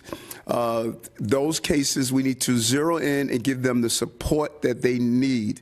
And when you look at the number of cases, and I'm sure the doctor would agree, if you are vaccinated, boosted, and then did not have serious pre-existing conditions, you experience milder cases of this strand. And we are going to continue to monitor those children that are dealing with more severe cases. That is what the chancellor is examining. How do we zero in and target them to make sure that we get the overwhelming number of people who can't come to school because they are positive cases. But of course, we're concerned about all of New Yorkers. We know that COVID has impacted us all. And those who are dealing with severe cases, we want them to have the medical treatment they deserve, Dr. Katz's coordination in doing so, to make sure we target all New Yorkers who are impacted by COVID. To clarify on the remote option, is this something that's going to be rolled out by the central office in a formal policy, or is it going to be sort of patchwork or teacher by teacher decision? Are you still looking at the live streaming option that's been so controversial? We've been meeting with the leadership of the UFT, Michael Mulgrew, and the CSA, Mark Conazero, which I just want to take a moment and tell you, they have been amazing partners in all of this. And we could not have asked for better partners to help us in this path forward. We have not announced a remote learning option, if you will. We are exploring the possibilities of the expansion of a remote learning option. It was reported as though this has already been announced. There's not been any announcement what we're doing, because to turn around and do a remote learning option is not an easy thing to do. For those who've worked in schools, it requires the reprogramming of school schedules, teachers who would be dedicated to teaching just the students who are learning remotely. It is a big undertaking, even to do it for a short period of time. That is why we've been having these conversations, and if there's an announcement to be made in the coming days, we'll certainly make that, but there is no remote option that is actually prepared to be announced at this time. We're going to go to WebEx right now for on topic, and then if we have time, we'll come back for off topic. The next question will go to Katie Honan from the City. Hey, good morning. Can you hear me? Yes, I can. Good morning. Good morning. I'm just down the hall, but I'm coming to you virtually. My question is, I guess today is the state budget will be revealed. I'm curious who City Hall has. I know within like the Albany legislature. I don't know if you have anyone working with Albany, and if you have any early indication as to how the budget looks for New York City. Our team is communicating with Albany. The first deputy mayor, Amazing Lorraine Grillo, is communicating with Albany, and we don't want to upstage the governor. She's going to roll out her priorities that will also impact what our ask have been for New York City. And I think that we should allow her to do her announcement, and then we will give a clear presentation on what we are looking for New York City. But we met with the governor and her team, and the talks have been great. And we want to continue this collaboration that I have developed with Governor Hochul, and we think that this is going to be a great year for New York. Our next question goes to Andrew Siff from WNBC. Good morning, Mr. Mayor, and all the gathered folks at City Hall. On the issue of attendance, the most recent figure was 75% school attendance on Friday, and that suggests that about 200,000 kids are not going to school. How do you put that number in perspective, and how are you going to be able to make up for whatever lost learning is taking place, given that there isn't even an asynchronous option for these kids not showing up now?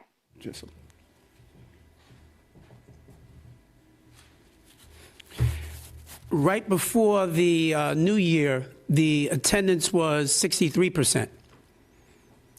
Right after the new year and this administration began, it bumped up to 65%.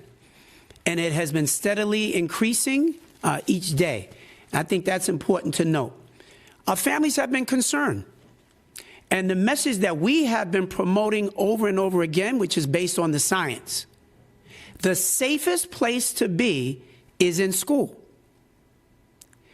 And so our most recent data, with all the testing that we've done and the 25,000 cases, only 1% of those are positive cases.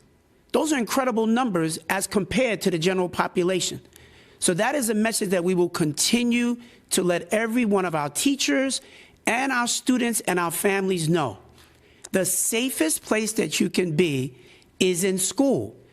Now, the issue of learning loss is something that's going back a couple of years since this pandemic began. And so there are a whole host of strategies that we're going to be talking about, we're going to be unveiling in the coming days and weeks. But again, I think the biggest message is that we are trending upward. Our students are steadily coming back to school. I think you will continue to see the numbers go up over the coming days and weeks as our students and their families gain even more confidence with what is happening and what you're hearing as relates to the science and the leadership of this administration and all the strategies that we have put in place in our schools. It's working. The comeback for New York and the comeback in our schools is happening. Our next question will go to Abu from Bangla Patrika. Hello, Mayor. How are you? Quite well. How are you doing? Good. Thank you so much. My question is about heating. As the the horrendous incident happened in Bronx, is cities thinking about any new initiative to make sure that people are getting enough heat and they are not bound to use any kind of additional heaters? It was breaking up for me. Did anyone? Space heaters. The legislation that was announced yesterday with Senator Gillibrand and my good friend Congressman Torres is to really zero in on how do we use technology to identify those landlords who are not properly supplying sufficient heat for residents. We have been using an antiquated method. I've long believed that we could use the heat seek tool that allows us to monitor ongoing heat and heat complaints to correlate between those landlords who are not given the proper amount of heat. And also, we've heard great ideas as automatic turnoffs for those portable heaters. In this case, it is believed that preliminary reports are stating that the portable heater may have been on for over a 24-hour period. And there should be automatic shutoffs if cases like that. And so it's imperative that we use technology for those who want to use legal space heaters. They should have safety mechanisms to assist families that we don't have a tragedy of disproportion. But it starts with supplying the right amount of heat. We can do that and ensure that if we look at those who have a history of heat complaints using the technology, I think that it could be extremely helpful. And we want to double down on this technology under this administration. It's something that I introduced with Congressman Torres when he was a council person, and we want to continue to make sure that technology are in the homes that are needed. We have time for one more question here in the room for off-topic. Maybe you want to? Yeah. Hi, Mr. Mayor. How are you? I wanted to ask about Phil Banks' trip out to LA after Eric Garner's death. Was that an appropriate trip to take? And can you talk about, like, you know, over the course of you being mayor, when you go out of town, how you plan to handle kind of the political tripwires associated with that? I'm not sure how the trick why is, but listen, Phil Banks, as well as the other appointments that I made, are the best people to do the job for New Yorkers. His trip to LA on vacation and other things, I know what I must do for this city. I must appoint and hire the best talent to do the best job and make sure taxpayers are getting their money's worth. And Phil Banks is part of the team that I am putting together, and I'm happy of the team, and that is my response to that. He's the best person to assist me in coordinating all of my law enforcement agencies so we can create a safe city that I state over and over again. Our prosperity is going to be based on public safety and justice. That is what I'm focused on, and Phil is the best person in that area to do so, and I'm happy that I made that appointment. Thank you all. Thanks for going. We're going to go to the...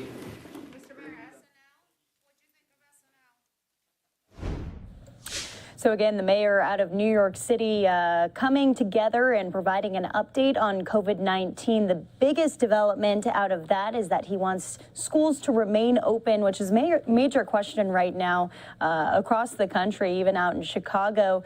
Some students, Chicago public school students, actually protesting going back to school in person. So it really differs state by state. But we are awaiting this press conference I want to bring everyone's attention to for that Bronx building collapse, which the mayor is supposed to be speaking at as well. It was intended to start about 30 minutes ago, so they're running a little bit behind schedule. But when it starts, we'll bring it to you. Also, a look from inside of the Capitol here, outside of the Senate floor, as debate is continuing there. We were listening into a couple of the senators speak and provide remarks. Senator McConnell will listen into what he had to say a little bit later as well.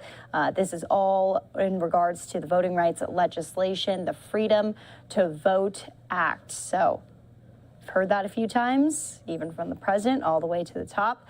Likely that it will not pass through the Senate today. It's would be pretty amazing if it did. At least that's what political analysts are saying. So a lot more to be getting to. These are just some of the live looks. And then the big board, of course, we just spoke with Fox Business's Jerry Willis about Microsoft buying the game maker Activision for about $70 billion, one of the biggest acquisitions in history, especially for the future of augmented reality, virtual reality, and gaming. So more to come here. 2 minutes.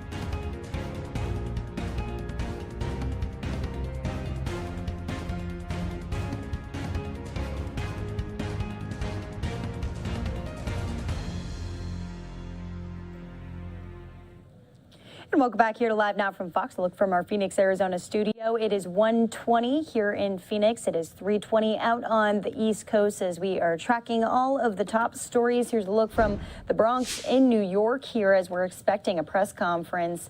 An official update from Mayor Eric Adams on that building collapse, a really serious situation, a gas explosion from earlier today. We don't believe there's any major injuries, no deaths at this time, but we should be getting all of those details coming up here soon. Until then, though, we were just listening to the mayor, and he was talking about schools. He says that he wants to keep all of them open, which is music to many parents' ears as they want their kids in school in person.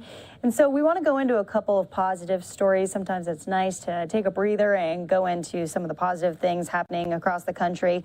A teenager in Georgia actually got accepted to more than 40 schools. That's of the more than 90 colleges that she applied to. Fox's Cheyenne Walker actually spoke with the teen who says that her mother is her greatest inspiration to succeed. Here's this story. Another day, another letter addressed to Monroe High School senior Kenyari Sawyer. The 17-year-old from Albany, Georgia, has been accepted to 48 schools of the 92 she applied to. I started applying August the 1st.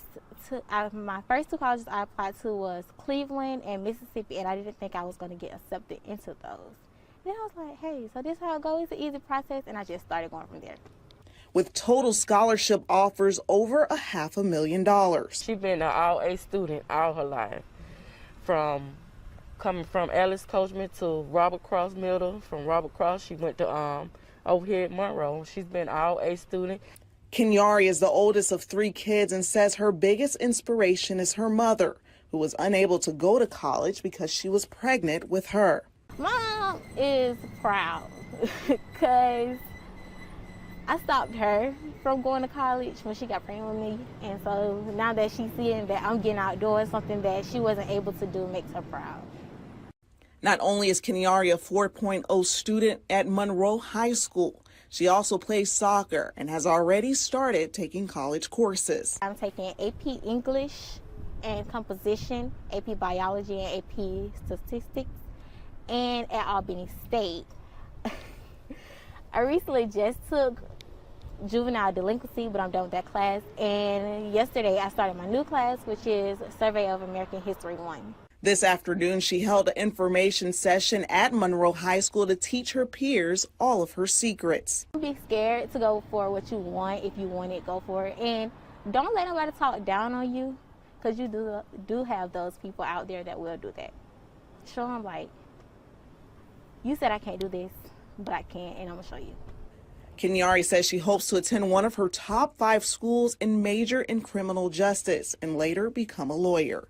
I want to get out, start my own law firm, but first I want to work up under someone so I can get a feel of it, and I want to become a defense attorney and then continue to level up my ranking. Reporting in Albany, I'm Cheyenne Walker.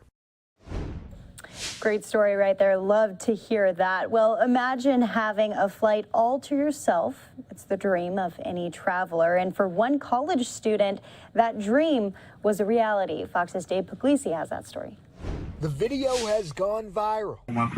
Not a soul in sight on this British Airways flight headed for Orlando International Airport. The lone passenger on board is Kai Forsyth. I was a bit confused at first, but they did say I could move around, do whatever I like on the plane. It felt like I owned the plane. It was very, very weird. The Rollins College soccer player documenting his flight back to school. He said he started to notice things were off the night before. Do you know how you choose seats when you're checking in? There was actually like no seats that anybody had taken, so I was very confused. Instead, Kai got to kick his feet up, make friends with the flight attendants, and get all the snacks and drinks he wanted for the 9-hour flight to the U.S. I was actually going to sleep on the floor. I did ask them if I could sleep on the floor, but they had the trolleys and they need to like bring them back and forth. British Airways relaunched flights from the UK to the US in November when the international travel ban was lifted.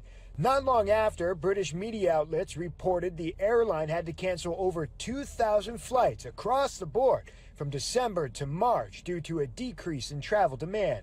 Although Kai isn't about to complain about the extra legroom. I'd like to actually say thank you to British Airways for providing me with a great experience like that.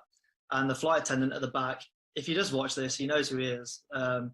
He was like basically my caterer for 8 hours. Very surreal, I have to say. Dave Puglisi, Fox 35 News. The video. So pretty good situation for him right there, having the whole place to himself, all of the snacks, you know, unlimited soft drinks. Good stuff right there.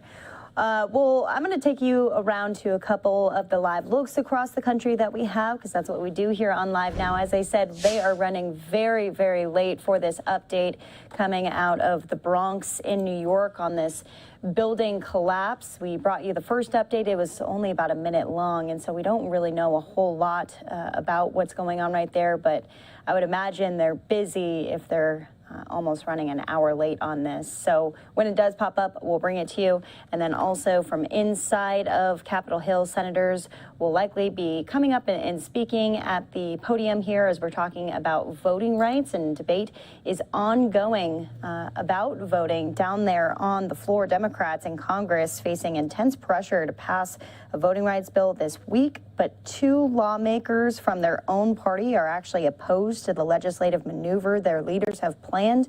Fox News correspondent Caroline Shively brings us the latest all the way from Washington.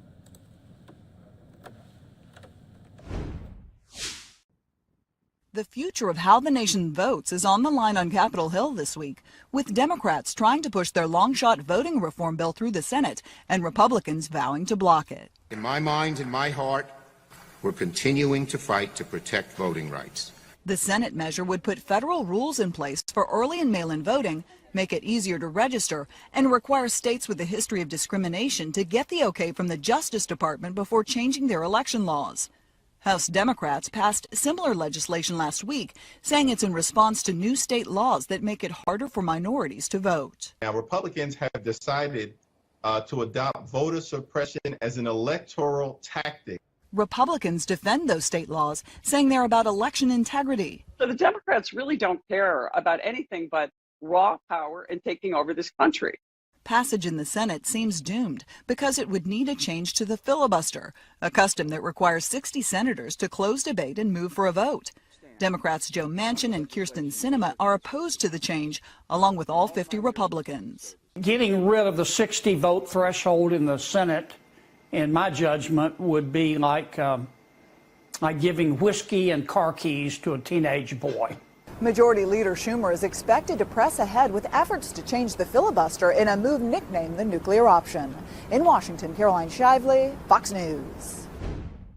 And a live look from the Senate floor right there as they've all been speaking out and giving their opinions on what this could do for the future of voting. Senator McConnell took the stage not too long ago. We're going to play out his remarks from earlier. And their allies.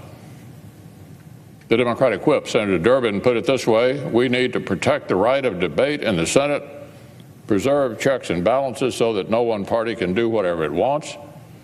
We need to preserve the voice of the minority in America. Dick Durbin, the Democratic leader himself, said in 2017 that we need to, quote, find a way to build a firewall around the legislative filibuster. Build a firewall around the legislative filibuster.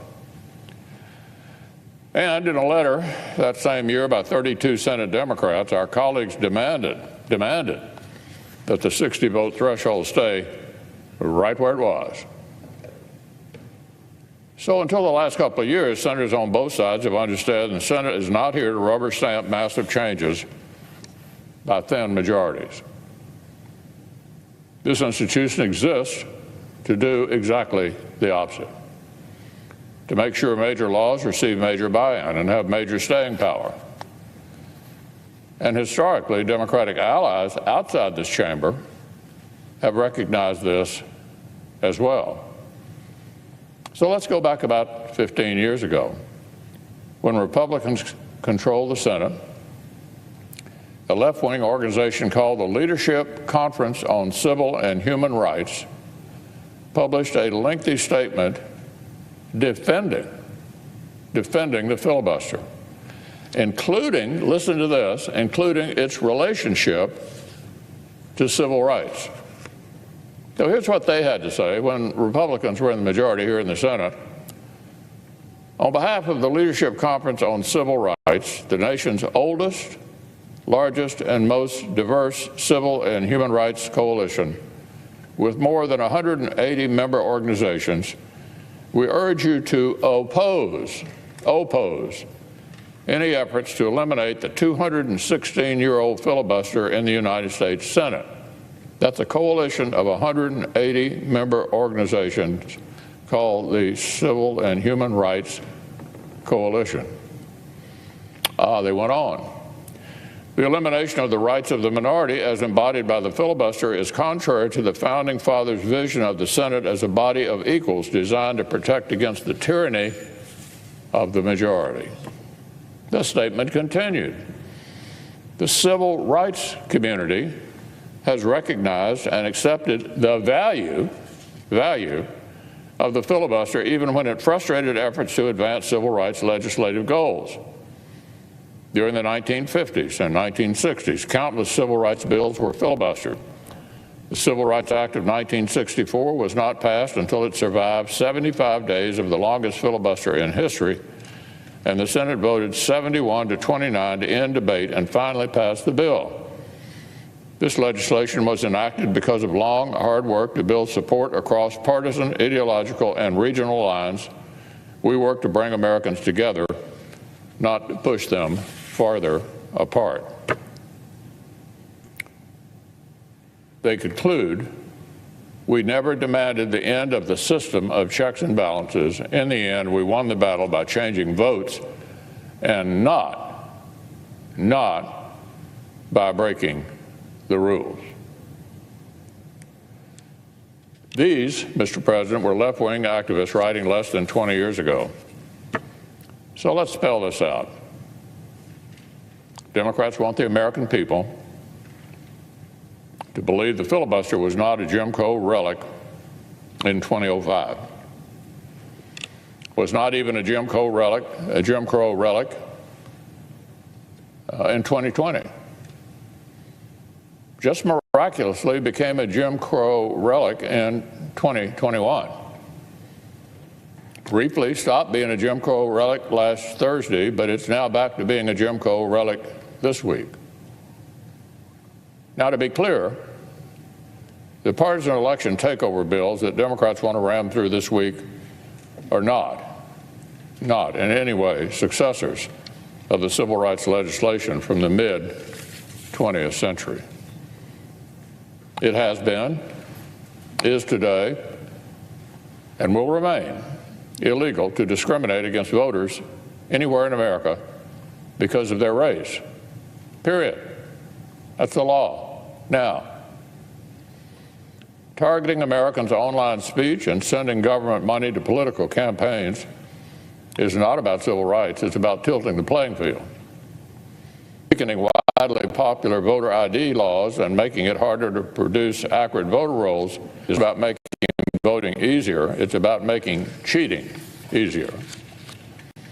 Changing the law so that our partisan attorney general can rewrite voting laws without even having to win in court is not about promoting justice.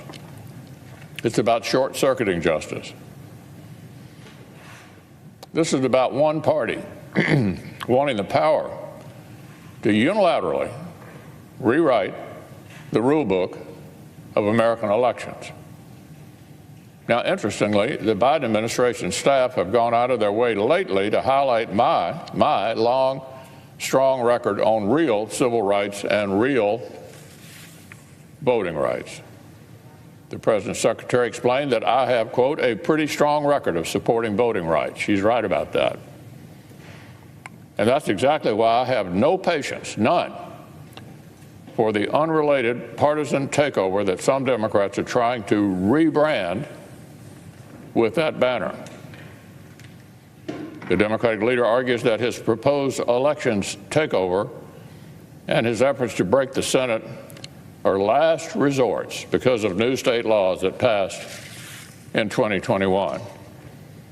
He says it's irrelevant that 2020 saw record turnout.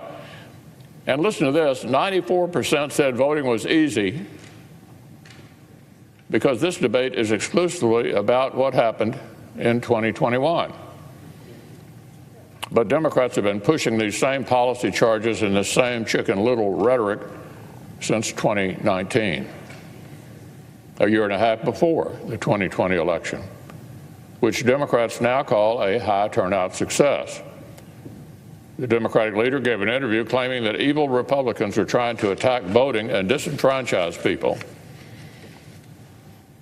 Of course, when Democrats went on to win the White House, the 2020 election went from presumptively illegitimate to exemplary and unquestionable overnight.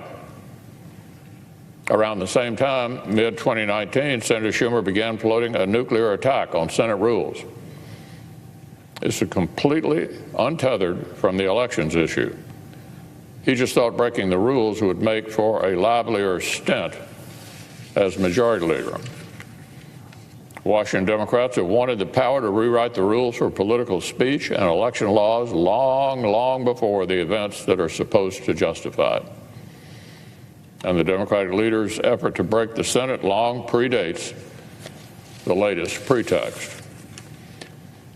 We have strong disagreements about the substance of these bills, but even more broadly, we see decreasing trust in our democracy among both political sides. We have a sitting president of the United States shouting that United States senators are on the side of Bull Connor and Jefferson Davis for refusing to shatter the Senate. Was the Senate created to make these kinds of factional fevers worse, or to help break the fevers? Does the Senate exist to help narrow majorities double down on divisions, or to force broad coalitions to build bridges? This fake hysteria does not prove the Senate is obsolete. It proves the Senate is as necessary as ever. Republicans have supported this limitation on the majority's power, both when we've been in the minority, which these rules protect, and when we've been the majority, which they inconvenience. And last week, some of our colleagues across the aisle reconfirmed they have the courage and the principle to keep their word and to protect the institution as well. But too many of our colleagues across the aisle still want to respond to a 50-50 Senate with a rule-breaking power grab. Voting to break this institution will not be a free vote or a harmless action, even if their effort fails. An unprincipled attempt at grabbing power is not harmless just because it fails. Voting to break the Senate is not cost-free just because a bipartisan majority of your colleagues have the wisdom to stop you. It's amazing that our colleagues are this enthralled to radical activism. We have inflation, a pandemic, rampant violent crime, a border crisis, and possibly a war on the European continent. But rather than work on any of that, Senate Democrats want to mar their own legacies with a reckless procedural vote they know will fail. A faction this desperate for unlimited short-term power is a faction that must be denied it.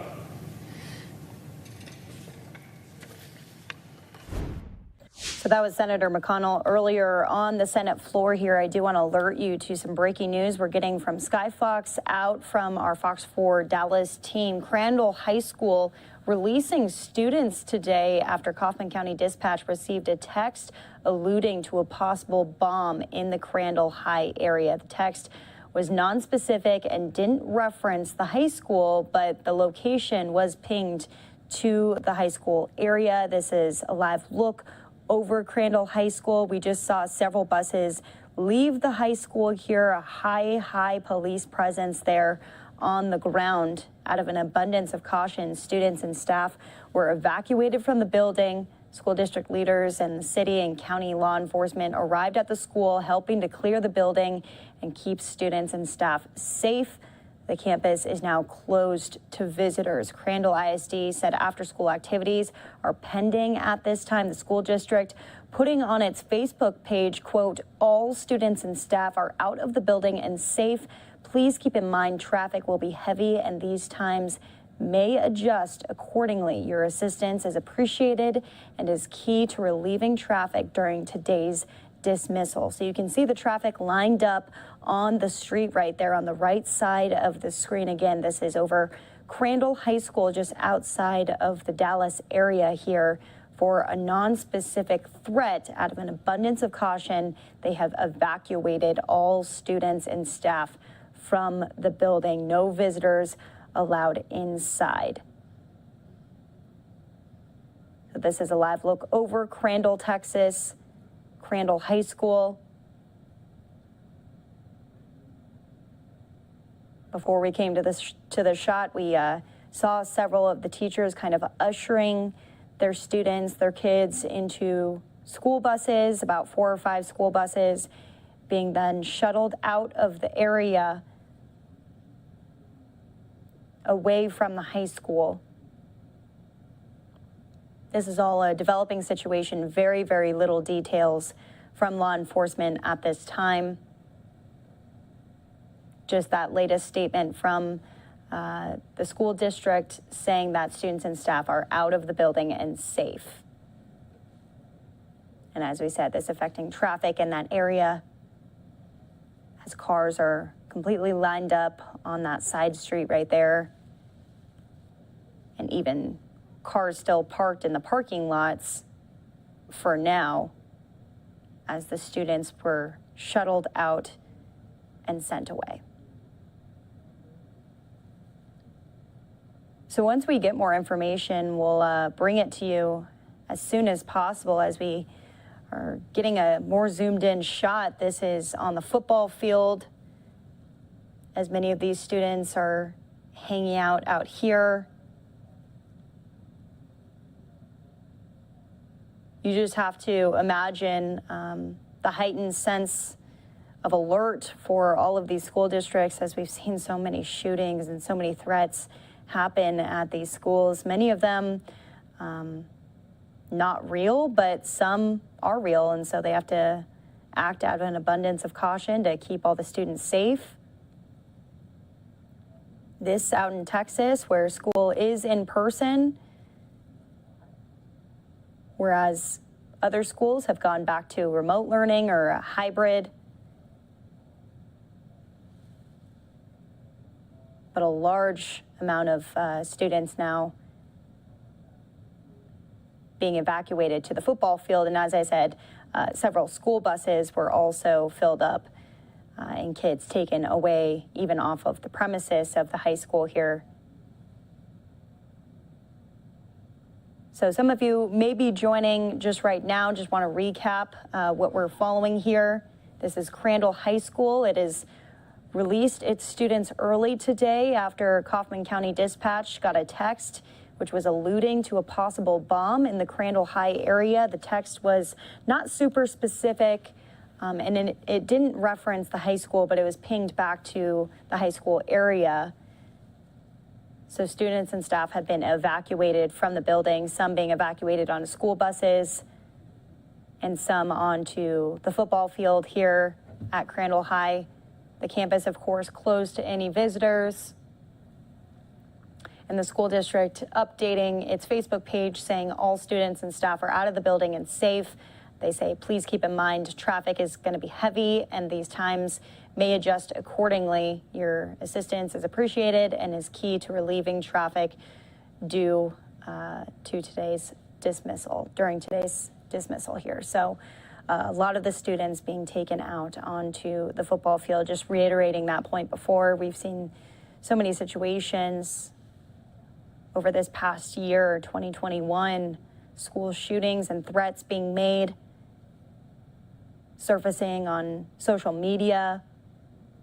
So even if it isn't real, they do have to take an abundance of caution in all circumstances here.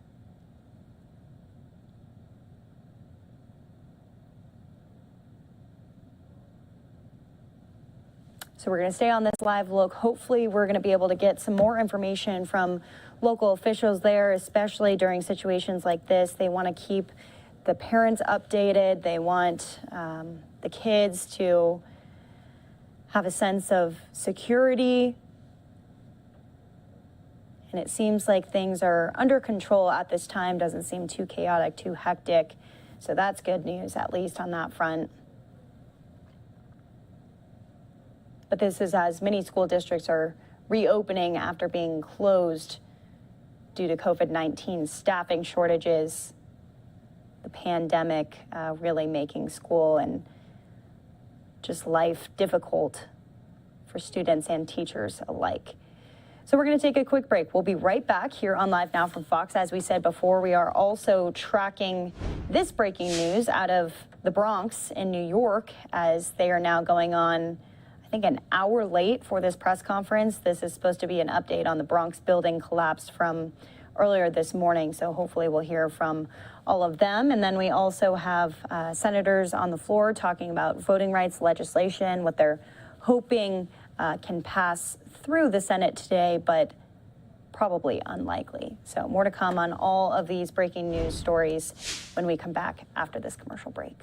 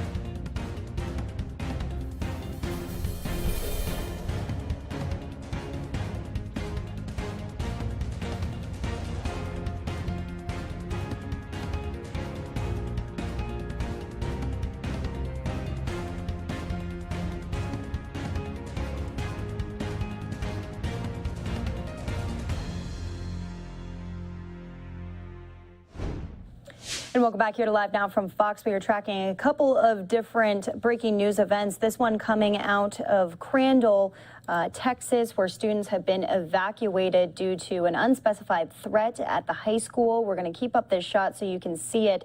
But we also do have Mayor Eric Adams coming out of the Bronx, giving an update on that building collapse from earlier. So here's the latest from the mayor in New York City.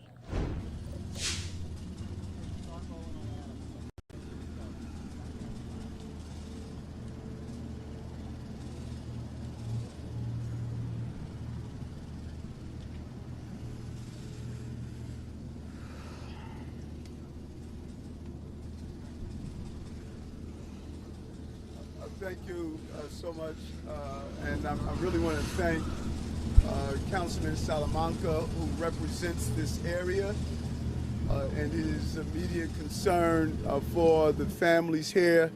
And I'm really hoping that you can get the video of the responding officers who responded immediately to the scene, just to see the heroic action that took place here. And I'm joined here again by Vanessa Gibson, our borough president, who has been dealing with, this is the second major crisis that she has responded to. And I just want to thank you, Vanessa, just for the consistency in being here for these families during this time. Also, Lieutenant Governor Brian Benjamin and Congressman Richie Torres as well. And we're joined by our agencies. They've had an extremely busy week, but their level of professionalism is what's needed during these times of crises. A crisis will not wait until we're ready for it to respond. We have to always be ready to respond. The FDNY Chief John Hodgins, Acting OEM Commissioner Christine Farrell, as well, and the countless number of men and women who are part of the FDNY and the police department responding to this emergency here. Right now, we have 8 injured, 1 fatality. Our hearts go out to the family members of the lost lives, but clearly the action of FDNY and NYPD and residents, their quick response really allowed many that were a part of this crisis not to in some way be seriously injured or to die in this issue. And so I want to thank them. Included in the 2 people in serious conditions at hospital, our hearts again go out to them. This tragic and frightening event after the inferno we saw just days ago just really add the pressure on the Bronx and all those who have experienced it and overcoming this issue as it seems to continue to unfold right now. The professionalism that was displayed, the 5 officers that sustained injuries during this rescue efforts, we want to thank them for their actions, but we saved lives today. Our actions saved lives. And when you, as I stated, when you see the body cam video, you're going to see the quick response of the officers going into a burning building next door from the explosion, not realizing if there would have been an additional explosion, but they went inside and carried out a woman who was trapped inside, and we're hearing countless stories from those who are in the hospital, who are the homeowners in this area. So there's so much we need to find out about this incident. It's an ongoing investigation to determine what happened. Con Ed is here. The investigation will determine exactly what happened here. Right now, gas is off on the entire block. As the councilman stated, we want to get the gas back on as quickly as possible because we have a lot of seniors that live on this block. These are small homeowners, and it's really the bedrock of this community. And so the goal is to an expeditious but safe investigation so we can get people back into their homes.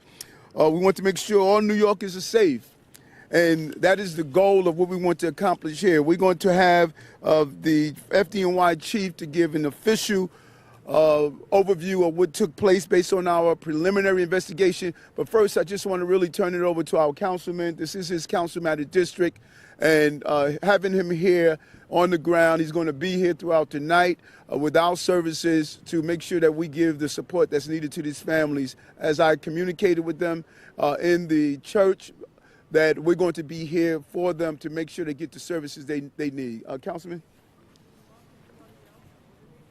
Thank you, Mr. Mayor. I really appreciate you coming down here to the South Bronx in our time of need. For many of you that know, the Bronx has always been a borough that understands, well, not that understands, that has always suffered back in the 70s and 80s from fires. And this is nothing new here in the South Bronx. When you look around and you look at all these buildings, in the 70s and 80s, many of these buildings were burnt down to the floor. These homes behind me were part of the revitalization of the South Bronx that Father Gigante and Sister Thomas made back in the 80s, late 80s, beginning of the 90s. And to see these fires really breaks our hearts and breaks our homeowners' hearts. But what I did see here today was, as I was talking to homeowners, they knew who and the names of those individuals that lived in each and every one of those homes. They knew who was missing. There was one gentleman who they thought was missing, and they found him in Puerto Rico. They were able to call his family. I cannot say how thankful I am for the 4-1 precincts for really going out of their way, the captain and his other 4 officers risking their lives to save families there. When the mayor and I were inside the church, we spoke to a family, spoke to a lady. So she was stuck inside her apartment. She could not open the door. And the fire department were those that saved their lives. So I really have to thank FDNY and NYPD for really going out of their way and saving lives. En español, le quiero dar las gracias al alcalde por estar aquí con nosotros. Y también quiero que ustedes realicen algo. El sur del Bronx, siempre nosotros hemos tenido la experiencia de fuego.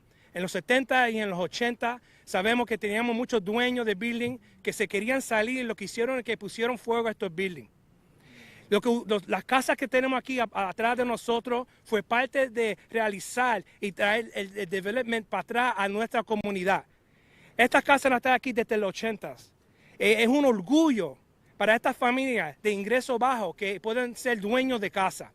Lo que ocurrió aquí nos ha devastado a nosotros, pero sabemos el amor que nuestras familias tienen para uno al otro.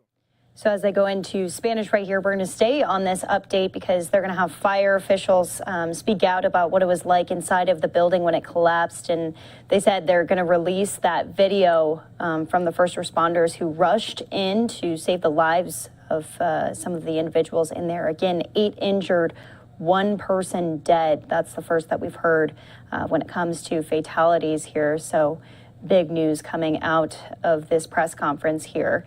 So we'll hear from some of the community members. We'll hear from officials once again, and hopefully some reporter questions from our crews that are there on the scene.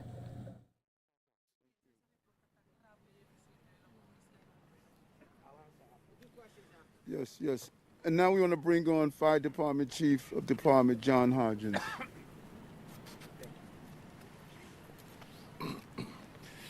Good afternoon. Fire Department received the call this morning, and we responded, and we were here within 4 minutes. There was a large explosion of one of the dwellings that was attached on both sides by other buildings. Our units quickly entered the buildings that were not collapsed to conduct searches, just in case there were any occupants that did not get out. We did not find anybody else, which is good news. There were 2 sisters from the fire building that were inside the building when it exploded, and our units saw them laying on the ground outside, and were able and working in conjunction with our EMS units, we took those people and we got them to a hospital quickly. Unfortunately, one of them has succumbed to the injuries and has passed away. The other victim was the 3rd victim of this, was the woman that was removed by the NYPD officers very quickly upon arrival. When we arrived, we also went in and searched those buildings, as I had already stated. This was a great joint operation between many agencies, Con Edison and our Bureau of EMS. We worked together just to, safely as possible extinguish this fire. We used approximately 200 fire and EMS personnel from our agency, and we're continuing to investigate, to drill down and to find out exactly what caused this. And we will be on scene, operating as we sift through the rubble just to look for any type of evidence.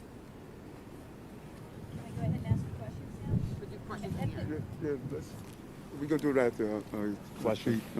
Question after. And also acting OEM Commissioner Christine Farrell. Thank you. Commissioner. Thank you.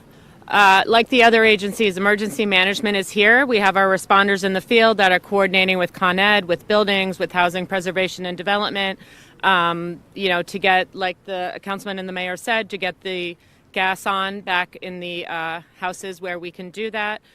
Pretty much immediately once this incident happened, St. Athanasius Church, the church right there, opened its doors, and residents, affected people were able to go in there. The Red Cross also got here very rapidly. They are working with the residents to get them food, water, other immediate needs that they have.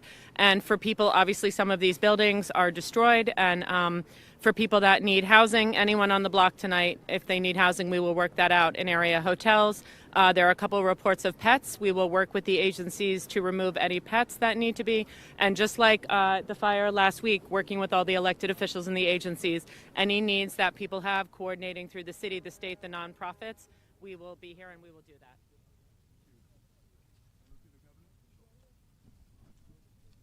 This is a serious tragedy.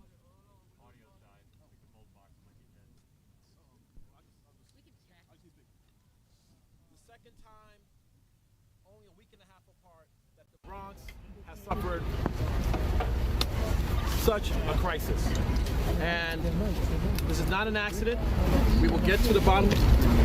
Oh, sure. There are extra batteries in here. Batteries? Oh my god. Just dial. You're that powerful with the microphone? That's what you call it, the mic. Exactly. She's like, press conference is over.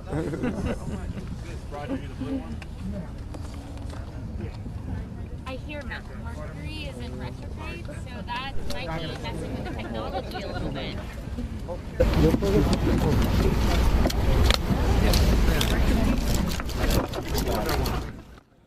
So they're having a bit of tech issues with the microphone right there. I just want to warn all of you guys, we are still collecting information on this breaking news, a possible bomb threat at a high school that was evacuated in Crandall, Texas. That's the bottom right-hand corner. We also do have an update coming out about that UCLA grad student who was stabbed out in Los Angeles at a furniture store. So we'll have that update after this. With another fire. I actually couldn't believe it when my staff told me that this happened again to the Bronx. So I'm just here to say the state is going to work very closely with the city. DPS was here on the ground today and will continue to aid the city to make sure we get down to the bottom of what happened and we make sure that this never happens again. My heart goes out to the families who've been affected.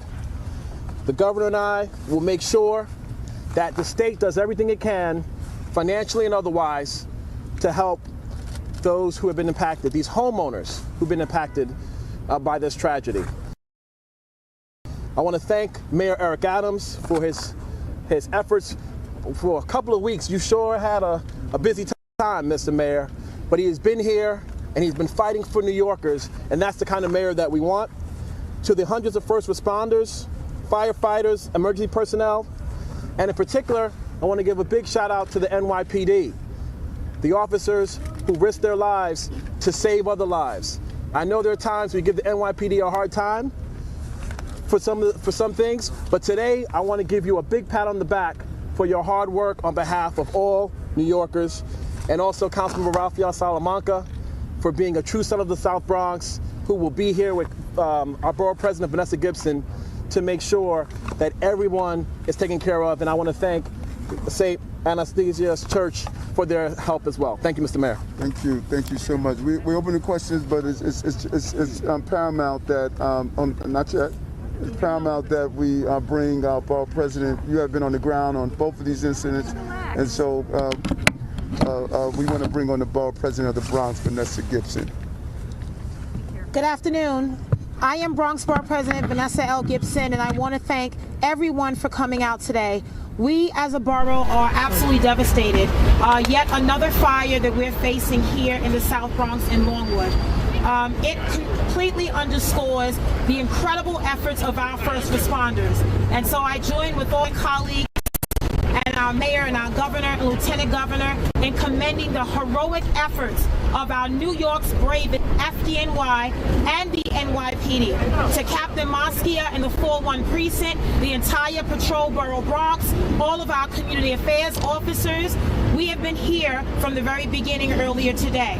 But certainly our first responders have been on the scene in the trenches over a week ago, responding to the devastating 5-alarm fire in the Fordham Heights community. That's where I was earlier today at Twin Parks Northwest when we received notification of this fire.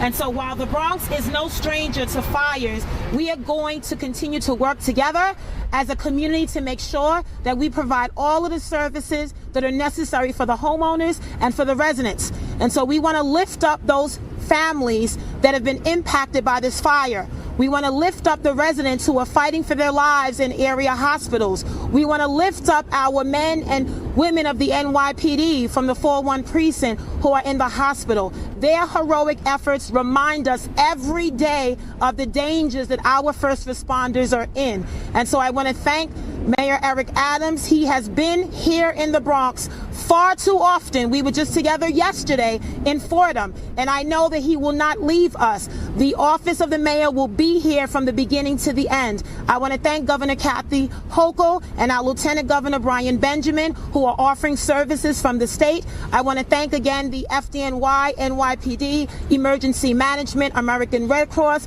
I want to thank the church, all the local residents who have truly stepped up. We are all in this together, and through our pain, we will continue to find purpose, and we will continue to work together to make sure that on the ground, all of the needs of our residents and families are truly met. Thank you so much. Thank you. Over to any questions? On top of the question. The councilman said that. Hold on. Who you calling? The councilman said he was told by the FDNY this was a gas explosion. Is that correct? Currently on investigation. There's only preliminary because of someone reported smelling gas, but it's currently on investigation, and the fire marshals are going to do a thorough job and tell us exactly what happened to the best of their abilities. Thank you. I have a question for the fire chief. Chief. Two things. One, how many units were actually destroyed? That's the first question. Are any of the other remaining units at risk of collapsing? And how many families have had to be relocated? So the buildings directly adjacent to where the explosion was are completely destroyed. They'll have to be demolished. The rest of the buildings will need structural work, but they will be able to be saved. Okay, so the 3 units then? 3 units were destroyed. And how many units are in there? I believe it's 5 or 6. I'm not sure. Okay, all right, but those people will be able to go back into their units tonight? I don't know. Not tonight. No, they will not be able to go back tonight. They're going to need work. Structural. There was some structural damage to all of the buildings. 3 of them cannot be saved. The other 2 will be able to be saved. The mayor mentioned that there was a smell of gas beforehand. How far in advance was that, and how strong was that? What the circumstances of that? We had a report of somebody who did smell gas in advance of it. There was an explosion, and right now we're just investigating just to make sure that we get to get it right on what was the cause of this explosion. How far in advance that report came in? It came in early this morning. But the FDNY brought the 2 sisters to the hospital. One of those unfortunately passed away. Is that correct? Yes. And then the 3rd person is it the 68-year-old that was who the NYPD Yes. brought out? Yes. And she's expected to be okay. She has serious injuries, but not expected to pass. And the other sister, is she still in critical condition? Is that Serious condition. How old is she? All of the victims were in the 60s. 60. On topic questions? Anyone? Why is ATF on the scene? What is their role? ATF works with the Arson and Explosion Division of the NYPD, who works with the fire marshals. Any indication of foul play? Not at this time. Everything's under investigation. Any prior complaints around gas at this location along this block? No. Down here? the injuries of the 2 sisters? Were they actually burned by fire? No, they were not. They did not sustain burns. They had, traumatic injuries from the explosion. There were 2 sisters in that unit. They were the only ones who were in that unit? Yes. Okay, but you guys found them outside when you got here. They were outside.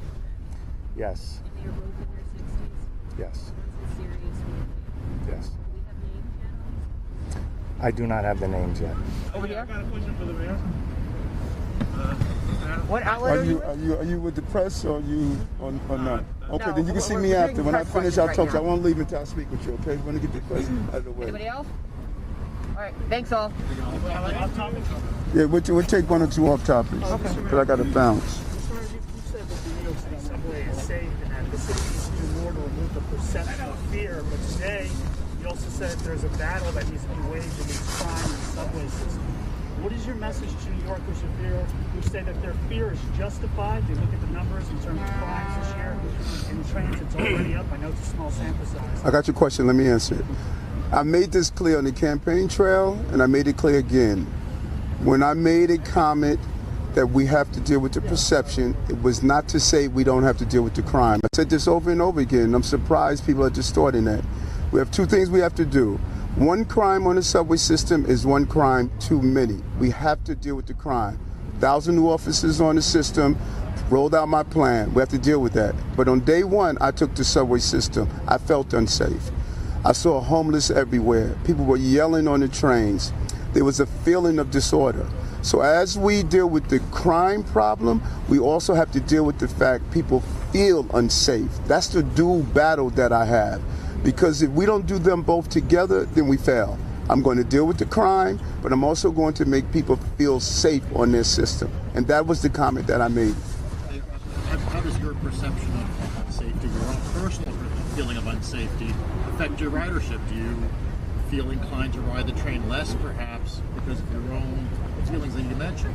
No, I took the train today to go to Stephen McDonald's service today. I got on the train. I took the train throughout the week. I take the train a lot. And the real reason I know that there's a feeling of disorder is because of what I see on the train. People don't want to be on the subway system watching people yell and scream. They don't want to be on the system where they don't feel safe. And I know when I'm on this system, I feel what they're feeling because I use the system. And we must deal with the real crime that's on underground, but we also must make people feel that they're safe underground as well.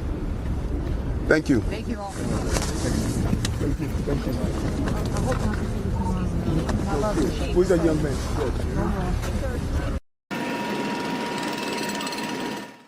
Okay, so you're taking a look at video from the building earlier today. Again, 8 people injured, 1 person dead. The investigation still underway. We're hearing that it's quite possibly a gas explosion that caused it. So more to come on all of that. But Mayor Adams really being questioned hard as this is just the second event in a couple of weeks, deadly event in the Bronx. Well, coming up after the break, we are going out to the latest update from the LAPD as they are giving us a briefing on the killing of that UCLA grad. We've shown you this before. Here's a photo of her. Take a look. The briefing is still live. We're going to play it from the very beginning for you, though, as many are outraged as they have not found the suspect in this case yet. A $50,000 reward being offered for any information. That press conference coming up after the break.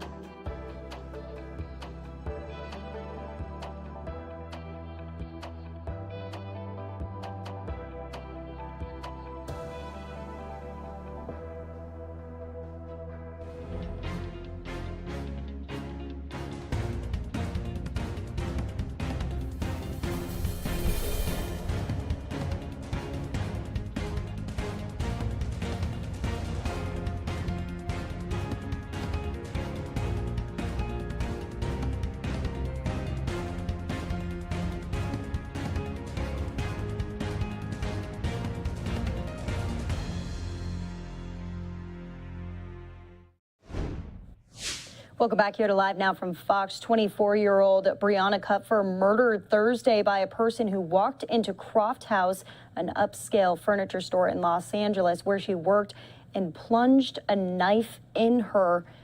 Unfortunately, she succumbed to her injuries, killing the 24-year-old UCLA grad student. The LAPD now offering $50,000 for anyone with information into her murder. Here's the latest from the LAPD.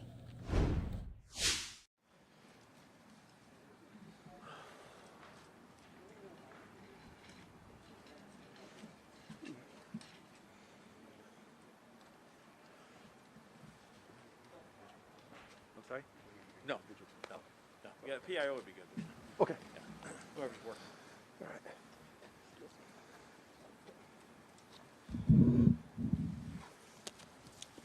Good afternoon, all. My name is Captain Stacy Spell. It's S-T-A-C-Y, last name S-P-E-L-L.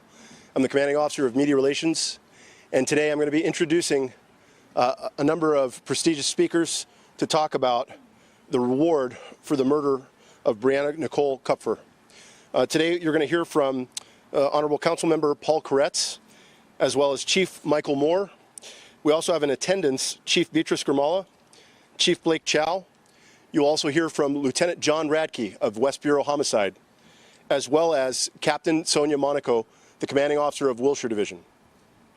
So at this point, I'm going to introduce the Honorable Councilmember Paul Koretz.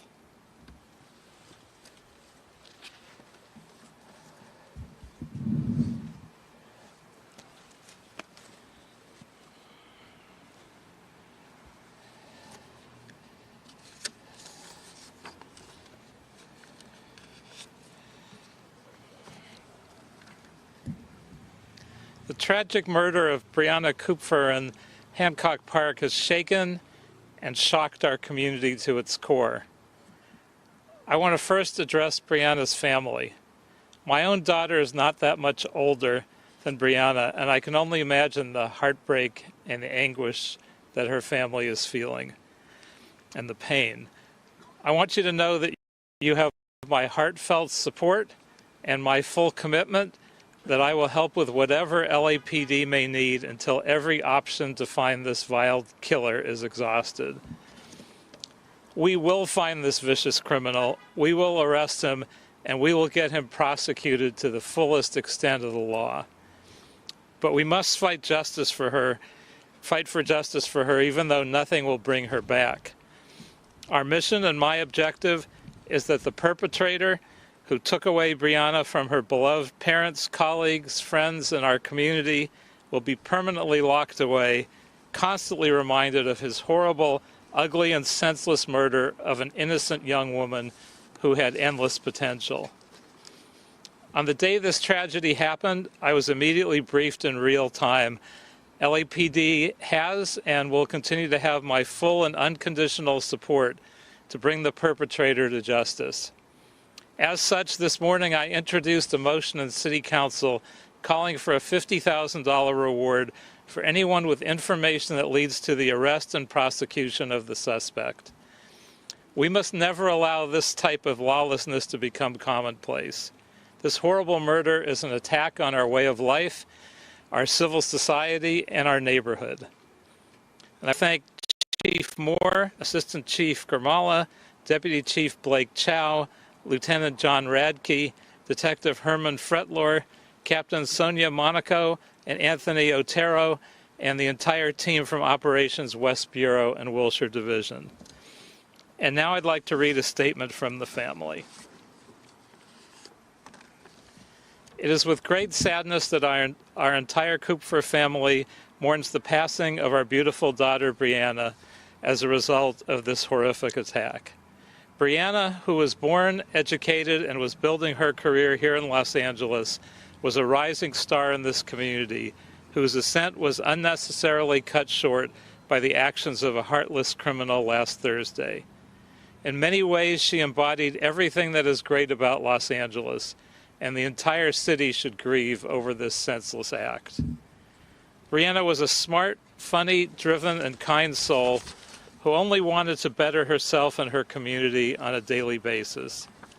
While she could be shy at times, she lit up any room she was in and strove to elevate everyone she met so they could be better versions of themselves. She deeply loved her family and friends and made every day better simply by her presence. We will miss her greatly, and there won't be a day that goes by that we will not think of her. We would like to thank the City Council, LAPD, and the entire West Side community for the outpouring of love and support that we have received since this tragedy, and hope that collectively we can find the person who murdered Brianna. This is not only about bringing that person who committed this crime to justice, but at its core, making the community safer and ensuring that it never happens again. We would like to especially acknowledge and thank our friends in the West Side community who have selflessly donated over $200,000 towards the apprehension and conviction of the man who murdered our daughter. This is exactly the type of community support that Brianna sought to provide in everything she did. In addition, we'd like to thank the anonymous donors who have added $25,000 and $10,000 respectively to this amount.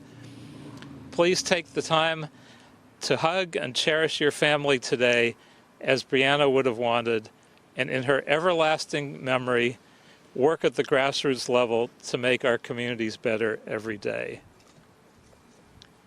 And with all the public and privately donated rewards added together, including the $50,000 motion I put forward in council this morning, we are topping over $250,000 for the capture and conviction of the suspects.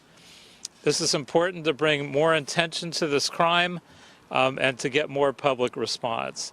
We know that the suspect entered other businesses as well. If you saw him, let us know. I want to thank again Chief Moore for his immediate response as always. Not only is he a man of his word, he is a principled family man who shares my deepest sympathies for the family.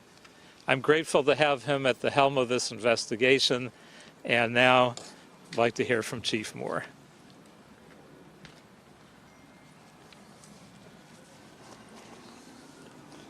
Councilmember, thank you for the introduction. This has been a tough week in Los Angeles. When we look across the last 7 days, beginning with the loss of our officer, Fernando Arroyo's, followed by Brianna's murder, senseless murder. Unfortunately, it's also during a time in which we saw a murder of a 70-year-old woman as she stood at a bus bench getting ready to go to USC and be part of that first responder group, those individuals that are putting their lives on the line each day to safeguard all of us. And again, we also have a 16-year-old whose body was cruelly dumped on the side of the road of the 110 freeway last week, and I'll be attending her vigil tonight, Tiana Theus. We're here today because of Brianna. We're here today to call out to this community the cries for your help. This individual responsible for this vicious, senseless, and brutal crime, it walks amongst us. I am convinced of that. I'm convinced of it because of the reports of his activities prior to and in the aftermath of this brutal homicide, where he visited businesses up and down La Brea and along the corridor as well. Businesses large and small. And as he walked about the area, countless thousands of people drove by, walked by.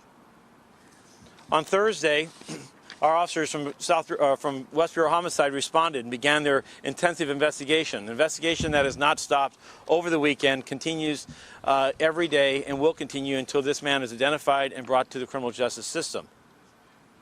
And in that course of that investigation, they identified closed-circuit television footage that identifies some of the clues and tips that I've talked about here. They've also have imagery that we put a community bulletin together that I draw the public's attention to if they've not seen it. It's available at LEPD online. It showcases an individual with a distinctive backpack, a male, African-American, 6 foot to 6'5", thin build with short dreadlocks, wearing a painter-style face covering. It's been described as an N95, but it's actually closer to just a cone that you would find as a dust filter at, say, a Home Depot or Lowe's. These are very distinctive attributes and a very distinctive identification. And I'm convinced that in a community that began its outpouring to me and the members of my senior staff and the Wilshire station about their care and their concern for this senseless tragedy, I'm looking to that community today to help us solve this crime. I am grateful for Councilman Koretz's motion for $50,000 as a reward, as an incentive. I am grateful for the outpouring of the love and support of this community. And I also extend to the Kupfer family as a father, as a police professional, as just a human being, the unimaginable pain that they must be going through losing a 24-year-old daughter who has a bright and optimistic future and every promise of those brighter days, of those moments of success and pride that every father, every parent wants to have in their son or daughter, and to have that viciously taken away by this brutal homicide. I can't imagine the pain. But let that family and let every family and every member of the community that is feeling this pain know that LAPD stands with you. Our work, not only here in the Hancock community and the Melrose community, when we saw this last year an increase in violence, when we saw an increase in smash and grabs and in robberies, we brought added patrol resources. We marshaled resources that were brought at the hands of council members who brought us the ability to deploy more police officers, a greater visibility, and we saw success and we saw a reduction in crime. But yet we couldn't save this one. Well, with that consequence, that we feel that pain, and let me commit to you that investigatively we're pulling out every stop, and I'm confident in the men and women of West Bureau Homicide, of the Wilshire Command, of this department, to not just stand with this family, but to serve this family by identifying this killer and bringing him before the criminal justice system. That is our sworn duty to protect and serve, and that we will do. At this point, I'd like to introduce Lieutenant Radke. This individual oversees the West Bureau Homicide Detail, a group of some of the finest detectives in our cadre, if you will, people who are dedicated to bring justice to families who have been victimized in such senseless crimes as we see here. Lieutenant Radke. Thank you, Chief. What we can say is that 5 days ago at 1:36 p.m. in the afternoon, Brianna was working in this store all by herself. She sent a text to a friend letting her know that there was someone inside the location that was giving her a bad vibe. Regrettably, that person did not see the text immediately.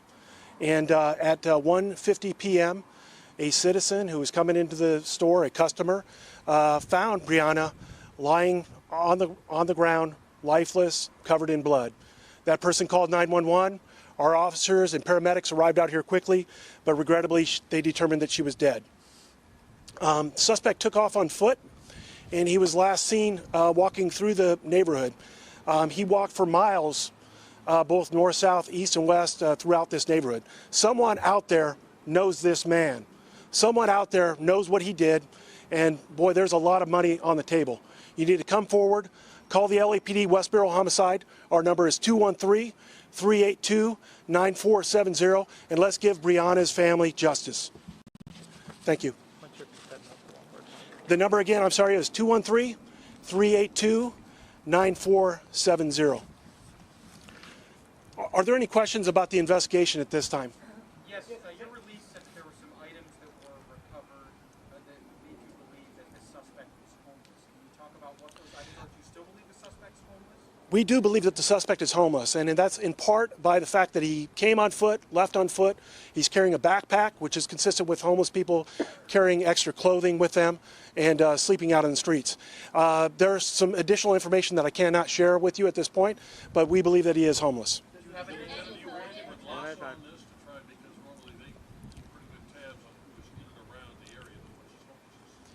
We have been in contact with LASA, but regrettably we haven't been able to identify what camp or where this guy stays on a regular basis. Any indication at this point, since you're talking about a stab, this is a personal attack? Any DNA evidence, anything else that might have been there at the scene that they'll identify? As you can imagine, we did a very careful crime scene investigation. There is evidence that we are awaiting processing at this moment, but at this point I don't have any answer on that.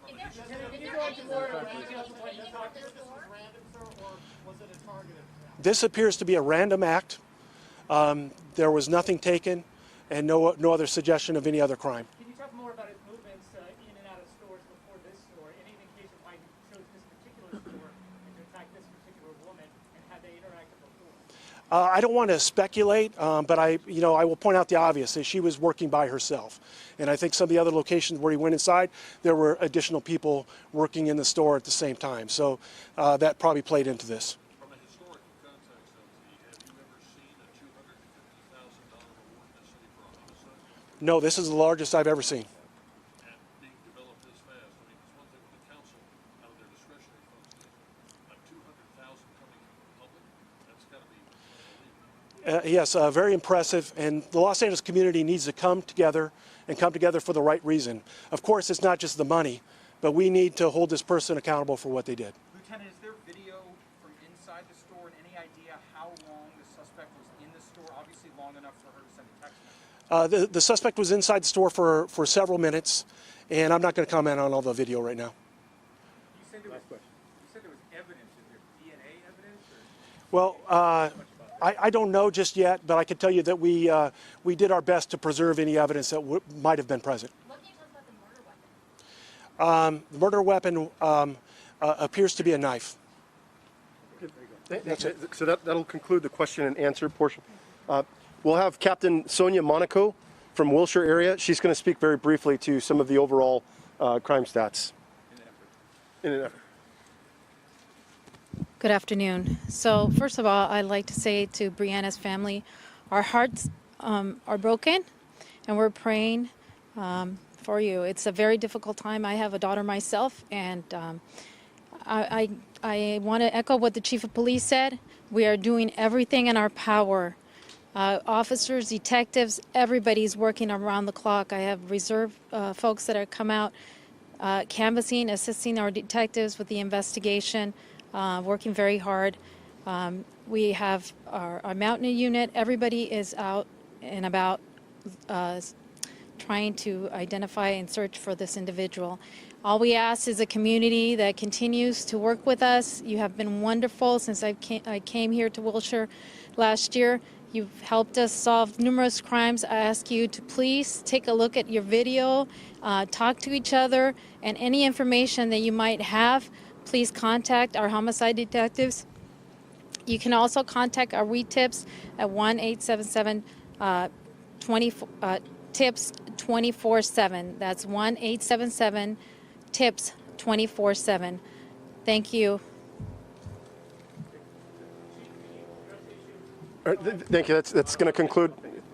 You'll take.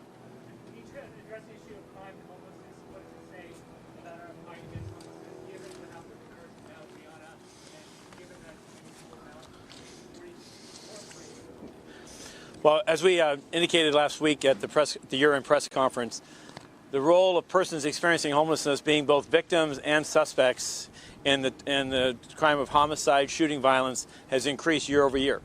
And it has been a consequence, I believe, of a couple different things. As I remarked in my social media post the weekend relative to the murder of the 77-year-old woman, the nurse from that works at USC down in Chinatown, I think it speaks of our failed system on mental health. The fact of the matter is that over the weekend, if an individual was suffering a mental health crisis, they're likely the only resource they had was 911 and a police officer or a firefighter, and that's wrong. And that has got to change. When we look at that man's movements across the country, I think you'll find a person who the mental health system failed not only here, but failed in other parts. So our men and women have seen that. Our men and women are also dealing with a homeless environment that has a lack of housing, that has a lack of supportive housing, that also has a lack of obligation of people to take advantage of housing and not to exist in these very dangerous and perilous circumstances, being called unsheltered or a person who's houseless. So I am encouraged as we come into this year by the steps recently by this council in regards to ordinances that recognize that coupling outreach and engagement services with cleanup and sanitation that follows with enforcement is a comprehensive approach that can not just reduce the size of our homeless population, but can deter those who wish to be or stay in a homeless environment. It is critical to our success moving forward as I move across the city that circumstances of people who are unsheltered and living on the street, we need to approach it, not from a law enforcement standpoint alone, but also not without law enforcement. But we need to do a better job. These stats, these lives are speaking to mental health, substance abuse, housing, and ensuring that people who are a danger to the public are not allowed to remain in our city streets. And that's what I would say. Thank you all for your attention to this matter. We need to find this killer. God bless you. Yeah, if I could add one more thing on the mental health issue. The state of California really abandoned mental health many decades ago during the Reagan administration. And honestly, they have a very large surplus this year. This really should be the year where finally, decades later, they take back responsibility for the mentally ill and come up with a program that deals with them and takes their responsibility rather than leaving them on the street where they're a danger to the public and a danger to themselves. Thank you all. We'll also have somebody available to provide a statement in Spanish if desired. Thank you. So the LAPD providing that update, again, a combined $250,000 reward being offered to help Los Angeles police track down the person responsible for killing UCLA graduate student Brianna Kupfer in a random daytime attack at a luxury furniture store. The reward, which is a combination of private and public funding, being offered for information leading to the arrest or conviction of the suspect or suspects in the stabbing death. Again, this was on Thursday that all of it went down, and we just have that surveillance video and a bit of description that was just given by the LAPD on the suspect there. She was working as a consultant for Croft House on North La Brea Avenue. She was alone in the store when a man entered the business. She texted a friend saying that she was getting, quote, bad vibes from the man, but unfortunately the friend didn't get the text in time. That's according to authorities in a press conference today. So a short time later, that man attacked her with a knife.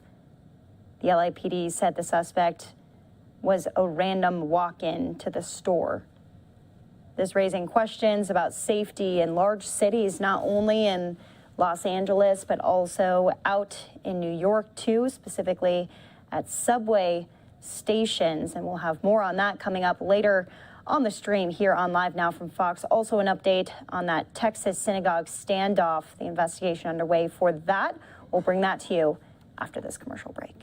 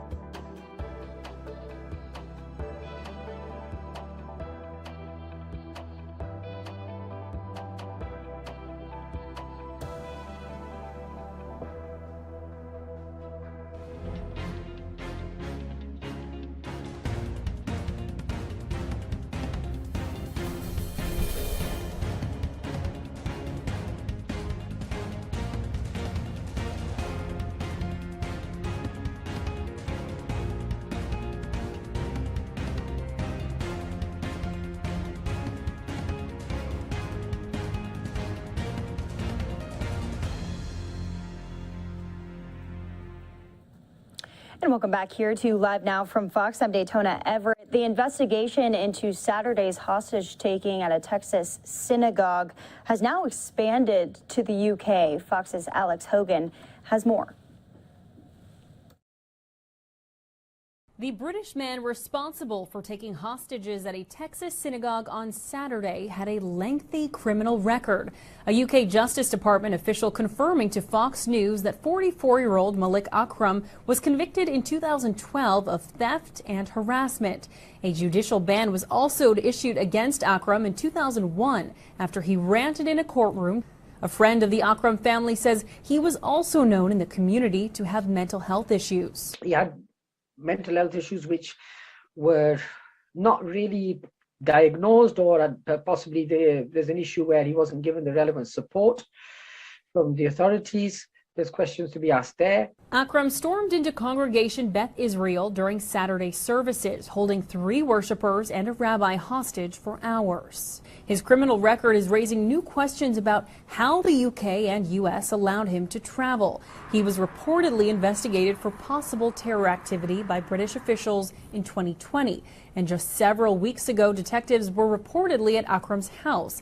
And it was around that time that he left for the US. Back in Texas, hundreds of people attended a vigil Monday night to support the Jewish community. Those gathered there say it's up to them to help establish peace. We've got to really work to stop hating each other. We've got to really work to end the tropes that we say about each other. Akram traveled to New York on a tourist visa about 2 weeks ago. In London, Alex Hogan, Fox News. And back here at home, we have been following all of the developments on Capitol Hill. Democrats had hoped to pass election reforms by MLK Day, despite failing to meet that deadline. Today, Democrats press forward, taking action on the Senate floor to move on a pair of voting rights bills. But there's still plenty of hurdles ahead. Fox News Chief Washington correspondent Mike Emanuel has the latest from Washington. Today, we have just taken the first steps that will put everyone on the record. For the first time this Congress, the Senate formally began debate on voting rights legislation. If we don't protect the right to vote, we won't have a democracy. It's that simple. Weakening widely popular voter ID laws and making it harder to produce accurate voter rolls is not about making voting easier. It's about making cheating easier. It comes one day after Democrats failed to meet Senate Majority Leader Chuck Schumer's self-imposed deadline to symbolically pass an election reform bill by MLK Day. Democrats will continue to fight on this issue until we succeed. Democrats are combining into one 2 voting rights bills passed by the House last week. If passed, the legislation would make Election Day a federal holiday, expand early voting and mail-in voting, and give the federal government greater oversight over state elections. But not a single Republican senator supports the legislation, and without at least 10 on board, Democrats don't have the votes. Instead, Democrats have proposed altering the filibuster to lower the threshold to advance the bill. But moderate Senators Joe Manchin and Kyrsten Sinema say it's not a move they support, despite backing election reforms. The American people deserve to see where their leaders stand on protecting their fundamental rights. Today's debate sets the stage for a procedural vote to take place Wednesday. Leader Schumer had pledged if Republicans filibuster the voting rights bill, the Senate will vote on changing the filibuster. In Washington, Mike Emanuel, Fox News. And debate continues on the Senate floor with Senator Klobuchar speaking out. We'll listen in to what she has to say briefly here, just one day after Martin Luther King Jr. Day. A granddaughter of slaves from Virginia who worked alongside some of the great leaders of the civil rights movement, we who believe in freedom cannot rest. So while much has been made of our colleagues who have not committed to join us in this effort to change the Senate rules, we must remain steadfast in the truth that the right to vote in this country is not negotiable. We must forge ahead. I want to start by responding to some of the points that have been raised as reasons not to move forward with legislation at this watershed moment, as reason not to do what it takes to come to protecting the most sacred of rights, the right to vote. Some have argued that allowing voting rights legislation to pass the Senate without clearing a 60-vote threshold would be a mistake that would open the door to somehow leading to wild swings in federal policy. I'm trying to imagine this place ever involved in such a thing, given how slowly we go and how many people understandably want to make sure we're careful in how we pass laws, but that's one of the things that have been raised for why we need some kind of a 60-vote threshold, which of course is not in the Constitution. The word filibuster, a cloture, not in the Constitution. And in fact, legislatures across this land, some of whom do very good things, do not use a 60-vote threshold. In fact, democracies across the world do not use a 60-vote threshold. The truth is this: we have tried for months to persuade our Republican colleagues to join us in supporting legislation, to work with us, to debate it. But what they do is they throw a wrench into the process and then basically walk out that door and go home. We don't have that debate that allows us to have amendments and allows us to ultimately have a vote on the bill. It is cut off from a vote. When you look at the past when it comes to voting rights, it has been bipartisan not even that long ago. But this time, even reauthorizing the Voting Rights Act, something that has been law of the land, supported on a bipartisan basis, that the President of the United States pointed out when he was in Atlanta, this time, no. Only one Republican, Senator Murkowski of Alaska, was willing even to allow the John Lewis bill to come up for a vote. But if our colleagues across the aisle will not work with us, it cannot mean that we should simply give up. A simple look at history makes that clear. As Representative Clyburn has noted in recent weeks, there have been moments in our history when this most fundamental of rights has not been extended or defended on a bipartisan basis. That's a right to have these bills come up. He pointed to the 15th Amendment, that, as he said, was a single-party vote that gave black people the right to vote. And that fact does not make the 15th Amendment any less legitimate. I would also say to my colleagues that the real threat facing our country isn't too much legislation, it's the gridlock and the stalemate in which this chamber is stuck. A number of us were just in Ukraine, standing up for democracy, standing up for the right of people across the world to be able to debate issues and make decisions on the most pressing issues of this time. And now we are back here in this chamber, and we have to have that opportunity as well. This misses another key point in the arguments made against changing the rules. When politicians actually have to vote on stuff, voters can hold them accountable for these votes. We know that the policies in the Freedom to Vote John R. Lewis Act enjoy strong support among the American people. They've been adopted in red and blue and purple states. Look at places like Utah. For years, mail-in balloting. Yet in other states, sadly, it's really hard to do. In other states, you have to get a notary just to get an application, or you have to get a witness just to get an application, even if you have COVID and you're in a hospital. But yet, in many states, red, blue, purple, this is in place. We believe, those of us that support the Freedom to Vote Act, that in keeping with the Constitution that says that Congress can make or alter the laws regarding federal elections, that this should be the law of the land. It is constitutionally supported, and Americans, no matter what their zip code, should have the right to vote in a safe way that's best for them.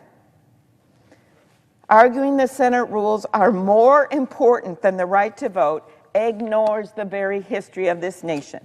As Senator Angus King has reminded us, in 1890, Henry Cabot Lodge introduced a bill to ensure African Americans in the South were not disenfranchised. The bill passed the House but was blocked by the Senate with a filibuster. Lodge argued that the Senate should get rid of the filibuster, saying, "To vote without debating is perilous, but to debate and never vote is imbecile." I think that kind of says it all quite directly. The Senate chose not to change its rules, and due to repeated filibusters in the years that followed, Congress couldn't pass legislation to enforce the 15th Amendment until nearly 70 years later through the Civil Rights Act of 1957. We've also heard that allowing one party to insist on virtually unlimited debates so you can't vote is an essential part of the Senate. But experts from both parties have said this isn't true. As Marty Gold, a respected expert on the Senate rules who worked for Republican leader Howard Baker and was staff director of the Senate Rules Committee, has written, the possibility that a minority of senators could hold unlimited debate on a topic against the majority's will was unknown in the first Senate. Those are his words. Others have argued that requiring a supermajority, as this filibuster does now, to pass legislation was an intentional effort to foster compromise. But again, the historical record simply doesn't back that up. The Constitutional Convention heard but did not adopt a proposal to require a supermajority for legislation. The framers explicitly decided to reserve supermajority requirements for things like constitutional amendments, treaties, and impeachment. To quote one of them, Benjamin Franklin wrote that a system where the minority overpowers the majority would be contrary to the common practice of assemblies in all countries and ages. Thomas Jefferson wrote in a letter to James Madison, "It is my principle that the will of the majority should always prevail." James Madison was a fierce defender of minority rights, but in 1834, even he wrote, "The vital principle of Republican government is the will of the majority." Listening to those words, does it really seem like the framers of our Constitution envisioned a system where a minority of senators could stand in the way of legislation and stop it altogether, stop the vote, stop the consideration, throw a wrench into a process, take it off the rails, and then just walk out the door and go home? That is not what they envisioned. I also want to be clear. Updating the Senate rules to meet the needs of this moment isn't some radical break with past precedent. Throughout the Senate's history, when faced with unrelenting obstruction from the minority, the majority has in fact changed the Senate rules to allow matters to conclude, to be voted on, not to hang in abeyance in perpetuity. In fact, since it was first established in 1917, the cloture rule has been revised multiple times to make it easier to end debate and to force a vote. Now, for friends watching at home, this is what it means. A cloture motion is what allows senators to bring something to a vote. And under the current rules, it takes 60 senators to open debate to pass a bill. Here are some examples of how the cloture rule has changed over time. In 1949, cloture was extended to cover all issues pending before the Senate, not just bills. In 1975, the vote threshold for cloture was reduced to 3/5 of all senators. In 1979, total post-cloture debate was limited to 100 hours, and then it was limited again to 30 hours in 1986. And in the past decade, the cloture rule has been further reduced for various kinds of nominees, most recently by our Republican colleagues across the aisle. This isn't something from 100 years ago. This isn't something from before we had cars and people were arriving here on horseback. This just happened. In addition to changes to the cloture rule itself, the Senate has put in place exceptions to the rule. In fact, over time, the Senate has established over 160 processes in statute that allow a final vote without requiring 60 votes for cloture to end debate. In other words, you get to a vote without the 60 votes. As a result, we have expedited procedures, including, get this, reconciliation to pass spending and tax legislation, the Congressional Review Act to block regulations, disapproval of arms sales. I guess someone decided that was okay to do for less than 60 votes. Even approving compensation plans for commercial space accidents doesn't require 60 votes, my friends. But while the 60-vote threshold was carved up 160 times so senators could pass things like tax cuts under President Trump, block regulations, and confirm Supreme Court justices, when it comes to voting rights, we are told that traditions and comedy means that we should hug it tight, this old rule, throw voters under the Senate desk, and go home. It's no wonder that our Republican colleagues' support for the 60-vote threshold rings hollow when their priorities, such as tax cuts, such as a Supreme Court nominee, can be passed with a simple majority. Time and time again, the majority in the U.S. Senate has had to change the rules to help pass major legislation.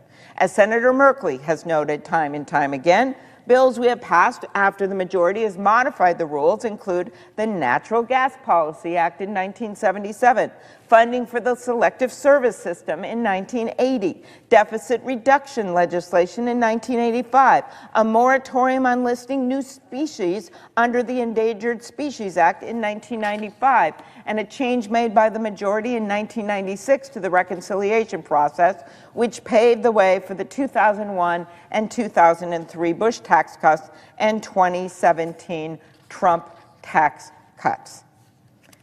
When circumstances change, senators have changed the rules time and time again.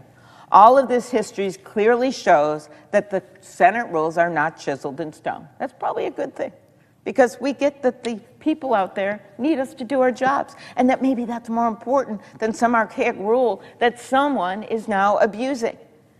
They are not an outside force, these rules over which we have no control. They are our rules, the senators' rules, yes, but also the people's rules, written and changed over the years by senators representing the people of this country, just like the ones sitting in this chamber today.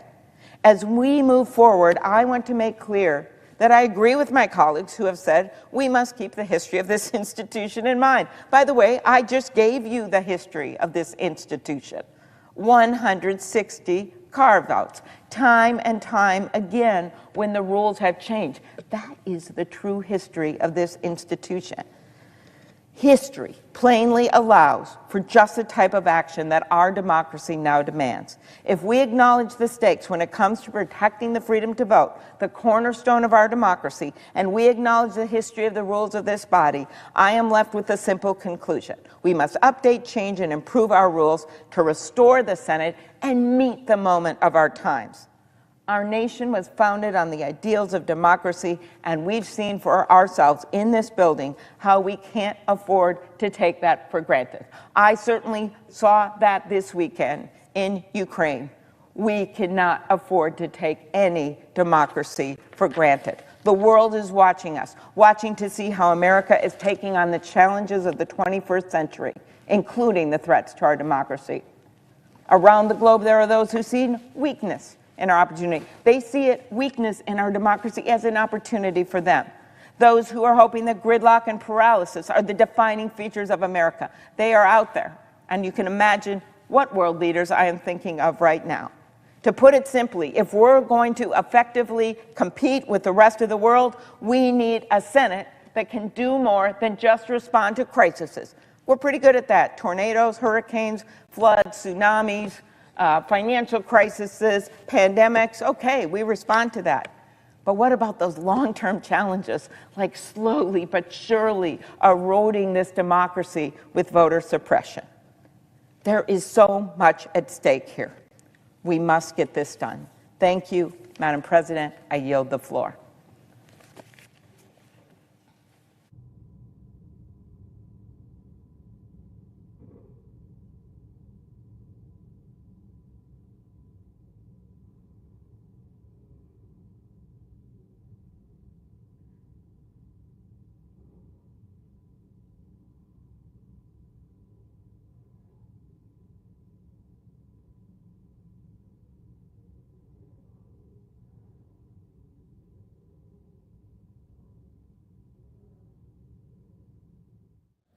So you've been listening in to this update on the Senate floor here. We are coming up at the top of the hour. It's 3 o'clock here in Phoenix. It is now 5 o'clock out on the East Coast, 5 o'clock in D.C. Let's listen in to the floor once again.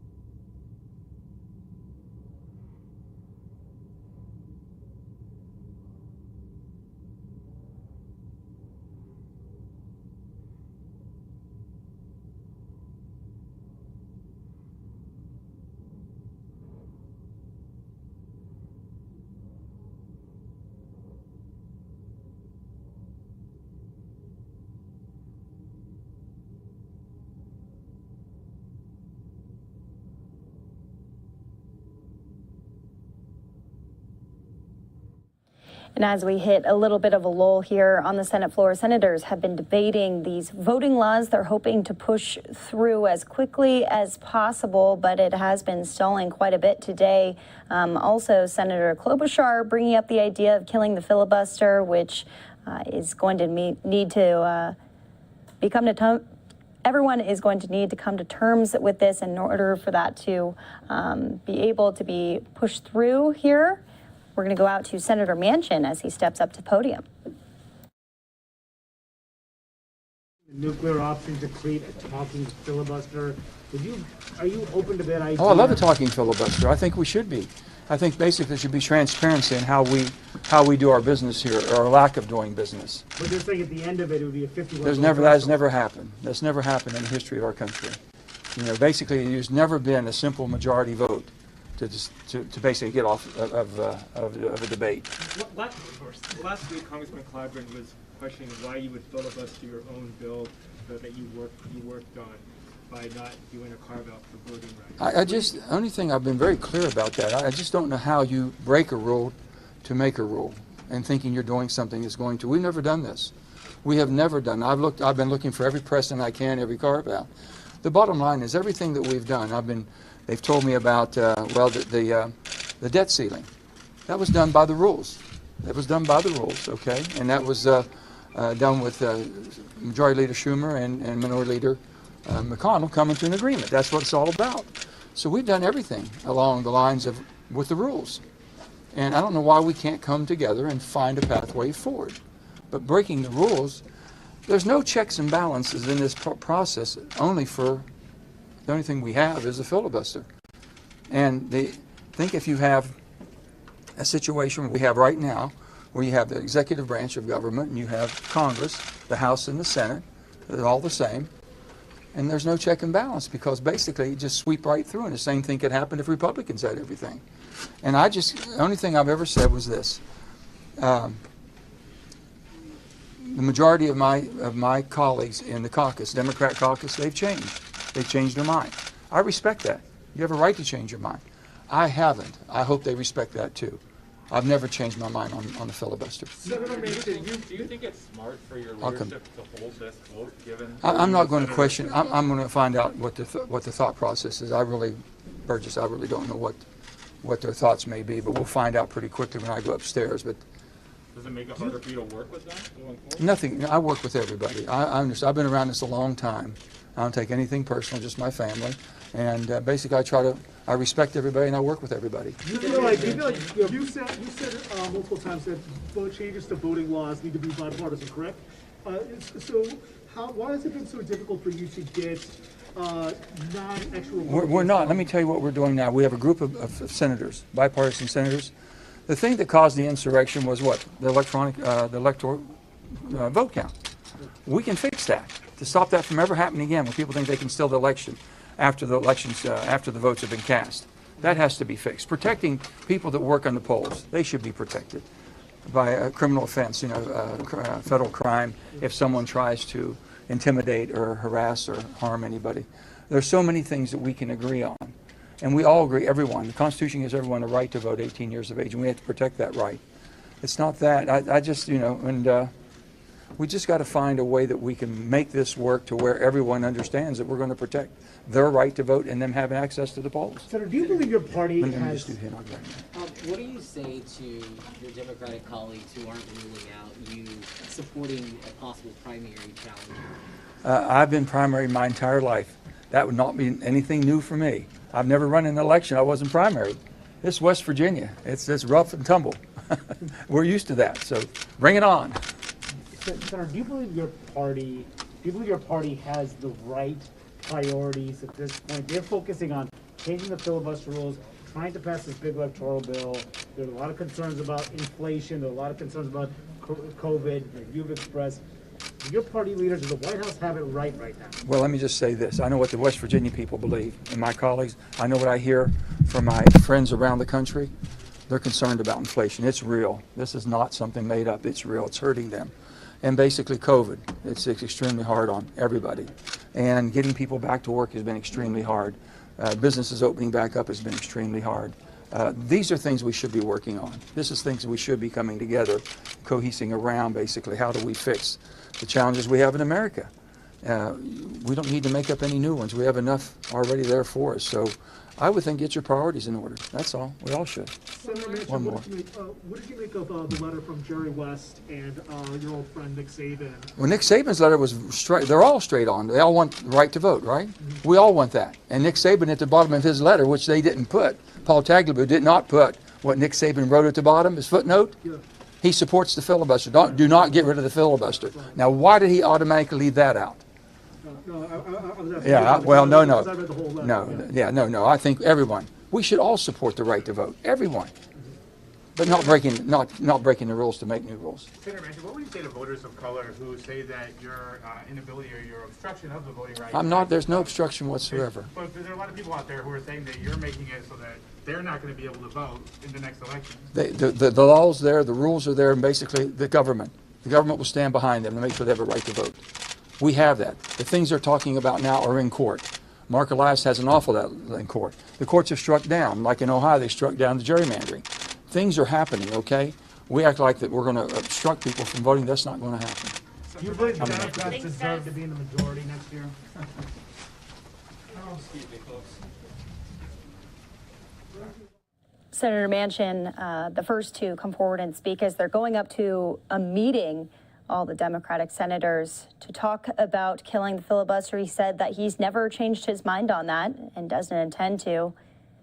But he says he does respect everybody and wants to work with everybody to the best of his ability. So this, again, ahead of a conversation between all of the senators on being able to come together to possibly pass through this voting legislation. But it has been pretty tough thus far. Senator Manchin, along with Senator Sinema out of Arizona, the two who have been in opposition of killing the filibuster in order to pass the legislation through. So that's that. We are going to take a quick break. When we come back, we're getting the latest update from down on the ground at the Bronx, where a building explosion happened today. We'll be hearing from Fox 5's Linda Schmidt as she's speaking with NYPD right now. So more to come on that in 2 minutes.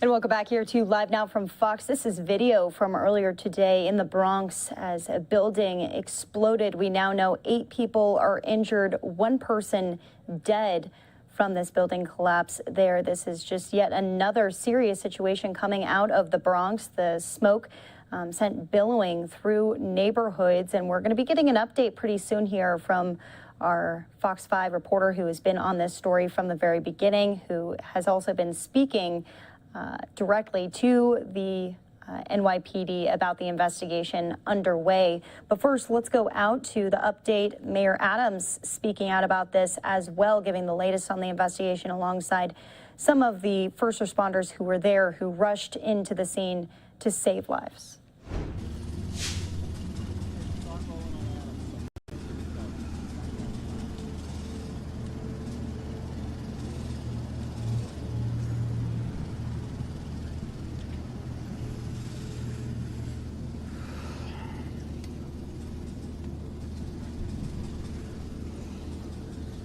Thank you so much, and I really want to thank Councilman Salamanca, who represents this area, and his immediate concern for the families here.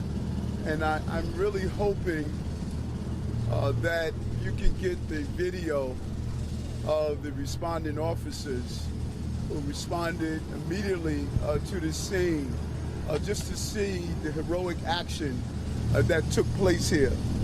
And I'm joined here again by Vanessa Gibson, our borough president, who has been dealing with, this is the second major crisis that she has responded to. And I just want to thank you, Vanessa, just for the consistency in being here for these families during this time. Also, Lieutenant Governor Brian Benjamin and Congressman Richie Torres as well. And we're joined by our agencies. They've had an extremely busy week, but their level of professionalism is what's needed during these times of crises.